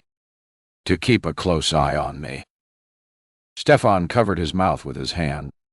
His toe tapped frantically on the floor. You know something, Stefan. Spit it out if you do. He looked up at me with damp eyes. I always meant to tell you. Live. But I couldn't. You loved Alex so much. Had him on a pedestal. I grasped Stefan's arms and tugged on his jacket. Tell me, for God's sake, I'm not a child anymore. When I did a little investigating all those years ago, I discovered that Alex had gotten into the basement gambling tournaments in a big way. He lost so much money he had to borrow from Nate. He owed Nate over $1,000. A whole lot for a high school kid at that time. So Nate had a hold over Alex. But that's all I know. I never heard anything about Alex dealing drugs. I felt an instant stab of regret. So that's why he changed overnight. He was holding all that worry inside. He couldn't tell Dad about it. Once we find Nate, we'll question him all about Alex. But only after all this other stuff is sorted out. Fair enough, he said, holding me gently by the shoulders. Okay, I'll pack some things, I said, getting up. Ma, issue, house. I noticed my easel and the unfinished pictures of Parker. Better take my work, too. I'll wait down here for you. And don't skimp on the packing. You may be away for some time. Chapter 43. From my hotel room, 20 stories up, I looked out at the downtown office towers, bustling city streets, and the broad sweep of the half-frozen river in the distance. I was safe, but it was a hollow kind of comfort. I'd been torn away from everything familiar. The lake, the trees, the wildlife that formed such a major part of my everyday routine. But worse than that, coming here had broken the link between me and my lost son. I turned to survey the room. A plain, ultra-modern rectangle with one slate gray feature wall, abstract gray and white flower paintings, and stark white, freshly laundered bedding. But I'd slept well for the first time in ages, sinking into the plush mattress and falling asleep in the middle of a movie. The extra sleep made my head a little woolly, but a hot shower followed by a strong cup of coffee and a packet of chocolate chip cookies from the mini fridge sharpened me up. My bulging suitcase lay on the bed, and I'd already set up my easel with the latest drawings on it. Parker gazed out at me. The drawing showed him hiding his lunchbox in the hollowed-out trunk of a gnarled ash tree, right by a lake that looked just like the one I'd left behind. A broad ray of sunlight trickled through the branches, turning his tousled red hair to gold. Preserved in all his innocent perfection, his sea-blue eyes stared balefully out from the page. "Protect me," he seemed to say. "Protect me from the bullies and the people who want to hurt me." I gulped back a sob and flung my sweatshirt over the image. I couldn't even think about drawing, especially when I'd created a character who was the model of Jack. Stefan had left me here with the promise that he'd drop in later to give me an update on new developments. In other words, let me know if they'd found Nate. Just thinking of Nate was enough to chill me right through. When I thought about his betrayal, I wondered if the entire marriage had been just an act on his part. And yet, he'd told me the previous night he still loved me. How could I believe him after all the lies? I searched my memory for something real and honest about our relationship. Then, I remembered the day Jack was born. When the nurse had handed Nate the small bundle wrapped in a blue hospital blanket. He'd cradled the tiny body against his chest and gazed at our child with such wonder, his eyes shining with tears. I'd never seen such a look of genuine emotion on his face ever. That moment was so real, so sincere, as if he couldn't fathom the miracle of the gift he'd been given. I had to believe that was at least one perfect moment of truth in our marriage. I threw my suitcase onto the floor and slumped onto the bed, flicked through news channels, cooking shows, home renovation contests, afternoon soaps. Nothing held my interest established. How could I stay here for hours without exercise, without the trees and the sky and the lake? I wasn't tired or hungry, but I was so restless. The only thing that excited me was the thought of a long, cool drink. I grabbed my phone and threw on my denim jacket, remembering to take the key card from the side table on my way out the door. The hallway was empty. Not surprising, since the business types who usually stayed here were probably all in afternoon meetings. I reckoned I'd have a couple of drinks, just enough to relax me, and maybe get some supper before going back to the room and settling in for the night. I pressed the elevator button and counted the ascending floor numbers. when it stopped, and the doors swished open. I took a quick look to establish it was empty, then hopped inside and let the doors close. The bar looked like an extension of the lobby. A square space with lipstick-red basket chairs arranged around black lacquer tables, and all dominated by a massive abstract wall painting comprised of blurred multicolored squares. I sat in the corner, partially hidden by a tall rubber plant, but with a clear view of the main entrance. 5 minutes later, I was nursing a large gin and tonic, enjoying the smooth liquor as it slipped down my throat. But I was so jumpy, I drank it too quickly. The waiter, an awkward-looking guy who couldn't have been older than 21, raised his eyebrows when I held out my glass for another. "Tough day," I said, smiling and taking another sweating glass from him. He nodded and scurried away. Probably thought I was hitting on him. I chuckled to myself, imagining him texting his buddies and telling them some drunken older woman was giving him the eye. Starting on the next drink, I fixed my attention onto the TV screen in the corner where some big bake-off show was happening with teams competing to make the best cake for the grand opening of a dance academy. I was feeling pretty mellow when I first heard a whisper in my ear. The booze had made me so sluggish. It took a while to register that someone was standing behind me, but not standing, hovering. I placed the glass on the table and turned around to see Sonny, the tall guy from the Dodge Viper. My first instinct was to scream, jump up, and tear over to the reception desk. But as quickly as I thought of it, a large hand clamped across my mouth. I glanced around the room, hoping the waiter might come back and check on me, but the lobby was deserted. "Cooperate, and nobody will get hurt," the quiet voice said as I felt something dig into my back. "Now, walk out slowly and calmly, and stay right beside me, as if we're the best of friends." I struggled to breathe, my head light and dizzy as I made my way around the chair and came face to face with Sonny. Up close. He looked older than I'd thought. 2 deep grooves ran from the side of his nose down to the corners of his lips. The rest of his face was pulled tight and smooth, as if he'd had cosmetic work done.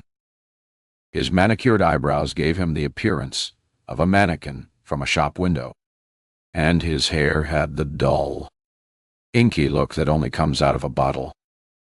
His eyes were flat and expressionless, devoid of any trace of emotion. I felt the stirrings of panic inside my chest established. He placed an arm around my shoulders and steered me through the lobby, then out the front door where a black SUV was waiting. Opening the back door, he shoved me into the rear seat. I heard a sharp click as the lock snapped down. And suddenly, we were off, speeding through the busy afternoon streets. A plexiglass shield separated me from the front of the car, but I could see Sonny's sidekick Mel was driving. He could barely reach the steering wheel and strained to see the road ahead. I felt my phone in my pocket.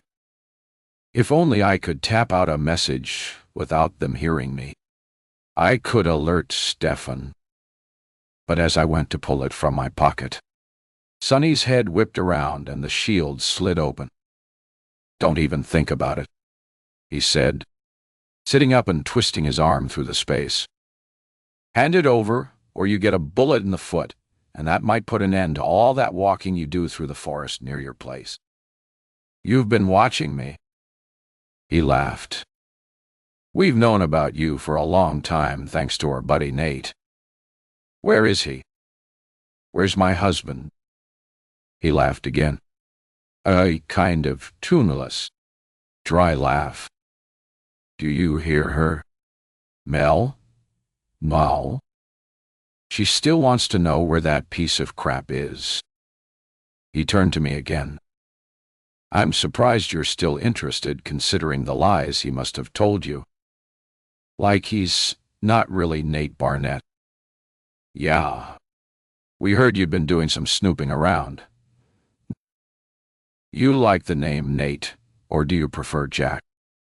We kind of thought Nate had a better ring to it when we helped him all those years ago. He had to lose the surname that his rat of a father, Glenn, gave him. Had to undo a whole lot of bad parenting. Got to tell you, Olivia, we, that is, Mel and me, we made your husband took a pimply, sniveling shoplifter from his trashy home and made him into a polished, educated businessman. Did everything for him, including paying for that damn university degree. A regular, my two dads. The two of us. Hey. Well, Bell. Right, no. Sonny, said Mel, his baritone voice surprisingly deep for such a short man. Chad and Max had been right. Sonny and Mel had been around Nate right from the start, grooming him and guiding him into the world of crime. It was like a bad remake of The Great Gatsby. So, what's his loyal wife doing in a fancy downtown hotel, instead of waiting with open arms to welcome him back? Asked Mel. He didn't come back. I don't know where he is. It's too bad you're lying, growled Mel. We were kind of hoping you'd help us find him since you saw him only last night. You mean at the warehouse by the railway tracks? Sonny wheeled around again. Oh, how do you know about the warehouse? You in on that, too? No, that's me. No, yo. I went to look for Nate at the casa number. Got to give you credit. That's a good place to start. That guy doesn't feel alive unless he's holding a hand of cards. Sonny chuckled. And the sound of the roulette wheel gives him a better high than a line of coke. Always got him in deep pouchy, said Mel. It's a serious addiction. Worse than drugs, they say. Clouded his judgment, said Sonny. Made him forget who his friends were. Mel nodded. Too right. But, So, Kobe, how did you know about the warehouse? Olivia? I was so confused by what they were saying. Couldn't make out whether Nate was with these guys or had turned against them. I saw Heidi at the casino and followed her there. Hey, we got a real honest-to-God amateur sleuth here. Mel Dutt. Maybe we ought to be hiring her instead of her ungrateful rat of a husband. What do you think? She's got guts, crowded Mel. I'll say that for her. She had to have sticking with that loser for so long. We'd left the city and were heading up the main road towards the turnoff for my place. You know, they're going to check on me at the hotel. When they find I'm not there, they'll come looking for me. The cops have had us on their radar for years, and they've still got nothing on us. They're after your husband and that greedy Bach Heidi. Nate thought he could have his own operation on the side, keep all the profits, and not show his gratitude to the folks who set him up. But then Heidi got greedy and tried to cut him out. That's when Mel and me found out about their little side operation. But last night, she squealed on Nate to save her boyfriend, who just got to the hospital in the nick of time. Too bad Nate made the big mistake of forgetting who's running things in this town, especially when he knows how far our connections go. We'd already turned into the tree-lined streets a few blocks from my house. I leaned forward, pleading, "Why can't you let me go? I don't have anything to do with his gambling. I don't want any of the money. I just want a quiet life." Sunny turned around again. "You seem like a real nice lady, and it's too bad you got mixed up with a no-good scumbag. But the problem is you married him, and that makes you part of it. But now we need your help to bring him right here to us, so we can deal with him." We pulled into my street. "What makes you think I want to help you?" Mel glanced at me in the rearview mirror. "When we tell you the truth about your husband and what he's done to you and your family, you're going to be begging us to help find him." Chapter 44. I felt a cold sense of dread when we pulled into the driveway of the lake house. The place was deserted. After all, yesterday's action. No signs of police activity were visible, and I'd seen nothing on last night's TV news about the raid. "Where are the cops?" I said, looking at the front door. There was no yellow police tape, no officers guarding the house. The only evidence of yesterday's raid was the boarded-up bedroom window on the second story. Mel killed the engine. They're probably keeping things under wraps. They think they can wait around and catch the big fish now. They're like bugs. Just wanted to nip at us first. Get us all riled up so we panic and play right into their hands. But they're dead wrong," said Sunny, getting out and opening the passenger door for me. "They have no clue what or who they're dealing with." Sunny took my arm and pulled me out. I looked over at my house at the empty driveway. I prayed that maybe Vera would open her garage door and see me, or that Shanti might walk by, spot me with these two strange guys, and suspect something was up.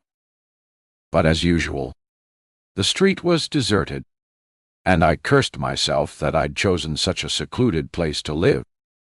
"Don't keep looking. There's nobody going to help you," said Sunny as he walked me towards the front door. "We've scoped this place out long enough to know what goes on here, and when people are usually around. The place is dead this time of day." Mel shoved me forward. They were right. It was a quiet street. People kept to themselves, and that's what I'd loved about the area. My legs felt sluggish and heavy. My stomach churned as I dragged my feet past Nate's Mercedes, still parked in the driveway. "Is Nate here?" "Hell no," said Sunny, opening the car door and checking inside. "But it's mighty kind of him to leave the keys for us. I'll take this one when we leave." "Ah." Mel nodded at me. "Guess Nate paid you a visit the other night and took his old junker Camry." The lie was quick on my tongue. I didn't hear him. I'd barricaded the doors. He couldn't get in. He was probably in a big hurry to get away considering what he'd just done, said Sunny, shoving me towards the front door. What had he done? I still couldn't figure it out. But whatever it was, they were mad as hell about it. Mel sorted through a bunch of keys. Real kind of Heidi to give us the run of the place. Guess she's getting used to a way smaller living space right now. He pushed the front door open, and I stepped inside the lake house. The place I'd watched from the outside for so many years, hating everything it represented. But now the feeling of dread so overwhelmed me I thought I'd pass out. Sunny's fingers dug into my arm as he yanked me upright. I looked around at a grand tiled entrance hall with a sweeping staircase on the left. French doors on the right opened onto an elegant dining room dominated by crystal chandeliers and a long dining table that looked as if it had been carved from a single tree trunk. A vast hallway stretched ahead. At the end, a massive room made larger by the floor-to-ceiling windows that looked out onto the lake and the terrace and the trees. The frozen lake gleamed in the cold light of the sun. We walked into a spacious, open family room. A gleaming gourmet kitchen was visible to one side. At the other, there was an ornamental stone fireplace that reached to the ceiling. Cream leather chairs, fur rugs, antique coffee tables were dotted around. But the stunning beauty of the place was marred by food-encrusted plates, brimming ashtrays, and the rancid stink of cigarette smoke. I thought I heard the buzzing of a phone. Sonny touched his pocket. He had my phone in there. I cursed myself that I'd turned the ringer off. I wondered if it was Stefan or Nate trying to contact me. Sonny stood surveying the mess. No wonder Jude was pissed off with Heidi. She's a damn slob. Beautiful place. And she couldn't take care of it, said Mel. Talk about ungrateful. Some people don't know how lucky they are. Sonny shoved me onto a chair. That's one thing you could say about Nate. He was really grateful for everything at first. Too bad it went to his head, said Mel, opening the fridge that looked to be filled with bottles. Nobody eats anything around here. Just pickles and booze. Not even a piece of fruit or a vegetable. No wonder Heidi's old man took the kid away, said Sonny. Mel took a bottle of water and shut the fridge door. Yeah, the brat got in Heidi's way, so she probably wasn't too upset about it. A natural, I call it, said Sonny. A mother not wanting her son. Sounds a lot like Nate's old lady. She'd have sold the poor kid for a few dollars to buy a shot of heroin. Mel unscrewed the cap and took a slug of water. He was balding with stringy hair and a thin mustache. Little Ty had to fend for himself when his dad was put away. Sonny stood over me. But we know what that feels like. Let's put it this way. Me and Mel have never felt the urge to celebrate Mother's Day for reasons I don't want to get into now. But that's why we helped young Jack make a life for himself. He was eager, ready to sign up for anything we asked him to do. And we spotted the potential right away. He was a real charmer, a budding con artist. So, we got him a new identity, an education, polished him up so we could prepare him for what was up ahead for him. Big opportunities if he played his cards right. Problem was, he got too fond of playing the cards, said Mel, perching on the edge of a couch. We should have known it would cause big trouble right from the start. I was shivering from cold, or maybe fear. I'd seen what these two guys were capable of, but they seemed to want to talk.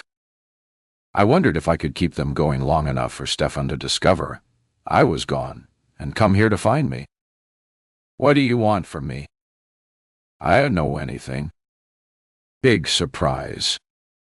Oh, Olivia, we know you don't.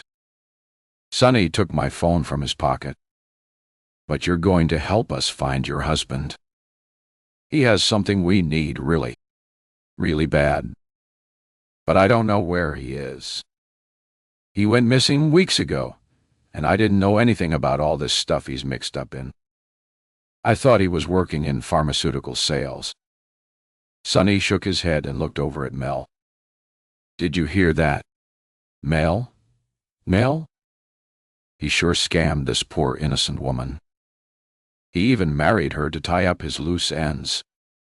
What do you mean, loose ends? What are you talking about? I feel sorry for you, said Mel. I really do. You seem like a nice sort of lady. Too bad your brother got mixed up with a no-good delinquent kid like Nate. I shot up in the chair, my eyes prickling with tears. What's this got to do with my brother? I screamed. Sonny shoved me back down. Cool it and we'll tell you. Then you'll really want to help us. Christ. You'll be begging to come along with us so you can put a bullet in your husband's head. I sat back in the chair, tears streaming down my cheeks, my chest heaving. He continued, a slight grin twisting his mouth. Bet you always wondered what went on in your basement the night your brother Alex died. I felt a rush of anger. Don't even say his name. He wasn't into drugs, and he didn't cause the fire. Did you hear me say anything about drugs? Mel? I didn't. Sonny, all. I'll excuse the rude interruption and continued then, if you'll just shut the Jew up. I slumped back, panting for breath. Sonny looked out at the lake and started talking again. As a matter of fact, you're right. Your saint of a brother wasn't into drugs, but he was heavy into gambling. He owed Nate big money. This I already knew. That's why Nate went over to your house that day to collect it. This I didn't, so it felt like the wind had been knocked out of me. Sonny continued. He got real mad and said he'd ask your dad if Alex couldn't come up with it. Then his other buddies showed up. The weird musician guy Chad and some little junkie rat called Renee and 2 other football players. But they didn't stay long. Apparently, your squeaky clean brother didn't know Renee had asked Nate to bring some of the good stuff along that night. When he pulled out the pipes and the junk and all, your brother went ballistic and threatened to call the cops. At the time, Nate had a short fuse. He wasn't the calm Mr. GQ man you know today. We taught him all about control a lot later. Nate called us for help, but while he was waiting, he got real mad when your bro actually tried to dial 911. Before we got there, he'd already beaten your brother up and threatened to burn him with a barbecue lighter. Problem was, he held the lighter too close. The flame shot out way farther than he'd bargained and set your brother's clothes on fire. Your brother's friends tried to get to him to put it out, but he panicked and fell against a pile of craft supplies and Christmas decorations. The whole thing caught fire. When we walked in, the place was an inferno. We ripped Nate out of there and told the other 2, if they breathed a word of it, we'd strap them to a chair, beat them to a pulp, and then go get their parents and do the same. Then we all escaped out the back door. Your folks were upstairs in bed. Guess the whole thing went up with your brother still down there, and your parents got downstairs too late. I bent over, sobs tearing through me. I couldn't get the picture out of my head. My brother burning to death while the others ran out and left him to die. Now you've gone and upset her, said Mel. Got to say, though, he did feel bad about it afterwards. Poor guy had nobody to tell him how to behave until we came along. His dog father used to use his wife like a damn ashtray. No wonder she got hooked on junk. Guess that's why he married you. Maybe he wanted to make up for it, said Sonny. Bastard. I yelled, feeling the words rip through my throat. He's a liar and a murderer. My theory is he wanted to keep you close. Make sure that little incident never caused him any trouble in the future.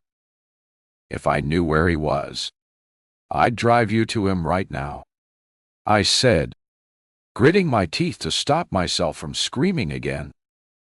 I heard the ping of a message on my phone. Wonder if that's him, said Sonny, taking my phone out from his pocket and glancing at the screen.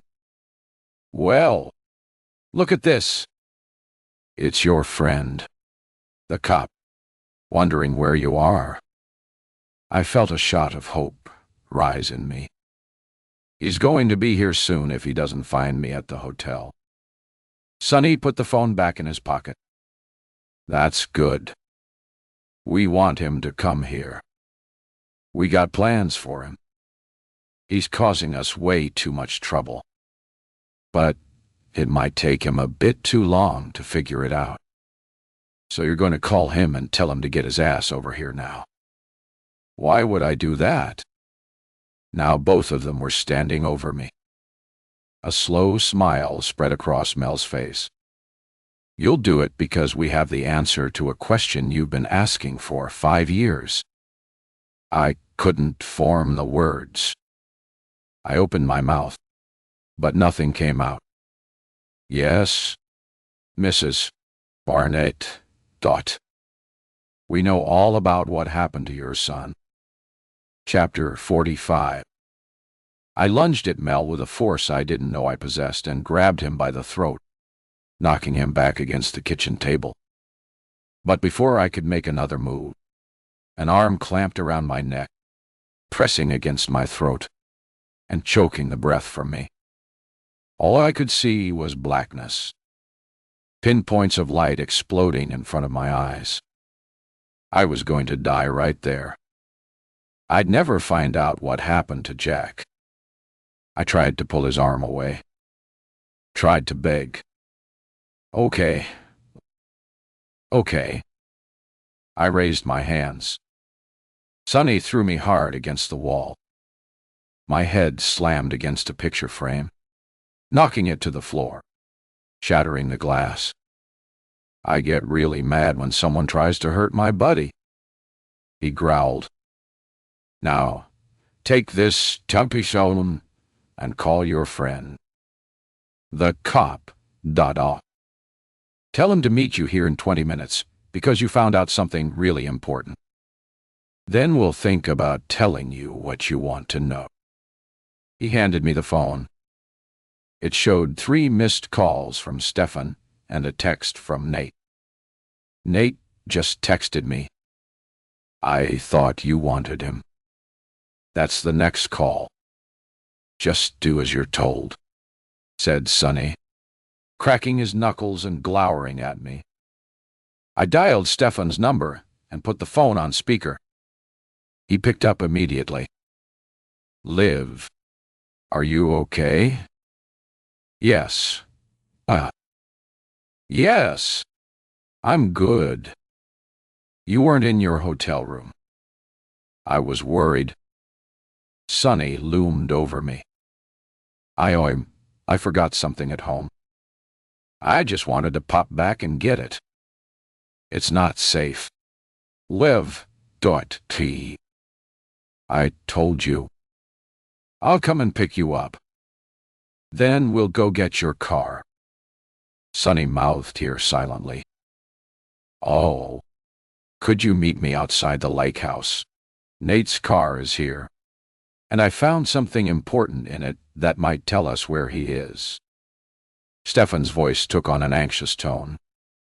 Don't go over there. Liv. Stay away. Sonny made a gesture to cut the call. See you there. Stefan. He yanked the phone from me. Mel, meanwhile, was pouring a glass of water, a livid expression on his face. Now, your husband, Seed, Sny. Text him and tell him we've got you, and we'll kill you if he doesn't tell us where he is. What if he doesn't care? If he's as bad as you say he is, it won't make a difference. Do it, yelled Mel, turning towards me. Or you get this in the gut. He walked towards me, brandishing a long knife. I shrank back against the wall, as if I could press myself into it. Sonny handed me the phone and I typed the text out. Sent it, then waited, a loud rushing sound flooding my ears. My heart leapt when the phone pinged. Hideker's barn. JCT Highway 2 and 223. Then another message. Let me speak to her. I shook my head. No, I don't want to. Please. But Sonny dialed the number. You're going to scream so he knows you're in trouble. I heard the ringing. Felt my heart slam against my ribs. Felt the nausea rising in my throat. Nate answered. Live. Tall. I started to scream. Bastard. Murderer. Looks like she doesn't want to talk to you. Bad dog, said Sonny. Don't hurt her. I heard him say. I felt sick at the familiar sound of his voice. But then I remembered what they'd told me about Alex. Told you we wouldn't if you cooperate with us. You got what we're looking for. I've got it here with me. Just let her go. Unlike you, we keep our promises. But if you don't hand over what we want, you know what happens. I have something lined up in case. A backup plan. Understand? I got it. Then he shouted something that blew my mind. Live. I'm sorry. Rory died. Rory did. Sonny shut the call down. We got to move. Mel. I. Now, Mimdy. Mel had a sick, twisted look on his face. I think I want to kill her first for what she just did to me. Time for that later. I got to get the stuff from the van. You watch her. Sonny shoved me back into the chair and tied my hands behind me with a tea towel, while Mel pulled out a gun and stood in front of me, smiling as Sonny headed out the door. Just because I'm small doesn't mean you can push me around. That's why I'm going to give you a long time to think about the fact that you're going to die. The room seemed to spin around me. Tears pressed against my eyes. But I couldn't cry. My body was a hollow shell. Go ahead. I have nothing to live for anyway. I croaked. He shook his head. But you want to know before you go about your kid, don't you? I strained forward, twisting my hands, wishing I could have strangled the life out of the sky. Tell me, I said, my voice with crying. Sonny came back inside holding 2 red gasoline containers. He handed one to Mel. Too bad it has to go up like this. But we can't let the authorities take everything. Jude says he'd rather torch the place. He's got some crooked guy at the insurance company might put a claim through. Man, if that doesn't work, the lot alone is worth big bucks. Some fool will buy it and build something new here. They strode around splashing gasoline over the couches and tables. Mel passed by me, and I screamed as he splashed the colorless liquid over my arms. He grinned. Oops. I slipped. You said you'd let me go. I don't remember that, said Mel, throwing the empty container down. They were going to set fire to the place and leave me here. I would die like Alex had. I'd never know what happened to Jack. Never see Stefan again. I know you're going to kill me. But tell me what happened to my son. Please, I said, struggling with the tea towel and realizing I could see the way to the driveway outside. Sonny had left the front door ajar. Sonny stopped for a moment. Maybe we should tell her. What do you say? Mel? Mel nodded. Sure. She'll die suffering more when she knows it was her rat of a husband that did it. He wouldn't hurt his son. I screeched.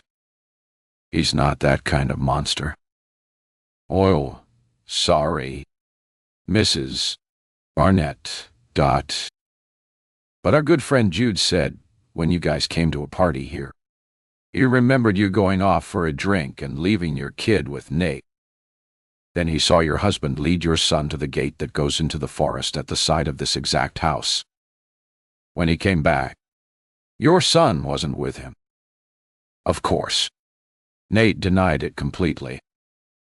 Too bad we don't know what happened to your kid. All alone in a place with coyotes wandering around, or maybe weirdos passing by in a big, deep lake only a few steps away. At that moment, it felt like an explosion went off in my head, as if a bolt of lightning had charged right through me. I ripped the loose towel away from my hands and leapt to my feet, hurling the kitchen chair at them. It glanced off Sonny's shoulder, knocking him backwards, giving me enough time to run towards the open front door, fly over to Nate's car, and get in. The keys were in the ignition. My hands shook so badly, I could barely turn the key. The stench of gasoline was everywhere. My breath tore out in rasps when I finally started the car up just as they ran out into the driveway. They'd never leave me alone. I knew I couldn't shake them off. But then a crazy idea shot into my head. I backed the car up, put it in drive, and headed right towards them. I could see their eyes white-edged with disbelief as they jumped aside. It was then that I floored the gas pedal, crashing straight through the wide-open side gate towards the lawn and the boat dock and the frozen lake. With seconds to go, I threw the side door open and flung myself out among the bulrushes, smashing my shoulder against a jagged chunk of ice. I heard the car crash onto the half-frozen lake, crawling through the bulrushes, my arms screaming with pain. I pulled myself into the shelter of the shrubs that bordered the park. Sonny and Mel ran down the back lawn and watched as the car's nose turned downwards into the cold black water. Then they turned and made their way back to the house, stopping suddenly at the sound of a car pulling into the driveway. All I could do now was sit back in my cradle of bulrushes and stare at the broken gate that separated the lake house from the forest, to watch the car go down, to find myself in the exact place where Nate had left our son Jack 5 years ago. Chapter 46. The lake house was burning. I had to get back there right away before there was nothing left but a pile of burnt rubble, and the person I truly loved was buried underneath it all. Mel and Sonny had already left, which was exactly what I wanted. I needed them to think I was dead, that my body had sunk down into the frigid water along with Nate's car. But I could swear I'd seen Stefan standing in the window of the burning house. I started running, the same thought spooling through my head over and over. He thinks I'm still in there. He's gone in to rescue me. I tore up the garden past the side of the house. Mel and Sonny's truck was gone, but Stefan's SUV was still parked in the driveway, the driver's side door hanging wide open.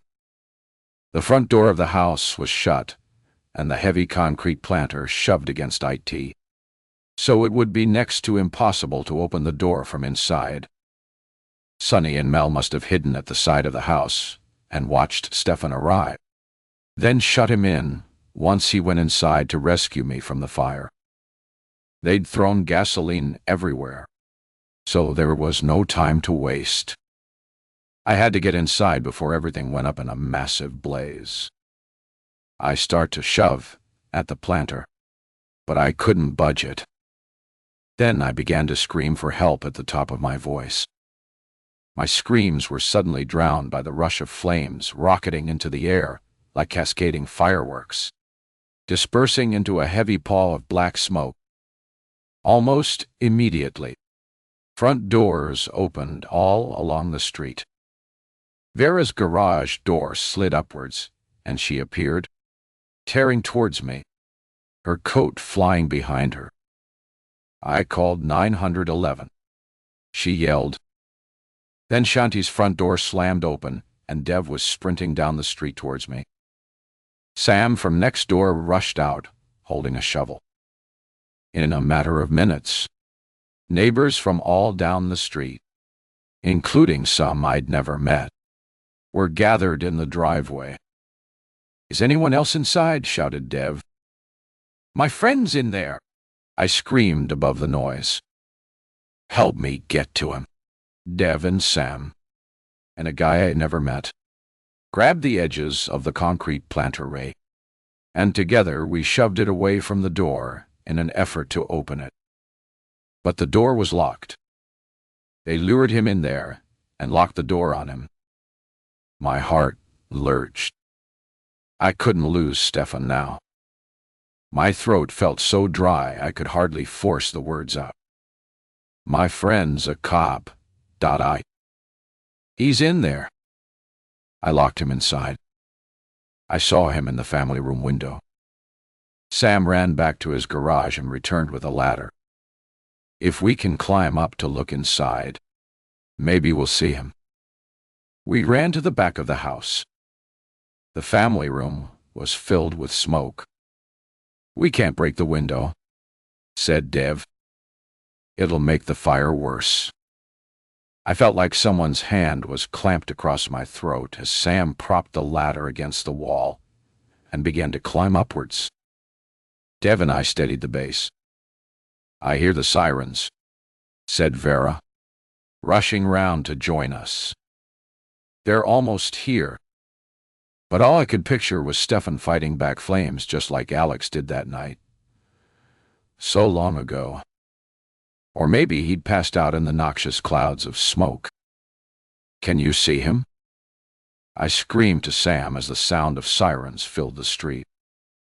"I'm not sure. Maybe I see a foot sticking out from behind a wall." "Let me look," I yelled and was about to climb up too when Dev grabbed my arm. "Leave it to the pros. Olivia. They're here." The sound of squealing brakes was quickly followed by the heavy crunch of boots on the gravel. 2 firefighters appeared. "Anyone in there?" yelled one. "I think someone's lying on the floor down here," Sam shouted back.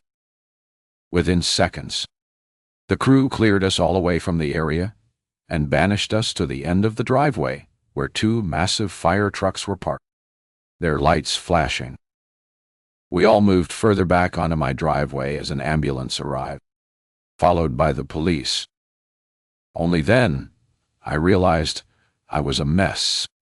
Bruised, filthy, terrified. Vera put an arm around me and cradled me against her shoulder. "They'll get him out," she whispered. "It'll be all right."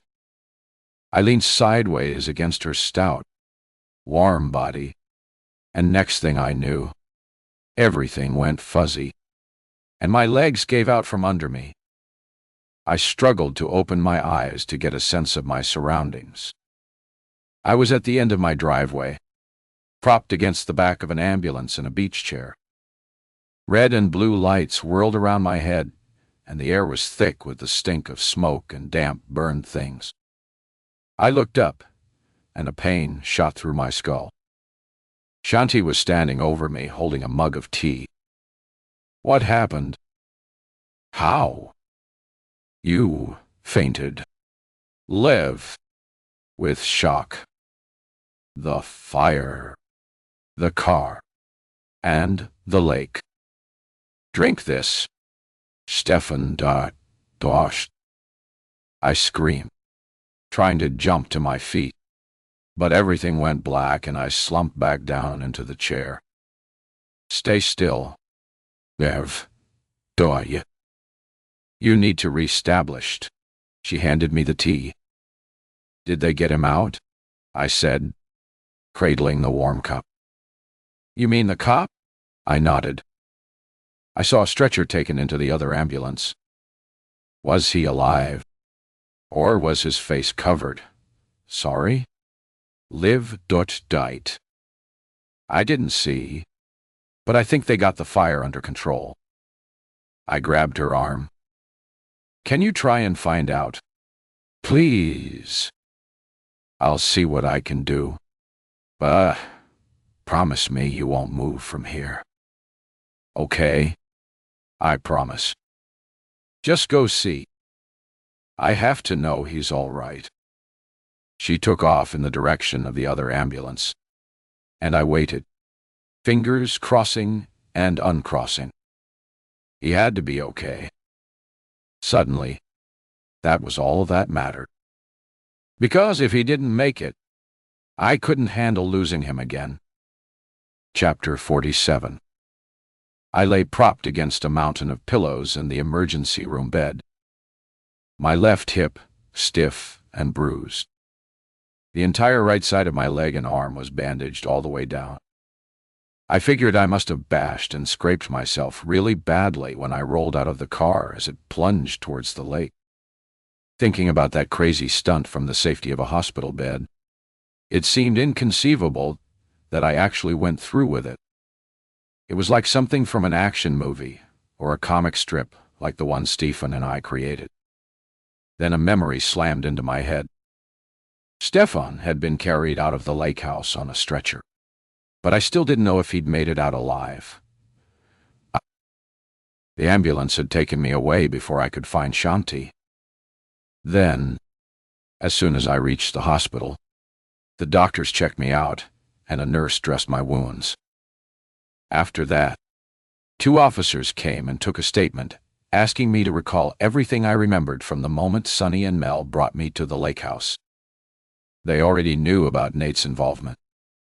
Stefan must have told them before he came rushing to help me out. But I gave them the location that Nate had sent to Sonny and Mel. So, they left in a hurry, telling me to stick around the city because they weren't done with the inquiry. I'd fallen asleep then, trying not to think about Nate and what was happening out on that country road. Since I'd found out he was responsible for Alex's death and Jack's disappearance, I hated him with such a passion that if he'd come into the room and stood in front of me, I'd have torn him apart with my bare hands. Instead, I prayed that Sonny and Mel reached him, found whatever they were looking for, and delivered some kind of gang justice to him, preferably something slow and excruciatingly painful. The rush of anguish made my head woozy again. I thought maybe I had a concussion, so even though I felt the need to sleep, I tried to fight it. But I was so tired I started drifting off. Then the sound of a familiar voice nudged me out of my drowsy state. I opened my eyes. Shanti was standing by the side of the bed. Something about her bright eyes and wide smile made me glad to be alive. She clutched a large bunch of yellow daisies and a bag of Malta serves. "Hey, stranger, Dick. I got munchies and good news for you." I sat up. Hope flared like a light inside me. She plunked the candies on the bed. "The cop. He's okay. They got him out. He's not injured." She shook her head. "Seems he crawled across the floor to the back passageway of the house." "Oh, well, no, sir, we're out." "He managed to shut that door so the fire couldn't spread there. He got out almost unharmed, except for a bit of smoke inhalation. Guess they train those guys on what to do in those situations." "I can't believe it. That's the best news I've heard in ages," I said, ripping the bag of chocolates open and holding the bag out to her. "Want some?" She grinned and grabbed a handful. "Don't mind if I do." We were over halfway through the bag of Maltesers when Stefan walked in, and my heart skipped a couple of beats. Shanti looked from me to him, a bewildered expression on her face. Stefan looked pretty good for someone who'd escaped from a major fire. One side of his face was covered in deep scratches. His hands were both bandaged, but there were no visible burns.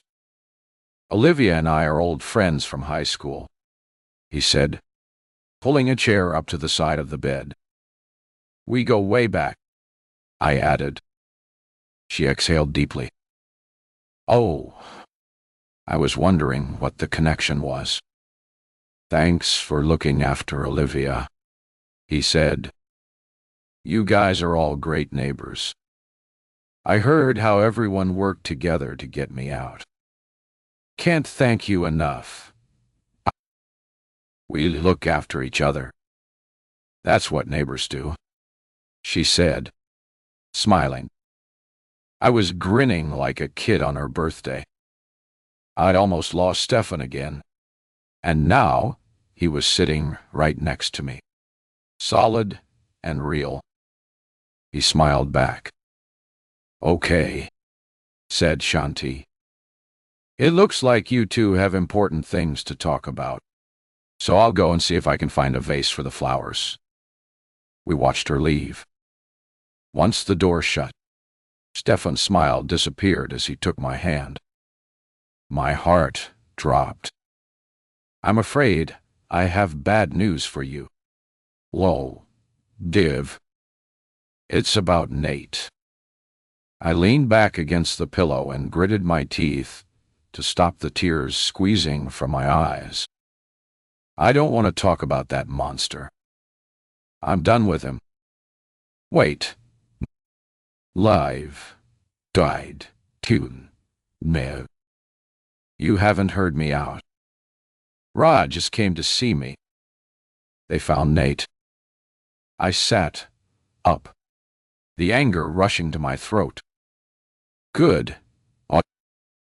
I hope they've locked him up and thrown away the key. He pressed my hand and spoke in a softer voice. He's dead. Ibdo. Tukti. Wow, Shisar. Why, my mind whirled in confusion. What do you mean? How? They found him in his car, out on the road by the barn, where he told Sonny and Mel to meet him. I swallowed, tried to force the words out. How did he die? Stefan looked away. It was bad. Liv, Sonny, and Mel killed him. I don't care. Stefan, ... They told me he killed my brother and did something to our son. I hate him. And now I'll never know what happened to Jack because Nate died without telling me. I wanted to stand face to face with him and make him admit to what he'd done. Stefan squeezed my hand again. How do you know those guys were telling the truth? Liv? Maybe they were the ones responsible. We'll ask them. You can make a deal with them or something. Aren't you guys always doing deals? Not with dead people. Sonny and Mel are dead, too. How? I gasped. Looks like they strangled Nate in his car with a piano wire and cut his tongue out. The brutality of the image hit me like a blow to the skull. I squeezed my eyes shut. Sonny and Mel were monsters. Liv.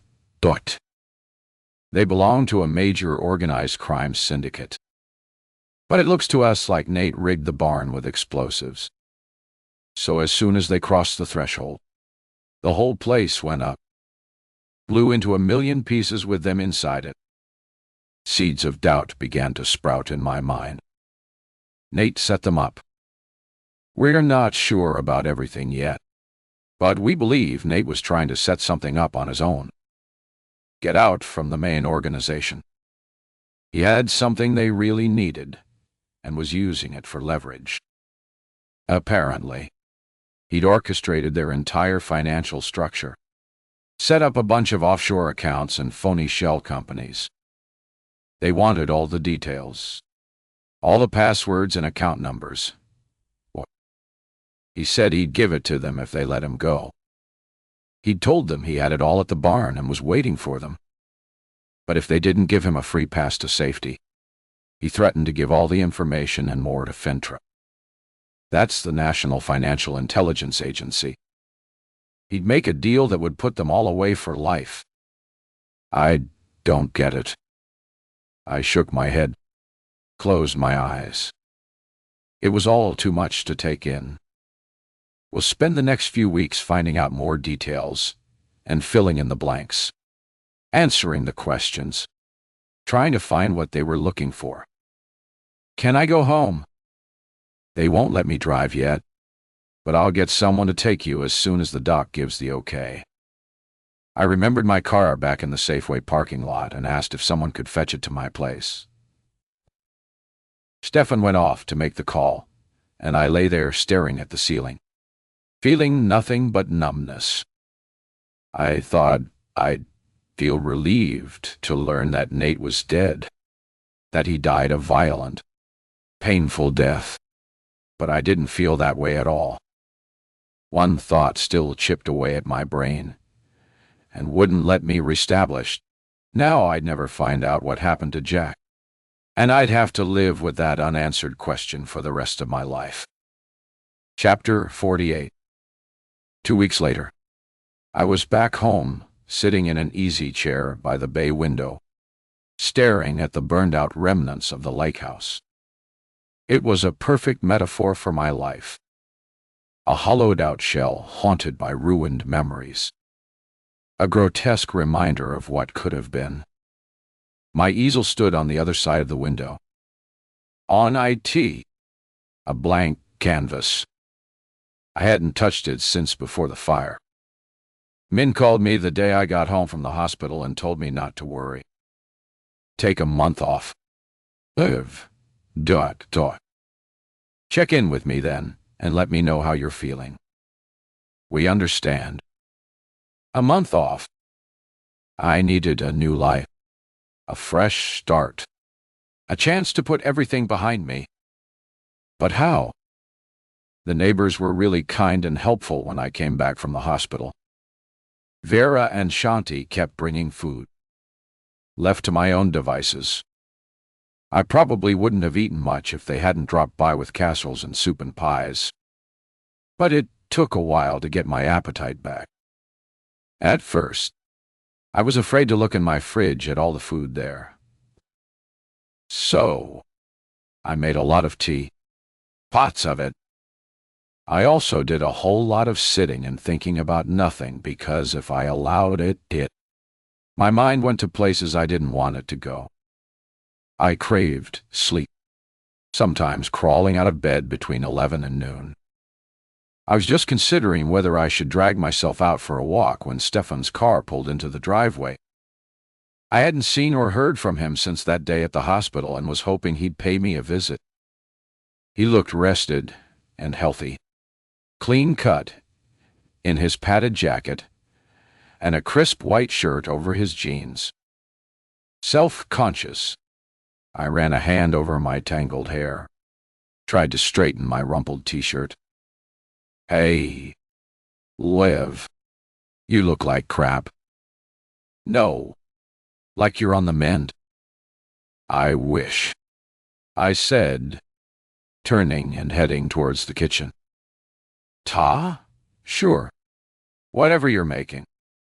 I boiled the kettle as he settled onto the stool by the breakfast bar. I liked seeing him sitting in my kitchen.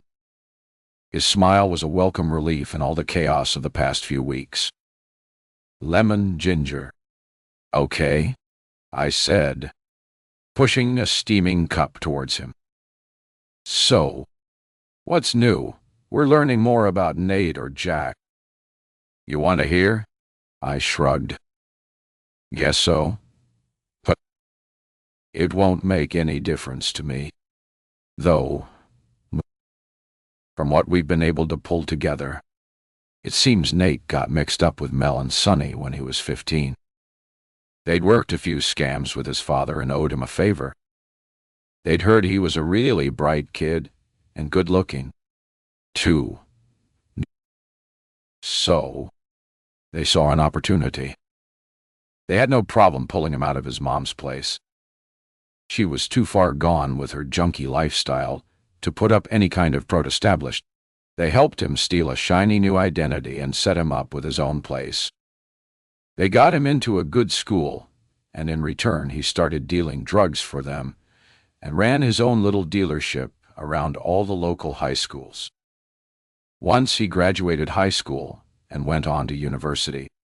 He did some small-scale work for the organization, mostly casino-based laundering of their dirty drug money.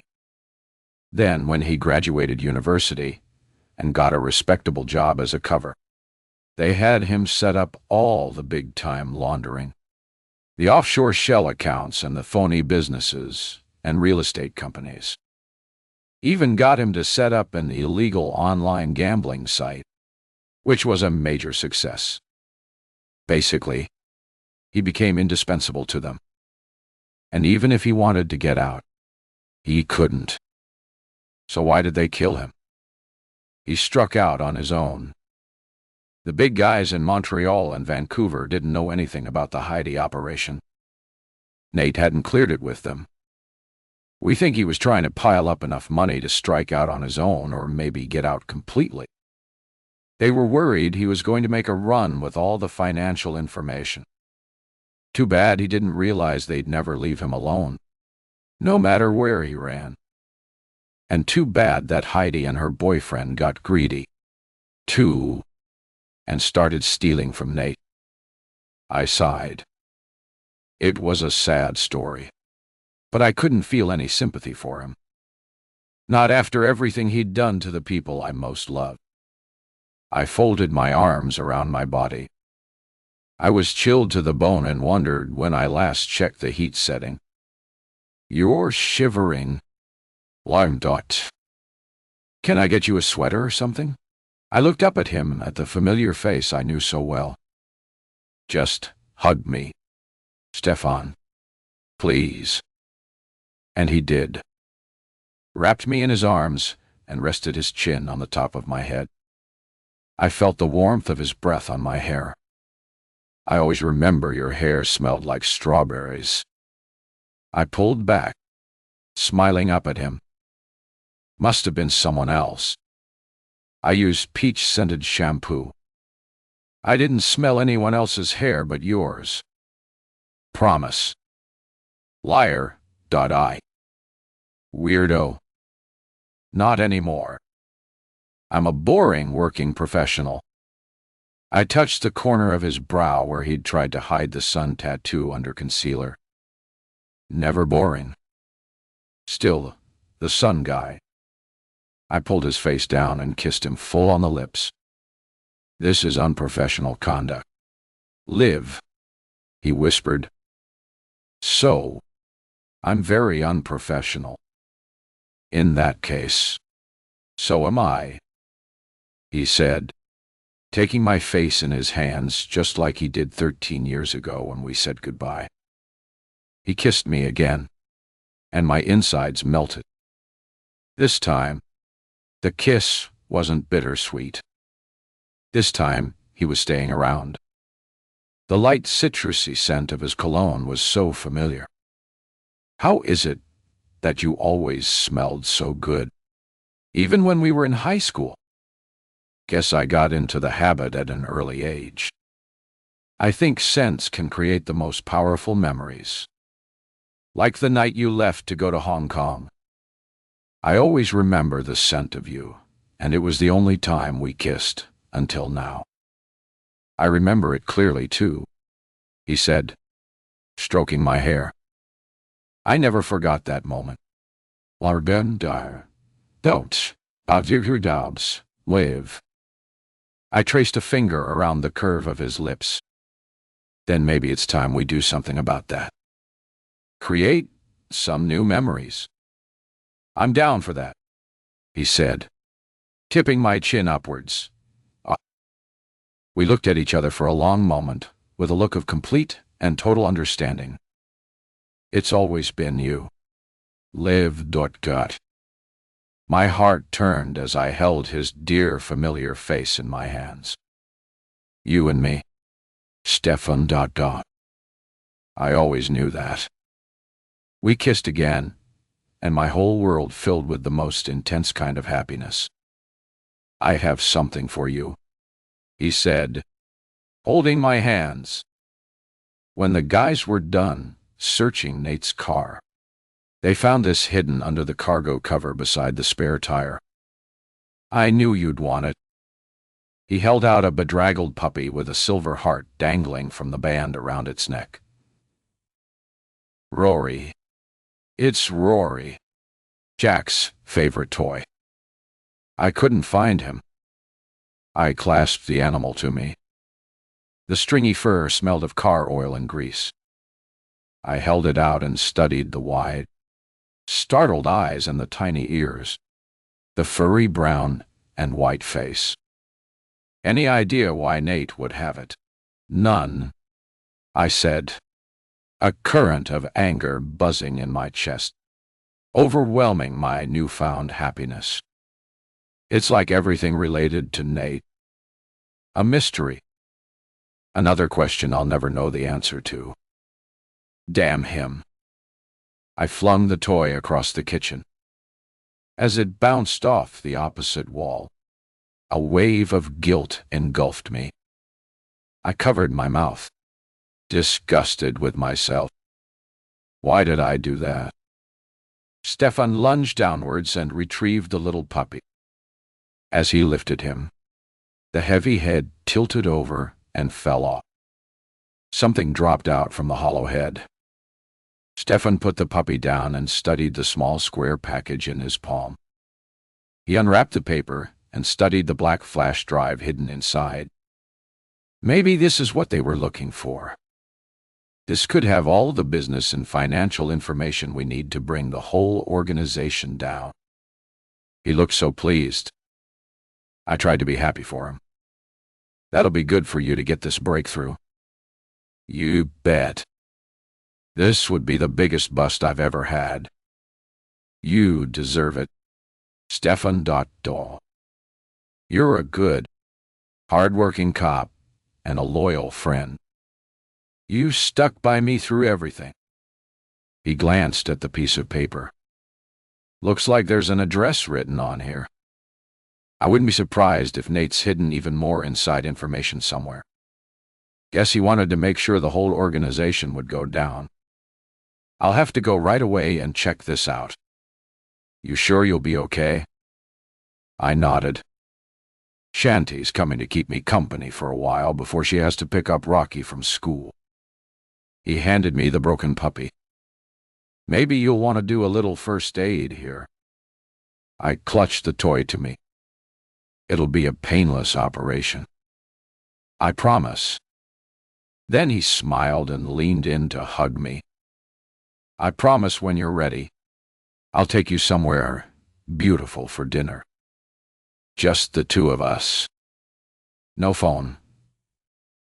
He shook his head. "No phone. No work talk." Then he headed out the door, already dialing a number. Chapter 49. A week later, I'd managed to start drawing again. I still hadn't finished Parker's lunchbox story, but I found some small comfort working on the superhero graphic kids novel. 2 pages of drawings were complete, and I was so happy with them. It had been quite a journey of discovery, developing Alex Apollo and his sidekick, Rory Rocket Boy. Min absolutely loved the idea. We'd even talked over some ideas on how to market it, although I didn't really care how many copies I sold.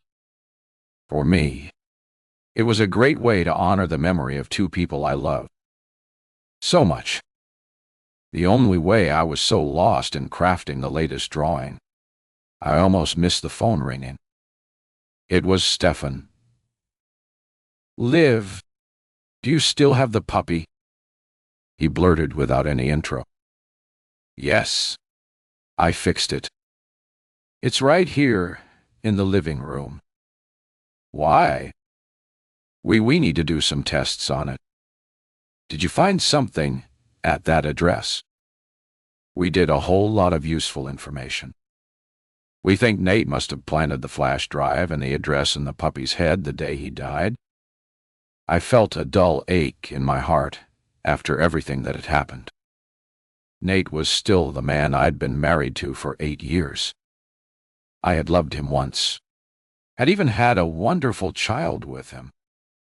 So even if our relationship had been broken for most of that time, and even though he'd lied, I'd gotten past the gut feeling of wishing harm on him. So, he knew they were going to kill him. It sure looks like that. But can you bring it to the station now? Okay. I'll be there as soon as I can. I ended the call wondering what else I was about to discover about this whole twisted situation. 20 minutes later, I pulled into the parking lot of the station. A modern glass and concrete structure with a sloping roof. Stefan was waiting for me at the door. A broad smile, almost splitting his face. Looks like you're happy about something. Did you get a promotion? Not exactly. Just come in, he said, taking my arm and steering me inside the bright, airy lobby, then down a narrow hallway. You're hiding something. It's obvious. No wonder you never got involved in poker games at high school. That's me. An open book. So, where did that address take you? He stopped and placed a hand on my shoulders. It took us 2 days to find the place way up north near Flint Flon, off the highway just outside the town. What on earth would Nate be hiding up there? I need you to talk to someone. Live in here. He directed me into a small office where 3 chairs were arranged in a circle. An older woman sat in one, tall with graying hair, brown parka, and a smooth, kind face. She tapped an empty paper coffee cup on the table. Stefan motioned me to sit down. I lowered myself slowly, wondering what the hell was going on and why the buzz of the overhead strip lighting sounded so loud. Olivier, this is Kate Bannister, Nate's aunt, his mother's sister. The buzzing became louder. I didn't think he had any family. She smiled. He didn't really. I tried to see him when I was in the city, but his mom, my bad baby sister, had wasted her life on that no-good gangster she married, and he wouldn't let her have visitors. I looked from this stranger to Stan. I get it. What's going on? She continued. I've wanted to meet you for such a long time. Olivia. Nate always spoke so highly of you when he came to see me. You've seen him recently? How? When? Tell her, Kate, urged Stefan. Now I felt a racing, rushing sensation in my gut. I wasn't ready for any more revelations or surprises about Nathan, but the woman leaned forward and spoke so gently. I stayed quiet. Nate had his faults. How can you blame him with a criminal for a father and a junkie for a mother? But he was always good to me. Said I was like a mom to him. And that's why I agreed to help him when he asked me. I'd moved up north, but he called me. Said he needed me to come down to the city and do something for him. She faltered. Tears pulled in her eyes. She stopped and covered her mouth. I hope you can forgive me, Olivier, but it was for the established. Nate said he'd got mixed up in something that was too big to control, and he'd been trying to get out. The guys at the top had just sent him an ultimatum. Keep working for them or they'd do something to his family. Threatened his kid. Said they'd make him disappear. Sell him to the highest bidder. Tears pressed at the back of my eyelids. What did they do to him? What did they do to my boy? I sobbed, my whole body shaking. She shook her head. No, no, it's not like that. Nate gave me directions to a bridge near a lake, told me where to wait, said he'd bring Jack there, and I was to take him back up north right away, hide him, and keep him safe until he could get out from the organization. I did it. I didn't know what else to do. The room swam around me. It wasn't possible. After all these years, after waiting and hoping and fearing the worst, it would be cruel to give me this hope and take it away. But it felt like she was telling the truth. I jumped to my feet, barely able to contain the rush of emotions. Where is he? Where's Jack? Let me see him. Stefan steadied me, holding on to my shoulders. You can see him. Live. But you have to calm down. He's been away for a long time. He might not know you. I slumped back in the chair, my insides rolling with doubt, disbelief, but most of all, excitement. Minutes later, the door opened, and a beautiful 7-year-old boy stood there, his hair a cap of auburn curls, his eyes hazel flecked with green. My heart flew to my throat. My boy, taller, his face thinner and more angular than I remembered. He fixed a serious, pensive look on me. I took Rory from my bag and held him out. Remember this little guy, Jack? He nodded and chewed his lip. Yeah, it's a kid's toy. I played with it when I was a kid. I'm grown up now. You are? You've grown into a wonderful, handsome young man. Your friend Rocky will be so surprised. He grinned. Rocky, I remember him. We played at the sand table. I ought to hold him, but I didn't want to scare him off or crowd him. Yes, that was at Mom's and Two's, but that's a long time ago. I expect you're in grade 2 now. Yep, phew. I'm good at drawing. 2. Are you really my mom? Aunt Katie says you are. I am. And I've missed you so much. We have a whole lot of catching up to do now. Is this you? He held out a photo of me with him at the zoo.